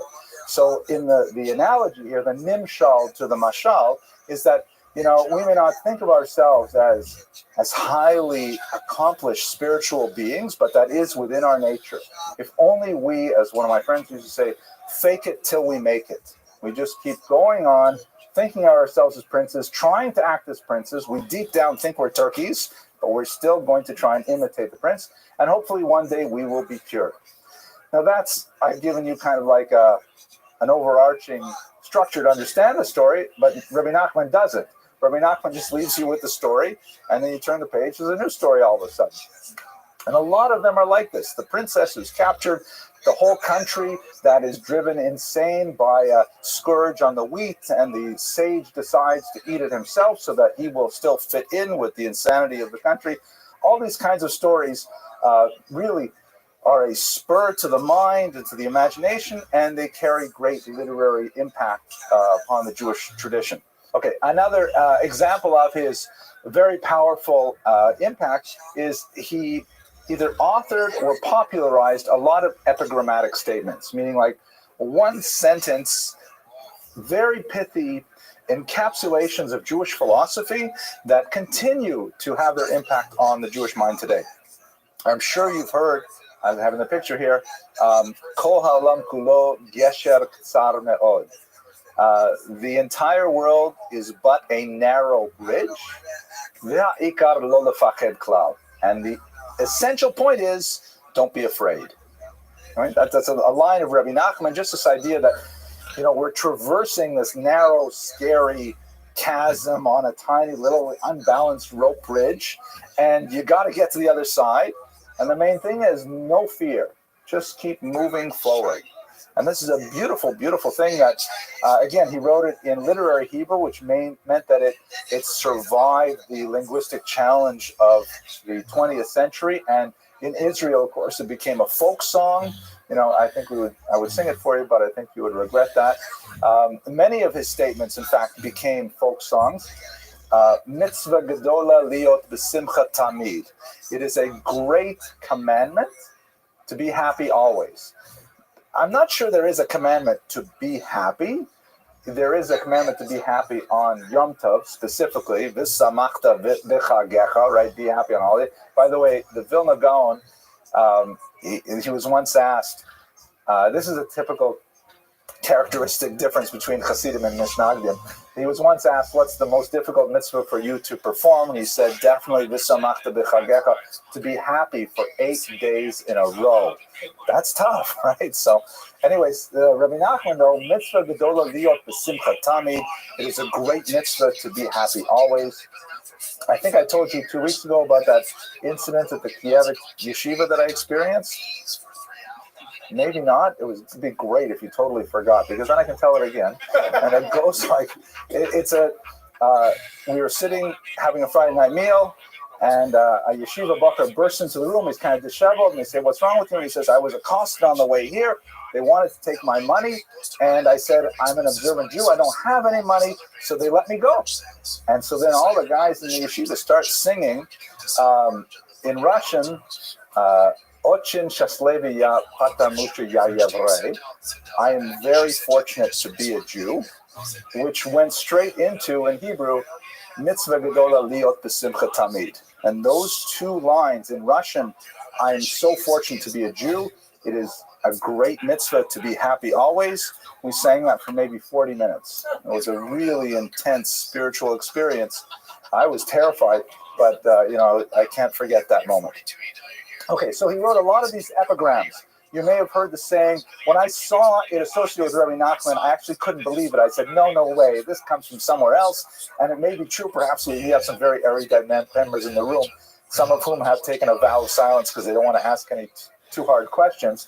But apparently it was Rabbi Nachman who said, God never gives us a challenge that we cannot overcome. That's like, is that really Rabbi Nachman? That seems so central to Jewish thought. But it's not associated with the sun. So these kinds of like amazing stories, these very powerful epigrams, you hear it once and it sticks in your brain. These are the kinds of things that he contributed. He also created a wide variety of spiritual practices or exercises called tikkunim, which is a Kabbalistic term meaning repairs. If you damage the world or yourself through a particular sin of one type or another, then these are the repairs. This is how you affect a positive change to what you've done wrong. The Tikkun Klali, he has a list of what kinds of things you should do for what kinds of sins. Typically, they involve the recitation of certain psalms and things like that. The most famous of the Tikkunim, however, was towards the end of his life, he promised his followers that if they would come and say a particular tikkun on his grave at Rosh Hashanah, then no matter what they have done in their life, Rabbi Nachman will take them by their peyot, by their forelocks, and drag them out of hell itself if necessary. So these tikkunim have had tremendous, popularity, and they continue to inspire tens of thousands of people, even today, who go to Uman to be at the grave of Rabbi Nachman, and many of whom are not at all Breslov Hasidim, but are moved by that concept of the tikkun. So let's move on to this Uman itself. As I mentioned, his main activity was in Breslov, but there was a fire at one point that destroyed his home, and he was left temporarily homeless. He could have simply relocated to another building in that city, but for several years he had very positive relationship with several notorious maskilim in Uman. So what is going on here?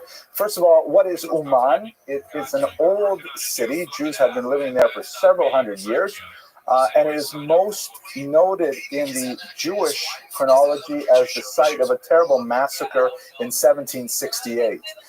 This was the Honta or Gonta massacre, also known as the Haidamach massacre, when peasants revolted and slaughtered Jews as they had done 100 years before in the Khmelnytsky massacre. It's a whole social, political, economic mess, but the bottom line is that quite a large number of Jews were killed in a very short period of time in that year, and there was a cemetery that was that was expanded to contain all of the graves. Rabbi Nachman remarked towards the end of his life that this would be a good place to die and be buried, and he was, of course, predicting his own end, because at that point he had contracted tuberculosis, an illness that was still quite widespread. If I'm not mistaken, it claimed his wife the year before, and he lasted 3 years with this illness before he finally succumbed. He moved to Oman, and there he significantly developed his relationship with Maskilim. Maskilim, you'll recall from last week's lecture on Joseph Pearl, these are adherents of the Haskalah, the Jewish Enlightenment, who in Western Europe tended to jettison their Jewish practices, kashrut, Shabbat, and so on. In Eastern Europe, less so, but they definitely were antinomian, changed their dress usually for upper-class Polish dress at this time, studied the sciences, studied Polish language, things like that, and were generally considered, in the context of that time, assimilated Jews. They were certainly not assimilated by Western European standards, which reminds me of one more joke. I can't help it, but we're almost done. The joke, did I tell you the joke about the guy who wants to become a member of the Flaming Crosses Country Club? So there's this restricted country club. I'm so glad none of you remember my jokes. He wants to be a member, a Jewish guy wants to become a member of a restricted country club, where they don't admit Jews, Gentile clientele only.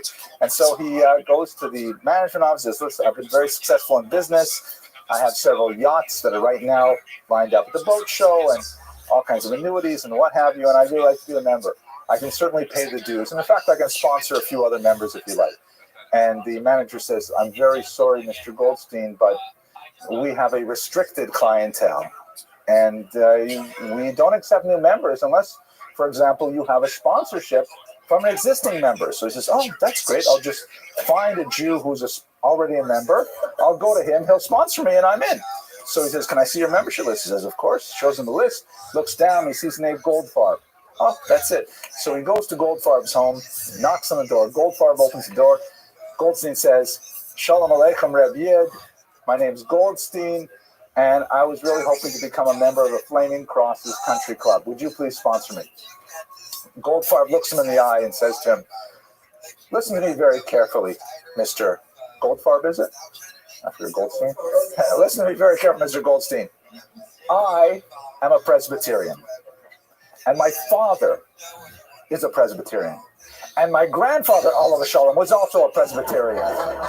So these are the kind of maskilim that might visit that. Now, there's a lot of discussion because this is, you have to realize, within the context, for Rabbi Nachman to be associating with heretical Jews was highly controversial. It was like, again, in the thermidor of Hasidic thought at that time, to be messing around with the ordinary people. Maybe it's a little bit like the sage who gets under the table naked. That's highly unusual.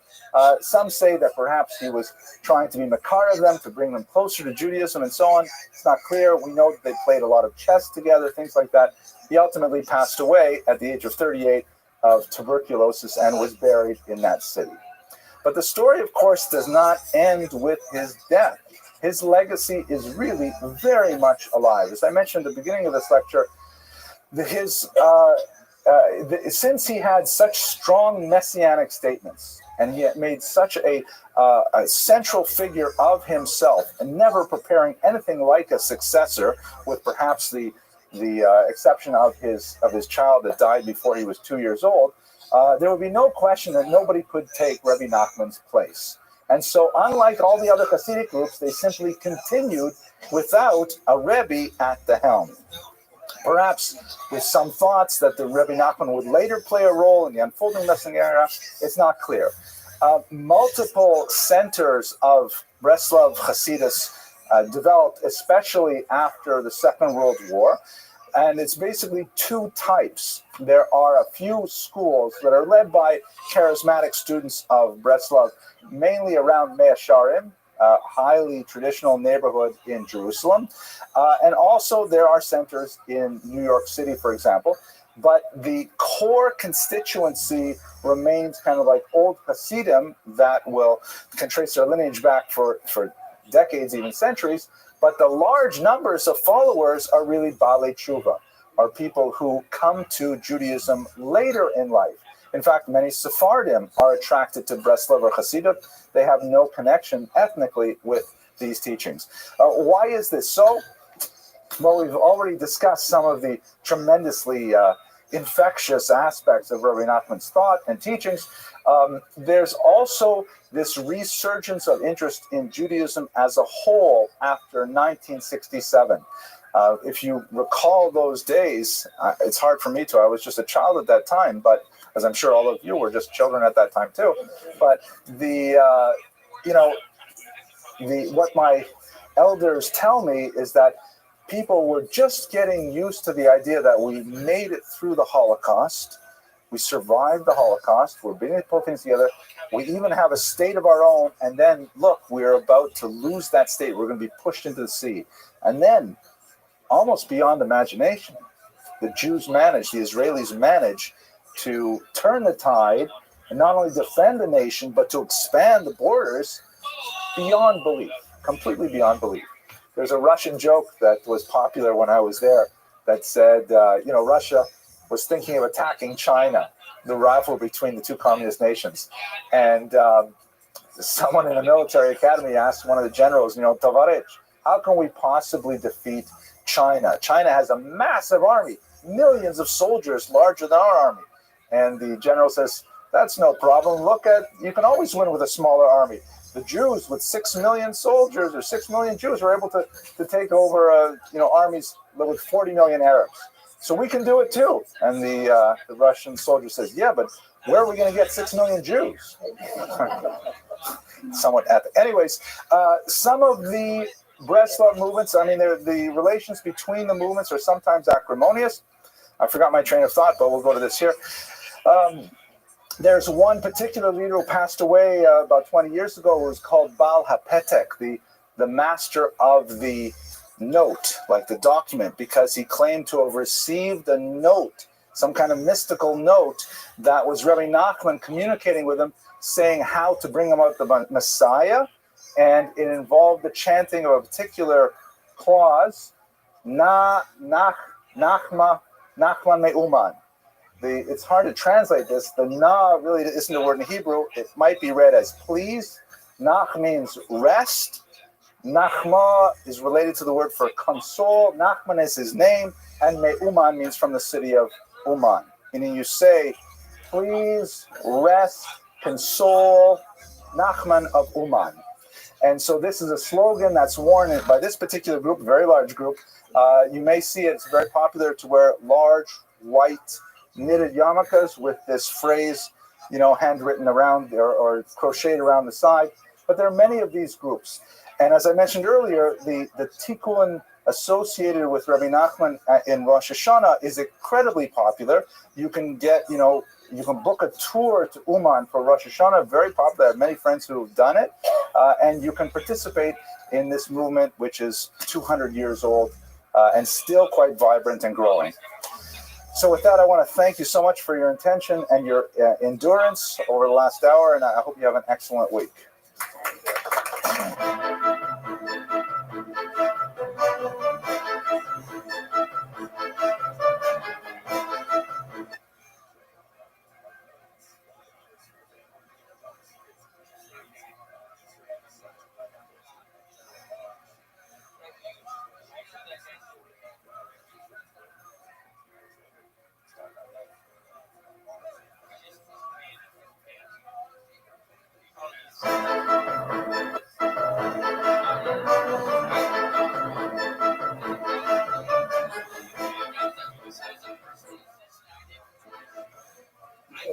Okay, ladies and gentlemen, why don't we get started? So as I think I mentioned last week, I've been reading, hi Fred, how are you? As I mentioned last week, I've been reading Ruth Weiss's new book on Jewish humor, and it's exceptionally good, but it's not quite as funny as I thought. I thought there'd be more jokes in it, but there's like really deep analysis. And in fact, tonight's topic comes from her work, as I'll explain as we get a little further into the story. So I had to go to an unknown, untested source for humor and I found something a few minutes ago on my phone, looking on the internet under a website called Jewish Humor. And the joke goes like this. I'm not exactly sure it's funny. That's never stopped me, I guess. So joke goes like this. There's a booby walking with her yingala on the boardwalk. Grandmother and her grandson are walking on the boardwalk. They're holding hands. It's really very nice. Miami Beach, you know, early February. And as they're walking along, there's kind of a rumbling, and they look up, and a massive tsunami comes. And the water just crashes onto the shore and drenches the two of them. And when the grandmother gets up, she sees Rahman al-Islam lo aleinu, the little yingala has been washed out to sea. So she says, Ribono shel olam, haven't I been a good grandmother? Haven't I sacrificed for my children? Haven't I dedicated so many hours to Hadassah? And haven't I given to the UJA? And I've done everything. Ribono shel olam, bring me back my yingala. So there's a rumbling again. And once again, another massive tsunami comes, dumps all the water on the grandmother. And when she looks up, there he is.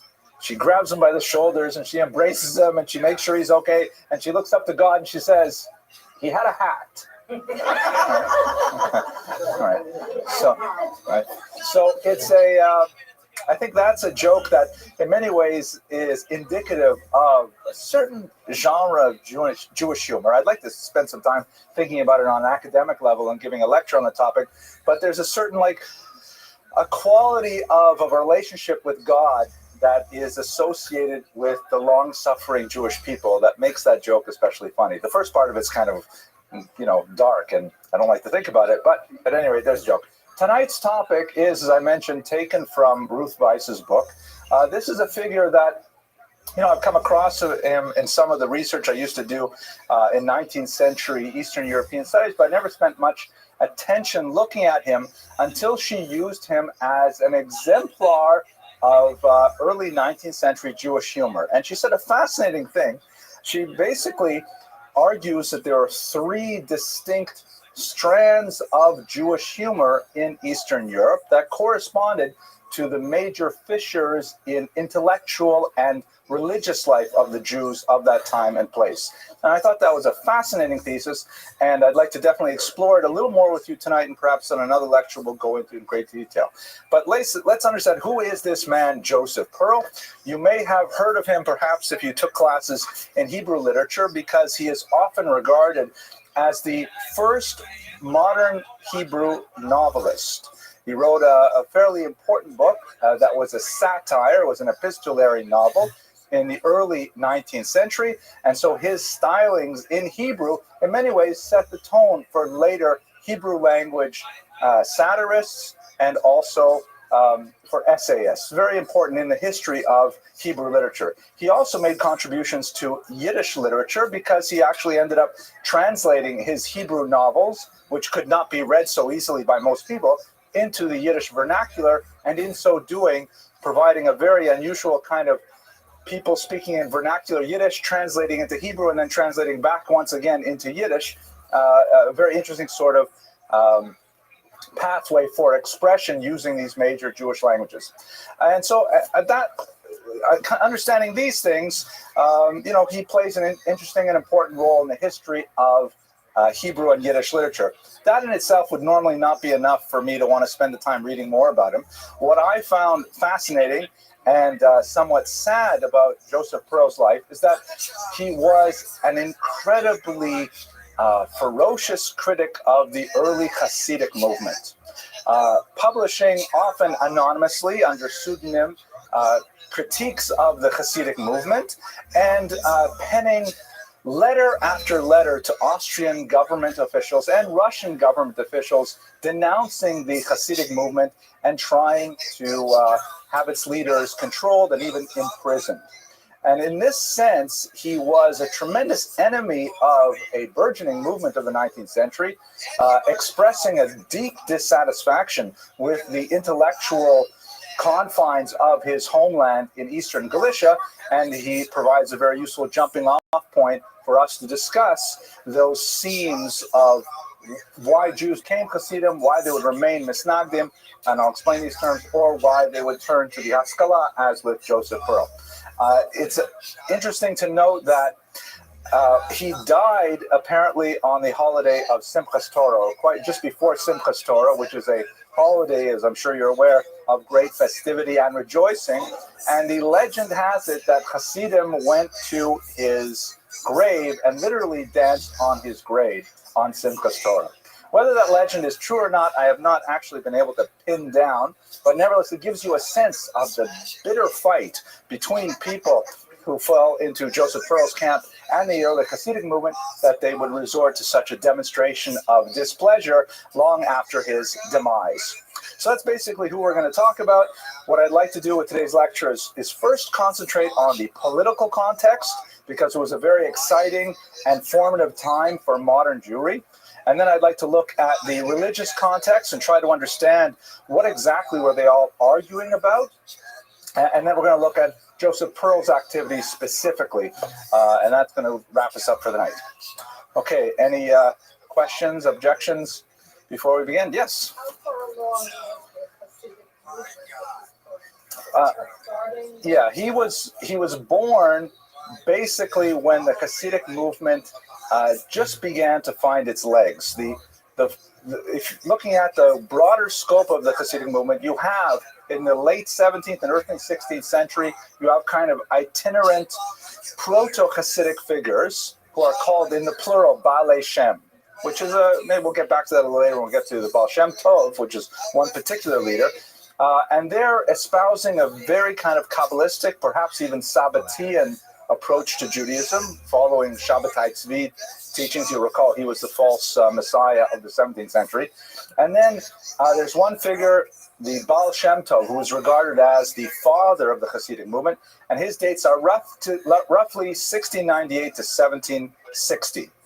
He died, and there was a certain amount of time before a successor was found. It turned out to be the Maggid of Mezrich, who died in 1772, leaving five main disciples.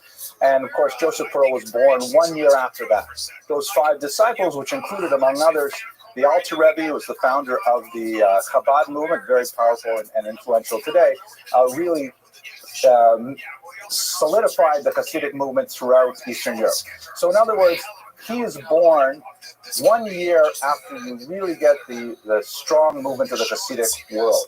By the time you get to his period of activity around the turn of the 19th century, that's when the Hasidic movement is beginning to really reach its stride, and the conflict is at its most heated. Yes, Ms. Abramson. Did Joseph Pearl reject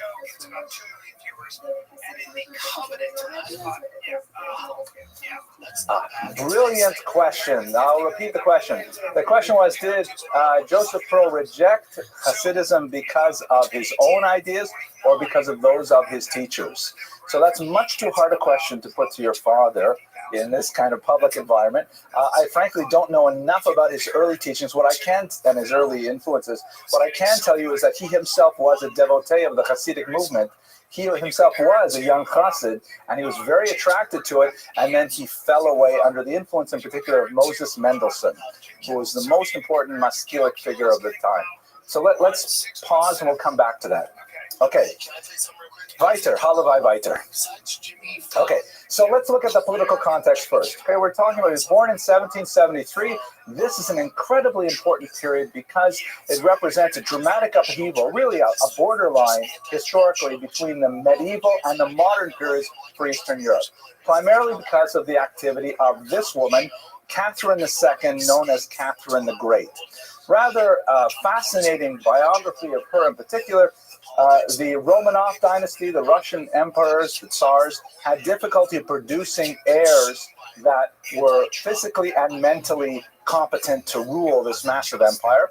And so the previous Tsarina went to Prussia, northern Germany, to find some, small nobleman's daughter that she could bring over essentially to improve the gene pool. And she married him to her rather incompetent husband. This young 18-year-old girl who didn't know anything about the world and had never left her region in Prussia and so on. She was suddenly, the Tsarina of Russia. What she did was she promptly had an affair with the captain of the guards, one of possibly 70 known affairs that she had in her lifetime. pretty amazing. And she had her husband, the emperor, killed, and she named herself the Empress Tsarina Catherine of the Great. She turned out to be the most bloodthirsty warrior the Russian Empire ever produced, and she was an incredibly competent administrator, expanding the territory of the Russian Empire by about a third, and primarily in wealthy areas in Europe and in the northern part of the Black Sea. You get a certain amount of a sense of her personality from her regular robes, but this was a rather scandalous picture that she preferred. She often went about in much more male clothing, riding horses and so on. So what did she do, and what does it have to do with the Jews? She engineered the partition of Poland, beginning in the year 1772 and extending through, I believe it was 1795, right?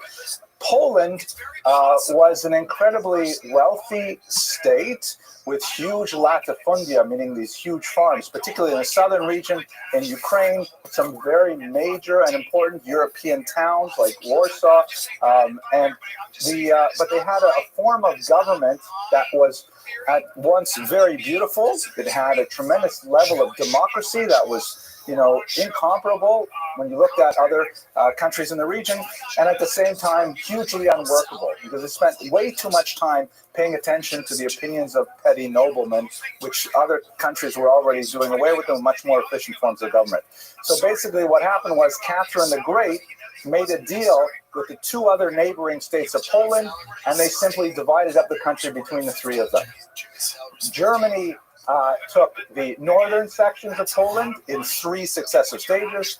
Austria, which would become the dual monarchy of Austria and Hungary, took 3 sections here, and Russia took these 3 sections over here. And Poland simply disappeared from the map in 1795 because it was not powerful enough to defend itself from its neighbors. What does this have to do with the Jews? Poland was the home of the largest concentration of Jews in the world at the time. They were largely here because over the 13th through the 18th centuries, they were migrating from Eastern Europe. The German Jews, the word for German in Rabbinic Hebrew is Ashkenaz. So the Ashkenazi Jews were making their way into Poland for various economic reasons and also being driven east because of anti-Semitism in Germany and France. And so they're all piling up, and they have all kinds of activities, particularly in southern Poland here, but also in the cities as well, extending way up into Lithuania, which is where Jews with, Lithuania is known for Jews with the highest levels of intelligence and superior fashion sense, a lot of things like that. Jews from Lithuania, right? Okay. There we go. By the way, my family's from Lithuania. What a coincidence. Right. So at any rate, now Russia was kind of like the wall that Jews could not get into because since 1479, no Jews were allowed in the Russian Empire. It was officially Judenrein. What had happened was there was some kind of a shanda where one of the princesses converted to Judaism under the influence of a Jewish doctor named Raphael. Some of these elements sound like they might be legendary, but the empress at the time simply said, that's it, no more Jews in Mother Russia, and that ban was upheld until Catherine the Great in 1772 suddenly took over this massive population of Jews. What could she do with all of these Jews? So on the one hand, many of the commercial classes in Russia were saying, this is fantastic. We have asked for this for a long time. The Jews are great at business. They have international connections. This is going to be fantastic. Some of the religious classes said, we have to drive them out. We have to restrict them. This is terrible. Mother Russia, this is the third Rome. We are the inheritors of Christianity in the world, and we can't tolerate this. Ultimately, the German-born Catherine decided on a compromise in which she set up something called the Pale of Settlement. And this was originally conceived of in a very positive sense for Jews. It essentially meant that although Jews would not be awarded citizenship, for that they would have to wait until 1917 when the Russian Empire fell, and the very first act of the provisional government under Alexander Kerensky was to give Jews equal citizenship. But they were nevertheless granted significant rights within this region that extended basically from the Baltic Sea down to the Black Sea. It wasn't exactly the shape during her reign. It changed shape a few times. Kiev, for example, was an island where Jews were not allowed to live, so only 60,000 lived there illegally. But basically, this was a place where Jews were allowed to live in Russia and given a certain amount of rights, even the right to vote in municipal elections and even hold office in municipal principalities. Rather fascinating, and she had a kind of a forward-thinking view to it. So you have this big concentration of Jews in this newly reformed, German-influenced Russian Empire, and there's a lot of thoughts about, oh my gosh, it's the turn of a new century, the year 1800. We can really rework the Jewish world. We can rework and retool how Jews interact with non-Jews. This is the age of enlightenment, the spirit of John Locke, the spirit of Montesquieu. A lot of important thinkers in Western Europe are influencing thought all the way out to the Eastern Europe, and Jews are well caught up in that.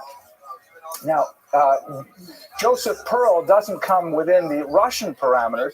He came from Austria-Hungary, from this Galician Empire, a Galician region, which is just here in Eastern Europe. Galicia was the most Russian of the Jewish territories taken over by the Austrians, meaning they had the most commonalities with Jews on the other side of the border, which meant basically that they were the most backward, the least educated, the most likely to be involved in farming, which is something very unusual for Jews historically until the State of Israel, and of course in the biblical period. The most menial laborers, like working in, they had actually oil there. So we had Jews who were like blue collar workers as opposed to being involved in commerce, which is much more common elsewhere in Europe. This is one of the most backward parts of European Austria. And he came from a town called Ternopil in modern Ukrainian, or Tarnopol in Yiddish. So he was coming from this era where, like the Russian Empire under Catherine II, the Austro-Hungarian Empire is also thinking about how can we change Jewish existence? How can we normalize these people who speak a different language? Yiddish is closer to German than to Russian, but still distinct. They are not participating in our faith. They're not participating in our economic structures because they tend to be highly segregated in certain activities. And the Austrian Empire was looking at ways to kind of slowly bring the Jews into a more conducive orbit that will make them fit within society more normally. The Emperor Franz Joseph issued a so-called Toleranz patent, which meant like a bill of toleration that essentially mimicked what Catherine would do later in Russia, giving Jews a certain amount of rights of residence and rights of protection under law. Not full rights like citizens, but nevertheless a big improvement over the medieval period.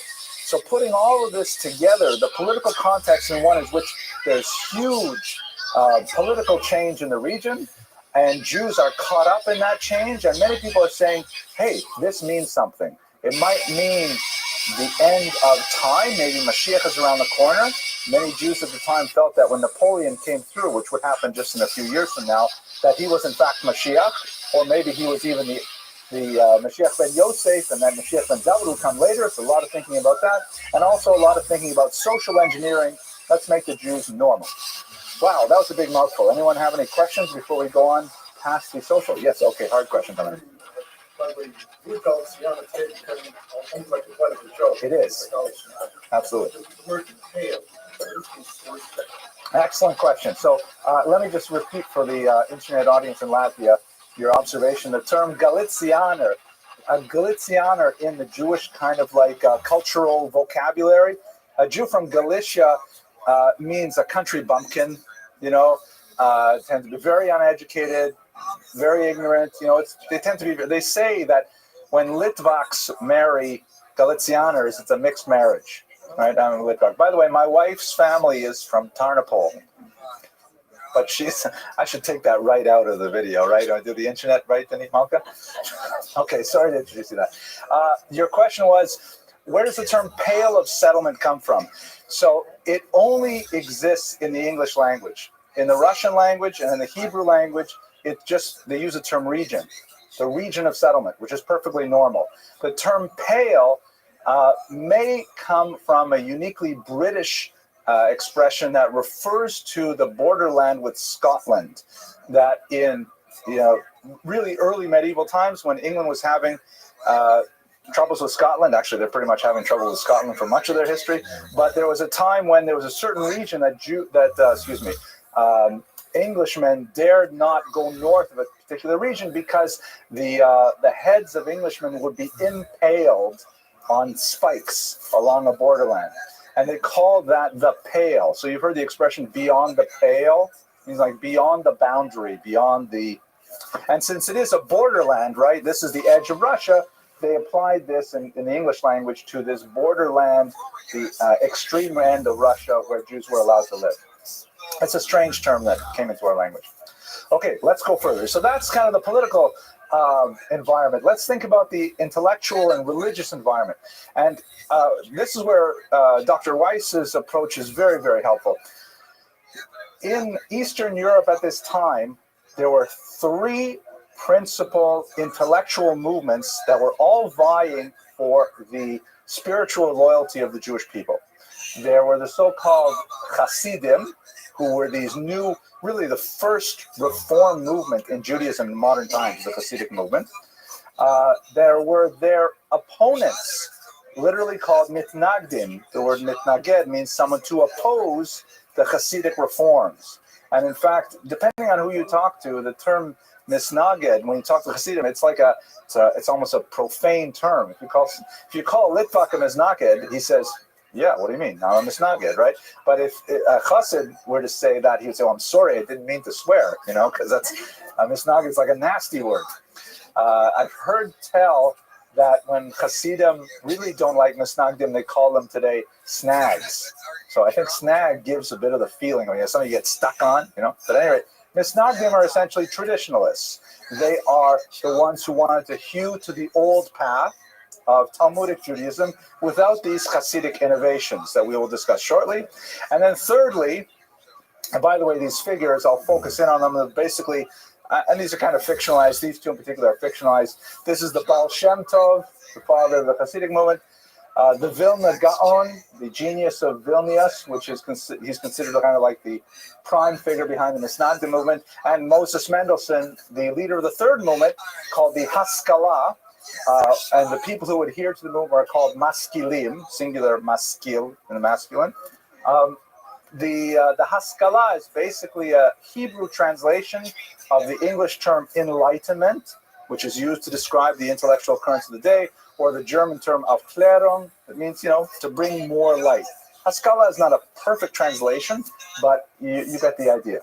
Okay, what are these three movements? What were the conflicts between them? So if we start with the Hasidic movement under the Baal Shem Tov, there are a lot of reasons why the Hasidic movement gained its inception in the 18th century. There are sociological factors. For example, in the traditional Jewish world, there are basically three ways to gain status. So you want to guess at those three ways that an average Jew can get status in one or other of three ways. The first way is money, right? The first way is always money. If you have money, what else is there to say? You can get status. There are a lot of Yiddish expressions like this. There's a joke actually about a guy who he's a maggid, he's a traveling speaker, and he goes to a town, and they would have these people who would come to towns and they would give a speech, an inspirational religious speech with jokes and things like that, and they would get paid. It was a profession. The maggid of Dubno, people like this. So he comes to a town, and the rabbi says, okay, we'll have you speak on Shabbos, and we'll give you 100 zloty for it. And he says, okay, Rabbi, that's wonderful. I wonder if I could ask you for something. I wonder if you would pay me in advance. I don't have to hold the money. You can keep it in the safe or whatever, but I'd like you to pay me in advance. And he says, pay you in advance? I mean, normally we pay you after you speak. He says, yeah, I know, but I really think it would be better if you paid me in advance. So the rabbi says, all right, fine. Here's your 100 zloty. Give it back to me. I'll put it back in the safe. And that's what they do. He speaks all Shabbos, Motzi Shabbos. Comes to the rabbi. He says, okay, I'd like to collect my money. He says, of course, here's your money, but I have to ask you, why did you want to get paid in advance? You couldn't even use it on Shabbos. He said, you always speak better when you have money in your pocket. Right? It just makes you feel differently. So anyways, money is one way to gain status. Another way? Someone said yichus. Yichus means lineage, right? Your family. If you can trace back your family, my grandfather was this rabbi, my grandmother was that rebbitzin, whatever, you trace back your family, that's also yichus. If you have yichus with money, you're doing great. My grandfather was Rothschild, my grandmother was also Rothschild, that's very good stuff. And then the third way, learning, excellent. This is the most democratic of ways to gain status in the Jewish world, by demonstrating your mental acuity, by being able to master the arcane and difficult language of the Talmud, to engage in complicated mathematical pursuits as you delve into the laws of calculating the moon, the new moon, things like that. These are ways to gain status and to get titles like to be an Ilui, he's like an enlightened one, a genius, a Gaon, of course. These are all great ways to achieve status. So the Hasidic movement was born largely in the southern region of Eastern Europe. If we jump back over here to a map, so Hasidism really owes its roots to this region here, the home of the Baal Shem Tov was in Medjugorje, which is actually right here, and you got Berdichev, where Lady Yitzchak was from. All these towns here are really important, except for Chabad, which ironically comes from the Lithuanian region. They're distinct. In many ways, they're distinct. But anyway, Hasidism comes from here, and a lot of the people from this region, the Jews, felt that they were disenfranchised because all of the elite learning establishments were concentrated in the north, in Lithuania, around Vilnius, places like that.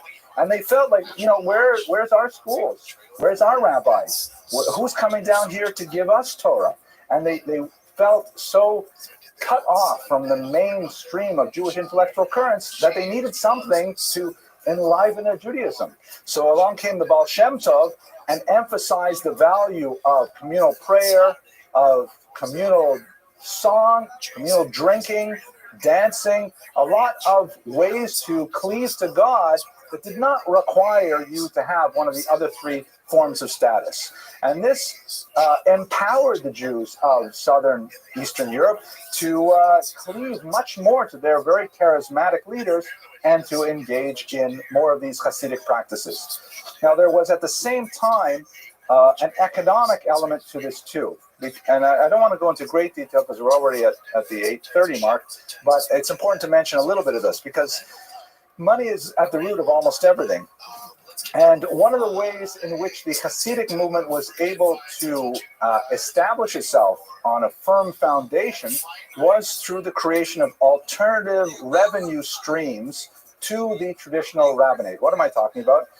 In this part of the world, the Lord, the Polish non-Jewish Lord, literally owned the entire town. He would own the orchards, the mills, the presses, the bridges, the ponds, anything. And whatever you wanted to do, you had to get the Lord's permission or pay a tax or a toll and things like that. The Lord also, after a certain amount of time, would lease out the right to be the town rabbi. And so quite often, the rabbis in Ukraine and in southern Poland were not chosen by the congregants. They were just the candidates who paid the Lord the highest return on his investment. Right? So what is that expression? I forgot it. ROI or... Oh, it doesn't matter. Why do I start these things? So anyways, these rabbis were not necessarily so dedicated to the spiritual welfare of their congregants. There was a business for them. They had a certain job to do. They did it. They collected the taxes on the candles. They collected taxes on the kosher meat. These things. It was a way to make a living for a nice Jewish boy. But when these Hasidic rabbis came along, who were charismatic rabbis, who often had, no special rabbinic training, they had no, really not qualities. They had no credentials other than their honest love for the Jewish people that surrounded them, and they actually cared for their spiritual welfare and offered them, their pastoral services and listened to their problems and wept with them and prayed with them. A lot of people were attracted to them. And when certain controversies erupted, like, for example, controversy over how exactly are you to slaughter an animal to make it kosher. If the town rabbi said, you got to slaughter it this way, and the Hasidic rabbi said, no, you have to slaughter it this way, then a lot of people were going to the butchers that were in favor of the Hasidic rabbi. And the taxes on those meats often went to the Hasidic rabbi instead of going to the Misnagdic rabbi. Give you another example, time of prayer. So in traditional Jewish thought, there are fairly fixed times of prayer. As a good Litvak, I could open up my iPhone and I could see that the latest time to say, oh, I forgot to turn it off. The latest time to say the Shema prayer in the morning is, let's say, 9:15, 9:20 in the morning, and I would know exactly when I have to daven the morning prayers. But the Hasidim said, what are you doing? Why are you spending so much time thinking about getting up early and you'd have to sleep and things like that? Better you should get a good night's sleep. If you start davening later, then you'll daven like a mensch. You know, should you go out in the forest and try to chop down trees with a dull axe? Sharpen your axe first, then go out, you'll chop trees much better. So the Hasidim would maintain later prayer times than the traditional rabbis. And what that meant was, if the prayer times overlapped, well, you need another synagogue. You have to have a regular synagogue, and you have to have a Hasidic synagogue. And that means in the Hasidic synagogue, the Jews go to the Hasidic rabbi, whole new revenue stream that really reinforced a dual track for many of these towns. Now, as you might not be surprised, there was tremendous opposition. But I'll pause now for questions. Yes? Well, I mean, they got a lot of it through what's called shimush. Shimush is apprenticeship, service. Like in the Talmud, there's different levels of learning. And the only way you can get up to the highest level is by actually hanging out with a qualified rabbi. Like, I mean, actually taking his laundry to the dry cleaners and shining his shoes, seeing how he behaves in actual real life circumstances, that's considered the highest level of learning. It's true in the Lithuanian world as well. When I went to yeshiva many years ago, boys in my shir would fight over who got to sweep the floor and who got the less qualified job of putting away the books, things like that. The more menial, the more it was valued. So a lot of these early Hasidim received their training primarily through shimush. Later, as we get into the 19th century and the Hasidic movement develops their own yeshivas and institutions of learning, then they get more traditional learning. Yes. Good question. When I was studying Jewish history, this particular point of time that Baal Shem Tov, my professor went ahead and emphasized that the sociological environment was such that the people were very poor, and they lived very mean, nasty lives with very little hope or aspirations of living a better life. And because the Baal Shem Tov and his followers emphasized the joyous prayer and living with Hashem and living with love and dancing a lot and singing, they found an outlet to their frustration. Yeah, I would agree totally. I would say that's a very fair assessment of a lot of the ills to which Hasidism represented an antidote. And again, if you're hanging out with Misnagdim and you have a brutal life and you're waking up so early in the morning, you're going out trying to eke out a living, and at the end of the day, you just feel stupid when you open a page of Talmud. If you have a manuscript with you, if you have a book with you, and you open it up and you can't figure out heads or tails, you say, well, what is this for me? I don't have anything. But on the other hand, if you get together with your friends, my Hasidic friends, my wife likes to call them my Chabadis. So you hang out with your Chabadis and you have a little bit of Glenlivet and you talk about each other's problems and you tell some stories and some jokes. Then you feel, happy to be a Jew. It reminds me, I remember speaking of Eastern Europe, when I was second time I was there. It was 1991, and the Soviet Union was collapsing left and right. And I spent Shabbos with the yeshiva in Kiev, and we're in this ground floor of an apartment building. There's no air conditioning, so the windows are wide open, and there's like tens of thousands of people in the apartment complex all around us. And we're sitting there having a Friday night meal, me and the yeshiva guys, and a Jew bursts in, and he's all disheveled, and they say to him, what happened? What happened? He says, I was walking to yeshiva and I got accosted by some people and they asked me for my money and I said, I don't carry any money. It's Shabbos. And they roughed me up and I proved to them I had no money on me. So they let me go. And all the boys in this Hasidic yeshiva started singing, how did it go? Ochin Shashlevi Ya Pata Mustra Ya Yavrei. Full volume, I am so fortunate to be a Jew. And I was thinking to myself, everybody's listening. Here I am. I'm a Canadian. I'm terrified to be saying out loud, I'm Jewish. Come get me, right? But anyway, that's like the Hasidic spirit. It's like all excited. And then it goes into the Hebrew. Mitzvah gedola liot b'simcha tamid. It is a great commandment, mitzvah, to be happy all the time. So definitely, I agree with all of those assessments. The Lords were happy as long as they got their cut. They got their cut. What they didn't really want to get involved in this level of who's dealing with the Jews. They let the Jewish people with their Yiddish nachas, as they would say, their Jewish stuff. Okay, let's go. But although it would become serious with Joseph Pearl, now the opponents, the so-called Misnagdim, personified in the figure of the Vilna Gaon, had many objections to the Hasidic movement. Again, don't forget, even though we use the term opponents, which implies that they come subsequent to the Hasidic movement, their character is only formed because of the opposition, but they are, of course, the traditionalists. This is the old style of Judaism that had been practiced from, medieval, ancient times. And they objected to a lot of things about the Hasidic world. For example, besides the bending of what was considered inflexible aspects of halakha, like, for example, the time of prayer, or exactly how you slaughter an animal, they felt that the Hasidim had placed so much emphasis on this human aspect of camaraderie, of chavershaft, that they were losing the actual learning, because learning is very important to Judaism, and that Hasidim were not learning enough.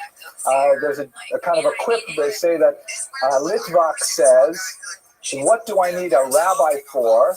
I have a book. And the Chassid says, what do I need a book for? I have a rabbi. Right? So there's kind of two opposites there. There has to be a happy medium, so to speak. But the Misnagdim are saying they're just ignoring learning, and they're putting it all on their charismatic rabbis, expecting them to do the learning for them. There were also some kind of suspicious practices, like, for example, when people get so attached to their Rebbe, their charismatic leaders, they would say, you know what? Who am I to pray to God? I have my problems. I don't live up to the Torah all the time and whatever. God's not going to listen to me. I am going to pray that God accepts my Rebbe's prayers on my behalf.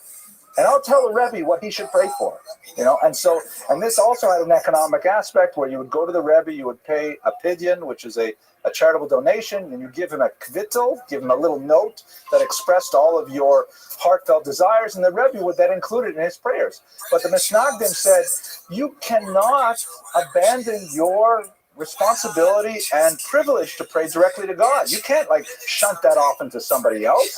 That's even another religion. Every Jew prays directly to God without any intermediary whatsoever. So theological aspects of it, there were sociological, there was economic aspects to it, and the Misnagdim were trying to put their feet in the sand and totally oppose this new movement.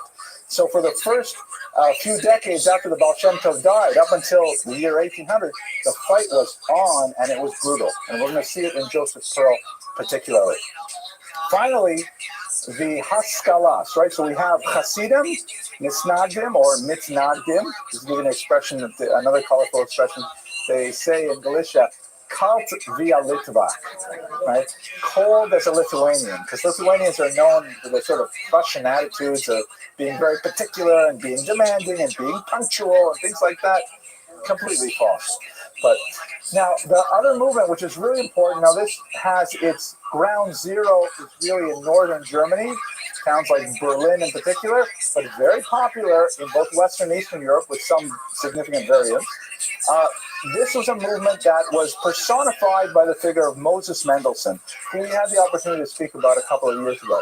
Mendelssohn was also a child prodigy who was a genius not only in traditional rabbinic studies, but also an autodidact who mastered European knowledge, who could write in absolutely beautiful German, which was something that most of the Hasidim and Snagim could not write in the vernaculars very well. They could express themselves, but typically not in a written form. Immanuel Kant actually lost an essay contest to Moses Mendelssohn.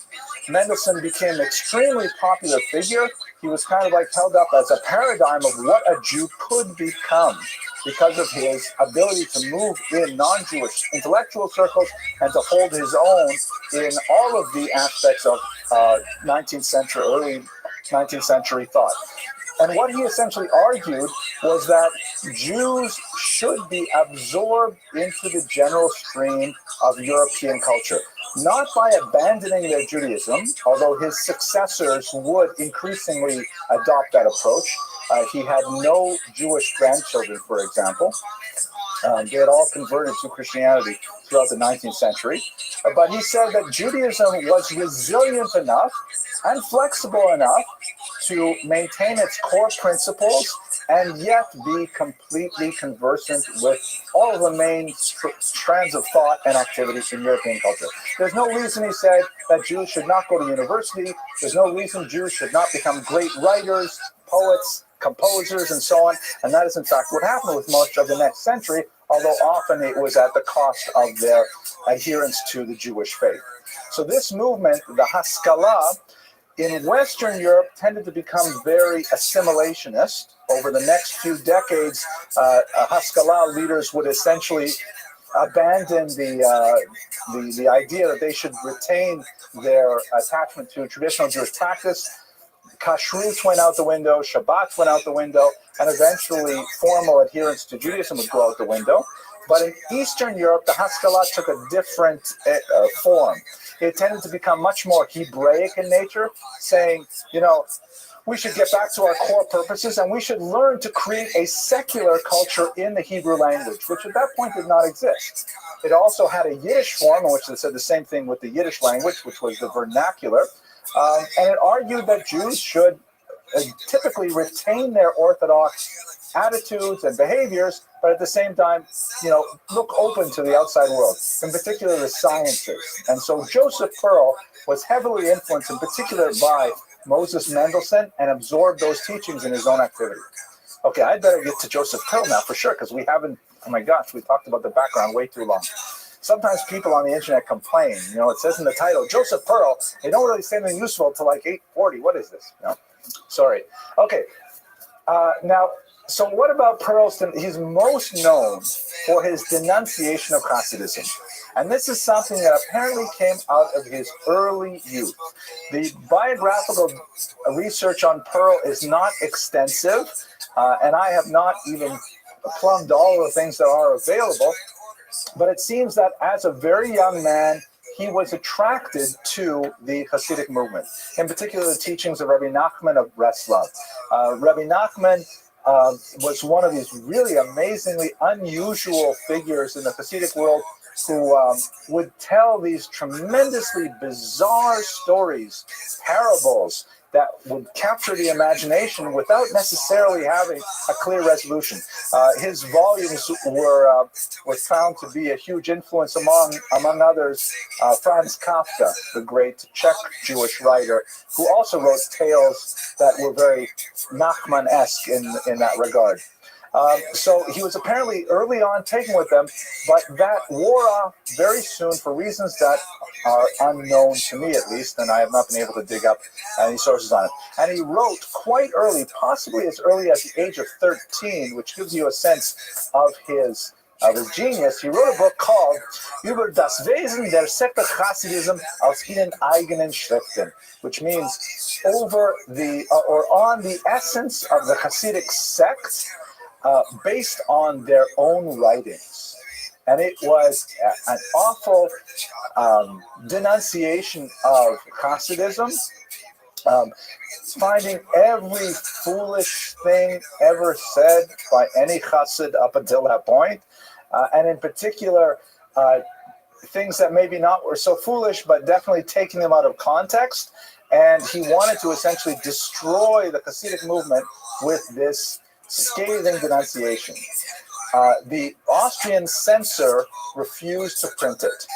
The Austrian censor, because every book had to be approved before it could see light of day, felt that this was just a scurrilous work that sowed discord within the Jewish community. And again, don't forget, we're in a period of social engineering where people are trying to bring the Jews into a larger orbit of secular society, and this was just going to cause more friction and so on. And so it was not printed until 1816, when he was at the height of his powers in many ways. We also have, as I mentioned earlier, many written complaints that he had penned over the decades of the early 19th century, writing to Austrian officials and Russian officials, saying that the Hasidim were superstitious, that they were secretly trying to undermine government proposals to ameliorate the situation of the Jews, that they were anti-modern, that they were fundamentally opposed to the secular government, and he's trying in many ways to get them into trouble. I forgot to mention, by the way, that this is not a new phenomenon between the Hasidim and the Misnagdim. In the Russian Empire, the conflict between the Hasidim and the Misnagdim was so heated that on several occasions the leaders of these movements were denounced by their opponents and actually thrown in jail. The Chabad, for example, they have a whole slew of holidays in which they always commemorate this rabbi got out of jail on this day, this rabbi got out of jail the second time on this day, and so on. And it's always another excuse for getting down and farbrengen and, having a little bit of schnapps and so on. So the Hasidim commemorate those days. The Misnagdim have quite a few of them as well, because the fight was really intense. So Pearl was bent on destroying them. He did not succeed, obviously. Then he published in 1819 the work which is considered by many to be the first Hebrew novel. It was called Megala Tamirim, which means basically the revelation of hidden things. And it was a spoof of Rabbi Nachman's works. Rabbi Nachman's works, which were circulating at the time, were written in fairly poor Hebrew, and they were, like stories that were, they had this fantastic quality to them, and they had a deeply Kabbalistic element to them, which is something I haven't really explored earlier, but a mystical quality, which in itself invites a certain amount of critical thought. And so what he did was he essentially spoofed them, and he wrote a novel, an epistolary novel. It's 151 letters, in which Hasidim are, as it were, writing letters to each other about pretending to take things seriously, when in reality the reader is supposed to laugh at them. His jokes are not always very funny, but for example, this is one of the doctrines I quoted is the Hasidim innovated, for example, shackling, movement during prayer, which is pretty much standard for the entire Jewish spectrum right now.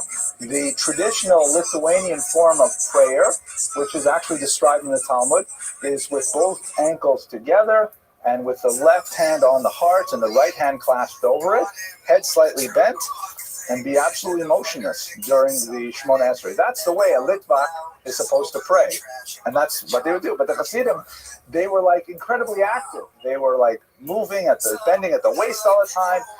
They were dancing. They're moving around the room, clapping, singing. In some cases, even turning somersaults, which was considered by the Misnagdim to be just way off the charts. So, and they argue that things like some Hasidic statements would say that a Jew has to be like a candle flame, constantly moving. Kol atzmosai hamarna na Hashem. All my bones cry out to you, God. There should be bones in movement. But the Megalat Miriam says the reason why they do that is because it's supposed to mimic intercourse.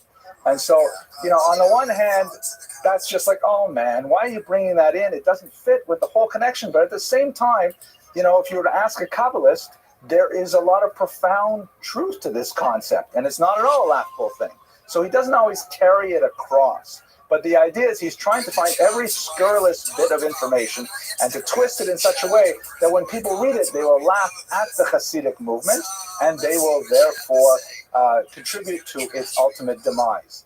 It actually backfired completely. It was a hugely popular work, and it may have even promoted Hasidic thought through its reading. He later translated this into Yiddish, so to make it more widely known, and it enjoyed a popular readership in that language as well. One other aspect of it, which is kind of self-referential, is that the main character in this book, and also in a sequel that he published a couple decades later, Ovadia ben Petachia, claims in these letters that one of his major tasks is he has to find a certain German language book, a certain book that will completely destroy the Hasidic movement. He has to find it and destroy it before it can gain circulation. And of course, the book that he's referring to is the first title that I gave you here, on the essence of the Hasidic sect and based on their own text. So it's a self-referential thing where Pearl is actually trying to get more readers to his other books by promoting them in this unusual text. So this gives you a sense of his activity on a literary scale, and but he is also quite public in his denunciations of things like, for example, the Rabbi Meir Baal Hanes charity, which is it's an ancient charity and it's still very popular today. It's a charity in which monies go to communities in Israel, and often Hasidic communities, but not necessarily exclusively so. And so he was saying that this is, promoting dual loyalties for Austrian Jews and draining the Austrian coffers of gold, hard-earned gold by the Jews, things like that. So he's made him generally not a particular popular or likable person. At the same time, it would be wrong to say that he did not make actual contributions to the community in which he lived. He was, for example, a dedicated educator, and he established a school early on and spent about 3 decades of his life, till he passed away, promoting this school. It was by our standards today, you might want to call it something like, I'm not sure it's appropriate, but it was modernized. It was a secular religious school. He himself, by the way, was observant. He himself kept Shabbat, kept Kashrut. He was like Mendelssohn. He wouldn't change any of those things. He just felt that the Hasidim were completely off the plane. And he ran this school which integrated the study of languages and the study of mathematics and sciences along with a Jewish curriculum. He felt that it was appropriate for Jewish kids to get a balance of these things. We don't know a lot about his family, but apparently one of his daughters, Shandel in particular, absorbed this kind of expansive education and was a correspondent with many major literary figures in the 19th century. So when we think about his contributions, he also published, by the way, some sort of almanacs, sort of calendars, where you could look on every day of the month and you would see some scientific fact. It was, and all in Hebrew, modern Hebrew, to try and elevate the level of secular learning among Jews. So all in all, his legacy is quite complicated. On the one hand, he was a tremendously fervent and in many ways rather nasty critic of the Hasidic movement, an exemplar of the Haskalah, and certainly no friend of the Misnagdim, although closer to them to the Hasidim. And in this way, you can understand why Hasidim might even have danced on his grave, if that is at all true, when he finally passed away. At the same time, he made tremendous contributions to the flowering of modern Hebrew literature and Yiddish literature, although his legacy is fundamentally tainted by that lifelong quest to destroy a movement that would eventually long outlive him. Okay, that's it for tonight, I guess. Let me thank you all for your endurance and your patience, and I look forward to seeing you next week. I'll stick around for questions if you like. Okay. Please.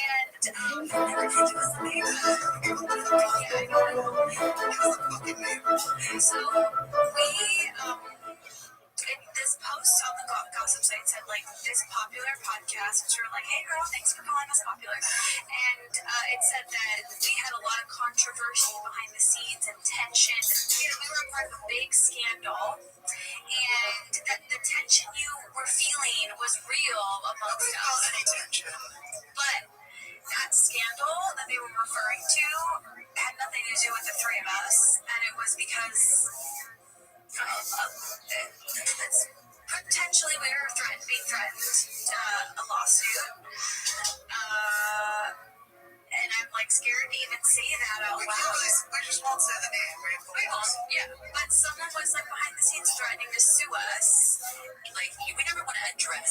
certain like either rumors or things like that. But I genuinely, from the bottom of my heart, if someone were to just point blank ask me even the craziest question, I have nothing to hide. Like, ask me. I'm not threatened by it, so the threats actually whatever the threat is that we don't want to talk about because we don't want to like add to, because even the thing that started it all was really just an anonymous anecdote. That person who threatened us, I'll say this. You think you have a one over me? I fucking dare you, motherfucker. I dare you. Let it out of your chest, because that is actually not a real threat. You think you're threatening me, but it's kind of, that information's already out there, you little bitch. I'm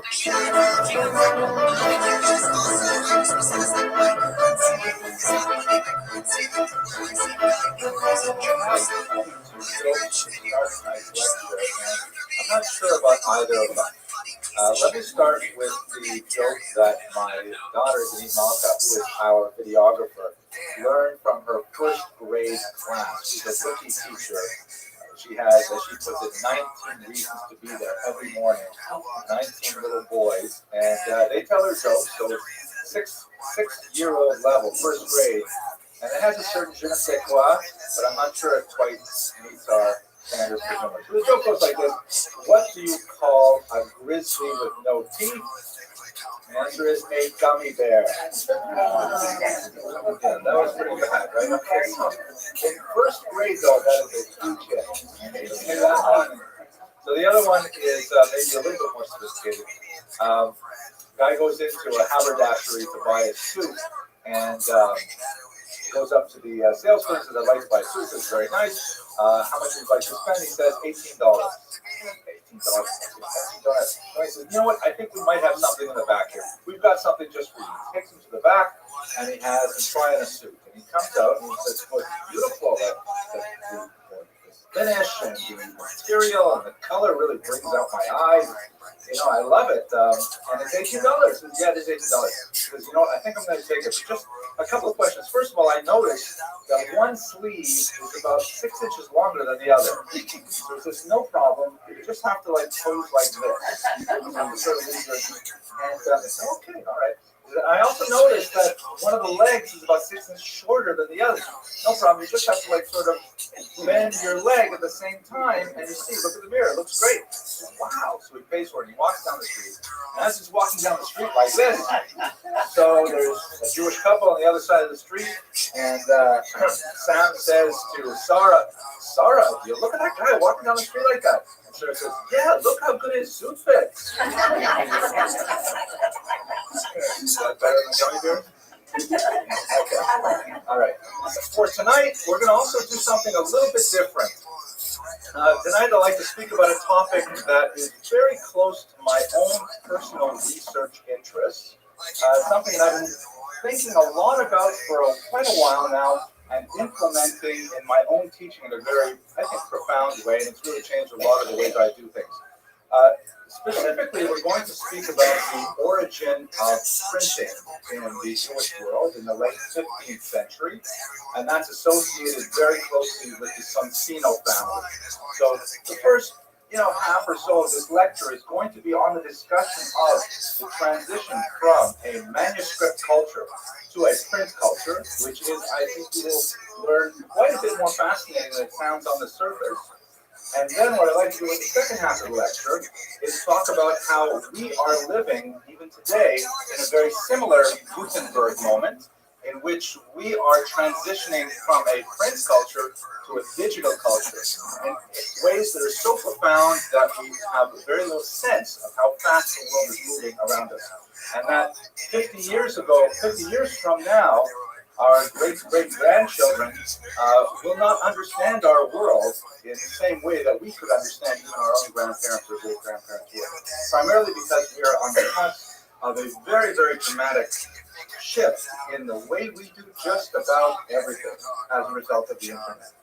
There are tremendous dangers involved, tremendous potentials involved, and so what I'd like to do in the second half of this lecture is try to imagine what exactly are the changes that we are currently going through, and maybe we can have a little bit of a roundtable discussion projecting where that might be for our great-great-grandchildren. So that's about it for the introduction. Let's get straight to the material itself. The Gutenberg moment is a phrase that I used a few minutes ago that refers, of course, to the invention of the printing press, which occurs in the middle of the 15th century. Is able to just close that door there for a second? It's funny, you know, when my wife and I have arguments about once every decade or so. You know, my wife will say, you know, you're not the professor at home. You know, you can't just talk about nobody would interrupt you. But I'm the professor here, at least for the next 45 minutes. So the Gutenberg moment. This refers, of course, to what may have appeared at the time to be quite a mundane development. The invention of a press that essentially mechanized the process of producing documents. We went from handwritten documents, manuscript documents, to printed documents. I mean, what's the big deal?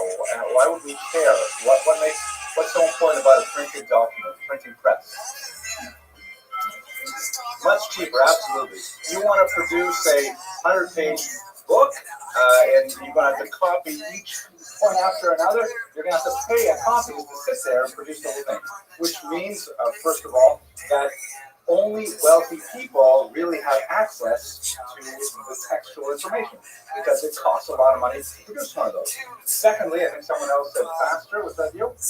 Faster is that? You know, you can print so many of them in a day. You can have the dissemination of information. It's not only wealth that is an antecedent for wisdom, because you have to have the guilt to be able to afford the manuscript. All of a sudden, what would be a very rare manuscript is all of a sudden there's hundreds of copies all over the place. Changes things dramatically. All of a sudden, a lot more people have access to the information contained in that manuscript. The political and economic changes as a result of the Gutenberg inventions were far-reaching. It literally brought down kingdoms. It destroyed the primacy of the Catholic Church in Europe as more democratizing movements within the Protestant movement said, you know, why do only the priests have control of the literary elements of our faith? And so they created various Christian streams that advocated a much more democratic approach to information. Well, all these kinds of things are really a result of the rapid dissemination of information possible through the invention of the printing press. So we could talk a lot more about the sort of Europe-wide implications, but we're going to focus specifically on the Jews. Jews were early adopters, and the family that we'll look at today, the Sansinos, were particularly early adopters, meaning that Jews early on saw that this was a device of great import that could change the Jewish world significantly. And so within the first couple of decades after the invention of the printing press, Jews were producing Hebrew books at a significant rate. This is especially so when you compare the reaction of the Oriental communities, where a lot of Jews had been living, meaning Turkey in particular, Greece, parts of North Africa as well, where the Arabic culture had a really beautifully well-developed manuscript culture. You know, if you've ever seen beautiful arabesques, on the decorative elements on the sides of mosques or illuminated manuscripts, they really worshipped the Arabic alphabet and the way it could be expressed. And when they looked at the printing press, they said, "What is this crap?" That's an Arabic word, meaning poor quality stuff. They said, "What is this? This is terrible. It's like scratchy. Every single page is exactly the same. There's no feeling in it." It's like, so they essentially, in the Arab world, they did not adopt the printing press for about another 150 years. The Jews saw, oh my gosh, the loss in aesthetics are significant, but the tremendous value of cheaply presented information is so huge that the Jews jumped on it right away, and a lot of the early printing houses that existed in the Arabic world were primarily publishing Jewish manuscripts, because they're the only ones that had a market. This, by the way, to back off our scope once again, this was a major factor in the growing divide between the supremacy of Western Europe and the Arab world in the early modern period. the adoption of the printing press allowed for a much more educated electorate, particularly in countries like England, Netherlands, and so on.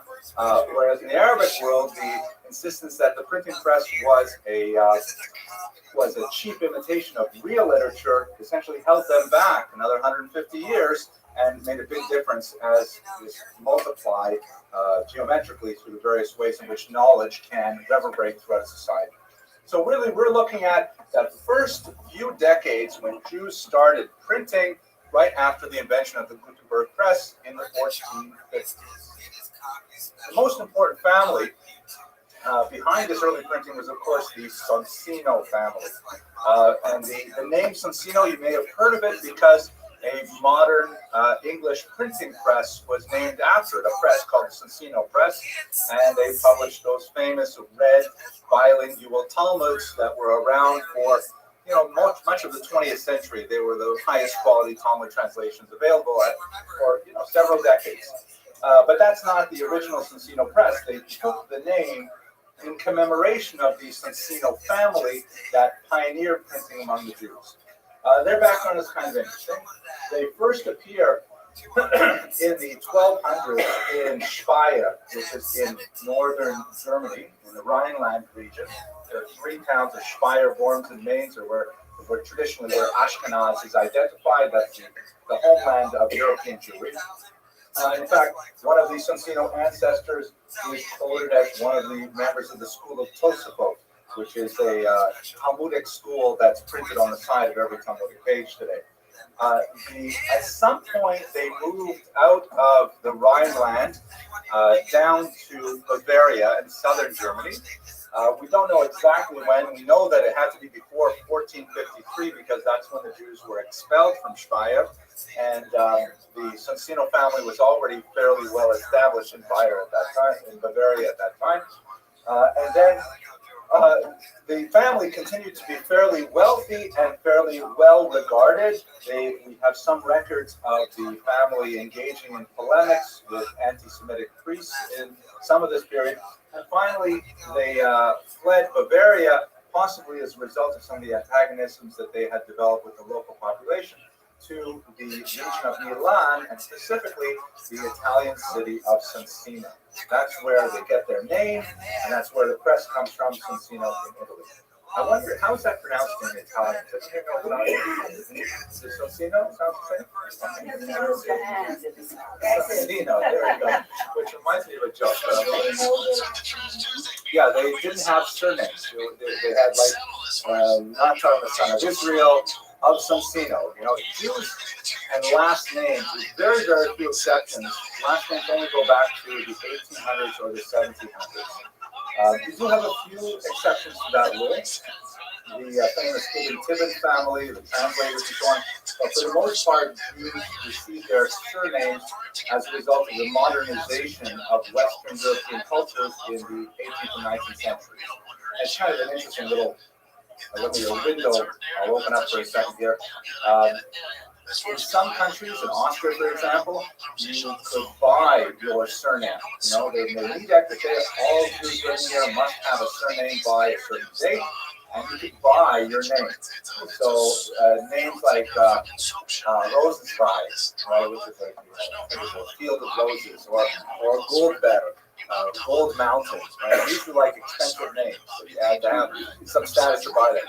If your last name is something like Katzenellenbogen, which means cat's elbow, chances are you ticked off the name first, or Zwiebel, onion. Right? These are not like pleasant names.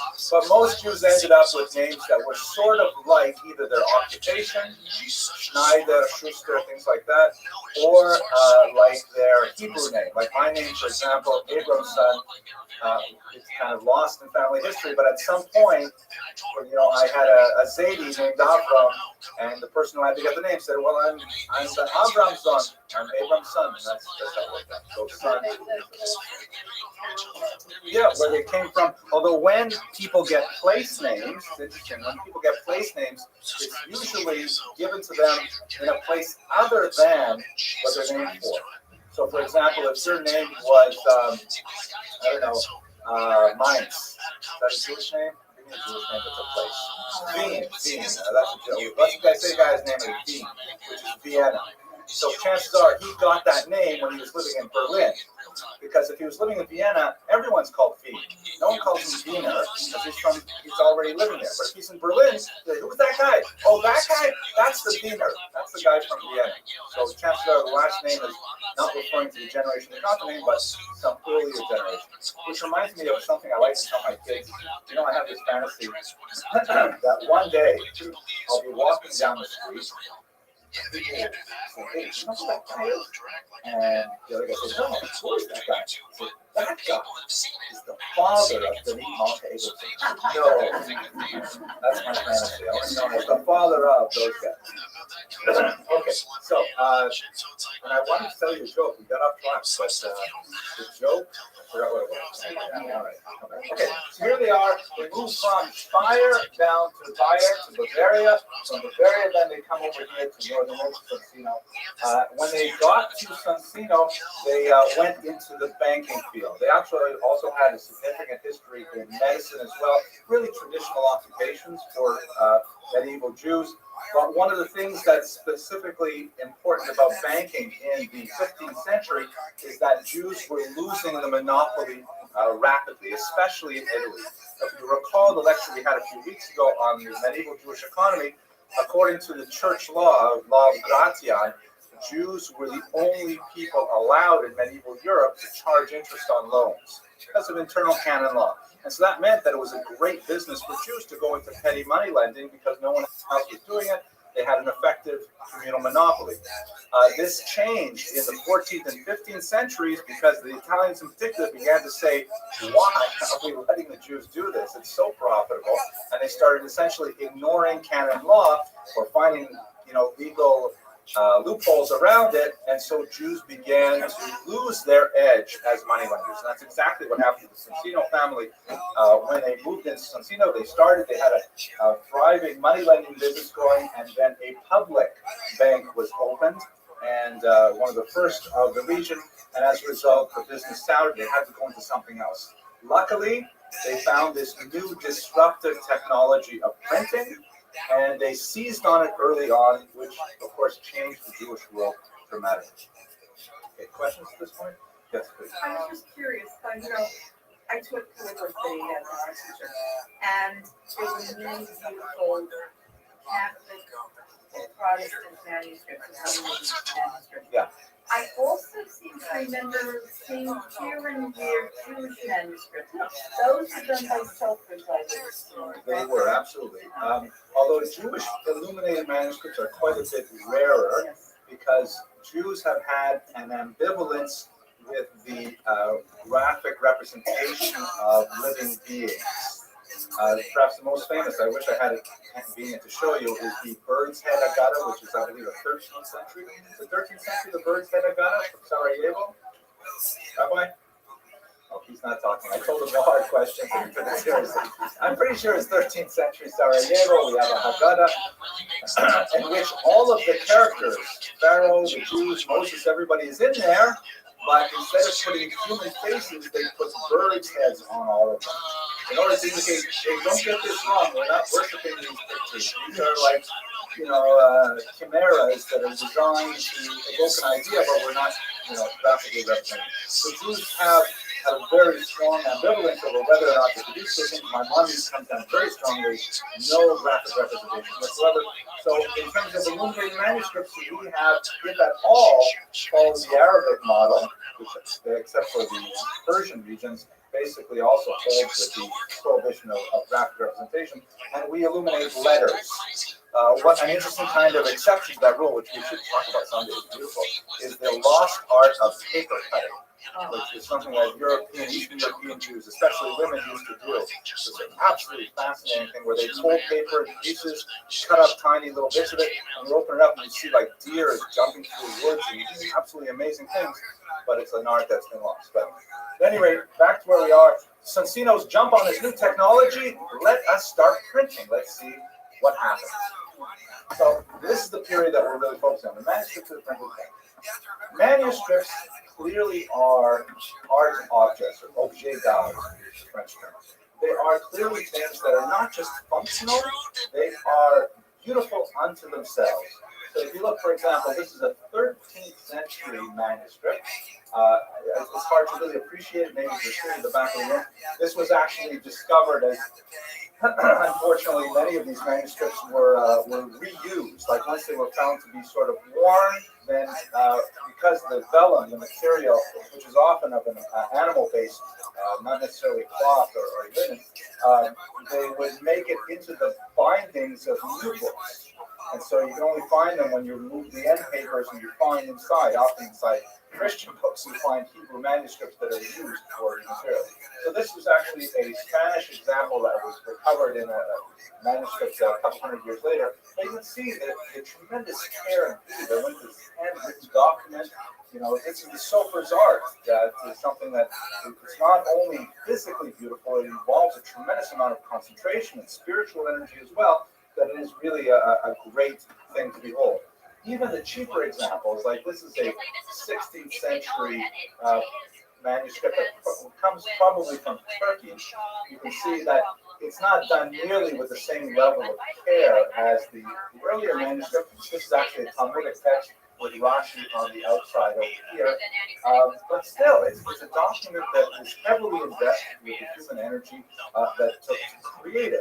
And so Jews loved their manuscripts just like all other people. These were, gorgeous things that were locked up and were only taken out with great care and were shared with great caution and so on. That's how we appreciated the aesthetics of the manuscript text. Sansino, in their beautiful publications, which even though we're going to find out they went out of business, they were driven out of business by cheaper competition, even though they drastically reduced the cost of printing and radically made the materials more available to large Swiss publications, they really tried to hold that same high aesthetic standard. This is a copy of the very first book they published in 1483. It is a couple of pages from the Talmudic tractate Brachot. And you can see a lot of the conventions that have become standard in all Talmud since then. Rashi here printed on the inside binding, and there's always 4 lines of Rashi at the top. An allusion, a conscious allusion to a passage in Tractate Eruvin that says that you have to review your studies at least 4 times. For every section you study, you go review 4 times. So they have the 4 lines at the top. Tosafot is here on the outside, you notice, and you can imagine the kind of care that went into actually producing this page is phenomenal. Let us recall, for example, how this was done with movable type. It's not necessarily the way they used all of the printing in this era, but they would have essentially leaded bits of type. All of the letters would be placed there with spacers. In English, they would have 2 drawers. The upper drawer had the capital letters, and the lower drawer had the small letters. That's why we get the term in English uppercase and lowercase, because the uppercase held the capitals, the lowercase held the regular letters. And these would have to be painstakingly put together by 2 people. One person with the manuscript, reading it out loud, and the other person listening to it and setting it word by word. Some of the most interesting typos in the Talmud, and there are many, are a result of the guy setting the type not paying attention and listening to the Ashkenazic pronunciation of the reader and assuming that a taf was a saf, and changing letters around, and then you read these things backwards, like Bas Kohen becomes a totally different word, things like that. So they really put a tremendous amount of energy. It took them years to produce a single volume of the Talmud, and although they produced some 24 in total, they did not complete the entire task before they were eventually driven out of business. Part of their thinking was they wanted to create a printed volume that approached the beauty of the manuscript volume. That was impossible. Here is something from the introduction to the first volume. They had a corrector read it and make sure that all the text was correct as best he could anyways. and he provides a little kind of poetic introduction to how this volume happened. So he writes that Yisrael Natan of Sonsino, the elder, said to his son, Yehoshua, who was probably the most prolific of the printers in the family, Yeshua Shlomo, he said to him, print books so that they would provide two well-known benefits. First, that a large number can be made until the world would be full of knowledge. And second, that their price will not be as high as the price of copies written with quills, iron pens, or lead. And those who lack the means to acquire those expensive copies will be able to purchase these cheaply. And in the place of gold, they will bring silver. So in other words, he had two overlapping goals, which were definitely met. The first goal was, let knowledge be out there. Let people have access to what it says in the text. Huge democratic value of just putting knowledge in the hands of every Jew who is literate. Obviously, the production of literature means that there will be more supply, more demand for literacy, and then that really increases just education as a whole. By the way, remember, we're called Am al Kitab, right? The people of the book. Even though the book only came along for us in the 15th century. We were the people of the text before that. Al text, not text like this, text like that. And secondly, he says this has got to be cheaper. It's not right that the knowledge of our ancestral heritage should be the reserve of only those who can afford these incredibly expensive documents. So that's really what's going on, and they're tremendous achievements. Now, let's look at some of the crazy things that happened, though, because there are a lot of unintended consequences as they were trying to figure out this golden field. We take things for granted because we have 5 centuries now of figuring out these conventions. But let's start with, for example, what is copyright? Right? Who owns the text? If you have someone who writes a book, and for 50 years, 20 years, he's been paying people to copy it out, and then he's been schlepping it and selling it everywhere. What happens if someone says, this is a really good book, I'm going to print it myself? And there's no royalties, and there's no rights, right? So what is copyright? This is ironically the origins of a document which has changed dramatically since then, the so-called Haskama. Have you ever heard of a Haskama? Haskama literally means an agreement.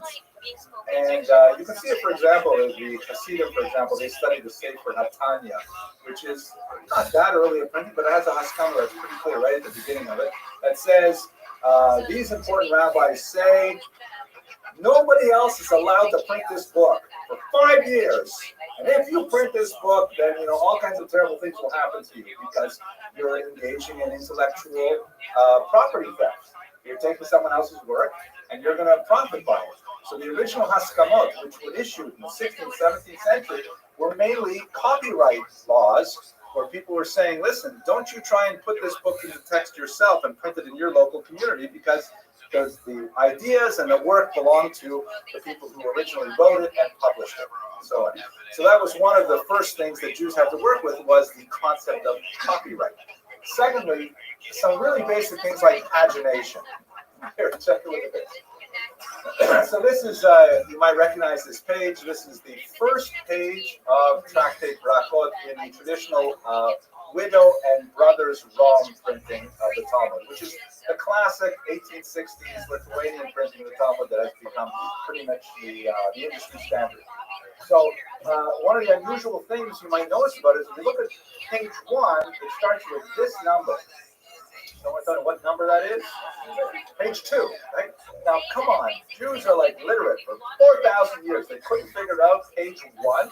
Why do they start the text with page 2? Because it's always the beginning. You must have a Hasidic background. Hasidic should tell you that, right? It's beautiful. It never ends, right? Rabbi Shlomo Karloff says a beautiful thing about how this is like the page 1 is the look at your passport. It's your heart. Your heart is page 1, and you go to the text, right? These are very beautiful, nice things. They're not true, but they're very nice. So why is it so? Because they had a title page. They said the title page. That's what there's. And then now we have the title. What's the big deal? That's page 1. This is page 2. Then after a while, I realized, we really don't have to put page 1 on the title page. Everyone knows it. The title page is the beginning. Then we should put page 1 on page 2. But they actually have more reason with them. Now, this page 2 was not introduced in the first Socino printing. There were no page numbers. No one thought of it. It's also funny. Look at the Talmud. Here it is. We've been studying this document by then for like 2,000 years. Well, a little less than that. But no one can think of punctuation. You can't think of a period or a question mark. So what they used to do in the Socino printing is at the very bottom of the text, they would take the first word of the next page. So that way you can always check, like this word here that's dropped down, I'll go back to the side. This, they would have a little drop down word here. So when you turn the page over, you should see the word Dilma. If you didn't see the word Dilma, it means a printer's error. That's also one of the tests in yeshiva is you see how well a person can learn if you remove a page from the text and see what happens. Can you connect it without realizing it? That's, of course, the face of the book. But anyway, so they had a couple of things like that. Here's another kind of fun thing.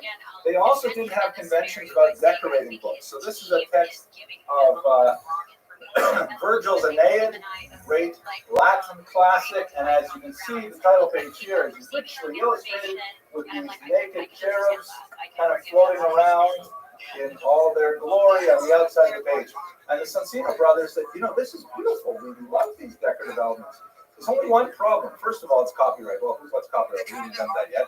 Secondly, Latin, like English, is written from left to right. So when you have the differentiated margins, because you need to have a little bit of extra room on the outside margin, it's going to be on the opposite side for Hebrew. So no problem. When the Socino brothers printed the tractate Chulin of the Talmud, they just cut the image here and at the top, and they flipped it over, reversed it, so it would be on the right side. And it didn't bother them to have the naked cherubs decorating the Talmudic text.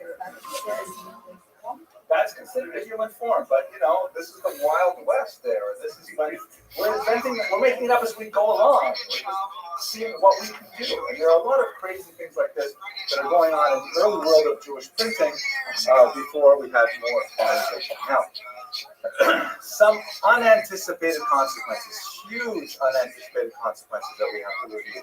Okay, unanticipated consequences. So first of all, the church got involved in a big way. The church had been involved already from the 13th century with manuscript texts. You recall Nicholas Donin, Tablet de Christiani, usually Jews who converted to Christianity and then made a career out of criticizing Jewish texts, which were largely closed to Christian readers because they could not access the Aramaic of the Talmud. And they began demanding changes in the manuscripts and things like that. And the church did get heavily involved, and there were some terrible burnings of mass burnings of manuscripts and things like that. But if you think about the means of production, one manuscript at a time, it's really hard to inspect and to check every manuscript because they can be hidden away, and it can be something that a private person does and then sells under the table, things like that. But once you get a printing press going, and they're producing 1,000 copies of a book, and they're making it available for sale, then all of a sudden the church feels it is much greater challenge because all kinds of non-doctrinaire materials can circulate in society. But they were more concerned about what the Protestants were doing than what the Jews were doing. This was a problem that got way bigger for the church than just internal Jewish manuscripts, but it was definitely something that affected Jews as well. Jews were not only, Jewish publishers were not only censored, even more importantly, Jews engaged in self-censorship. Because the printers said, we're going to put a ton of money into producing this printing. We're going to get all the plates ready and things like that.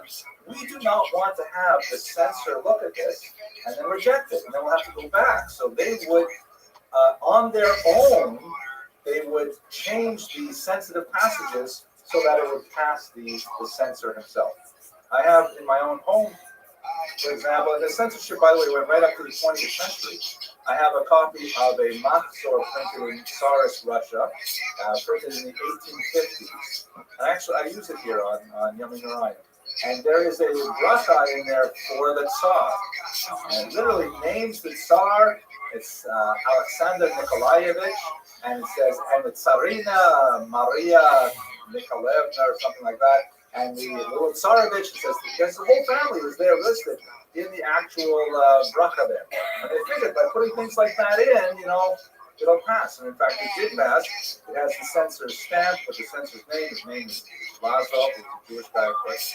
So in the early printing tradition, though, a lot of the Jews would start, in their printing, in Sonsino in particular, would start defacing their own text, hoping that when people would read this, they would know this is an intentional distortion. This passage here should not be read the way you think it is. Right? And there are such traditions. For example, references to Jesus, which are not numerous in the Talmud, but they occur every now and then. So instead of saying his name, they would say something like, that certain man, or a certain son, or they change the name in such a way that unless you realize that's one of the nicknames, you wouldn't know it.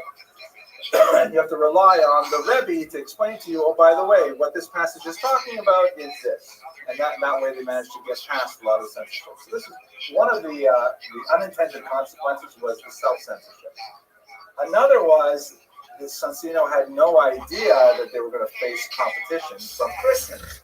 And in fact, they faced stiff and ultimately devastating competition by a man named Daniel von Bomberger, who was a Protestant Christian, who was a philo-Semite. He really loved Jewish stuff. He loved Jewish literature. And he saw what the Sonsino family was doing, and he said, that's great. I can do it cheaper, faster, and better. And he did. He looked at the methodology of the Sonsino family, and he said that they were taking way too much time, slowly poring over every text. Instead, what he did was he hired a team of scholars to go throughout Europe, find the best manuscripts, because again, the manuscripts are all different. If you want to publish Tractate Shabbat, there may be 20 copies of Tractate Shabbat within a 200-mile radius, and they all have slight variations. So he hired a team of scholars to sit down with all the copies, figure out the best text as much as they could, and then slam it onto paper. And they produced an edition which is not nearly as beautiful in the weight of the paper and the crispness of the print, but in terms of the scholarship and the speed and the completion, because he finished the entire Talmud, immediately eclipsed the Sonsino edition. So you can, in other words, you could wait every 2-3 years for another Sonsino volume to come out, or you could put all your money down on the table right now and you could have the full shot in a big, massive set like this. This particular copy, which comes from the Gottesman Library at Yeshiva University, each one of these volumes weighs about 15 pounds. They're huge. They're like this big. And they would literally chain them to the desk, right? So televised Talmuds would be running out the window like this. People want to study them. But they were like really valuable objects. And the Bomberg edition, which went through several printings, was just so popular that people abandoned Sonsino's project, and ultimately it came to an end.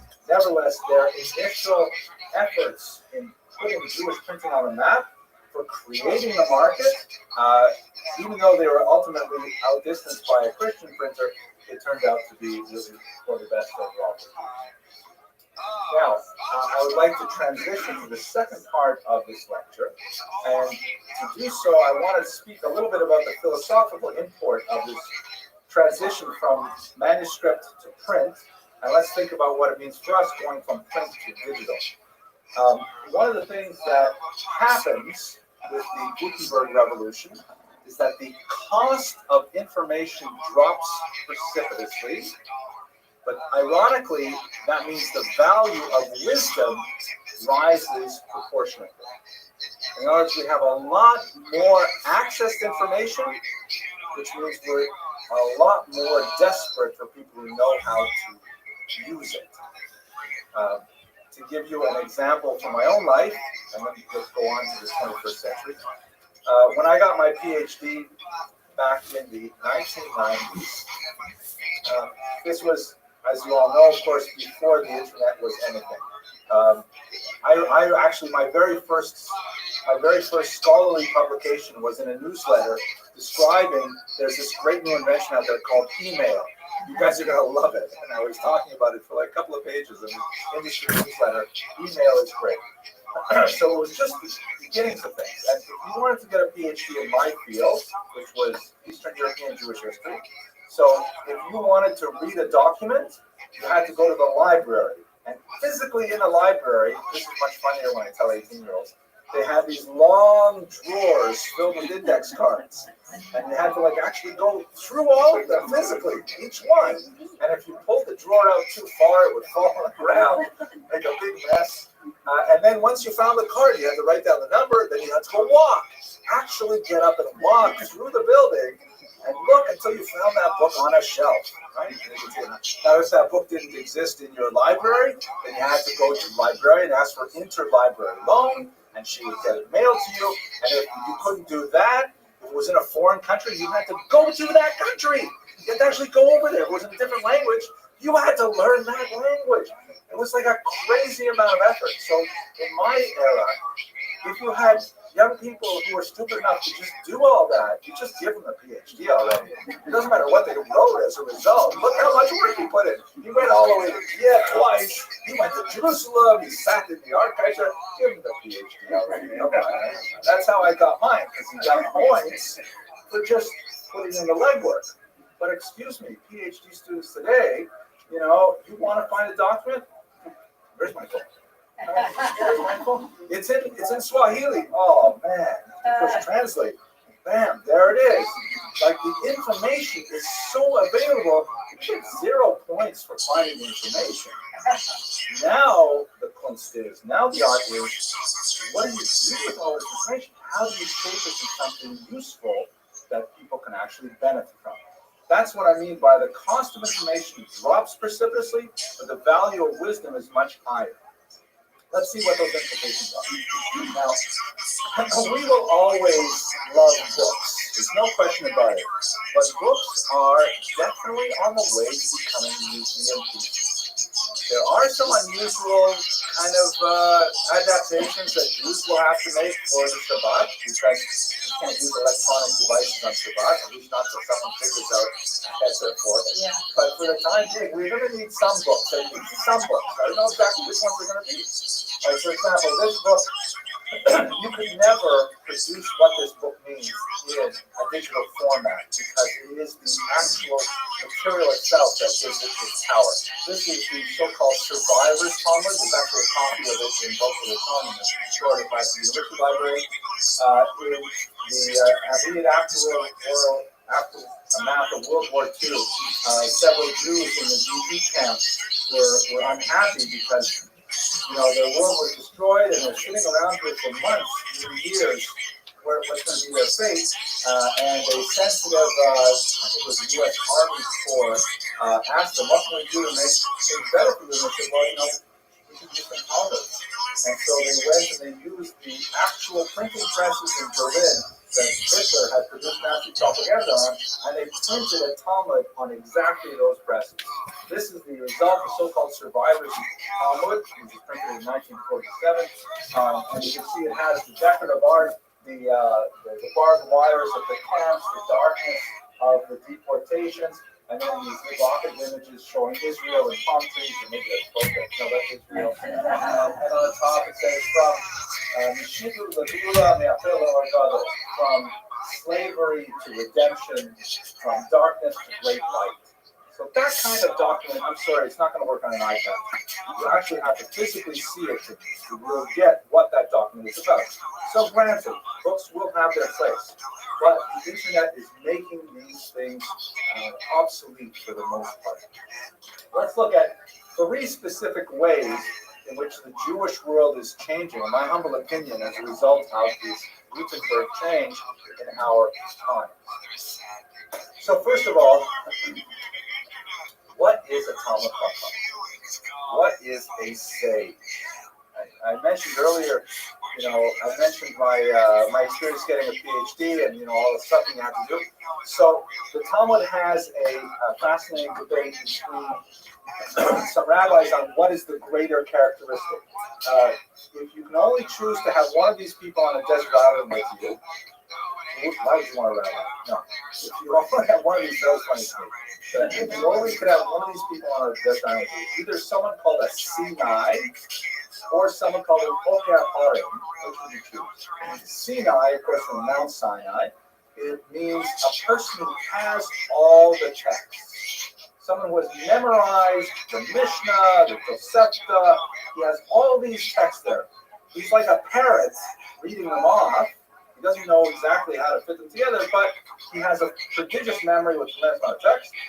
Or do you want the Oker Horesh, the uprooter of mountains, someone who does not have such a tremendous grasp of all these texts, but he can take them and he can turn them on their heads and he can combine them in such a way that you get a creative new result and so on. Which do you prefer? The Talmud says, without a question, you need to have Sinai. You need to have the person with all the text. That's who you want to be with, because you can always work with the text. But if you don't have the text, you don't have anything. So again, thinking about what it means to be a Talmud Chacham, I remember, well, actually, I can say it very simply. Once again, on my phone has far a larger library than the greatest libraries of Europe ever had. My phone, with its access to the internet and the high grade, has so much information in it that it would dwarf even the greatest libraries of Vilna, of Munich, of any of those great centers of Jewish learning. So does it mean that I am a sage because I have that document in my pocket, that I have that device in my pocket? Not at all. All of a sudden, the kind of scholarship that we demand from our leaders is of a far higher order. So we can expect that with the internet and the tremendous dissemination of information, that we can expect a lot more from our leaders than we ever have in the past, our intellectual leaders. So that's one big change that we anticipate. Second, how do we learn? How do we access information? How do we work with information? And I have some very confused and somewhat frightening thoughts on this. So one of the people that is, in my humble opinion, one of the most brilliant thinkers on the meaning of the internet is a non-Jewish professor named Clay Shirky at New York University. And he describes an incident that he shared with his 4-year-old niece that is quite telling. He was watching a Disney movie with his niece, and there was some princess movie on the DVD, and all of a sudden the 4-year-old jumps up, excited, and runs to the back of the TV and starts rooting around in all the cables back there. And he says to her, "What are you doing? We're watching the movie." She says, "Yeah, I'm looking for the mouse." And what she meant by that was that it was such a good movie, she wanted to click on it. She wanted to click on the characters that she liked and see them do different things. That's the way kids think of interacting with movies, with entertainment. Another example, I work with professors at the college on trying to make their materials more internet friendly for our students. And you never ever have to write, "To visit this website, click here," and then put a little link on it, right? All you have to do is click the website name, and it automatically glows blue. And right away, yeah, that's a link. You click on that, it'll take you over there. It's just a natural way of thinking that we don't necessarily have, but the younger people who have not known Egyptian slavery like the rest of us, that's a huge change. So we're going to be learning in totally different ways. I mean, our grandchildren, our great-grandchildren will be learning in very different ways than we did. Think, if you like, all the hours we wasted memorizing mathematical formula. Now, unless you're an engineer and you build things on desert islands with no electricity, the vast majority of that is just a lost art that's no longer useful at all. Because when you pull out your cell phone and you have an incredibly powerful calculator right there. Astronauts who went to the moon without calculators and never been to the Cape Kennedy, they've got on their spacesuits there, the museum, they have like scratch pads. So they like take out their pencils and start visually writing down. Now, if I do the trajectory, am I going to hit that crater or what? You know, that's a much more complicated level. But nowadays, the little tiny calculators that you get for 15 cents in the dollar store are much more powerful than the computers they have.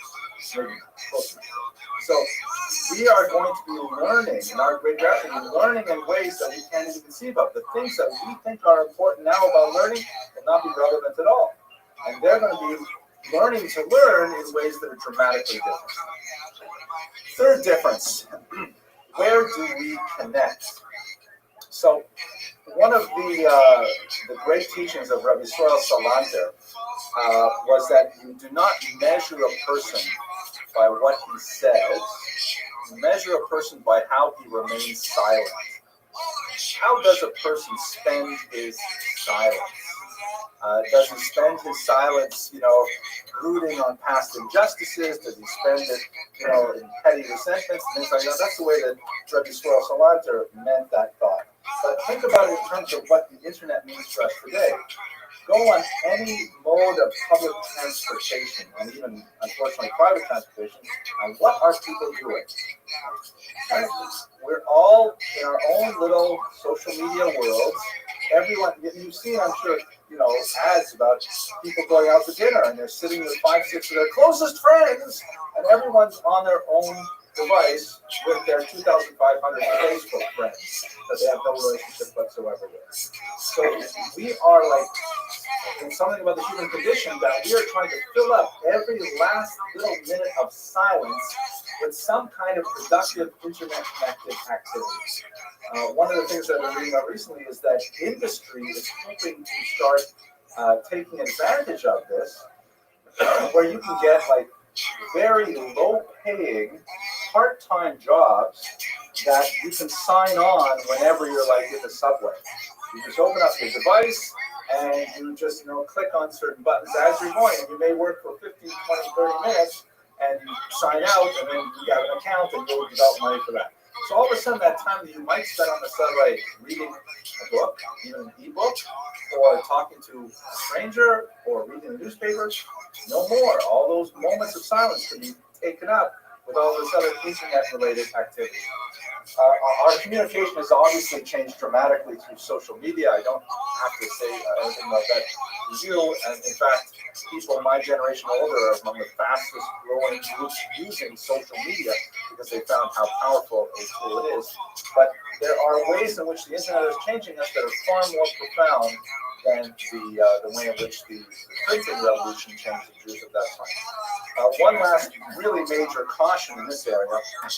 One thing that I haven't even touched on, of course, is what about all those huge asifas, those gatherings of Jews in large public centers in the Northeast, decrying the dangers of the internet, which are real. Obviously, we have a whole slew of new addictions that are the result of it, and the caustic effect it has on relationships and so on. We don't have to go into that. In my humble opinion, I don't think that we have the remotest chance of holding this back.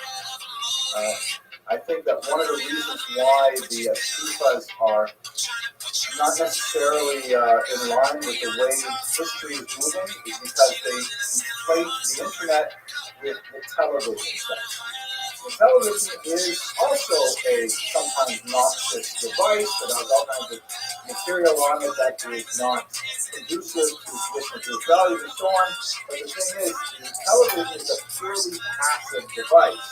You pump the stuff into your house or you don't, and that's it. But the internet is not like the television at all. The internet is like the telephone. The internet is a two-way method of communication that became as essential to human society as the telephone did. And I see it happening in my own life where, working with high schools that are very, very religious, very, very frum, and, 10 years ago they would not dream of having an email address whatsoever. And then not only now do they have websites, but they're forced to have these things because the government requires them to have it in order that their students have access to federal funding, to scholarships, and so on. In other words, we can't hold this back. We are definitely going to be in the current, and the only question is, are we going to stay upright or not? And that's why we need those brilliant leaders that I mentioned earlier. So, in conclusion, is that good or bad for the Jews? It's definitely bad for this guy here. He's got some kind of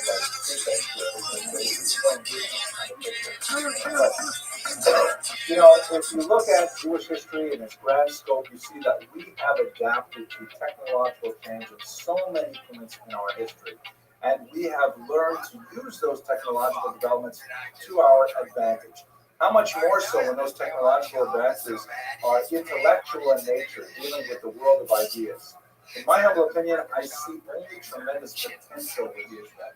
A chance to take this dispersed minority scattered around the globe to allow us to connect with each other in radical ways that were never possible before, to explore our own tradition in a much deeper and more profound way than ever before.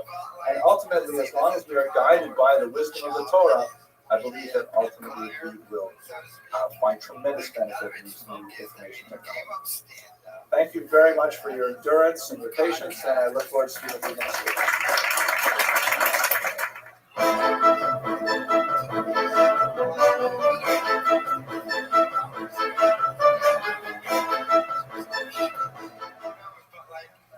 Even if this, like this video or this song's not going to take off, but like even if it did, like I don't understand what the goal is here, but now we're going to get the music and the concerts. What the fuck did I just watch right there?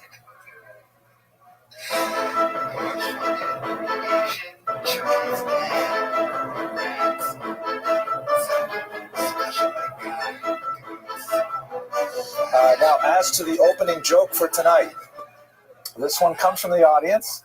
I have to thank some of our audience members for producing jokes. I've had some difficult times trying to make them work in context. This one was probably a lot funnier before airplane hijackings were common. And unfortunately, maybe actually I'll say it a little differently.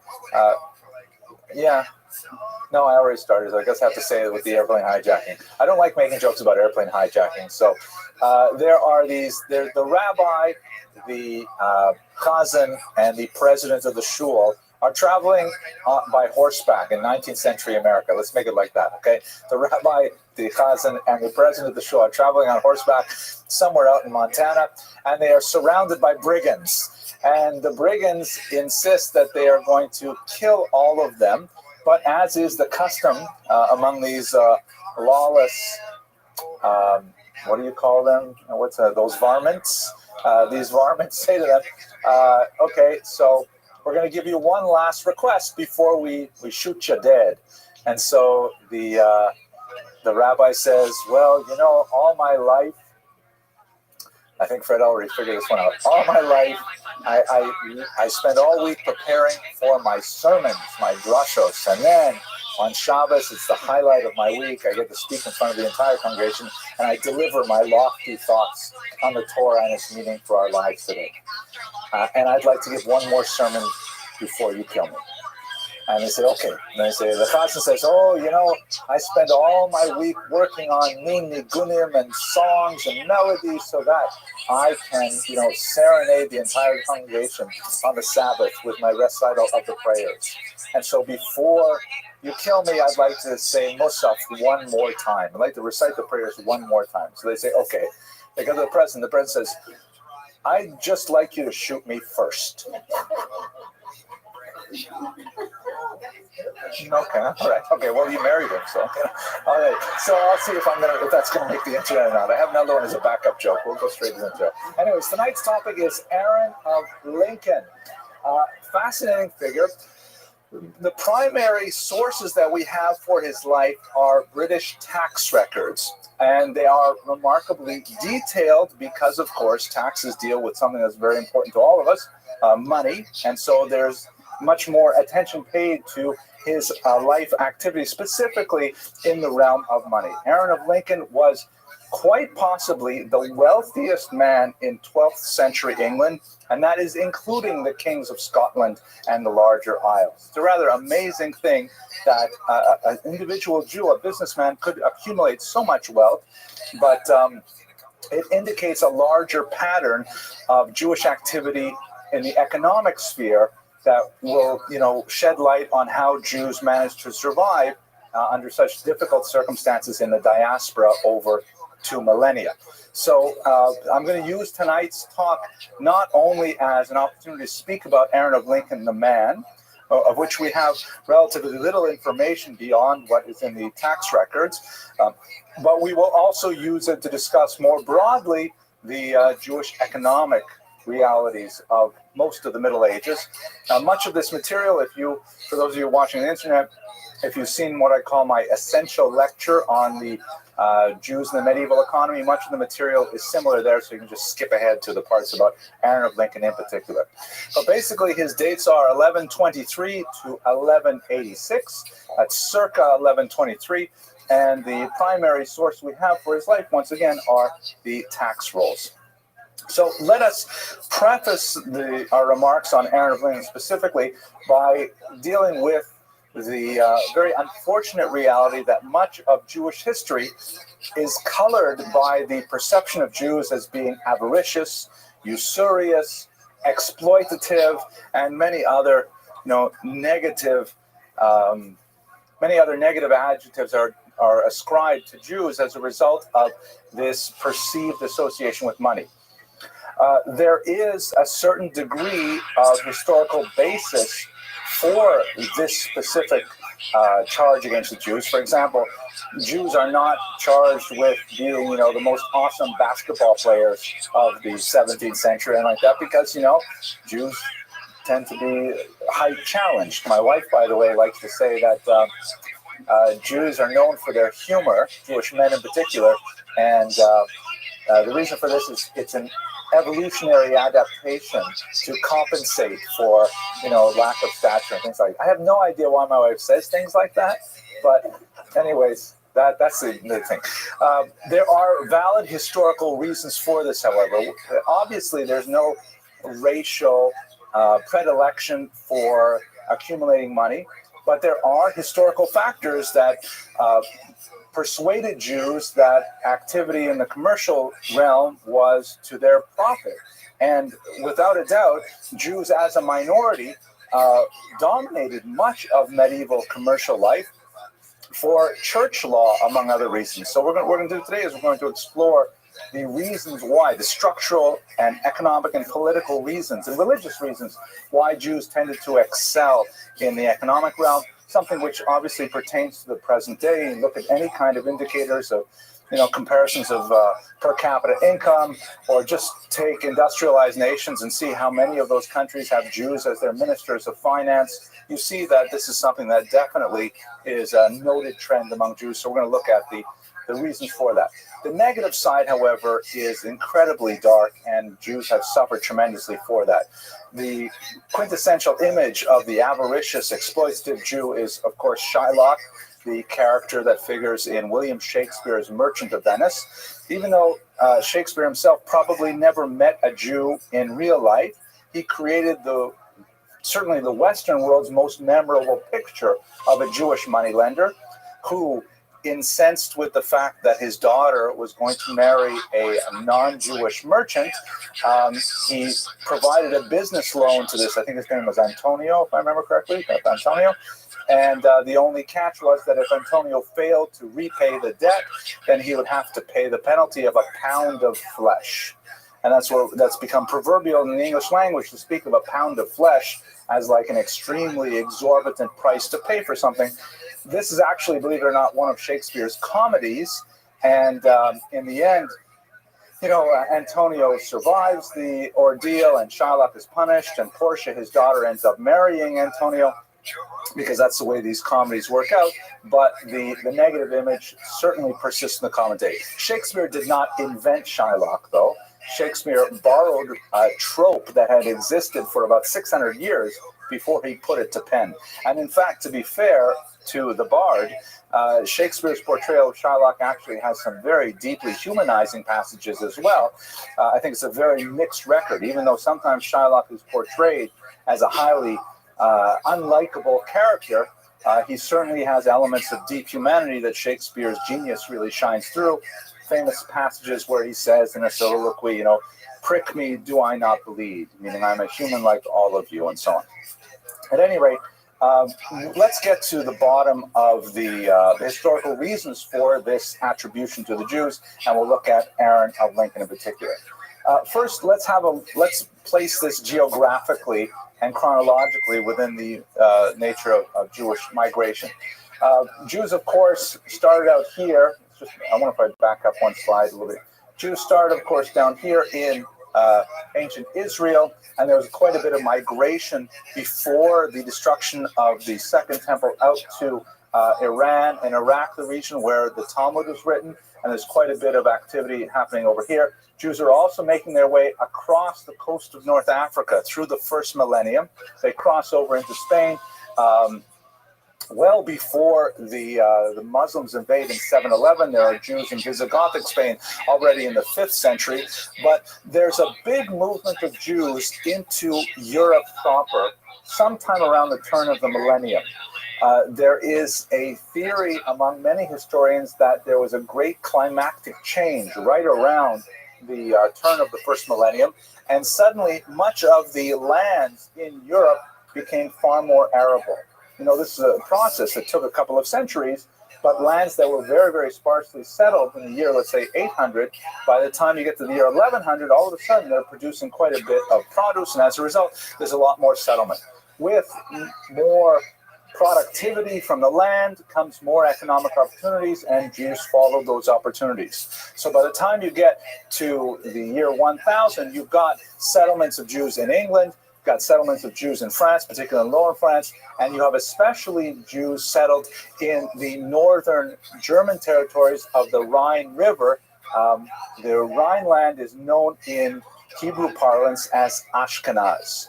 The term Ashkenaz actually occurs in the Bible, and the Jews, when they came to new places, they simply applied names that, for foreign places from biblical passages. They said, let's call this place Ashkenaz, which it really means northern Germany, and hence Ashkenazi Jews take their name from that region, the 3 towns in particular, Speyer, Worms, and Mainz. Later, with the 16th century, there'll be a lot more economic opportunity in Eastern Europe, so Ashkenazi Jews made their way over to the east, and that's why many Jews who come from Poland or Russia call themselves Ashkenazi, meaning German, because they are the inheritors of that Ashkenazi tradition. We're going to focus, of course, on England, which was one of the first places we have settled, and there are a lot of Jewish history documents that emerge from England in which they're writing sometimes even Old English in Hebrew characters, so you have a tremendous amount of material about Jews at the time. Now, looking at the economy, the most important thing to start with is the fact that the Jews are overwhelmingly an urban people. There are very, very few examples in Jewish history where Jews were agrarian. For example, here is one of those sheet music publications from 1913, and it's called Der Jüdische Farmer, the Jewish Farmer, and it's meant as a joke. Who ever heard of a Jewish farmer? That's the most ridiculous thing you can imagine. It's not totally ridiculous. Jews, of course, were farmers in the ancient period in Israel and even in Babylon. And you do have tiny pockets of places where Jews are farming, even into the modern period. Northern Galicia, for example, the Sighet region, Maramoresh, places like that, where you do have a little bit larger population of Jewish farmers. But even when Jews were living off the land, they were primarily engaged in ancillary agrarian activities like they're dairymen, right? Of course, Tevye, the famous character Shalom Aleichem, is Tevye der Milchiker, Tevye the dairyman. He has cows and he milks them. He doesn't actually put his back into a hole and work a field. Very rare for Jews. What Jews do is they live in urban environments. A lot of reasons why Jews prefer urban environments. While I take a sip of coffee, maybe I'll ask the audience, why would Jews want to live in an urban environment? Lots of reasons, but give me a few. Protection, right. If you're living in a farm and you are far away, your next neighbor is like 20 versts away, that's no good when the pogroms come through, right? You want to be able to live in an area, hopefully with a wall or a drawbridge or something, so you can retreat and you can, defend yourself. Excellent. Another reason?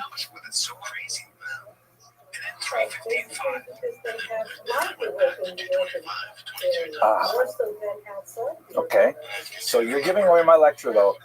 Let's get to the livelihood afterwards. So let's say before the Parnassa. Obviously Parnassa comes first, but let me give it some other reasons besides that. Yes, please. That is an amazingly popular, but unfortunately untrue statement. I'll tell you where that thing is. To repeat for the Latvian audience, Jews weren't allowed to own land. There were times and places where Jews were restricted from owning land, but in general they preferred not to.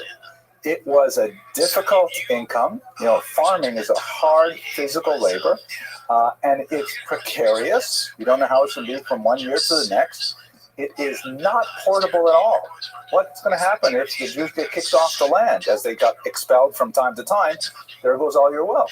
So it was not considered an ideal choice for Jews. The reason why that's such a popular belief is because in the late 19th century, Jewish historians from Gretz onward really were heavily influenced by the national movements that emphasized the idea that to be a true nation, you had to be connected to your land. Physically, you had to farm the land. There was this philosophy known as folkism. And so the Jews, who were primarily urban and cosmopolitan, they couldn't lay claim to that kind of honest nationality that the peasants could. So that's why Jews who became Zionists really emphasized farming. And that's also why Jews in Russia, for example, said we're going to normalize ourselves by becoming farmers and things like that. So that particular sort of historiographic bias has colored much of the analysis, but it's not actually based on reality. Please. Oh, yeah. Absolutely. You want to study the Torah, you have to have a shul, you have to have a chevra. Jews don't. The idea of the single kind of monkish existence, the ivory tower, one scholar just thinking on his own, it's not a Jewish ideal. You have to be with other people and argue your ideas out. Good. Okay. Anything else? I seem to remember hearing there without history, medieval history, a lot of people would go ahead and invite you Yes. to their land to help with the economy. The people of the land were peasants. Yes. They weren't able to. You're going to give away my entire lecture. Everything you're saying is totally true, but pause. Okay. No one so far has said, okay. Yeah, right. You're a minority, right? You can't just go in there. You have to have a shidduch. Speaking of shidduch, another really important thing, Jews have to live within walking distance of the synagogue, and specifically shidduch, the mikvah. You have to have the mikvah. If you don't have a mikvah within, like a ritual bath, which is essential to the laws of Jewish sexuality, with the monthly immersion in a particularly designed body of either rainwater or flowing water like a river or an ocean, if you don't have those things, especially in the winter, to think about it, then that puts a cramp in your style. So you really want to have a mikvah within some distance. Last one, farmer's daughter. Not going to say any farmer's daughter jokes. I already bombed with the first one. But one last thing, and nobody said Chinese food. You have to live close to a Chinese restaurant. But anyways, Jews are highly urbanized people. They're gregarious.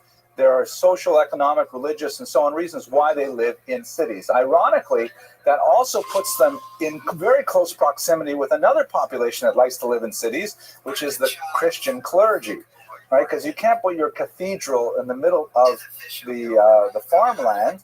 You have to put it in a city where the villagers will come in on Sundays and on holy days and so on. So ironically, the people who really populate the larger villages and cities are Jews and clergy and maybe some guilds and things like that. So they're coming into close contact with each other was not always such a healthy thing. But this is really perhaps the most important thing about Jewish demographics, you'll have to start with the urban aspect. You can take this, for example, if we look at the participation of Jews in socialist movements, communism, which is very prominent in the early 20th century, and a lot of anti-Semitic authors wanted to sort of ascribe that to Jewish, misanthropy and things like that. But the reality is it's much more related to urbanism. Communism was a highly urban environment. Similarly, this, doesn't look as good for Jews, but college education. People want to say, oh, look how smart the Jews are. Look at the rate of their college education. Well, compare them to any similar urban population. Urban kids go to college. Rural kids go at a far lesser rate. So urbanization really makes a huge difference for what happens to the Jews. There are other factors, obviously, but if you want to pick one factor that stands above all, it's definitely urbanization. Okay, now, this is really important. This is perhaps the most important takeaway message. So, Joseph, hang in with me for another 5 minutes, and then you can relax, okay? This is the foundation of the Jewish economy was very heavily dependent on the feudal nature of society. Feudalism, if you go back to your high school memories, is basically this very hierarchical structure of European society where people are assigned roles that are economic and vocational, and you can't really get out of those roles. Kings, nobles, knights, vassals, peasants, and so on, all these groups. So if you look at this chart here, you've got at the bottom of this triangle serfs and peasants. The distinction between these two terms is basically the degree of indentured servitude. Serfs are more like slaves. Peasants are more like free but poor people, but they're heavily agrarian, working the land. They're the largest demographic chunk, and they are at the bottom of the triangle. Then you have knights and vassals. We won't go into the details of what exactly knighthood means and things like that, but they're very much associated with defending the territories, and they get certain privileges. They can also be mercenaries and so on. On top of them, you have nobles and high church officials. You also have low church officials, which seem more like serfs and peasants. And then on top of the king. Now, where exactly in this structure do the Jews fit? They're not serfs and peasants because they don't work the land. For sure, they're not knights and vassals. You know that joke where the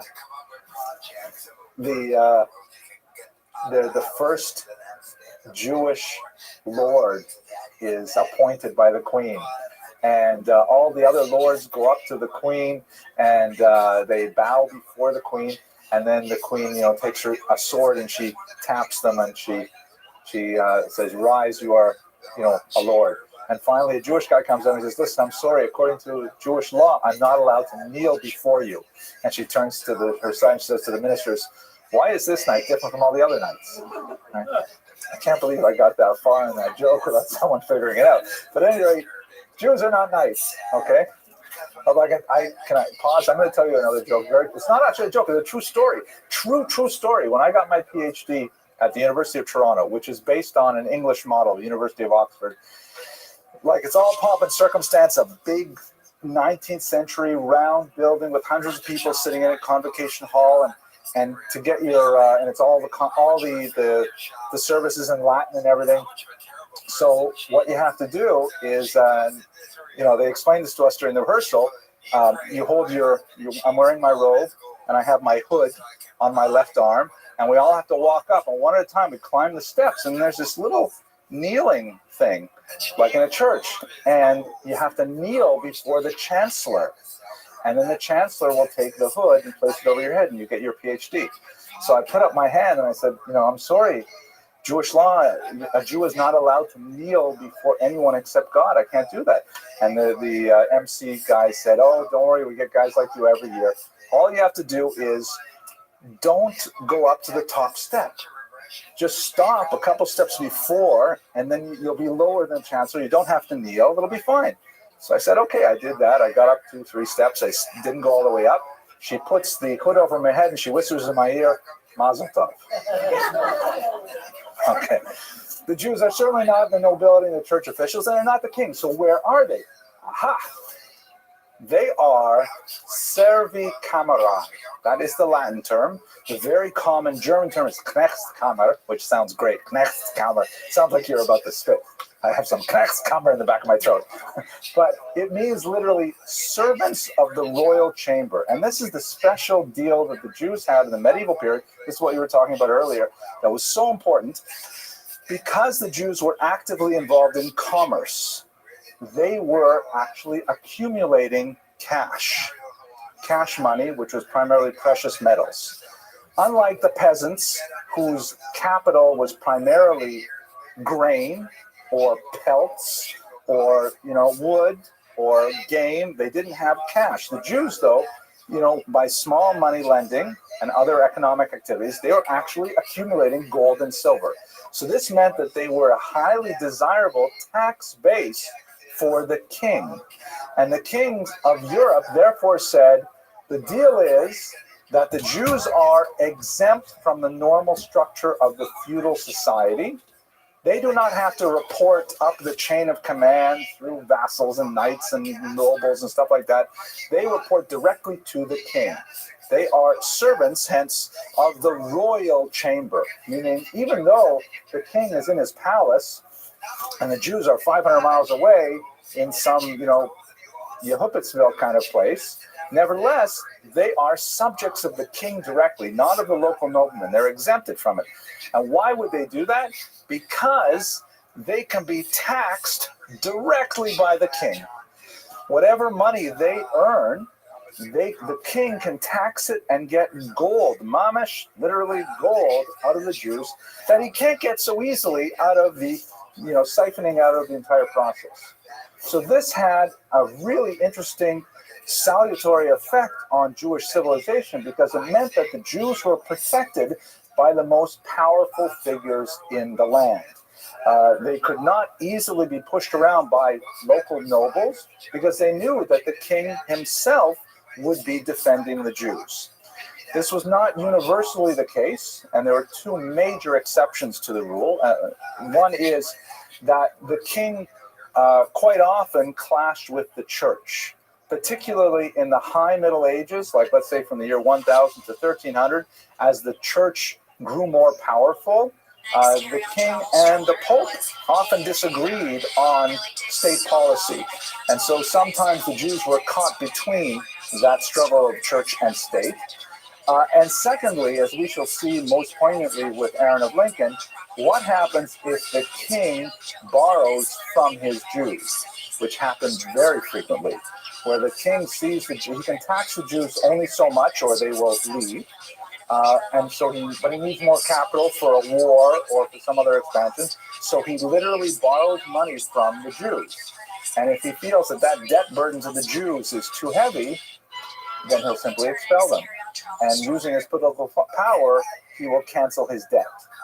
So those were two very big, sort of caveats to the value of the servi-kamerai relationship. But in general, it meant that the Jews had a level of political security because they were economically useful to the state. It sounds like basically the last 900 years of Jewish history revolve around that one statement. Why were the Jews so economically valuable? Why were they bringing in more cash than other populations?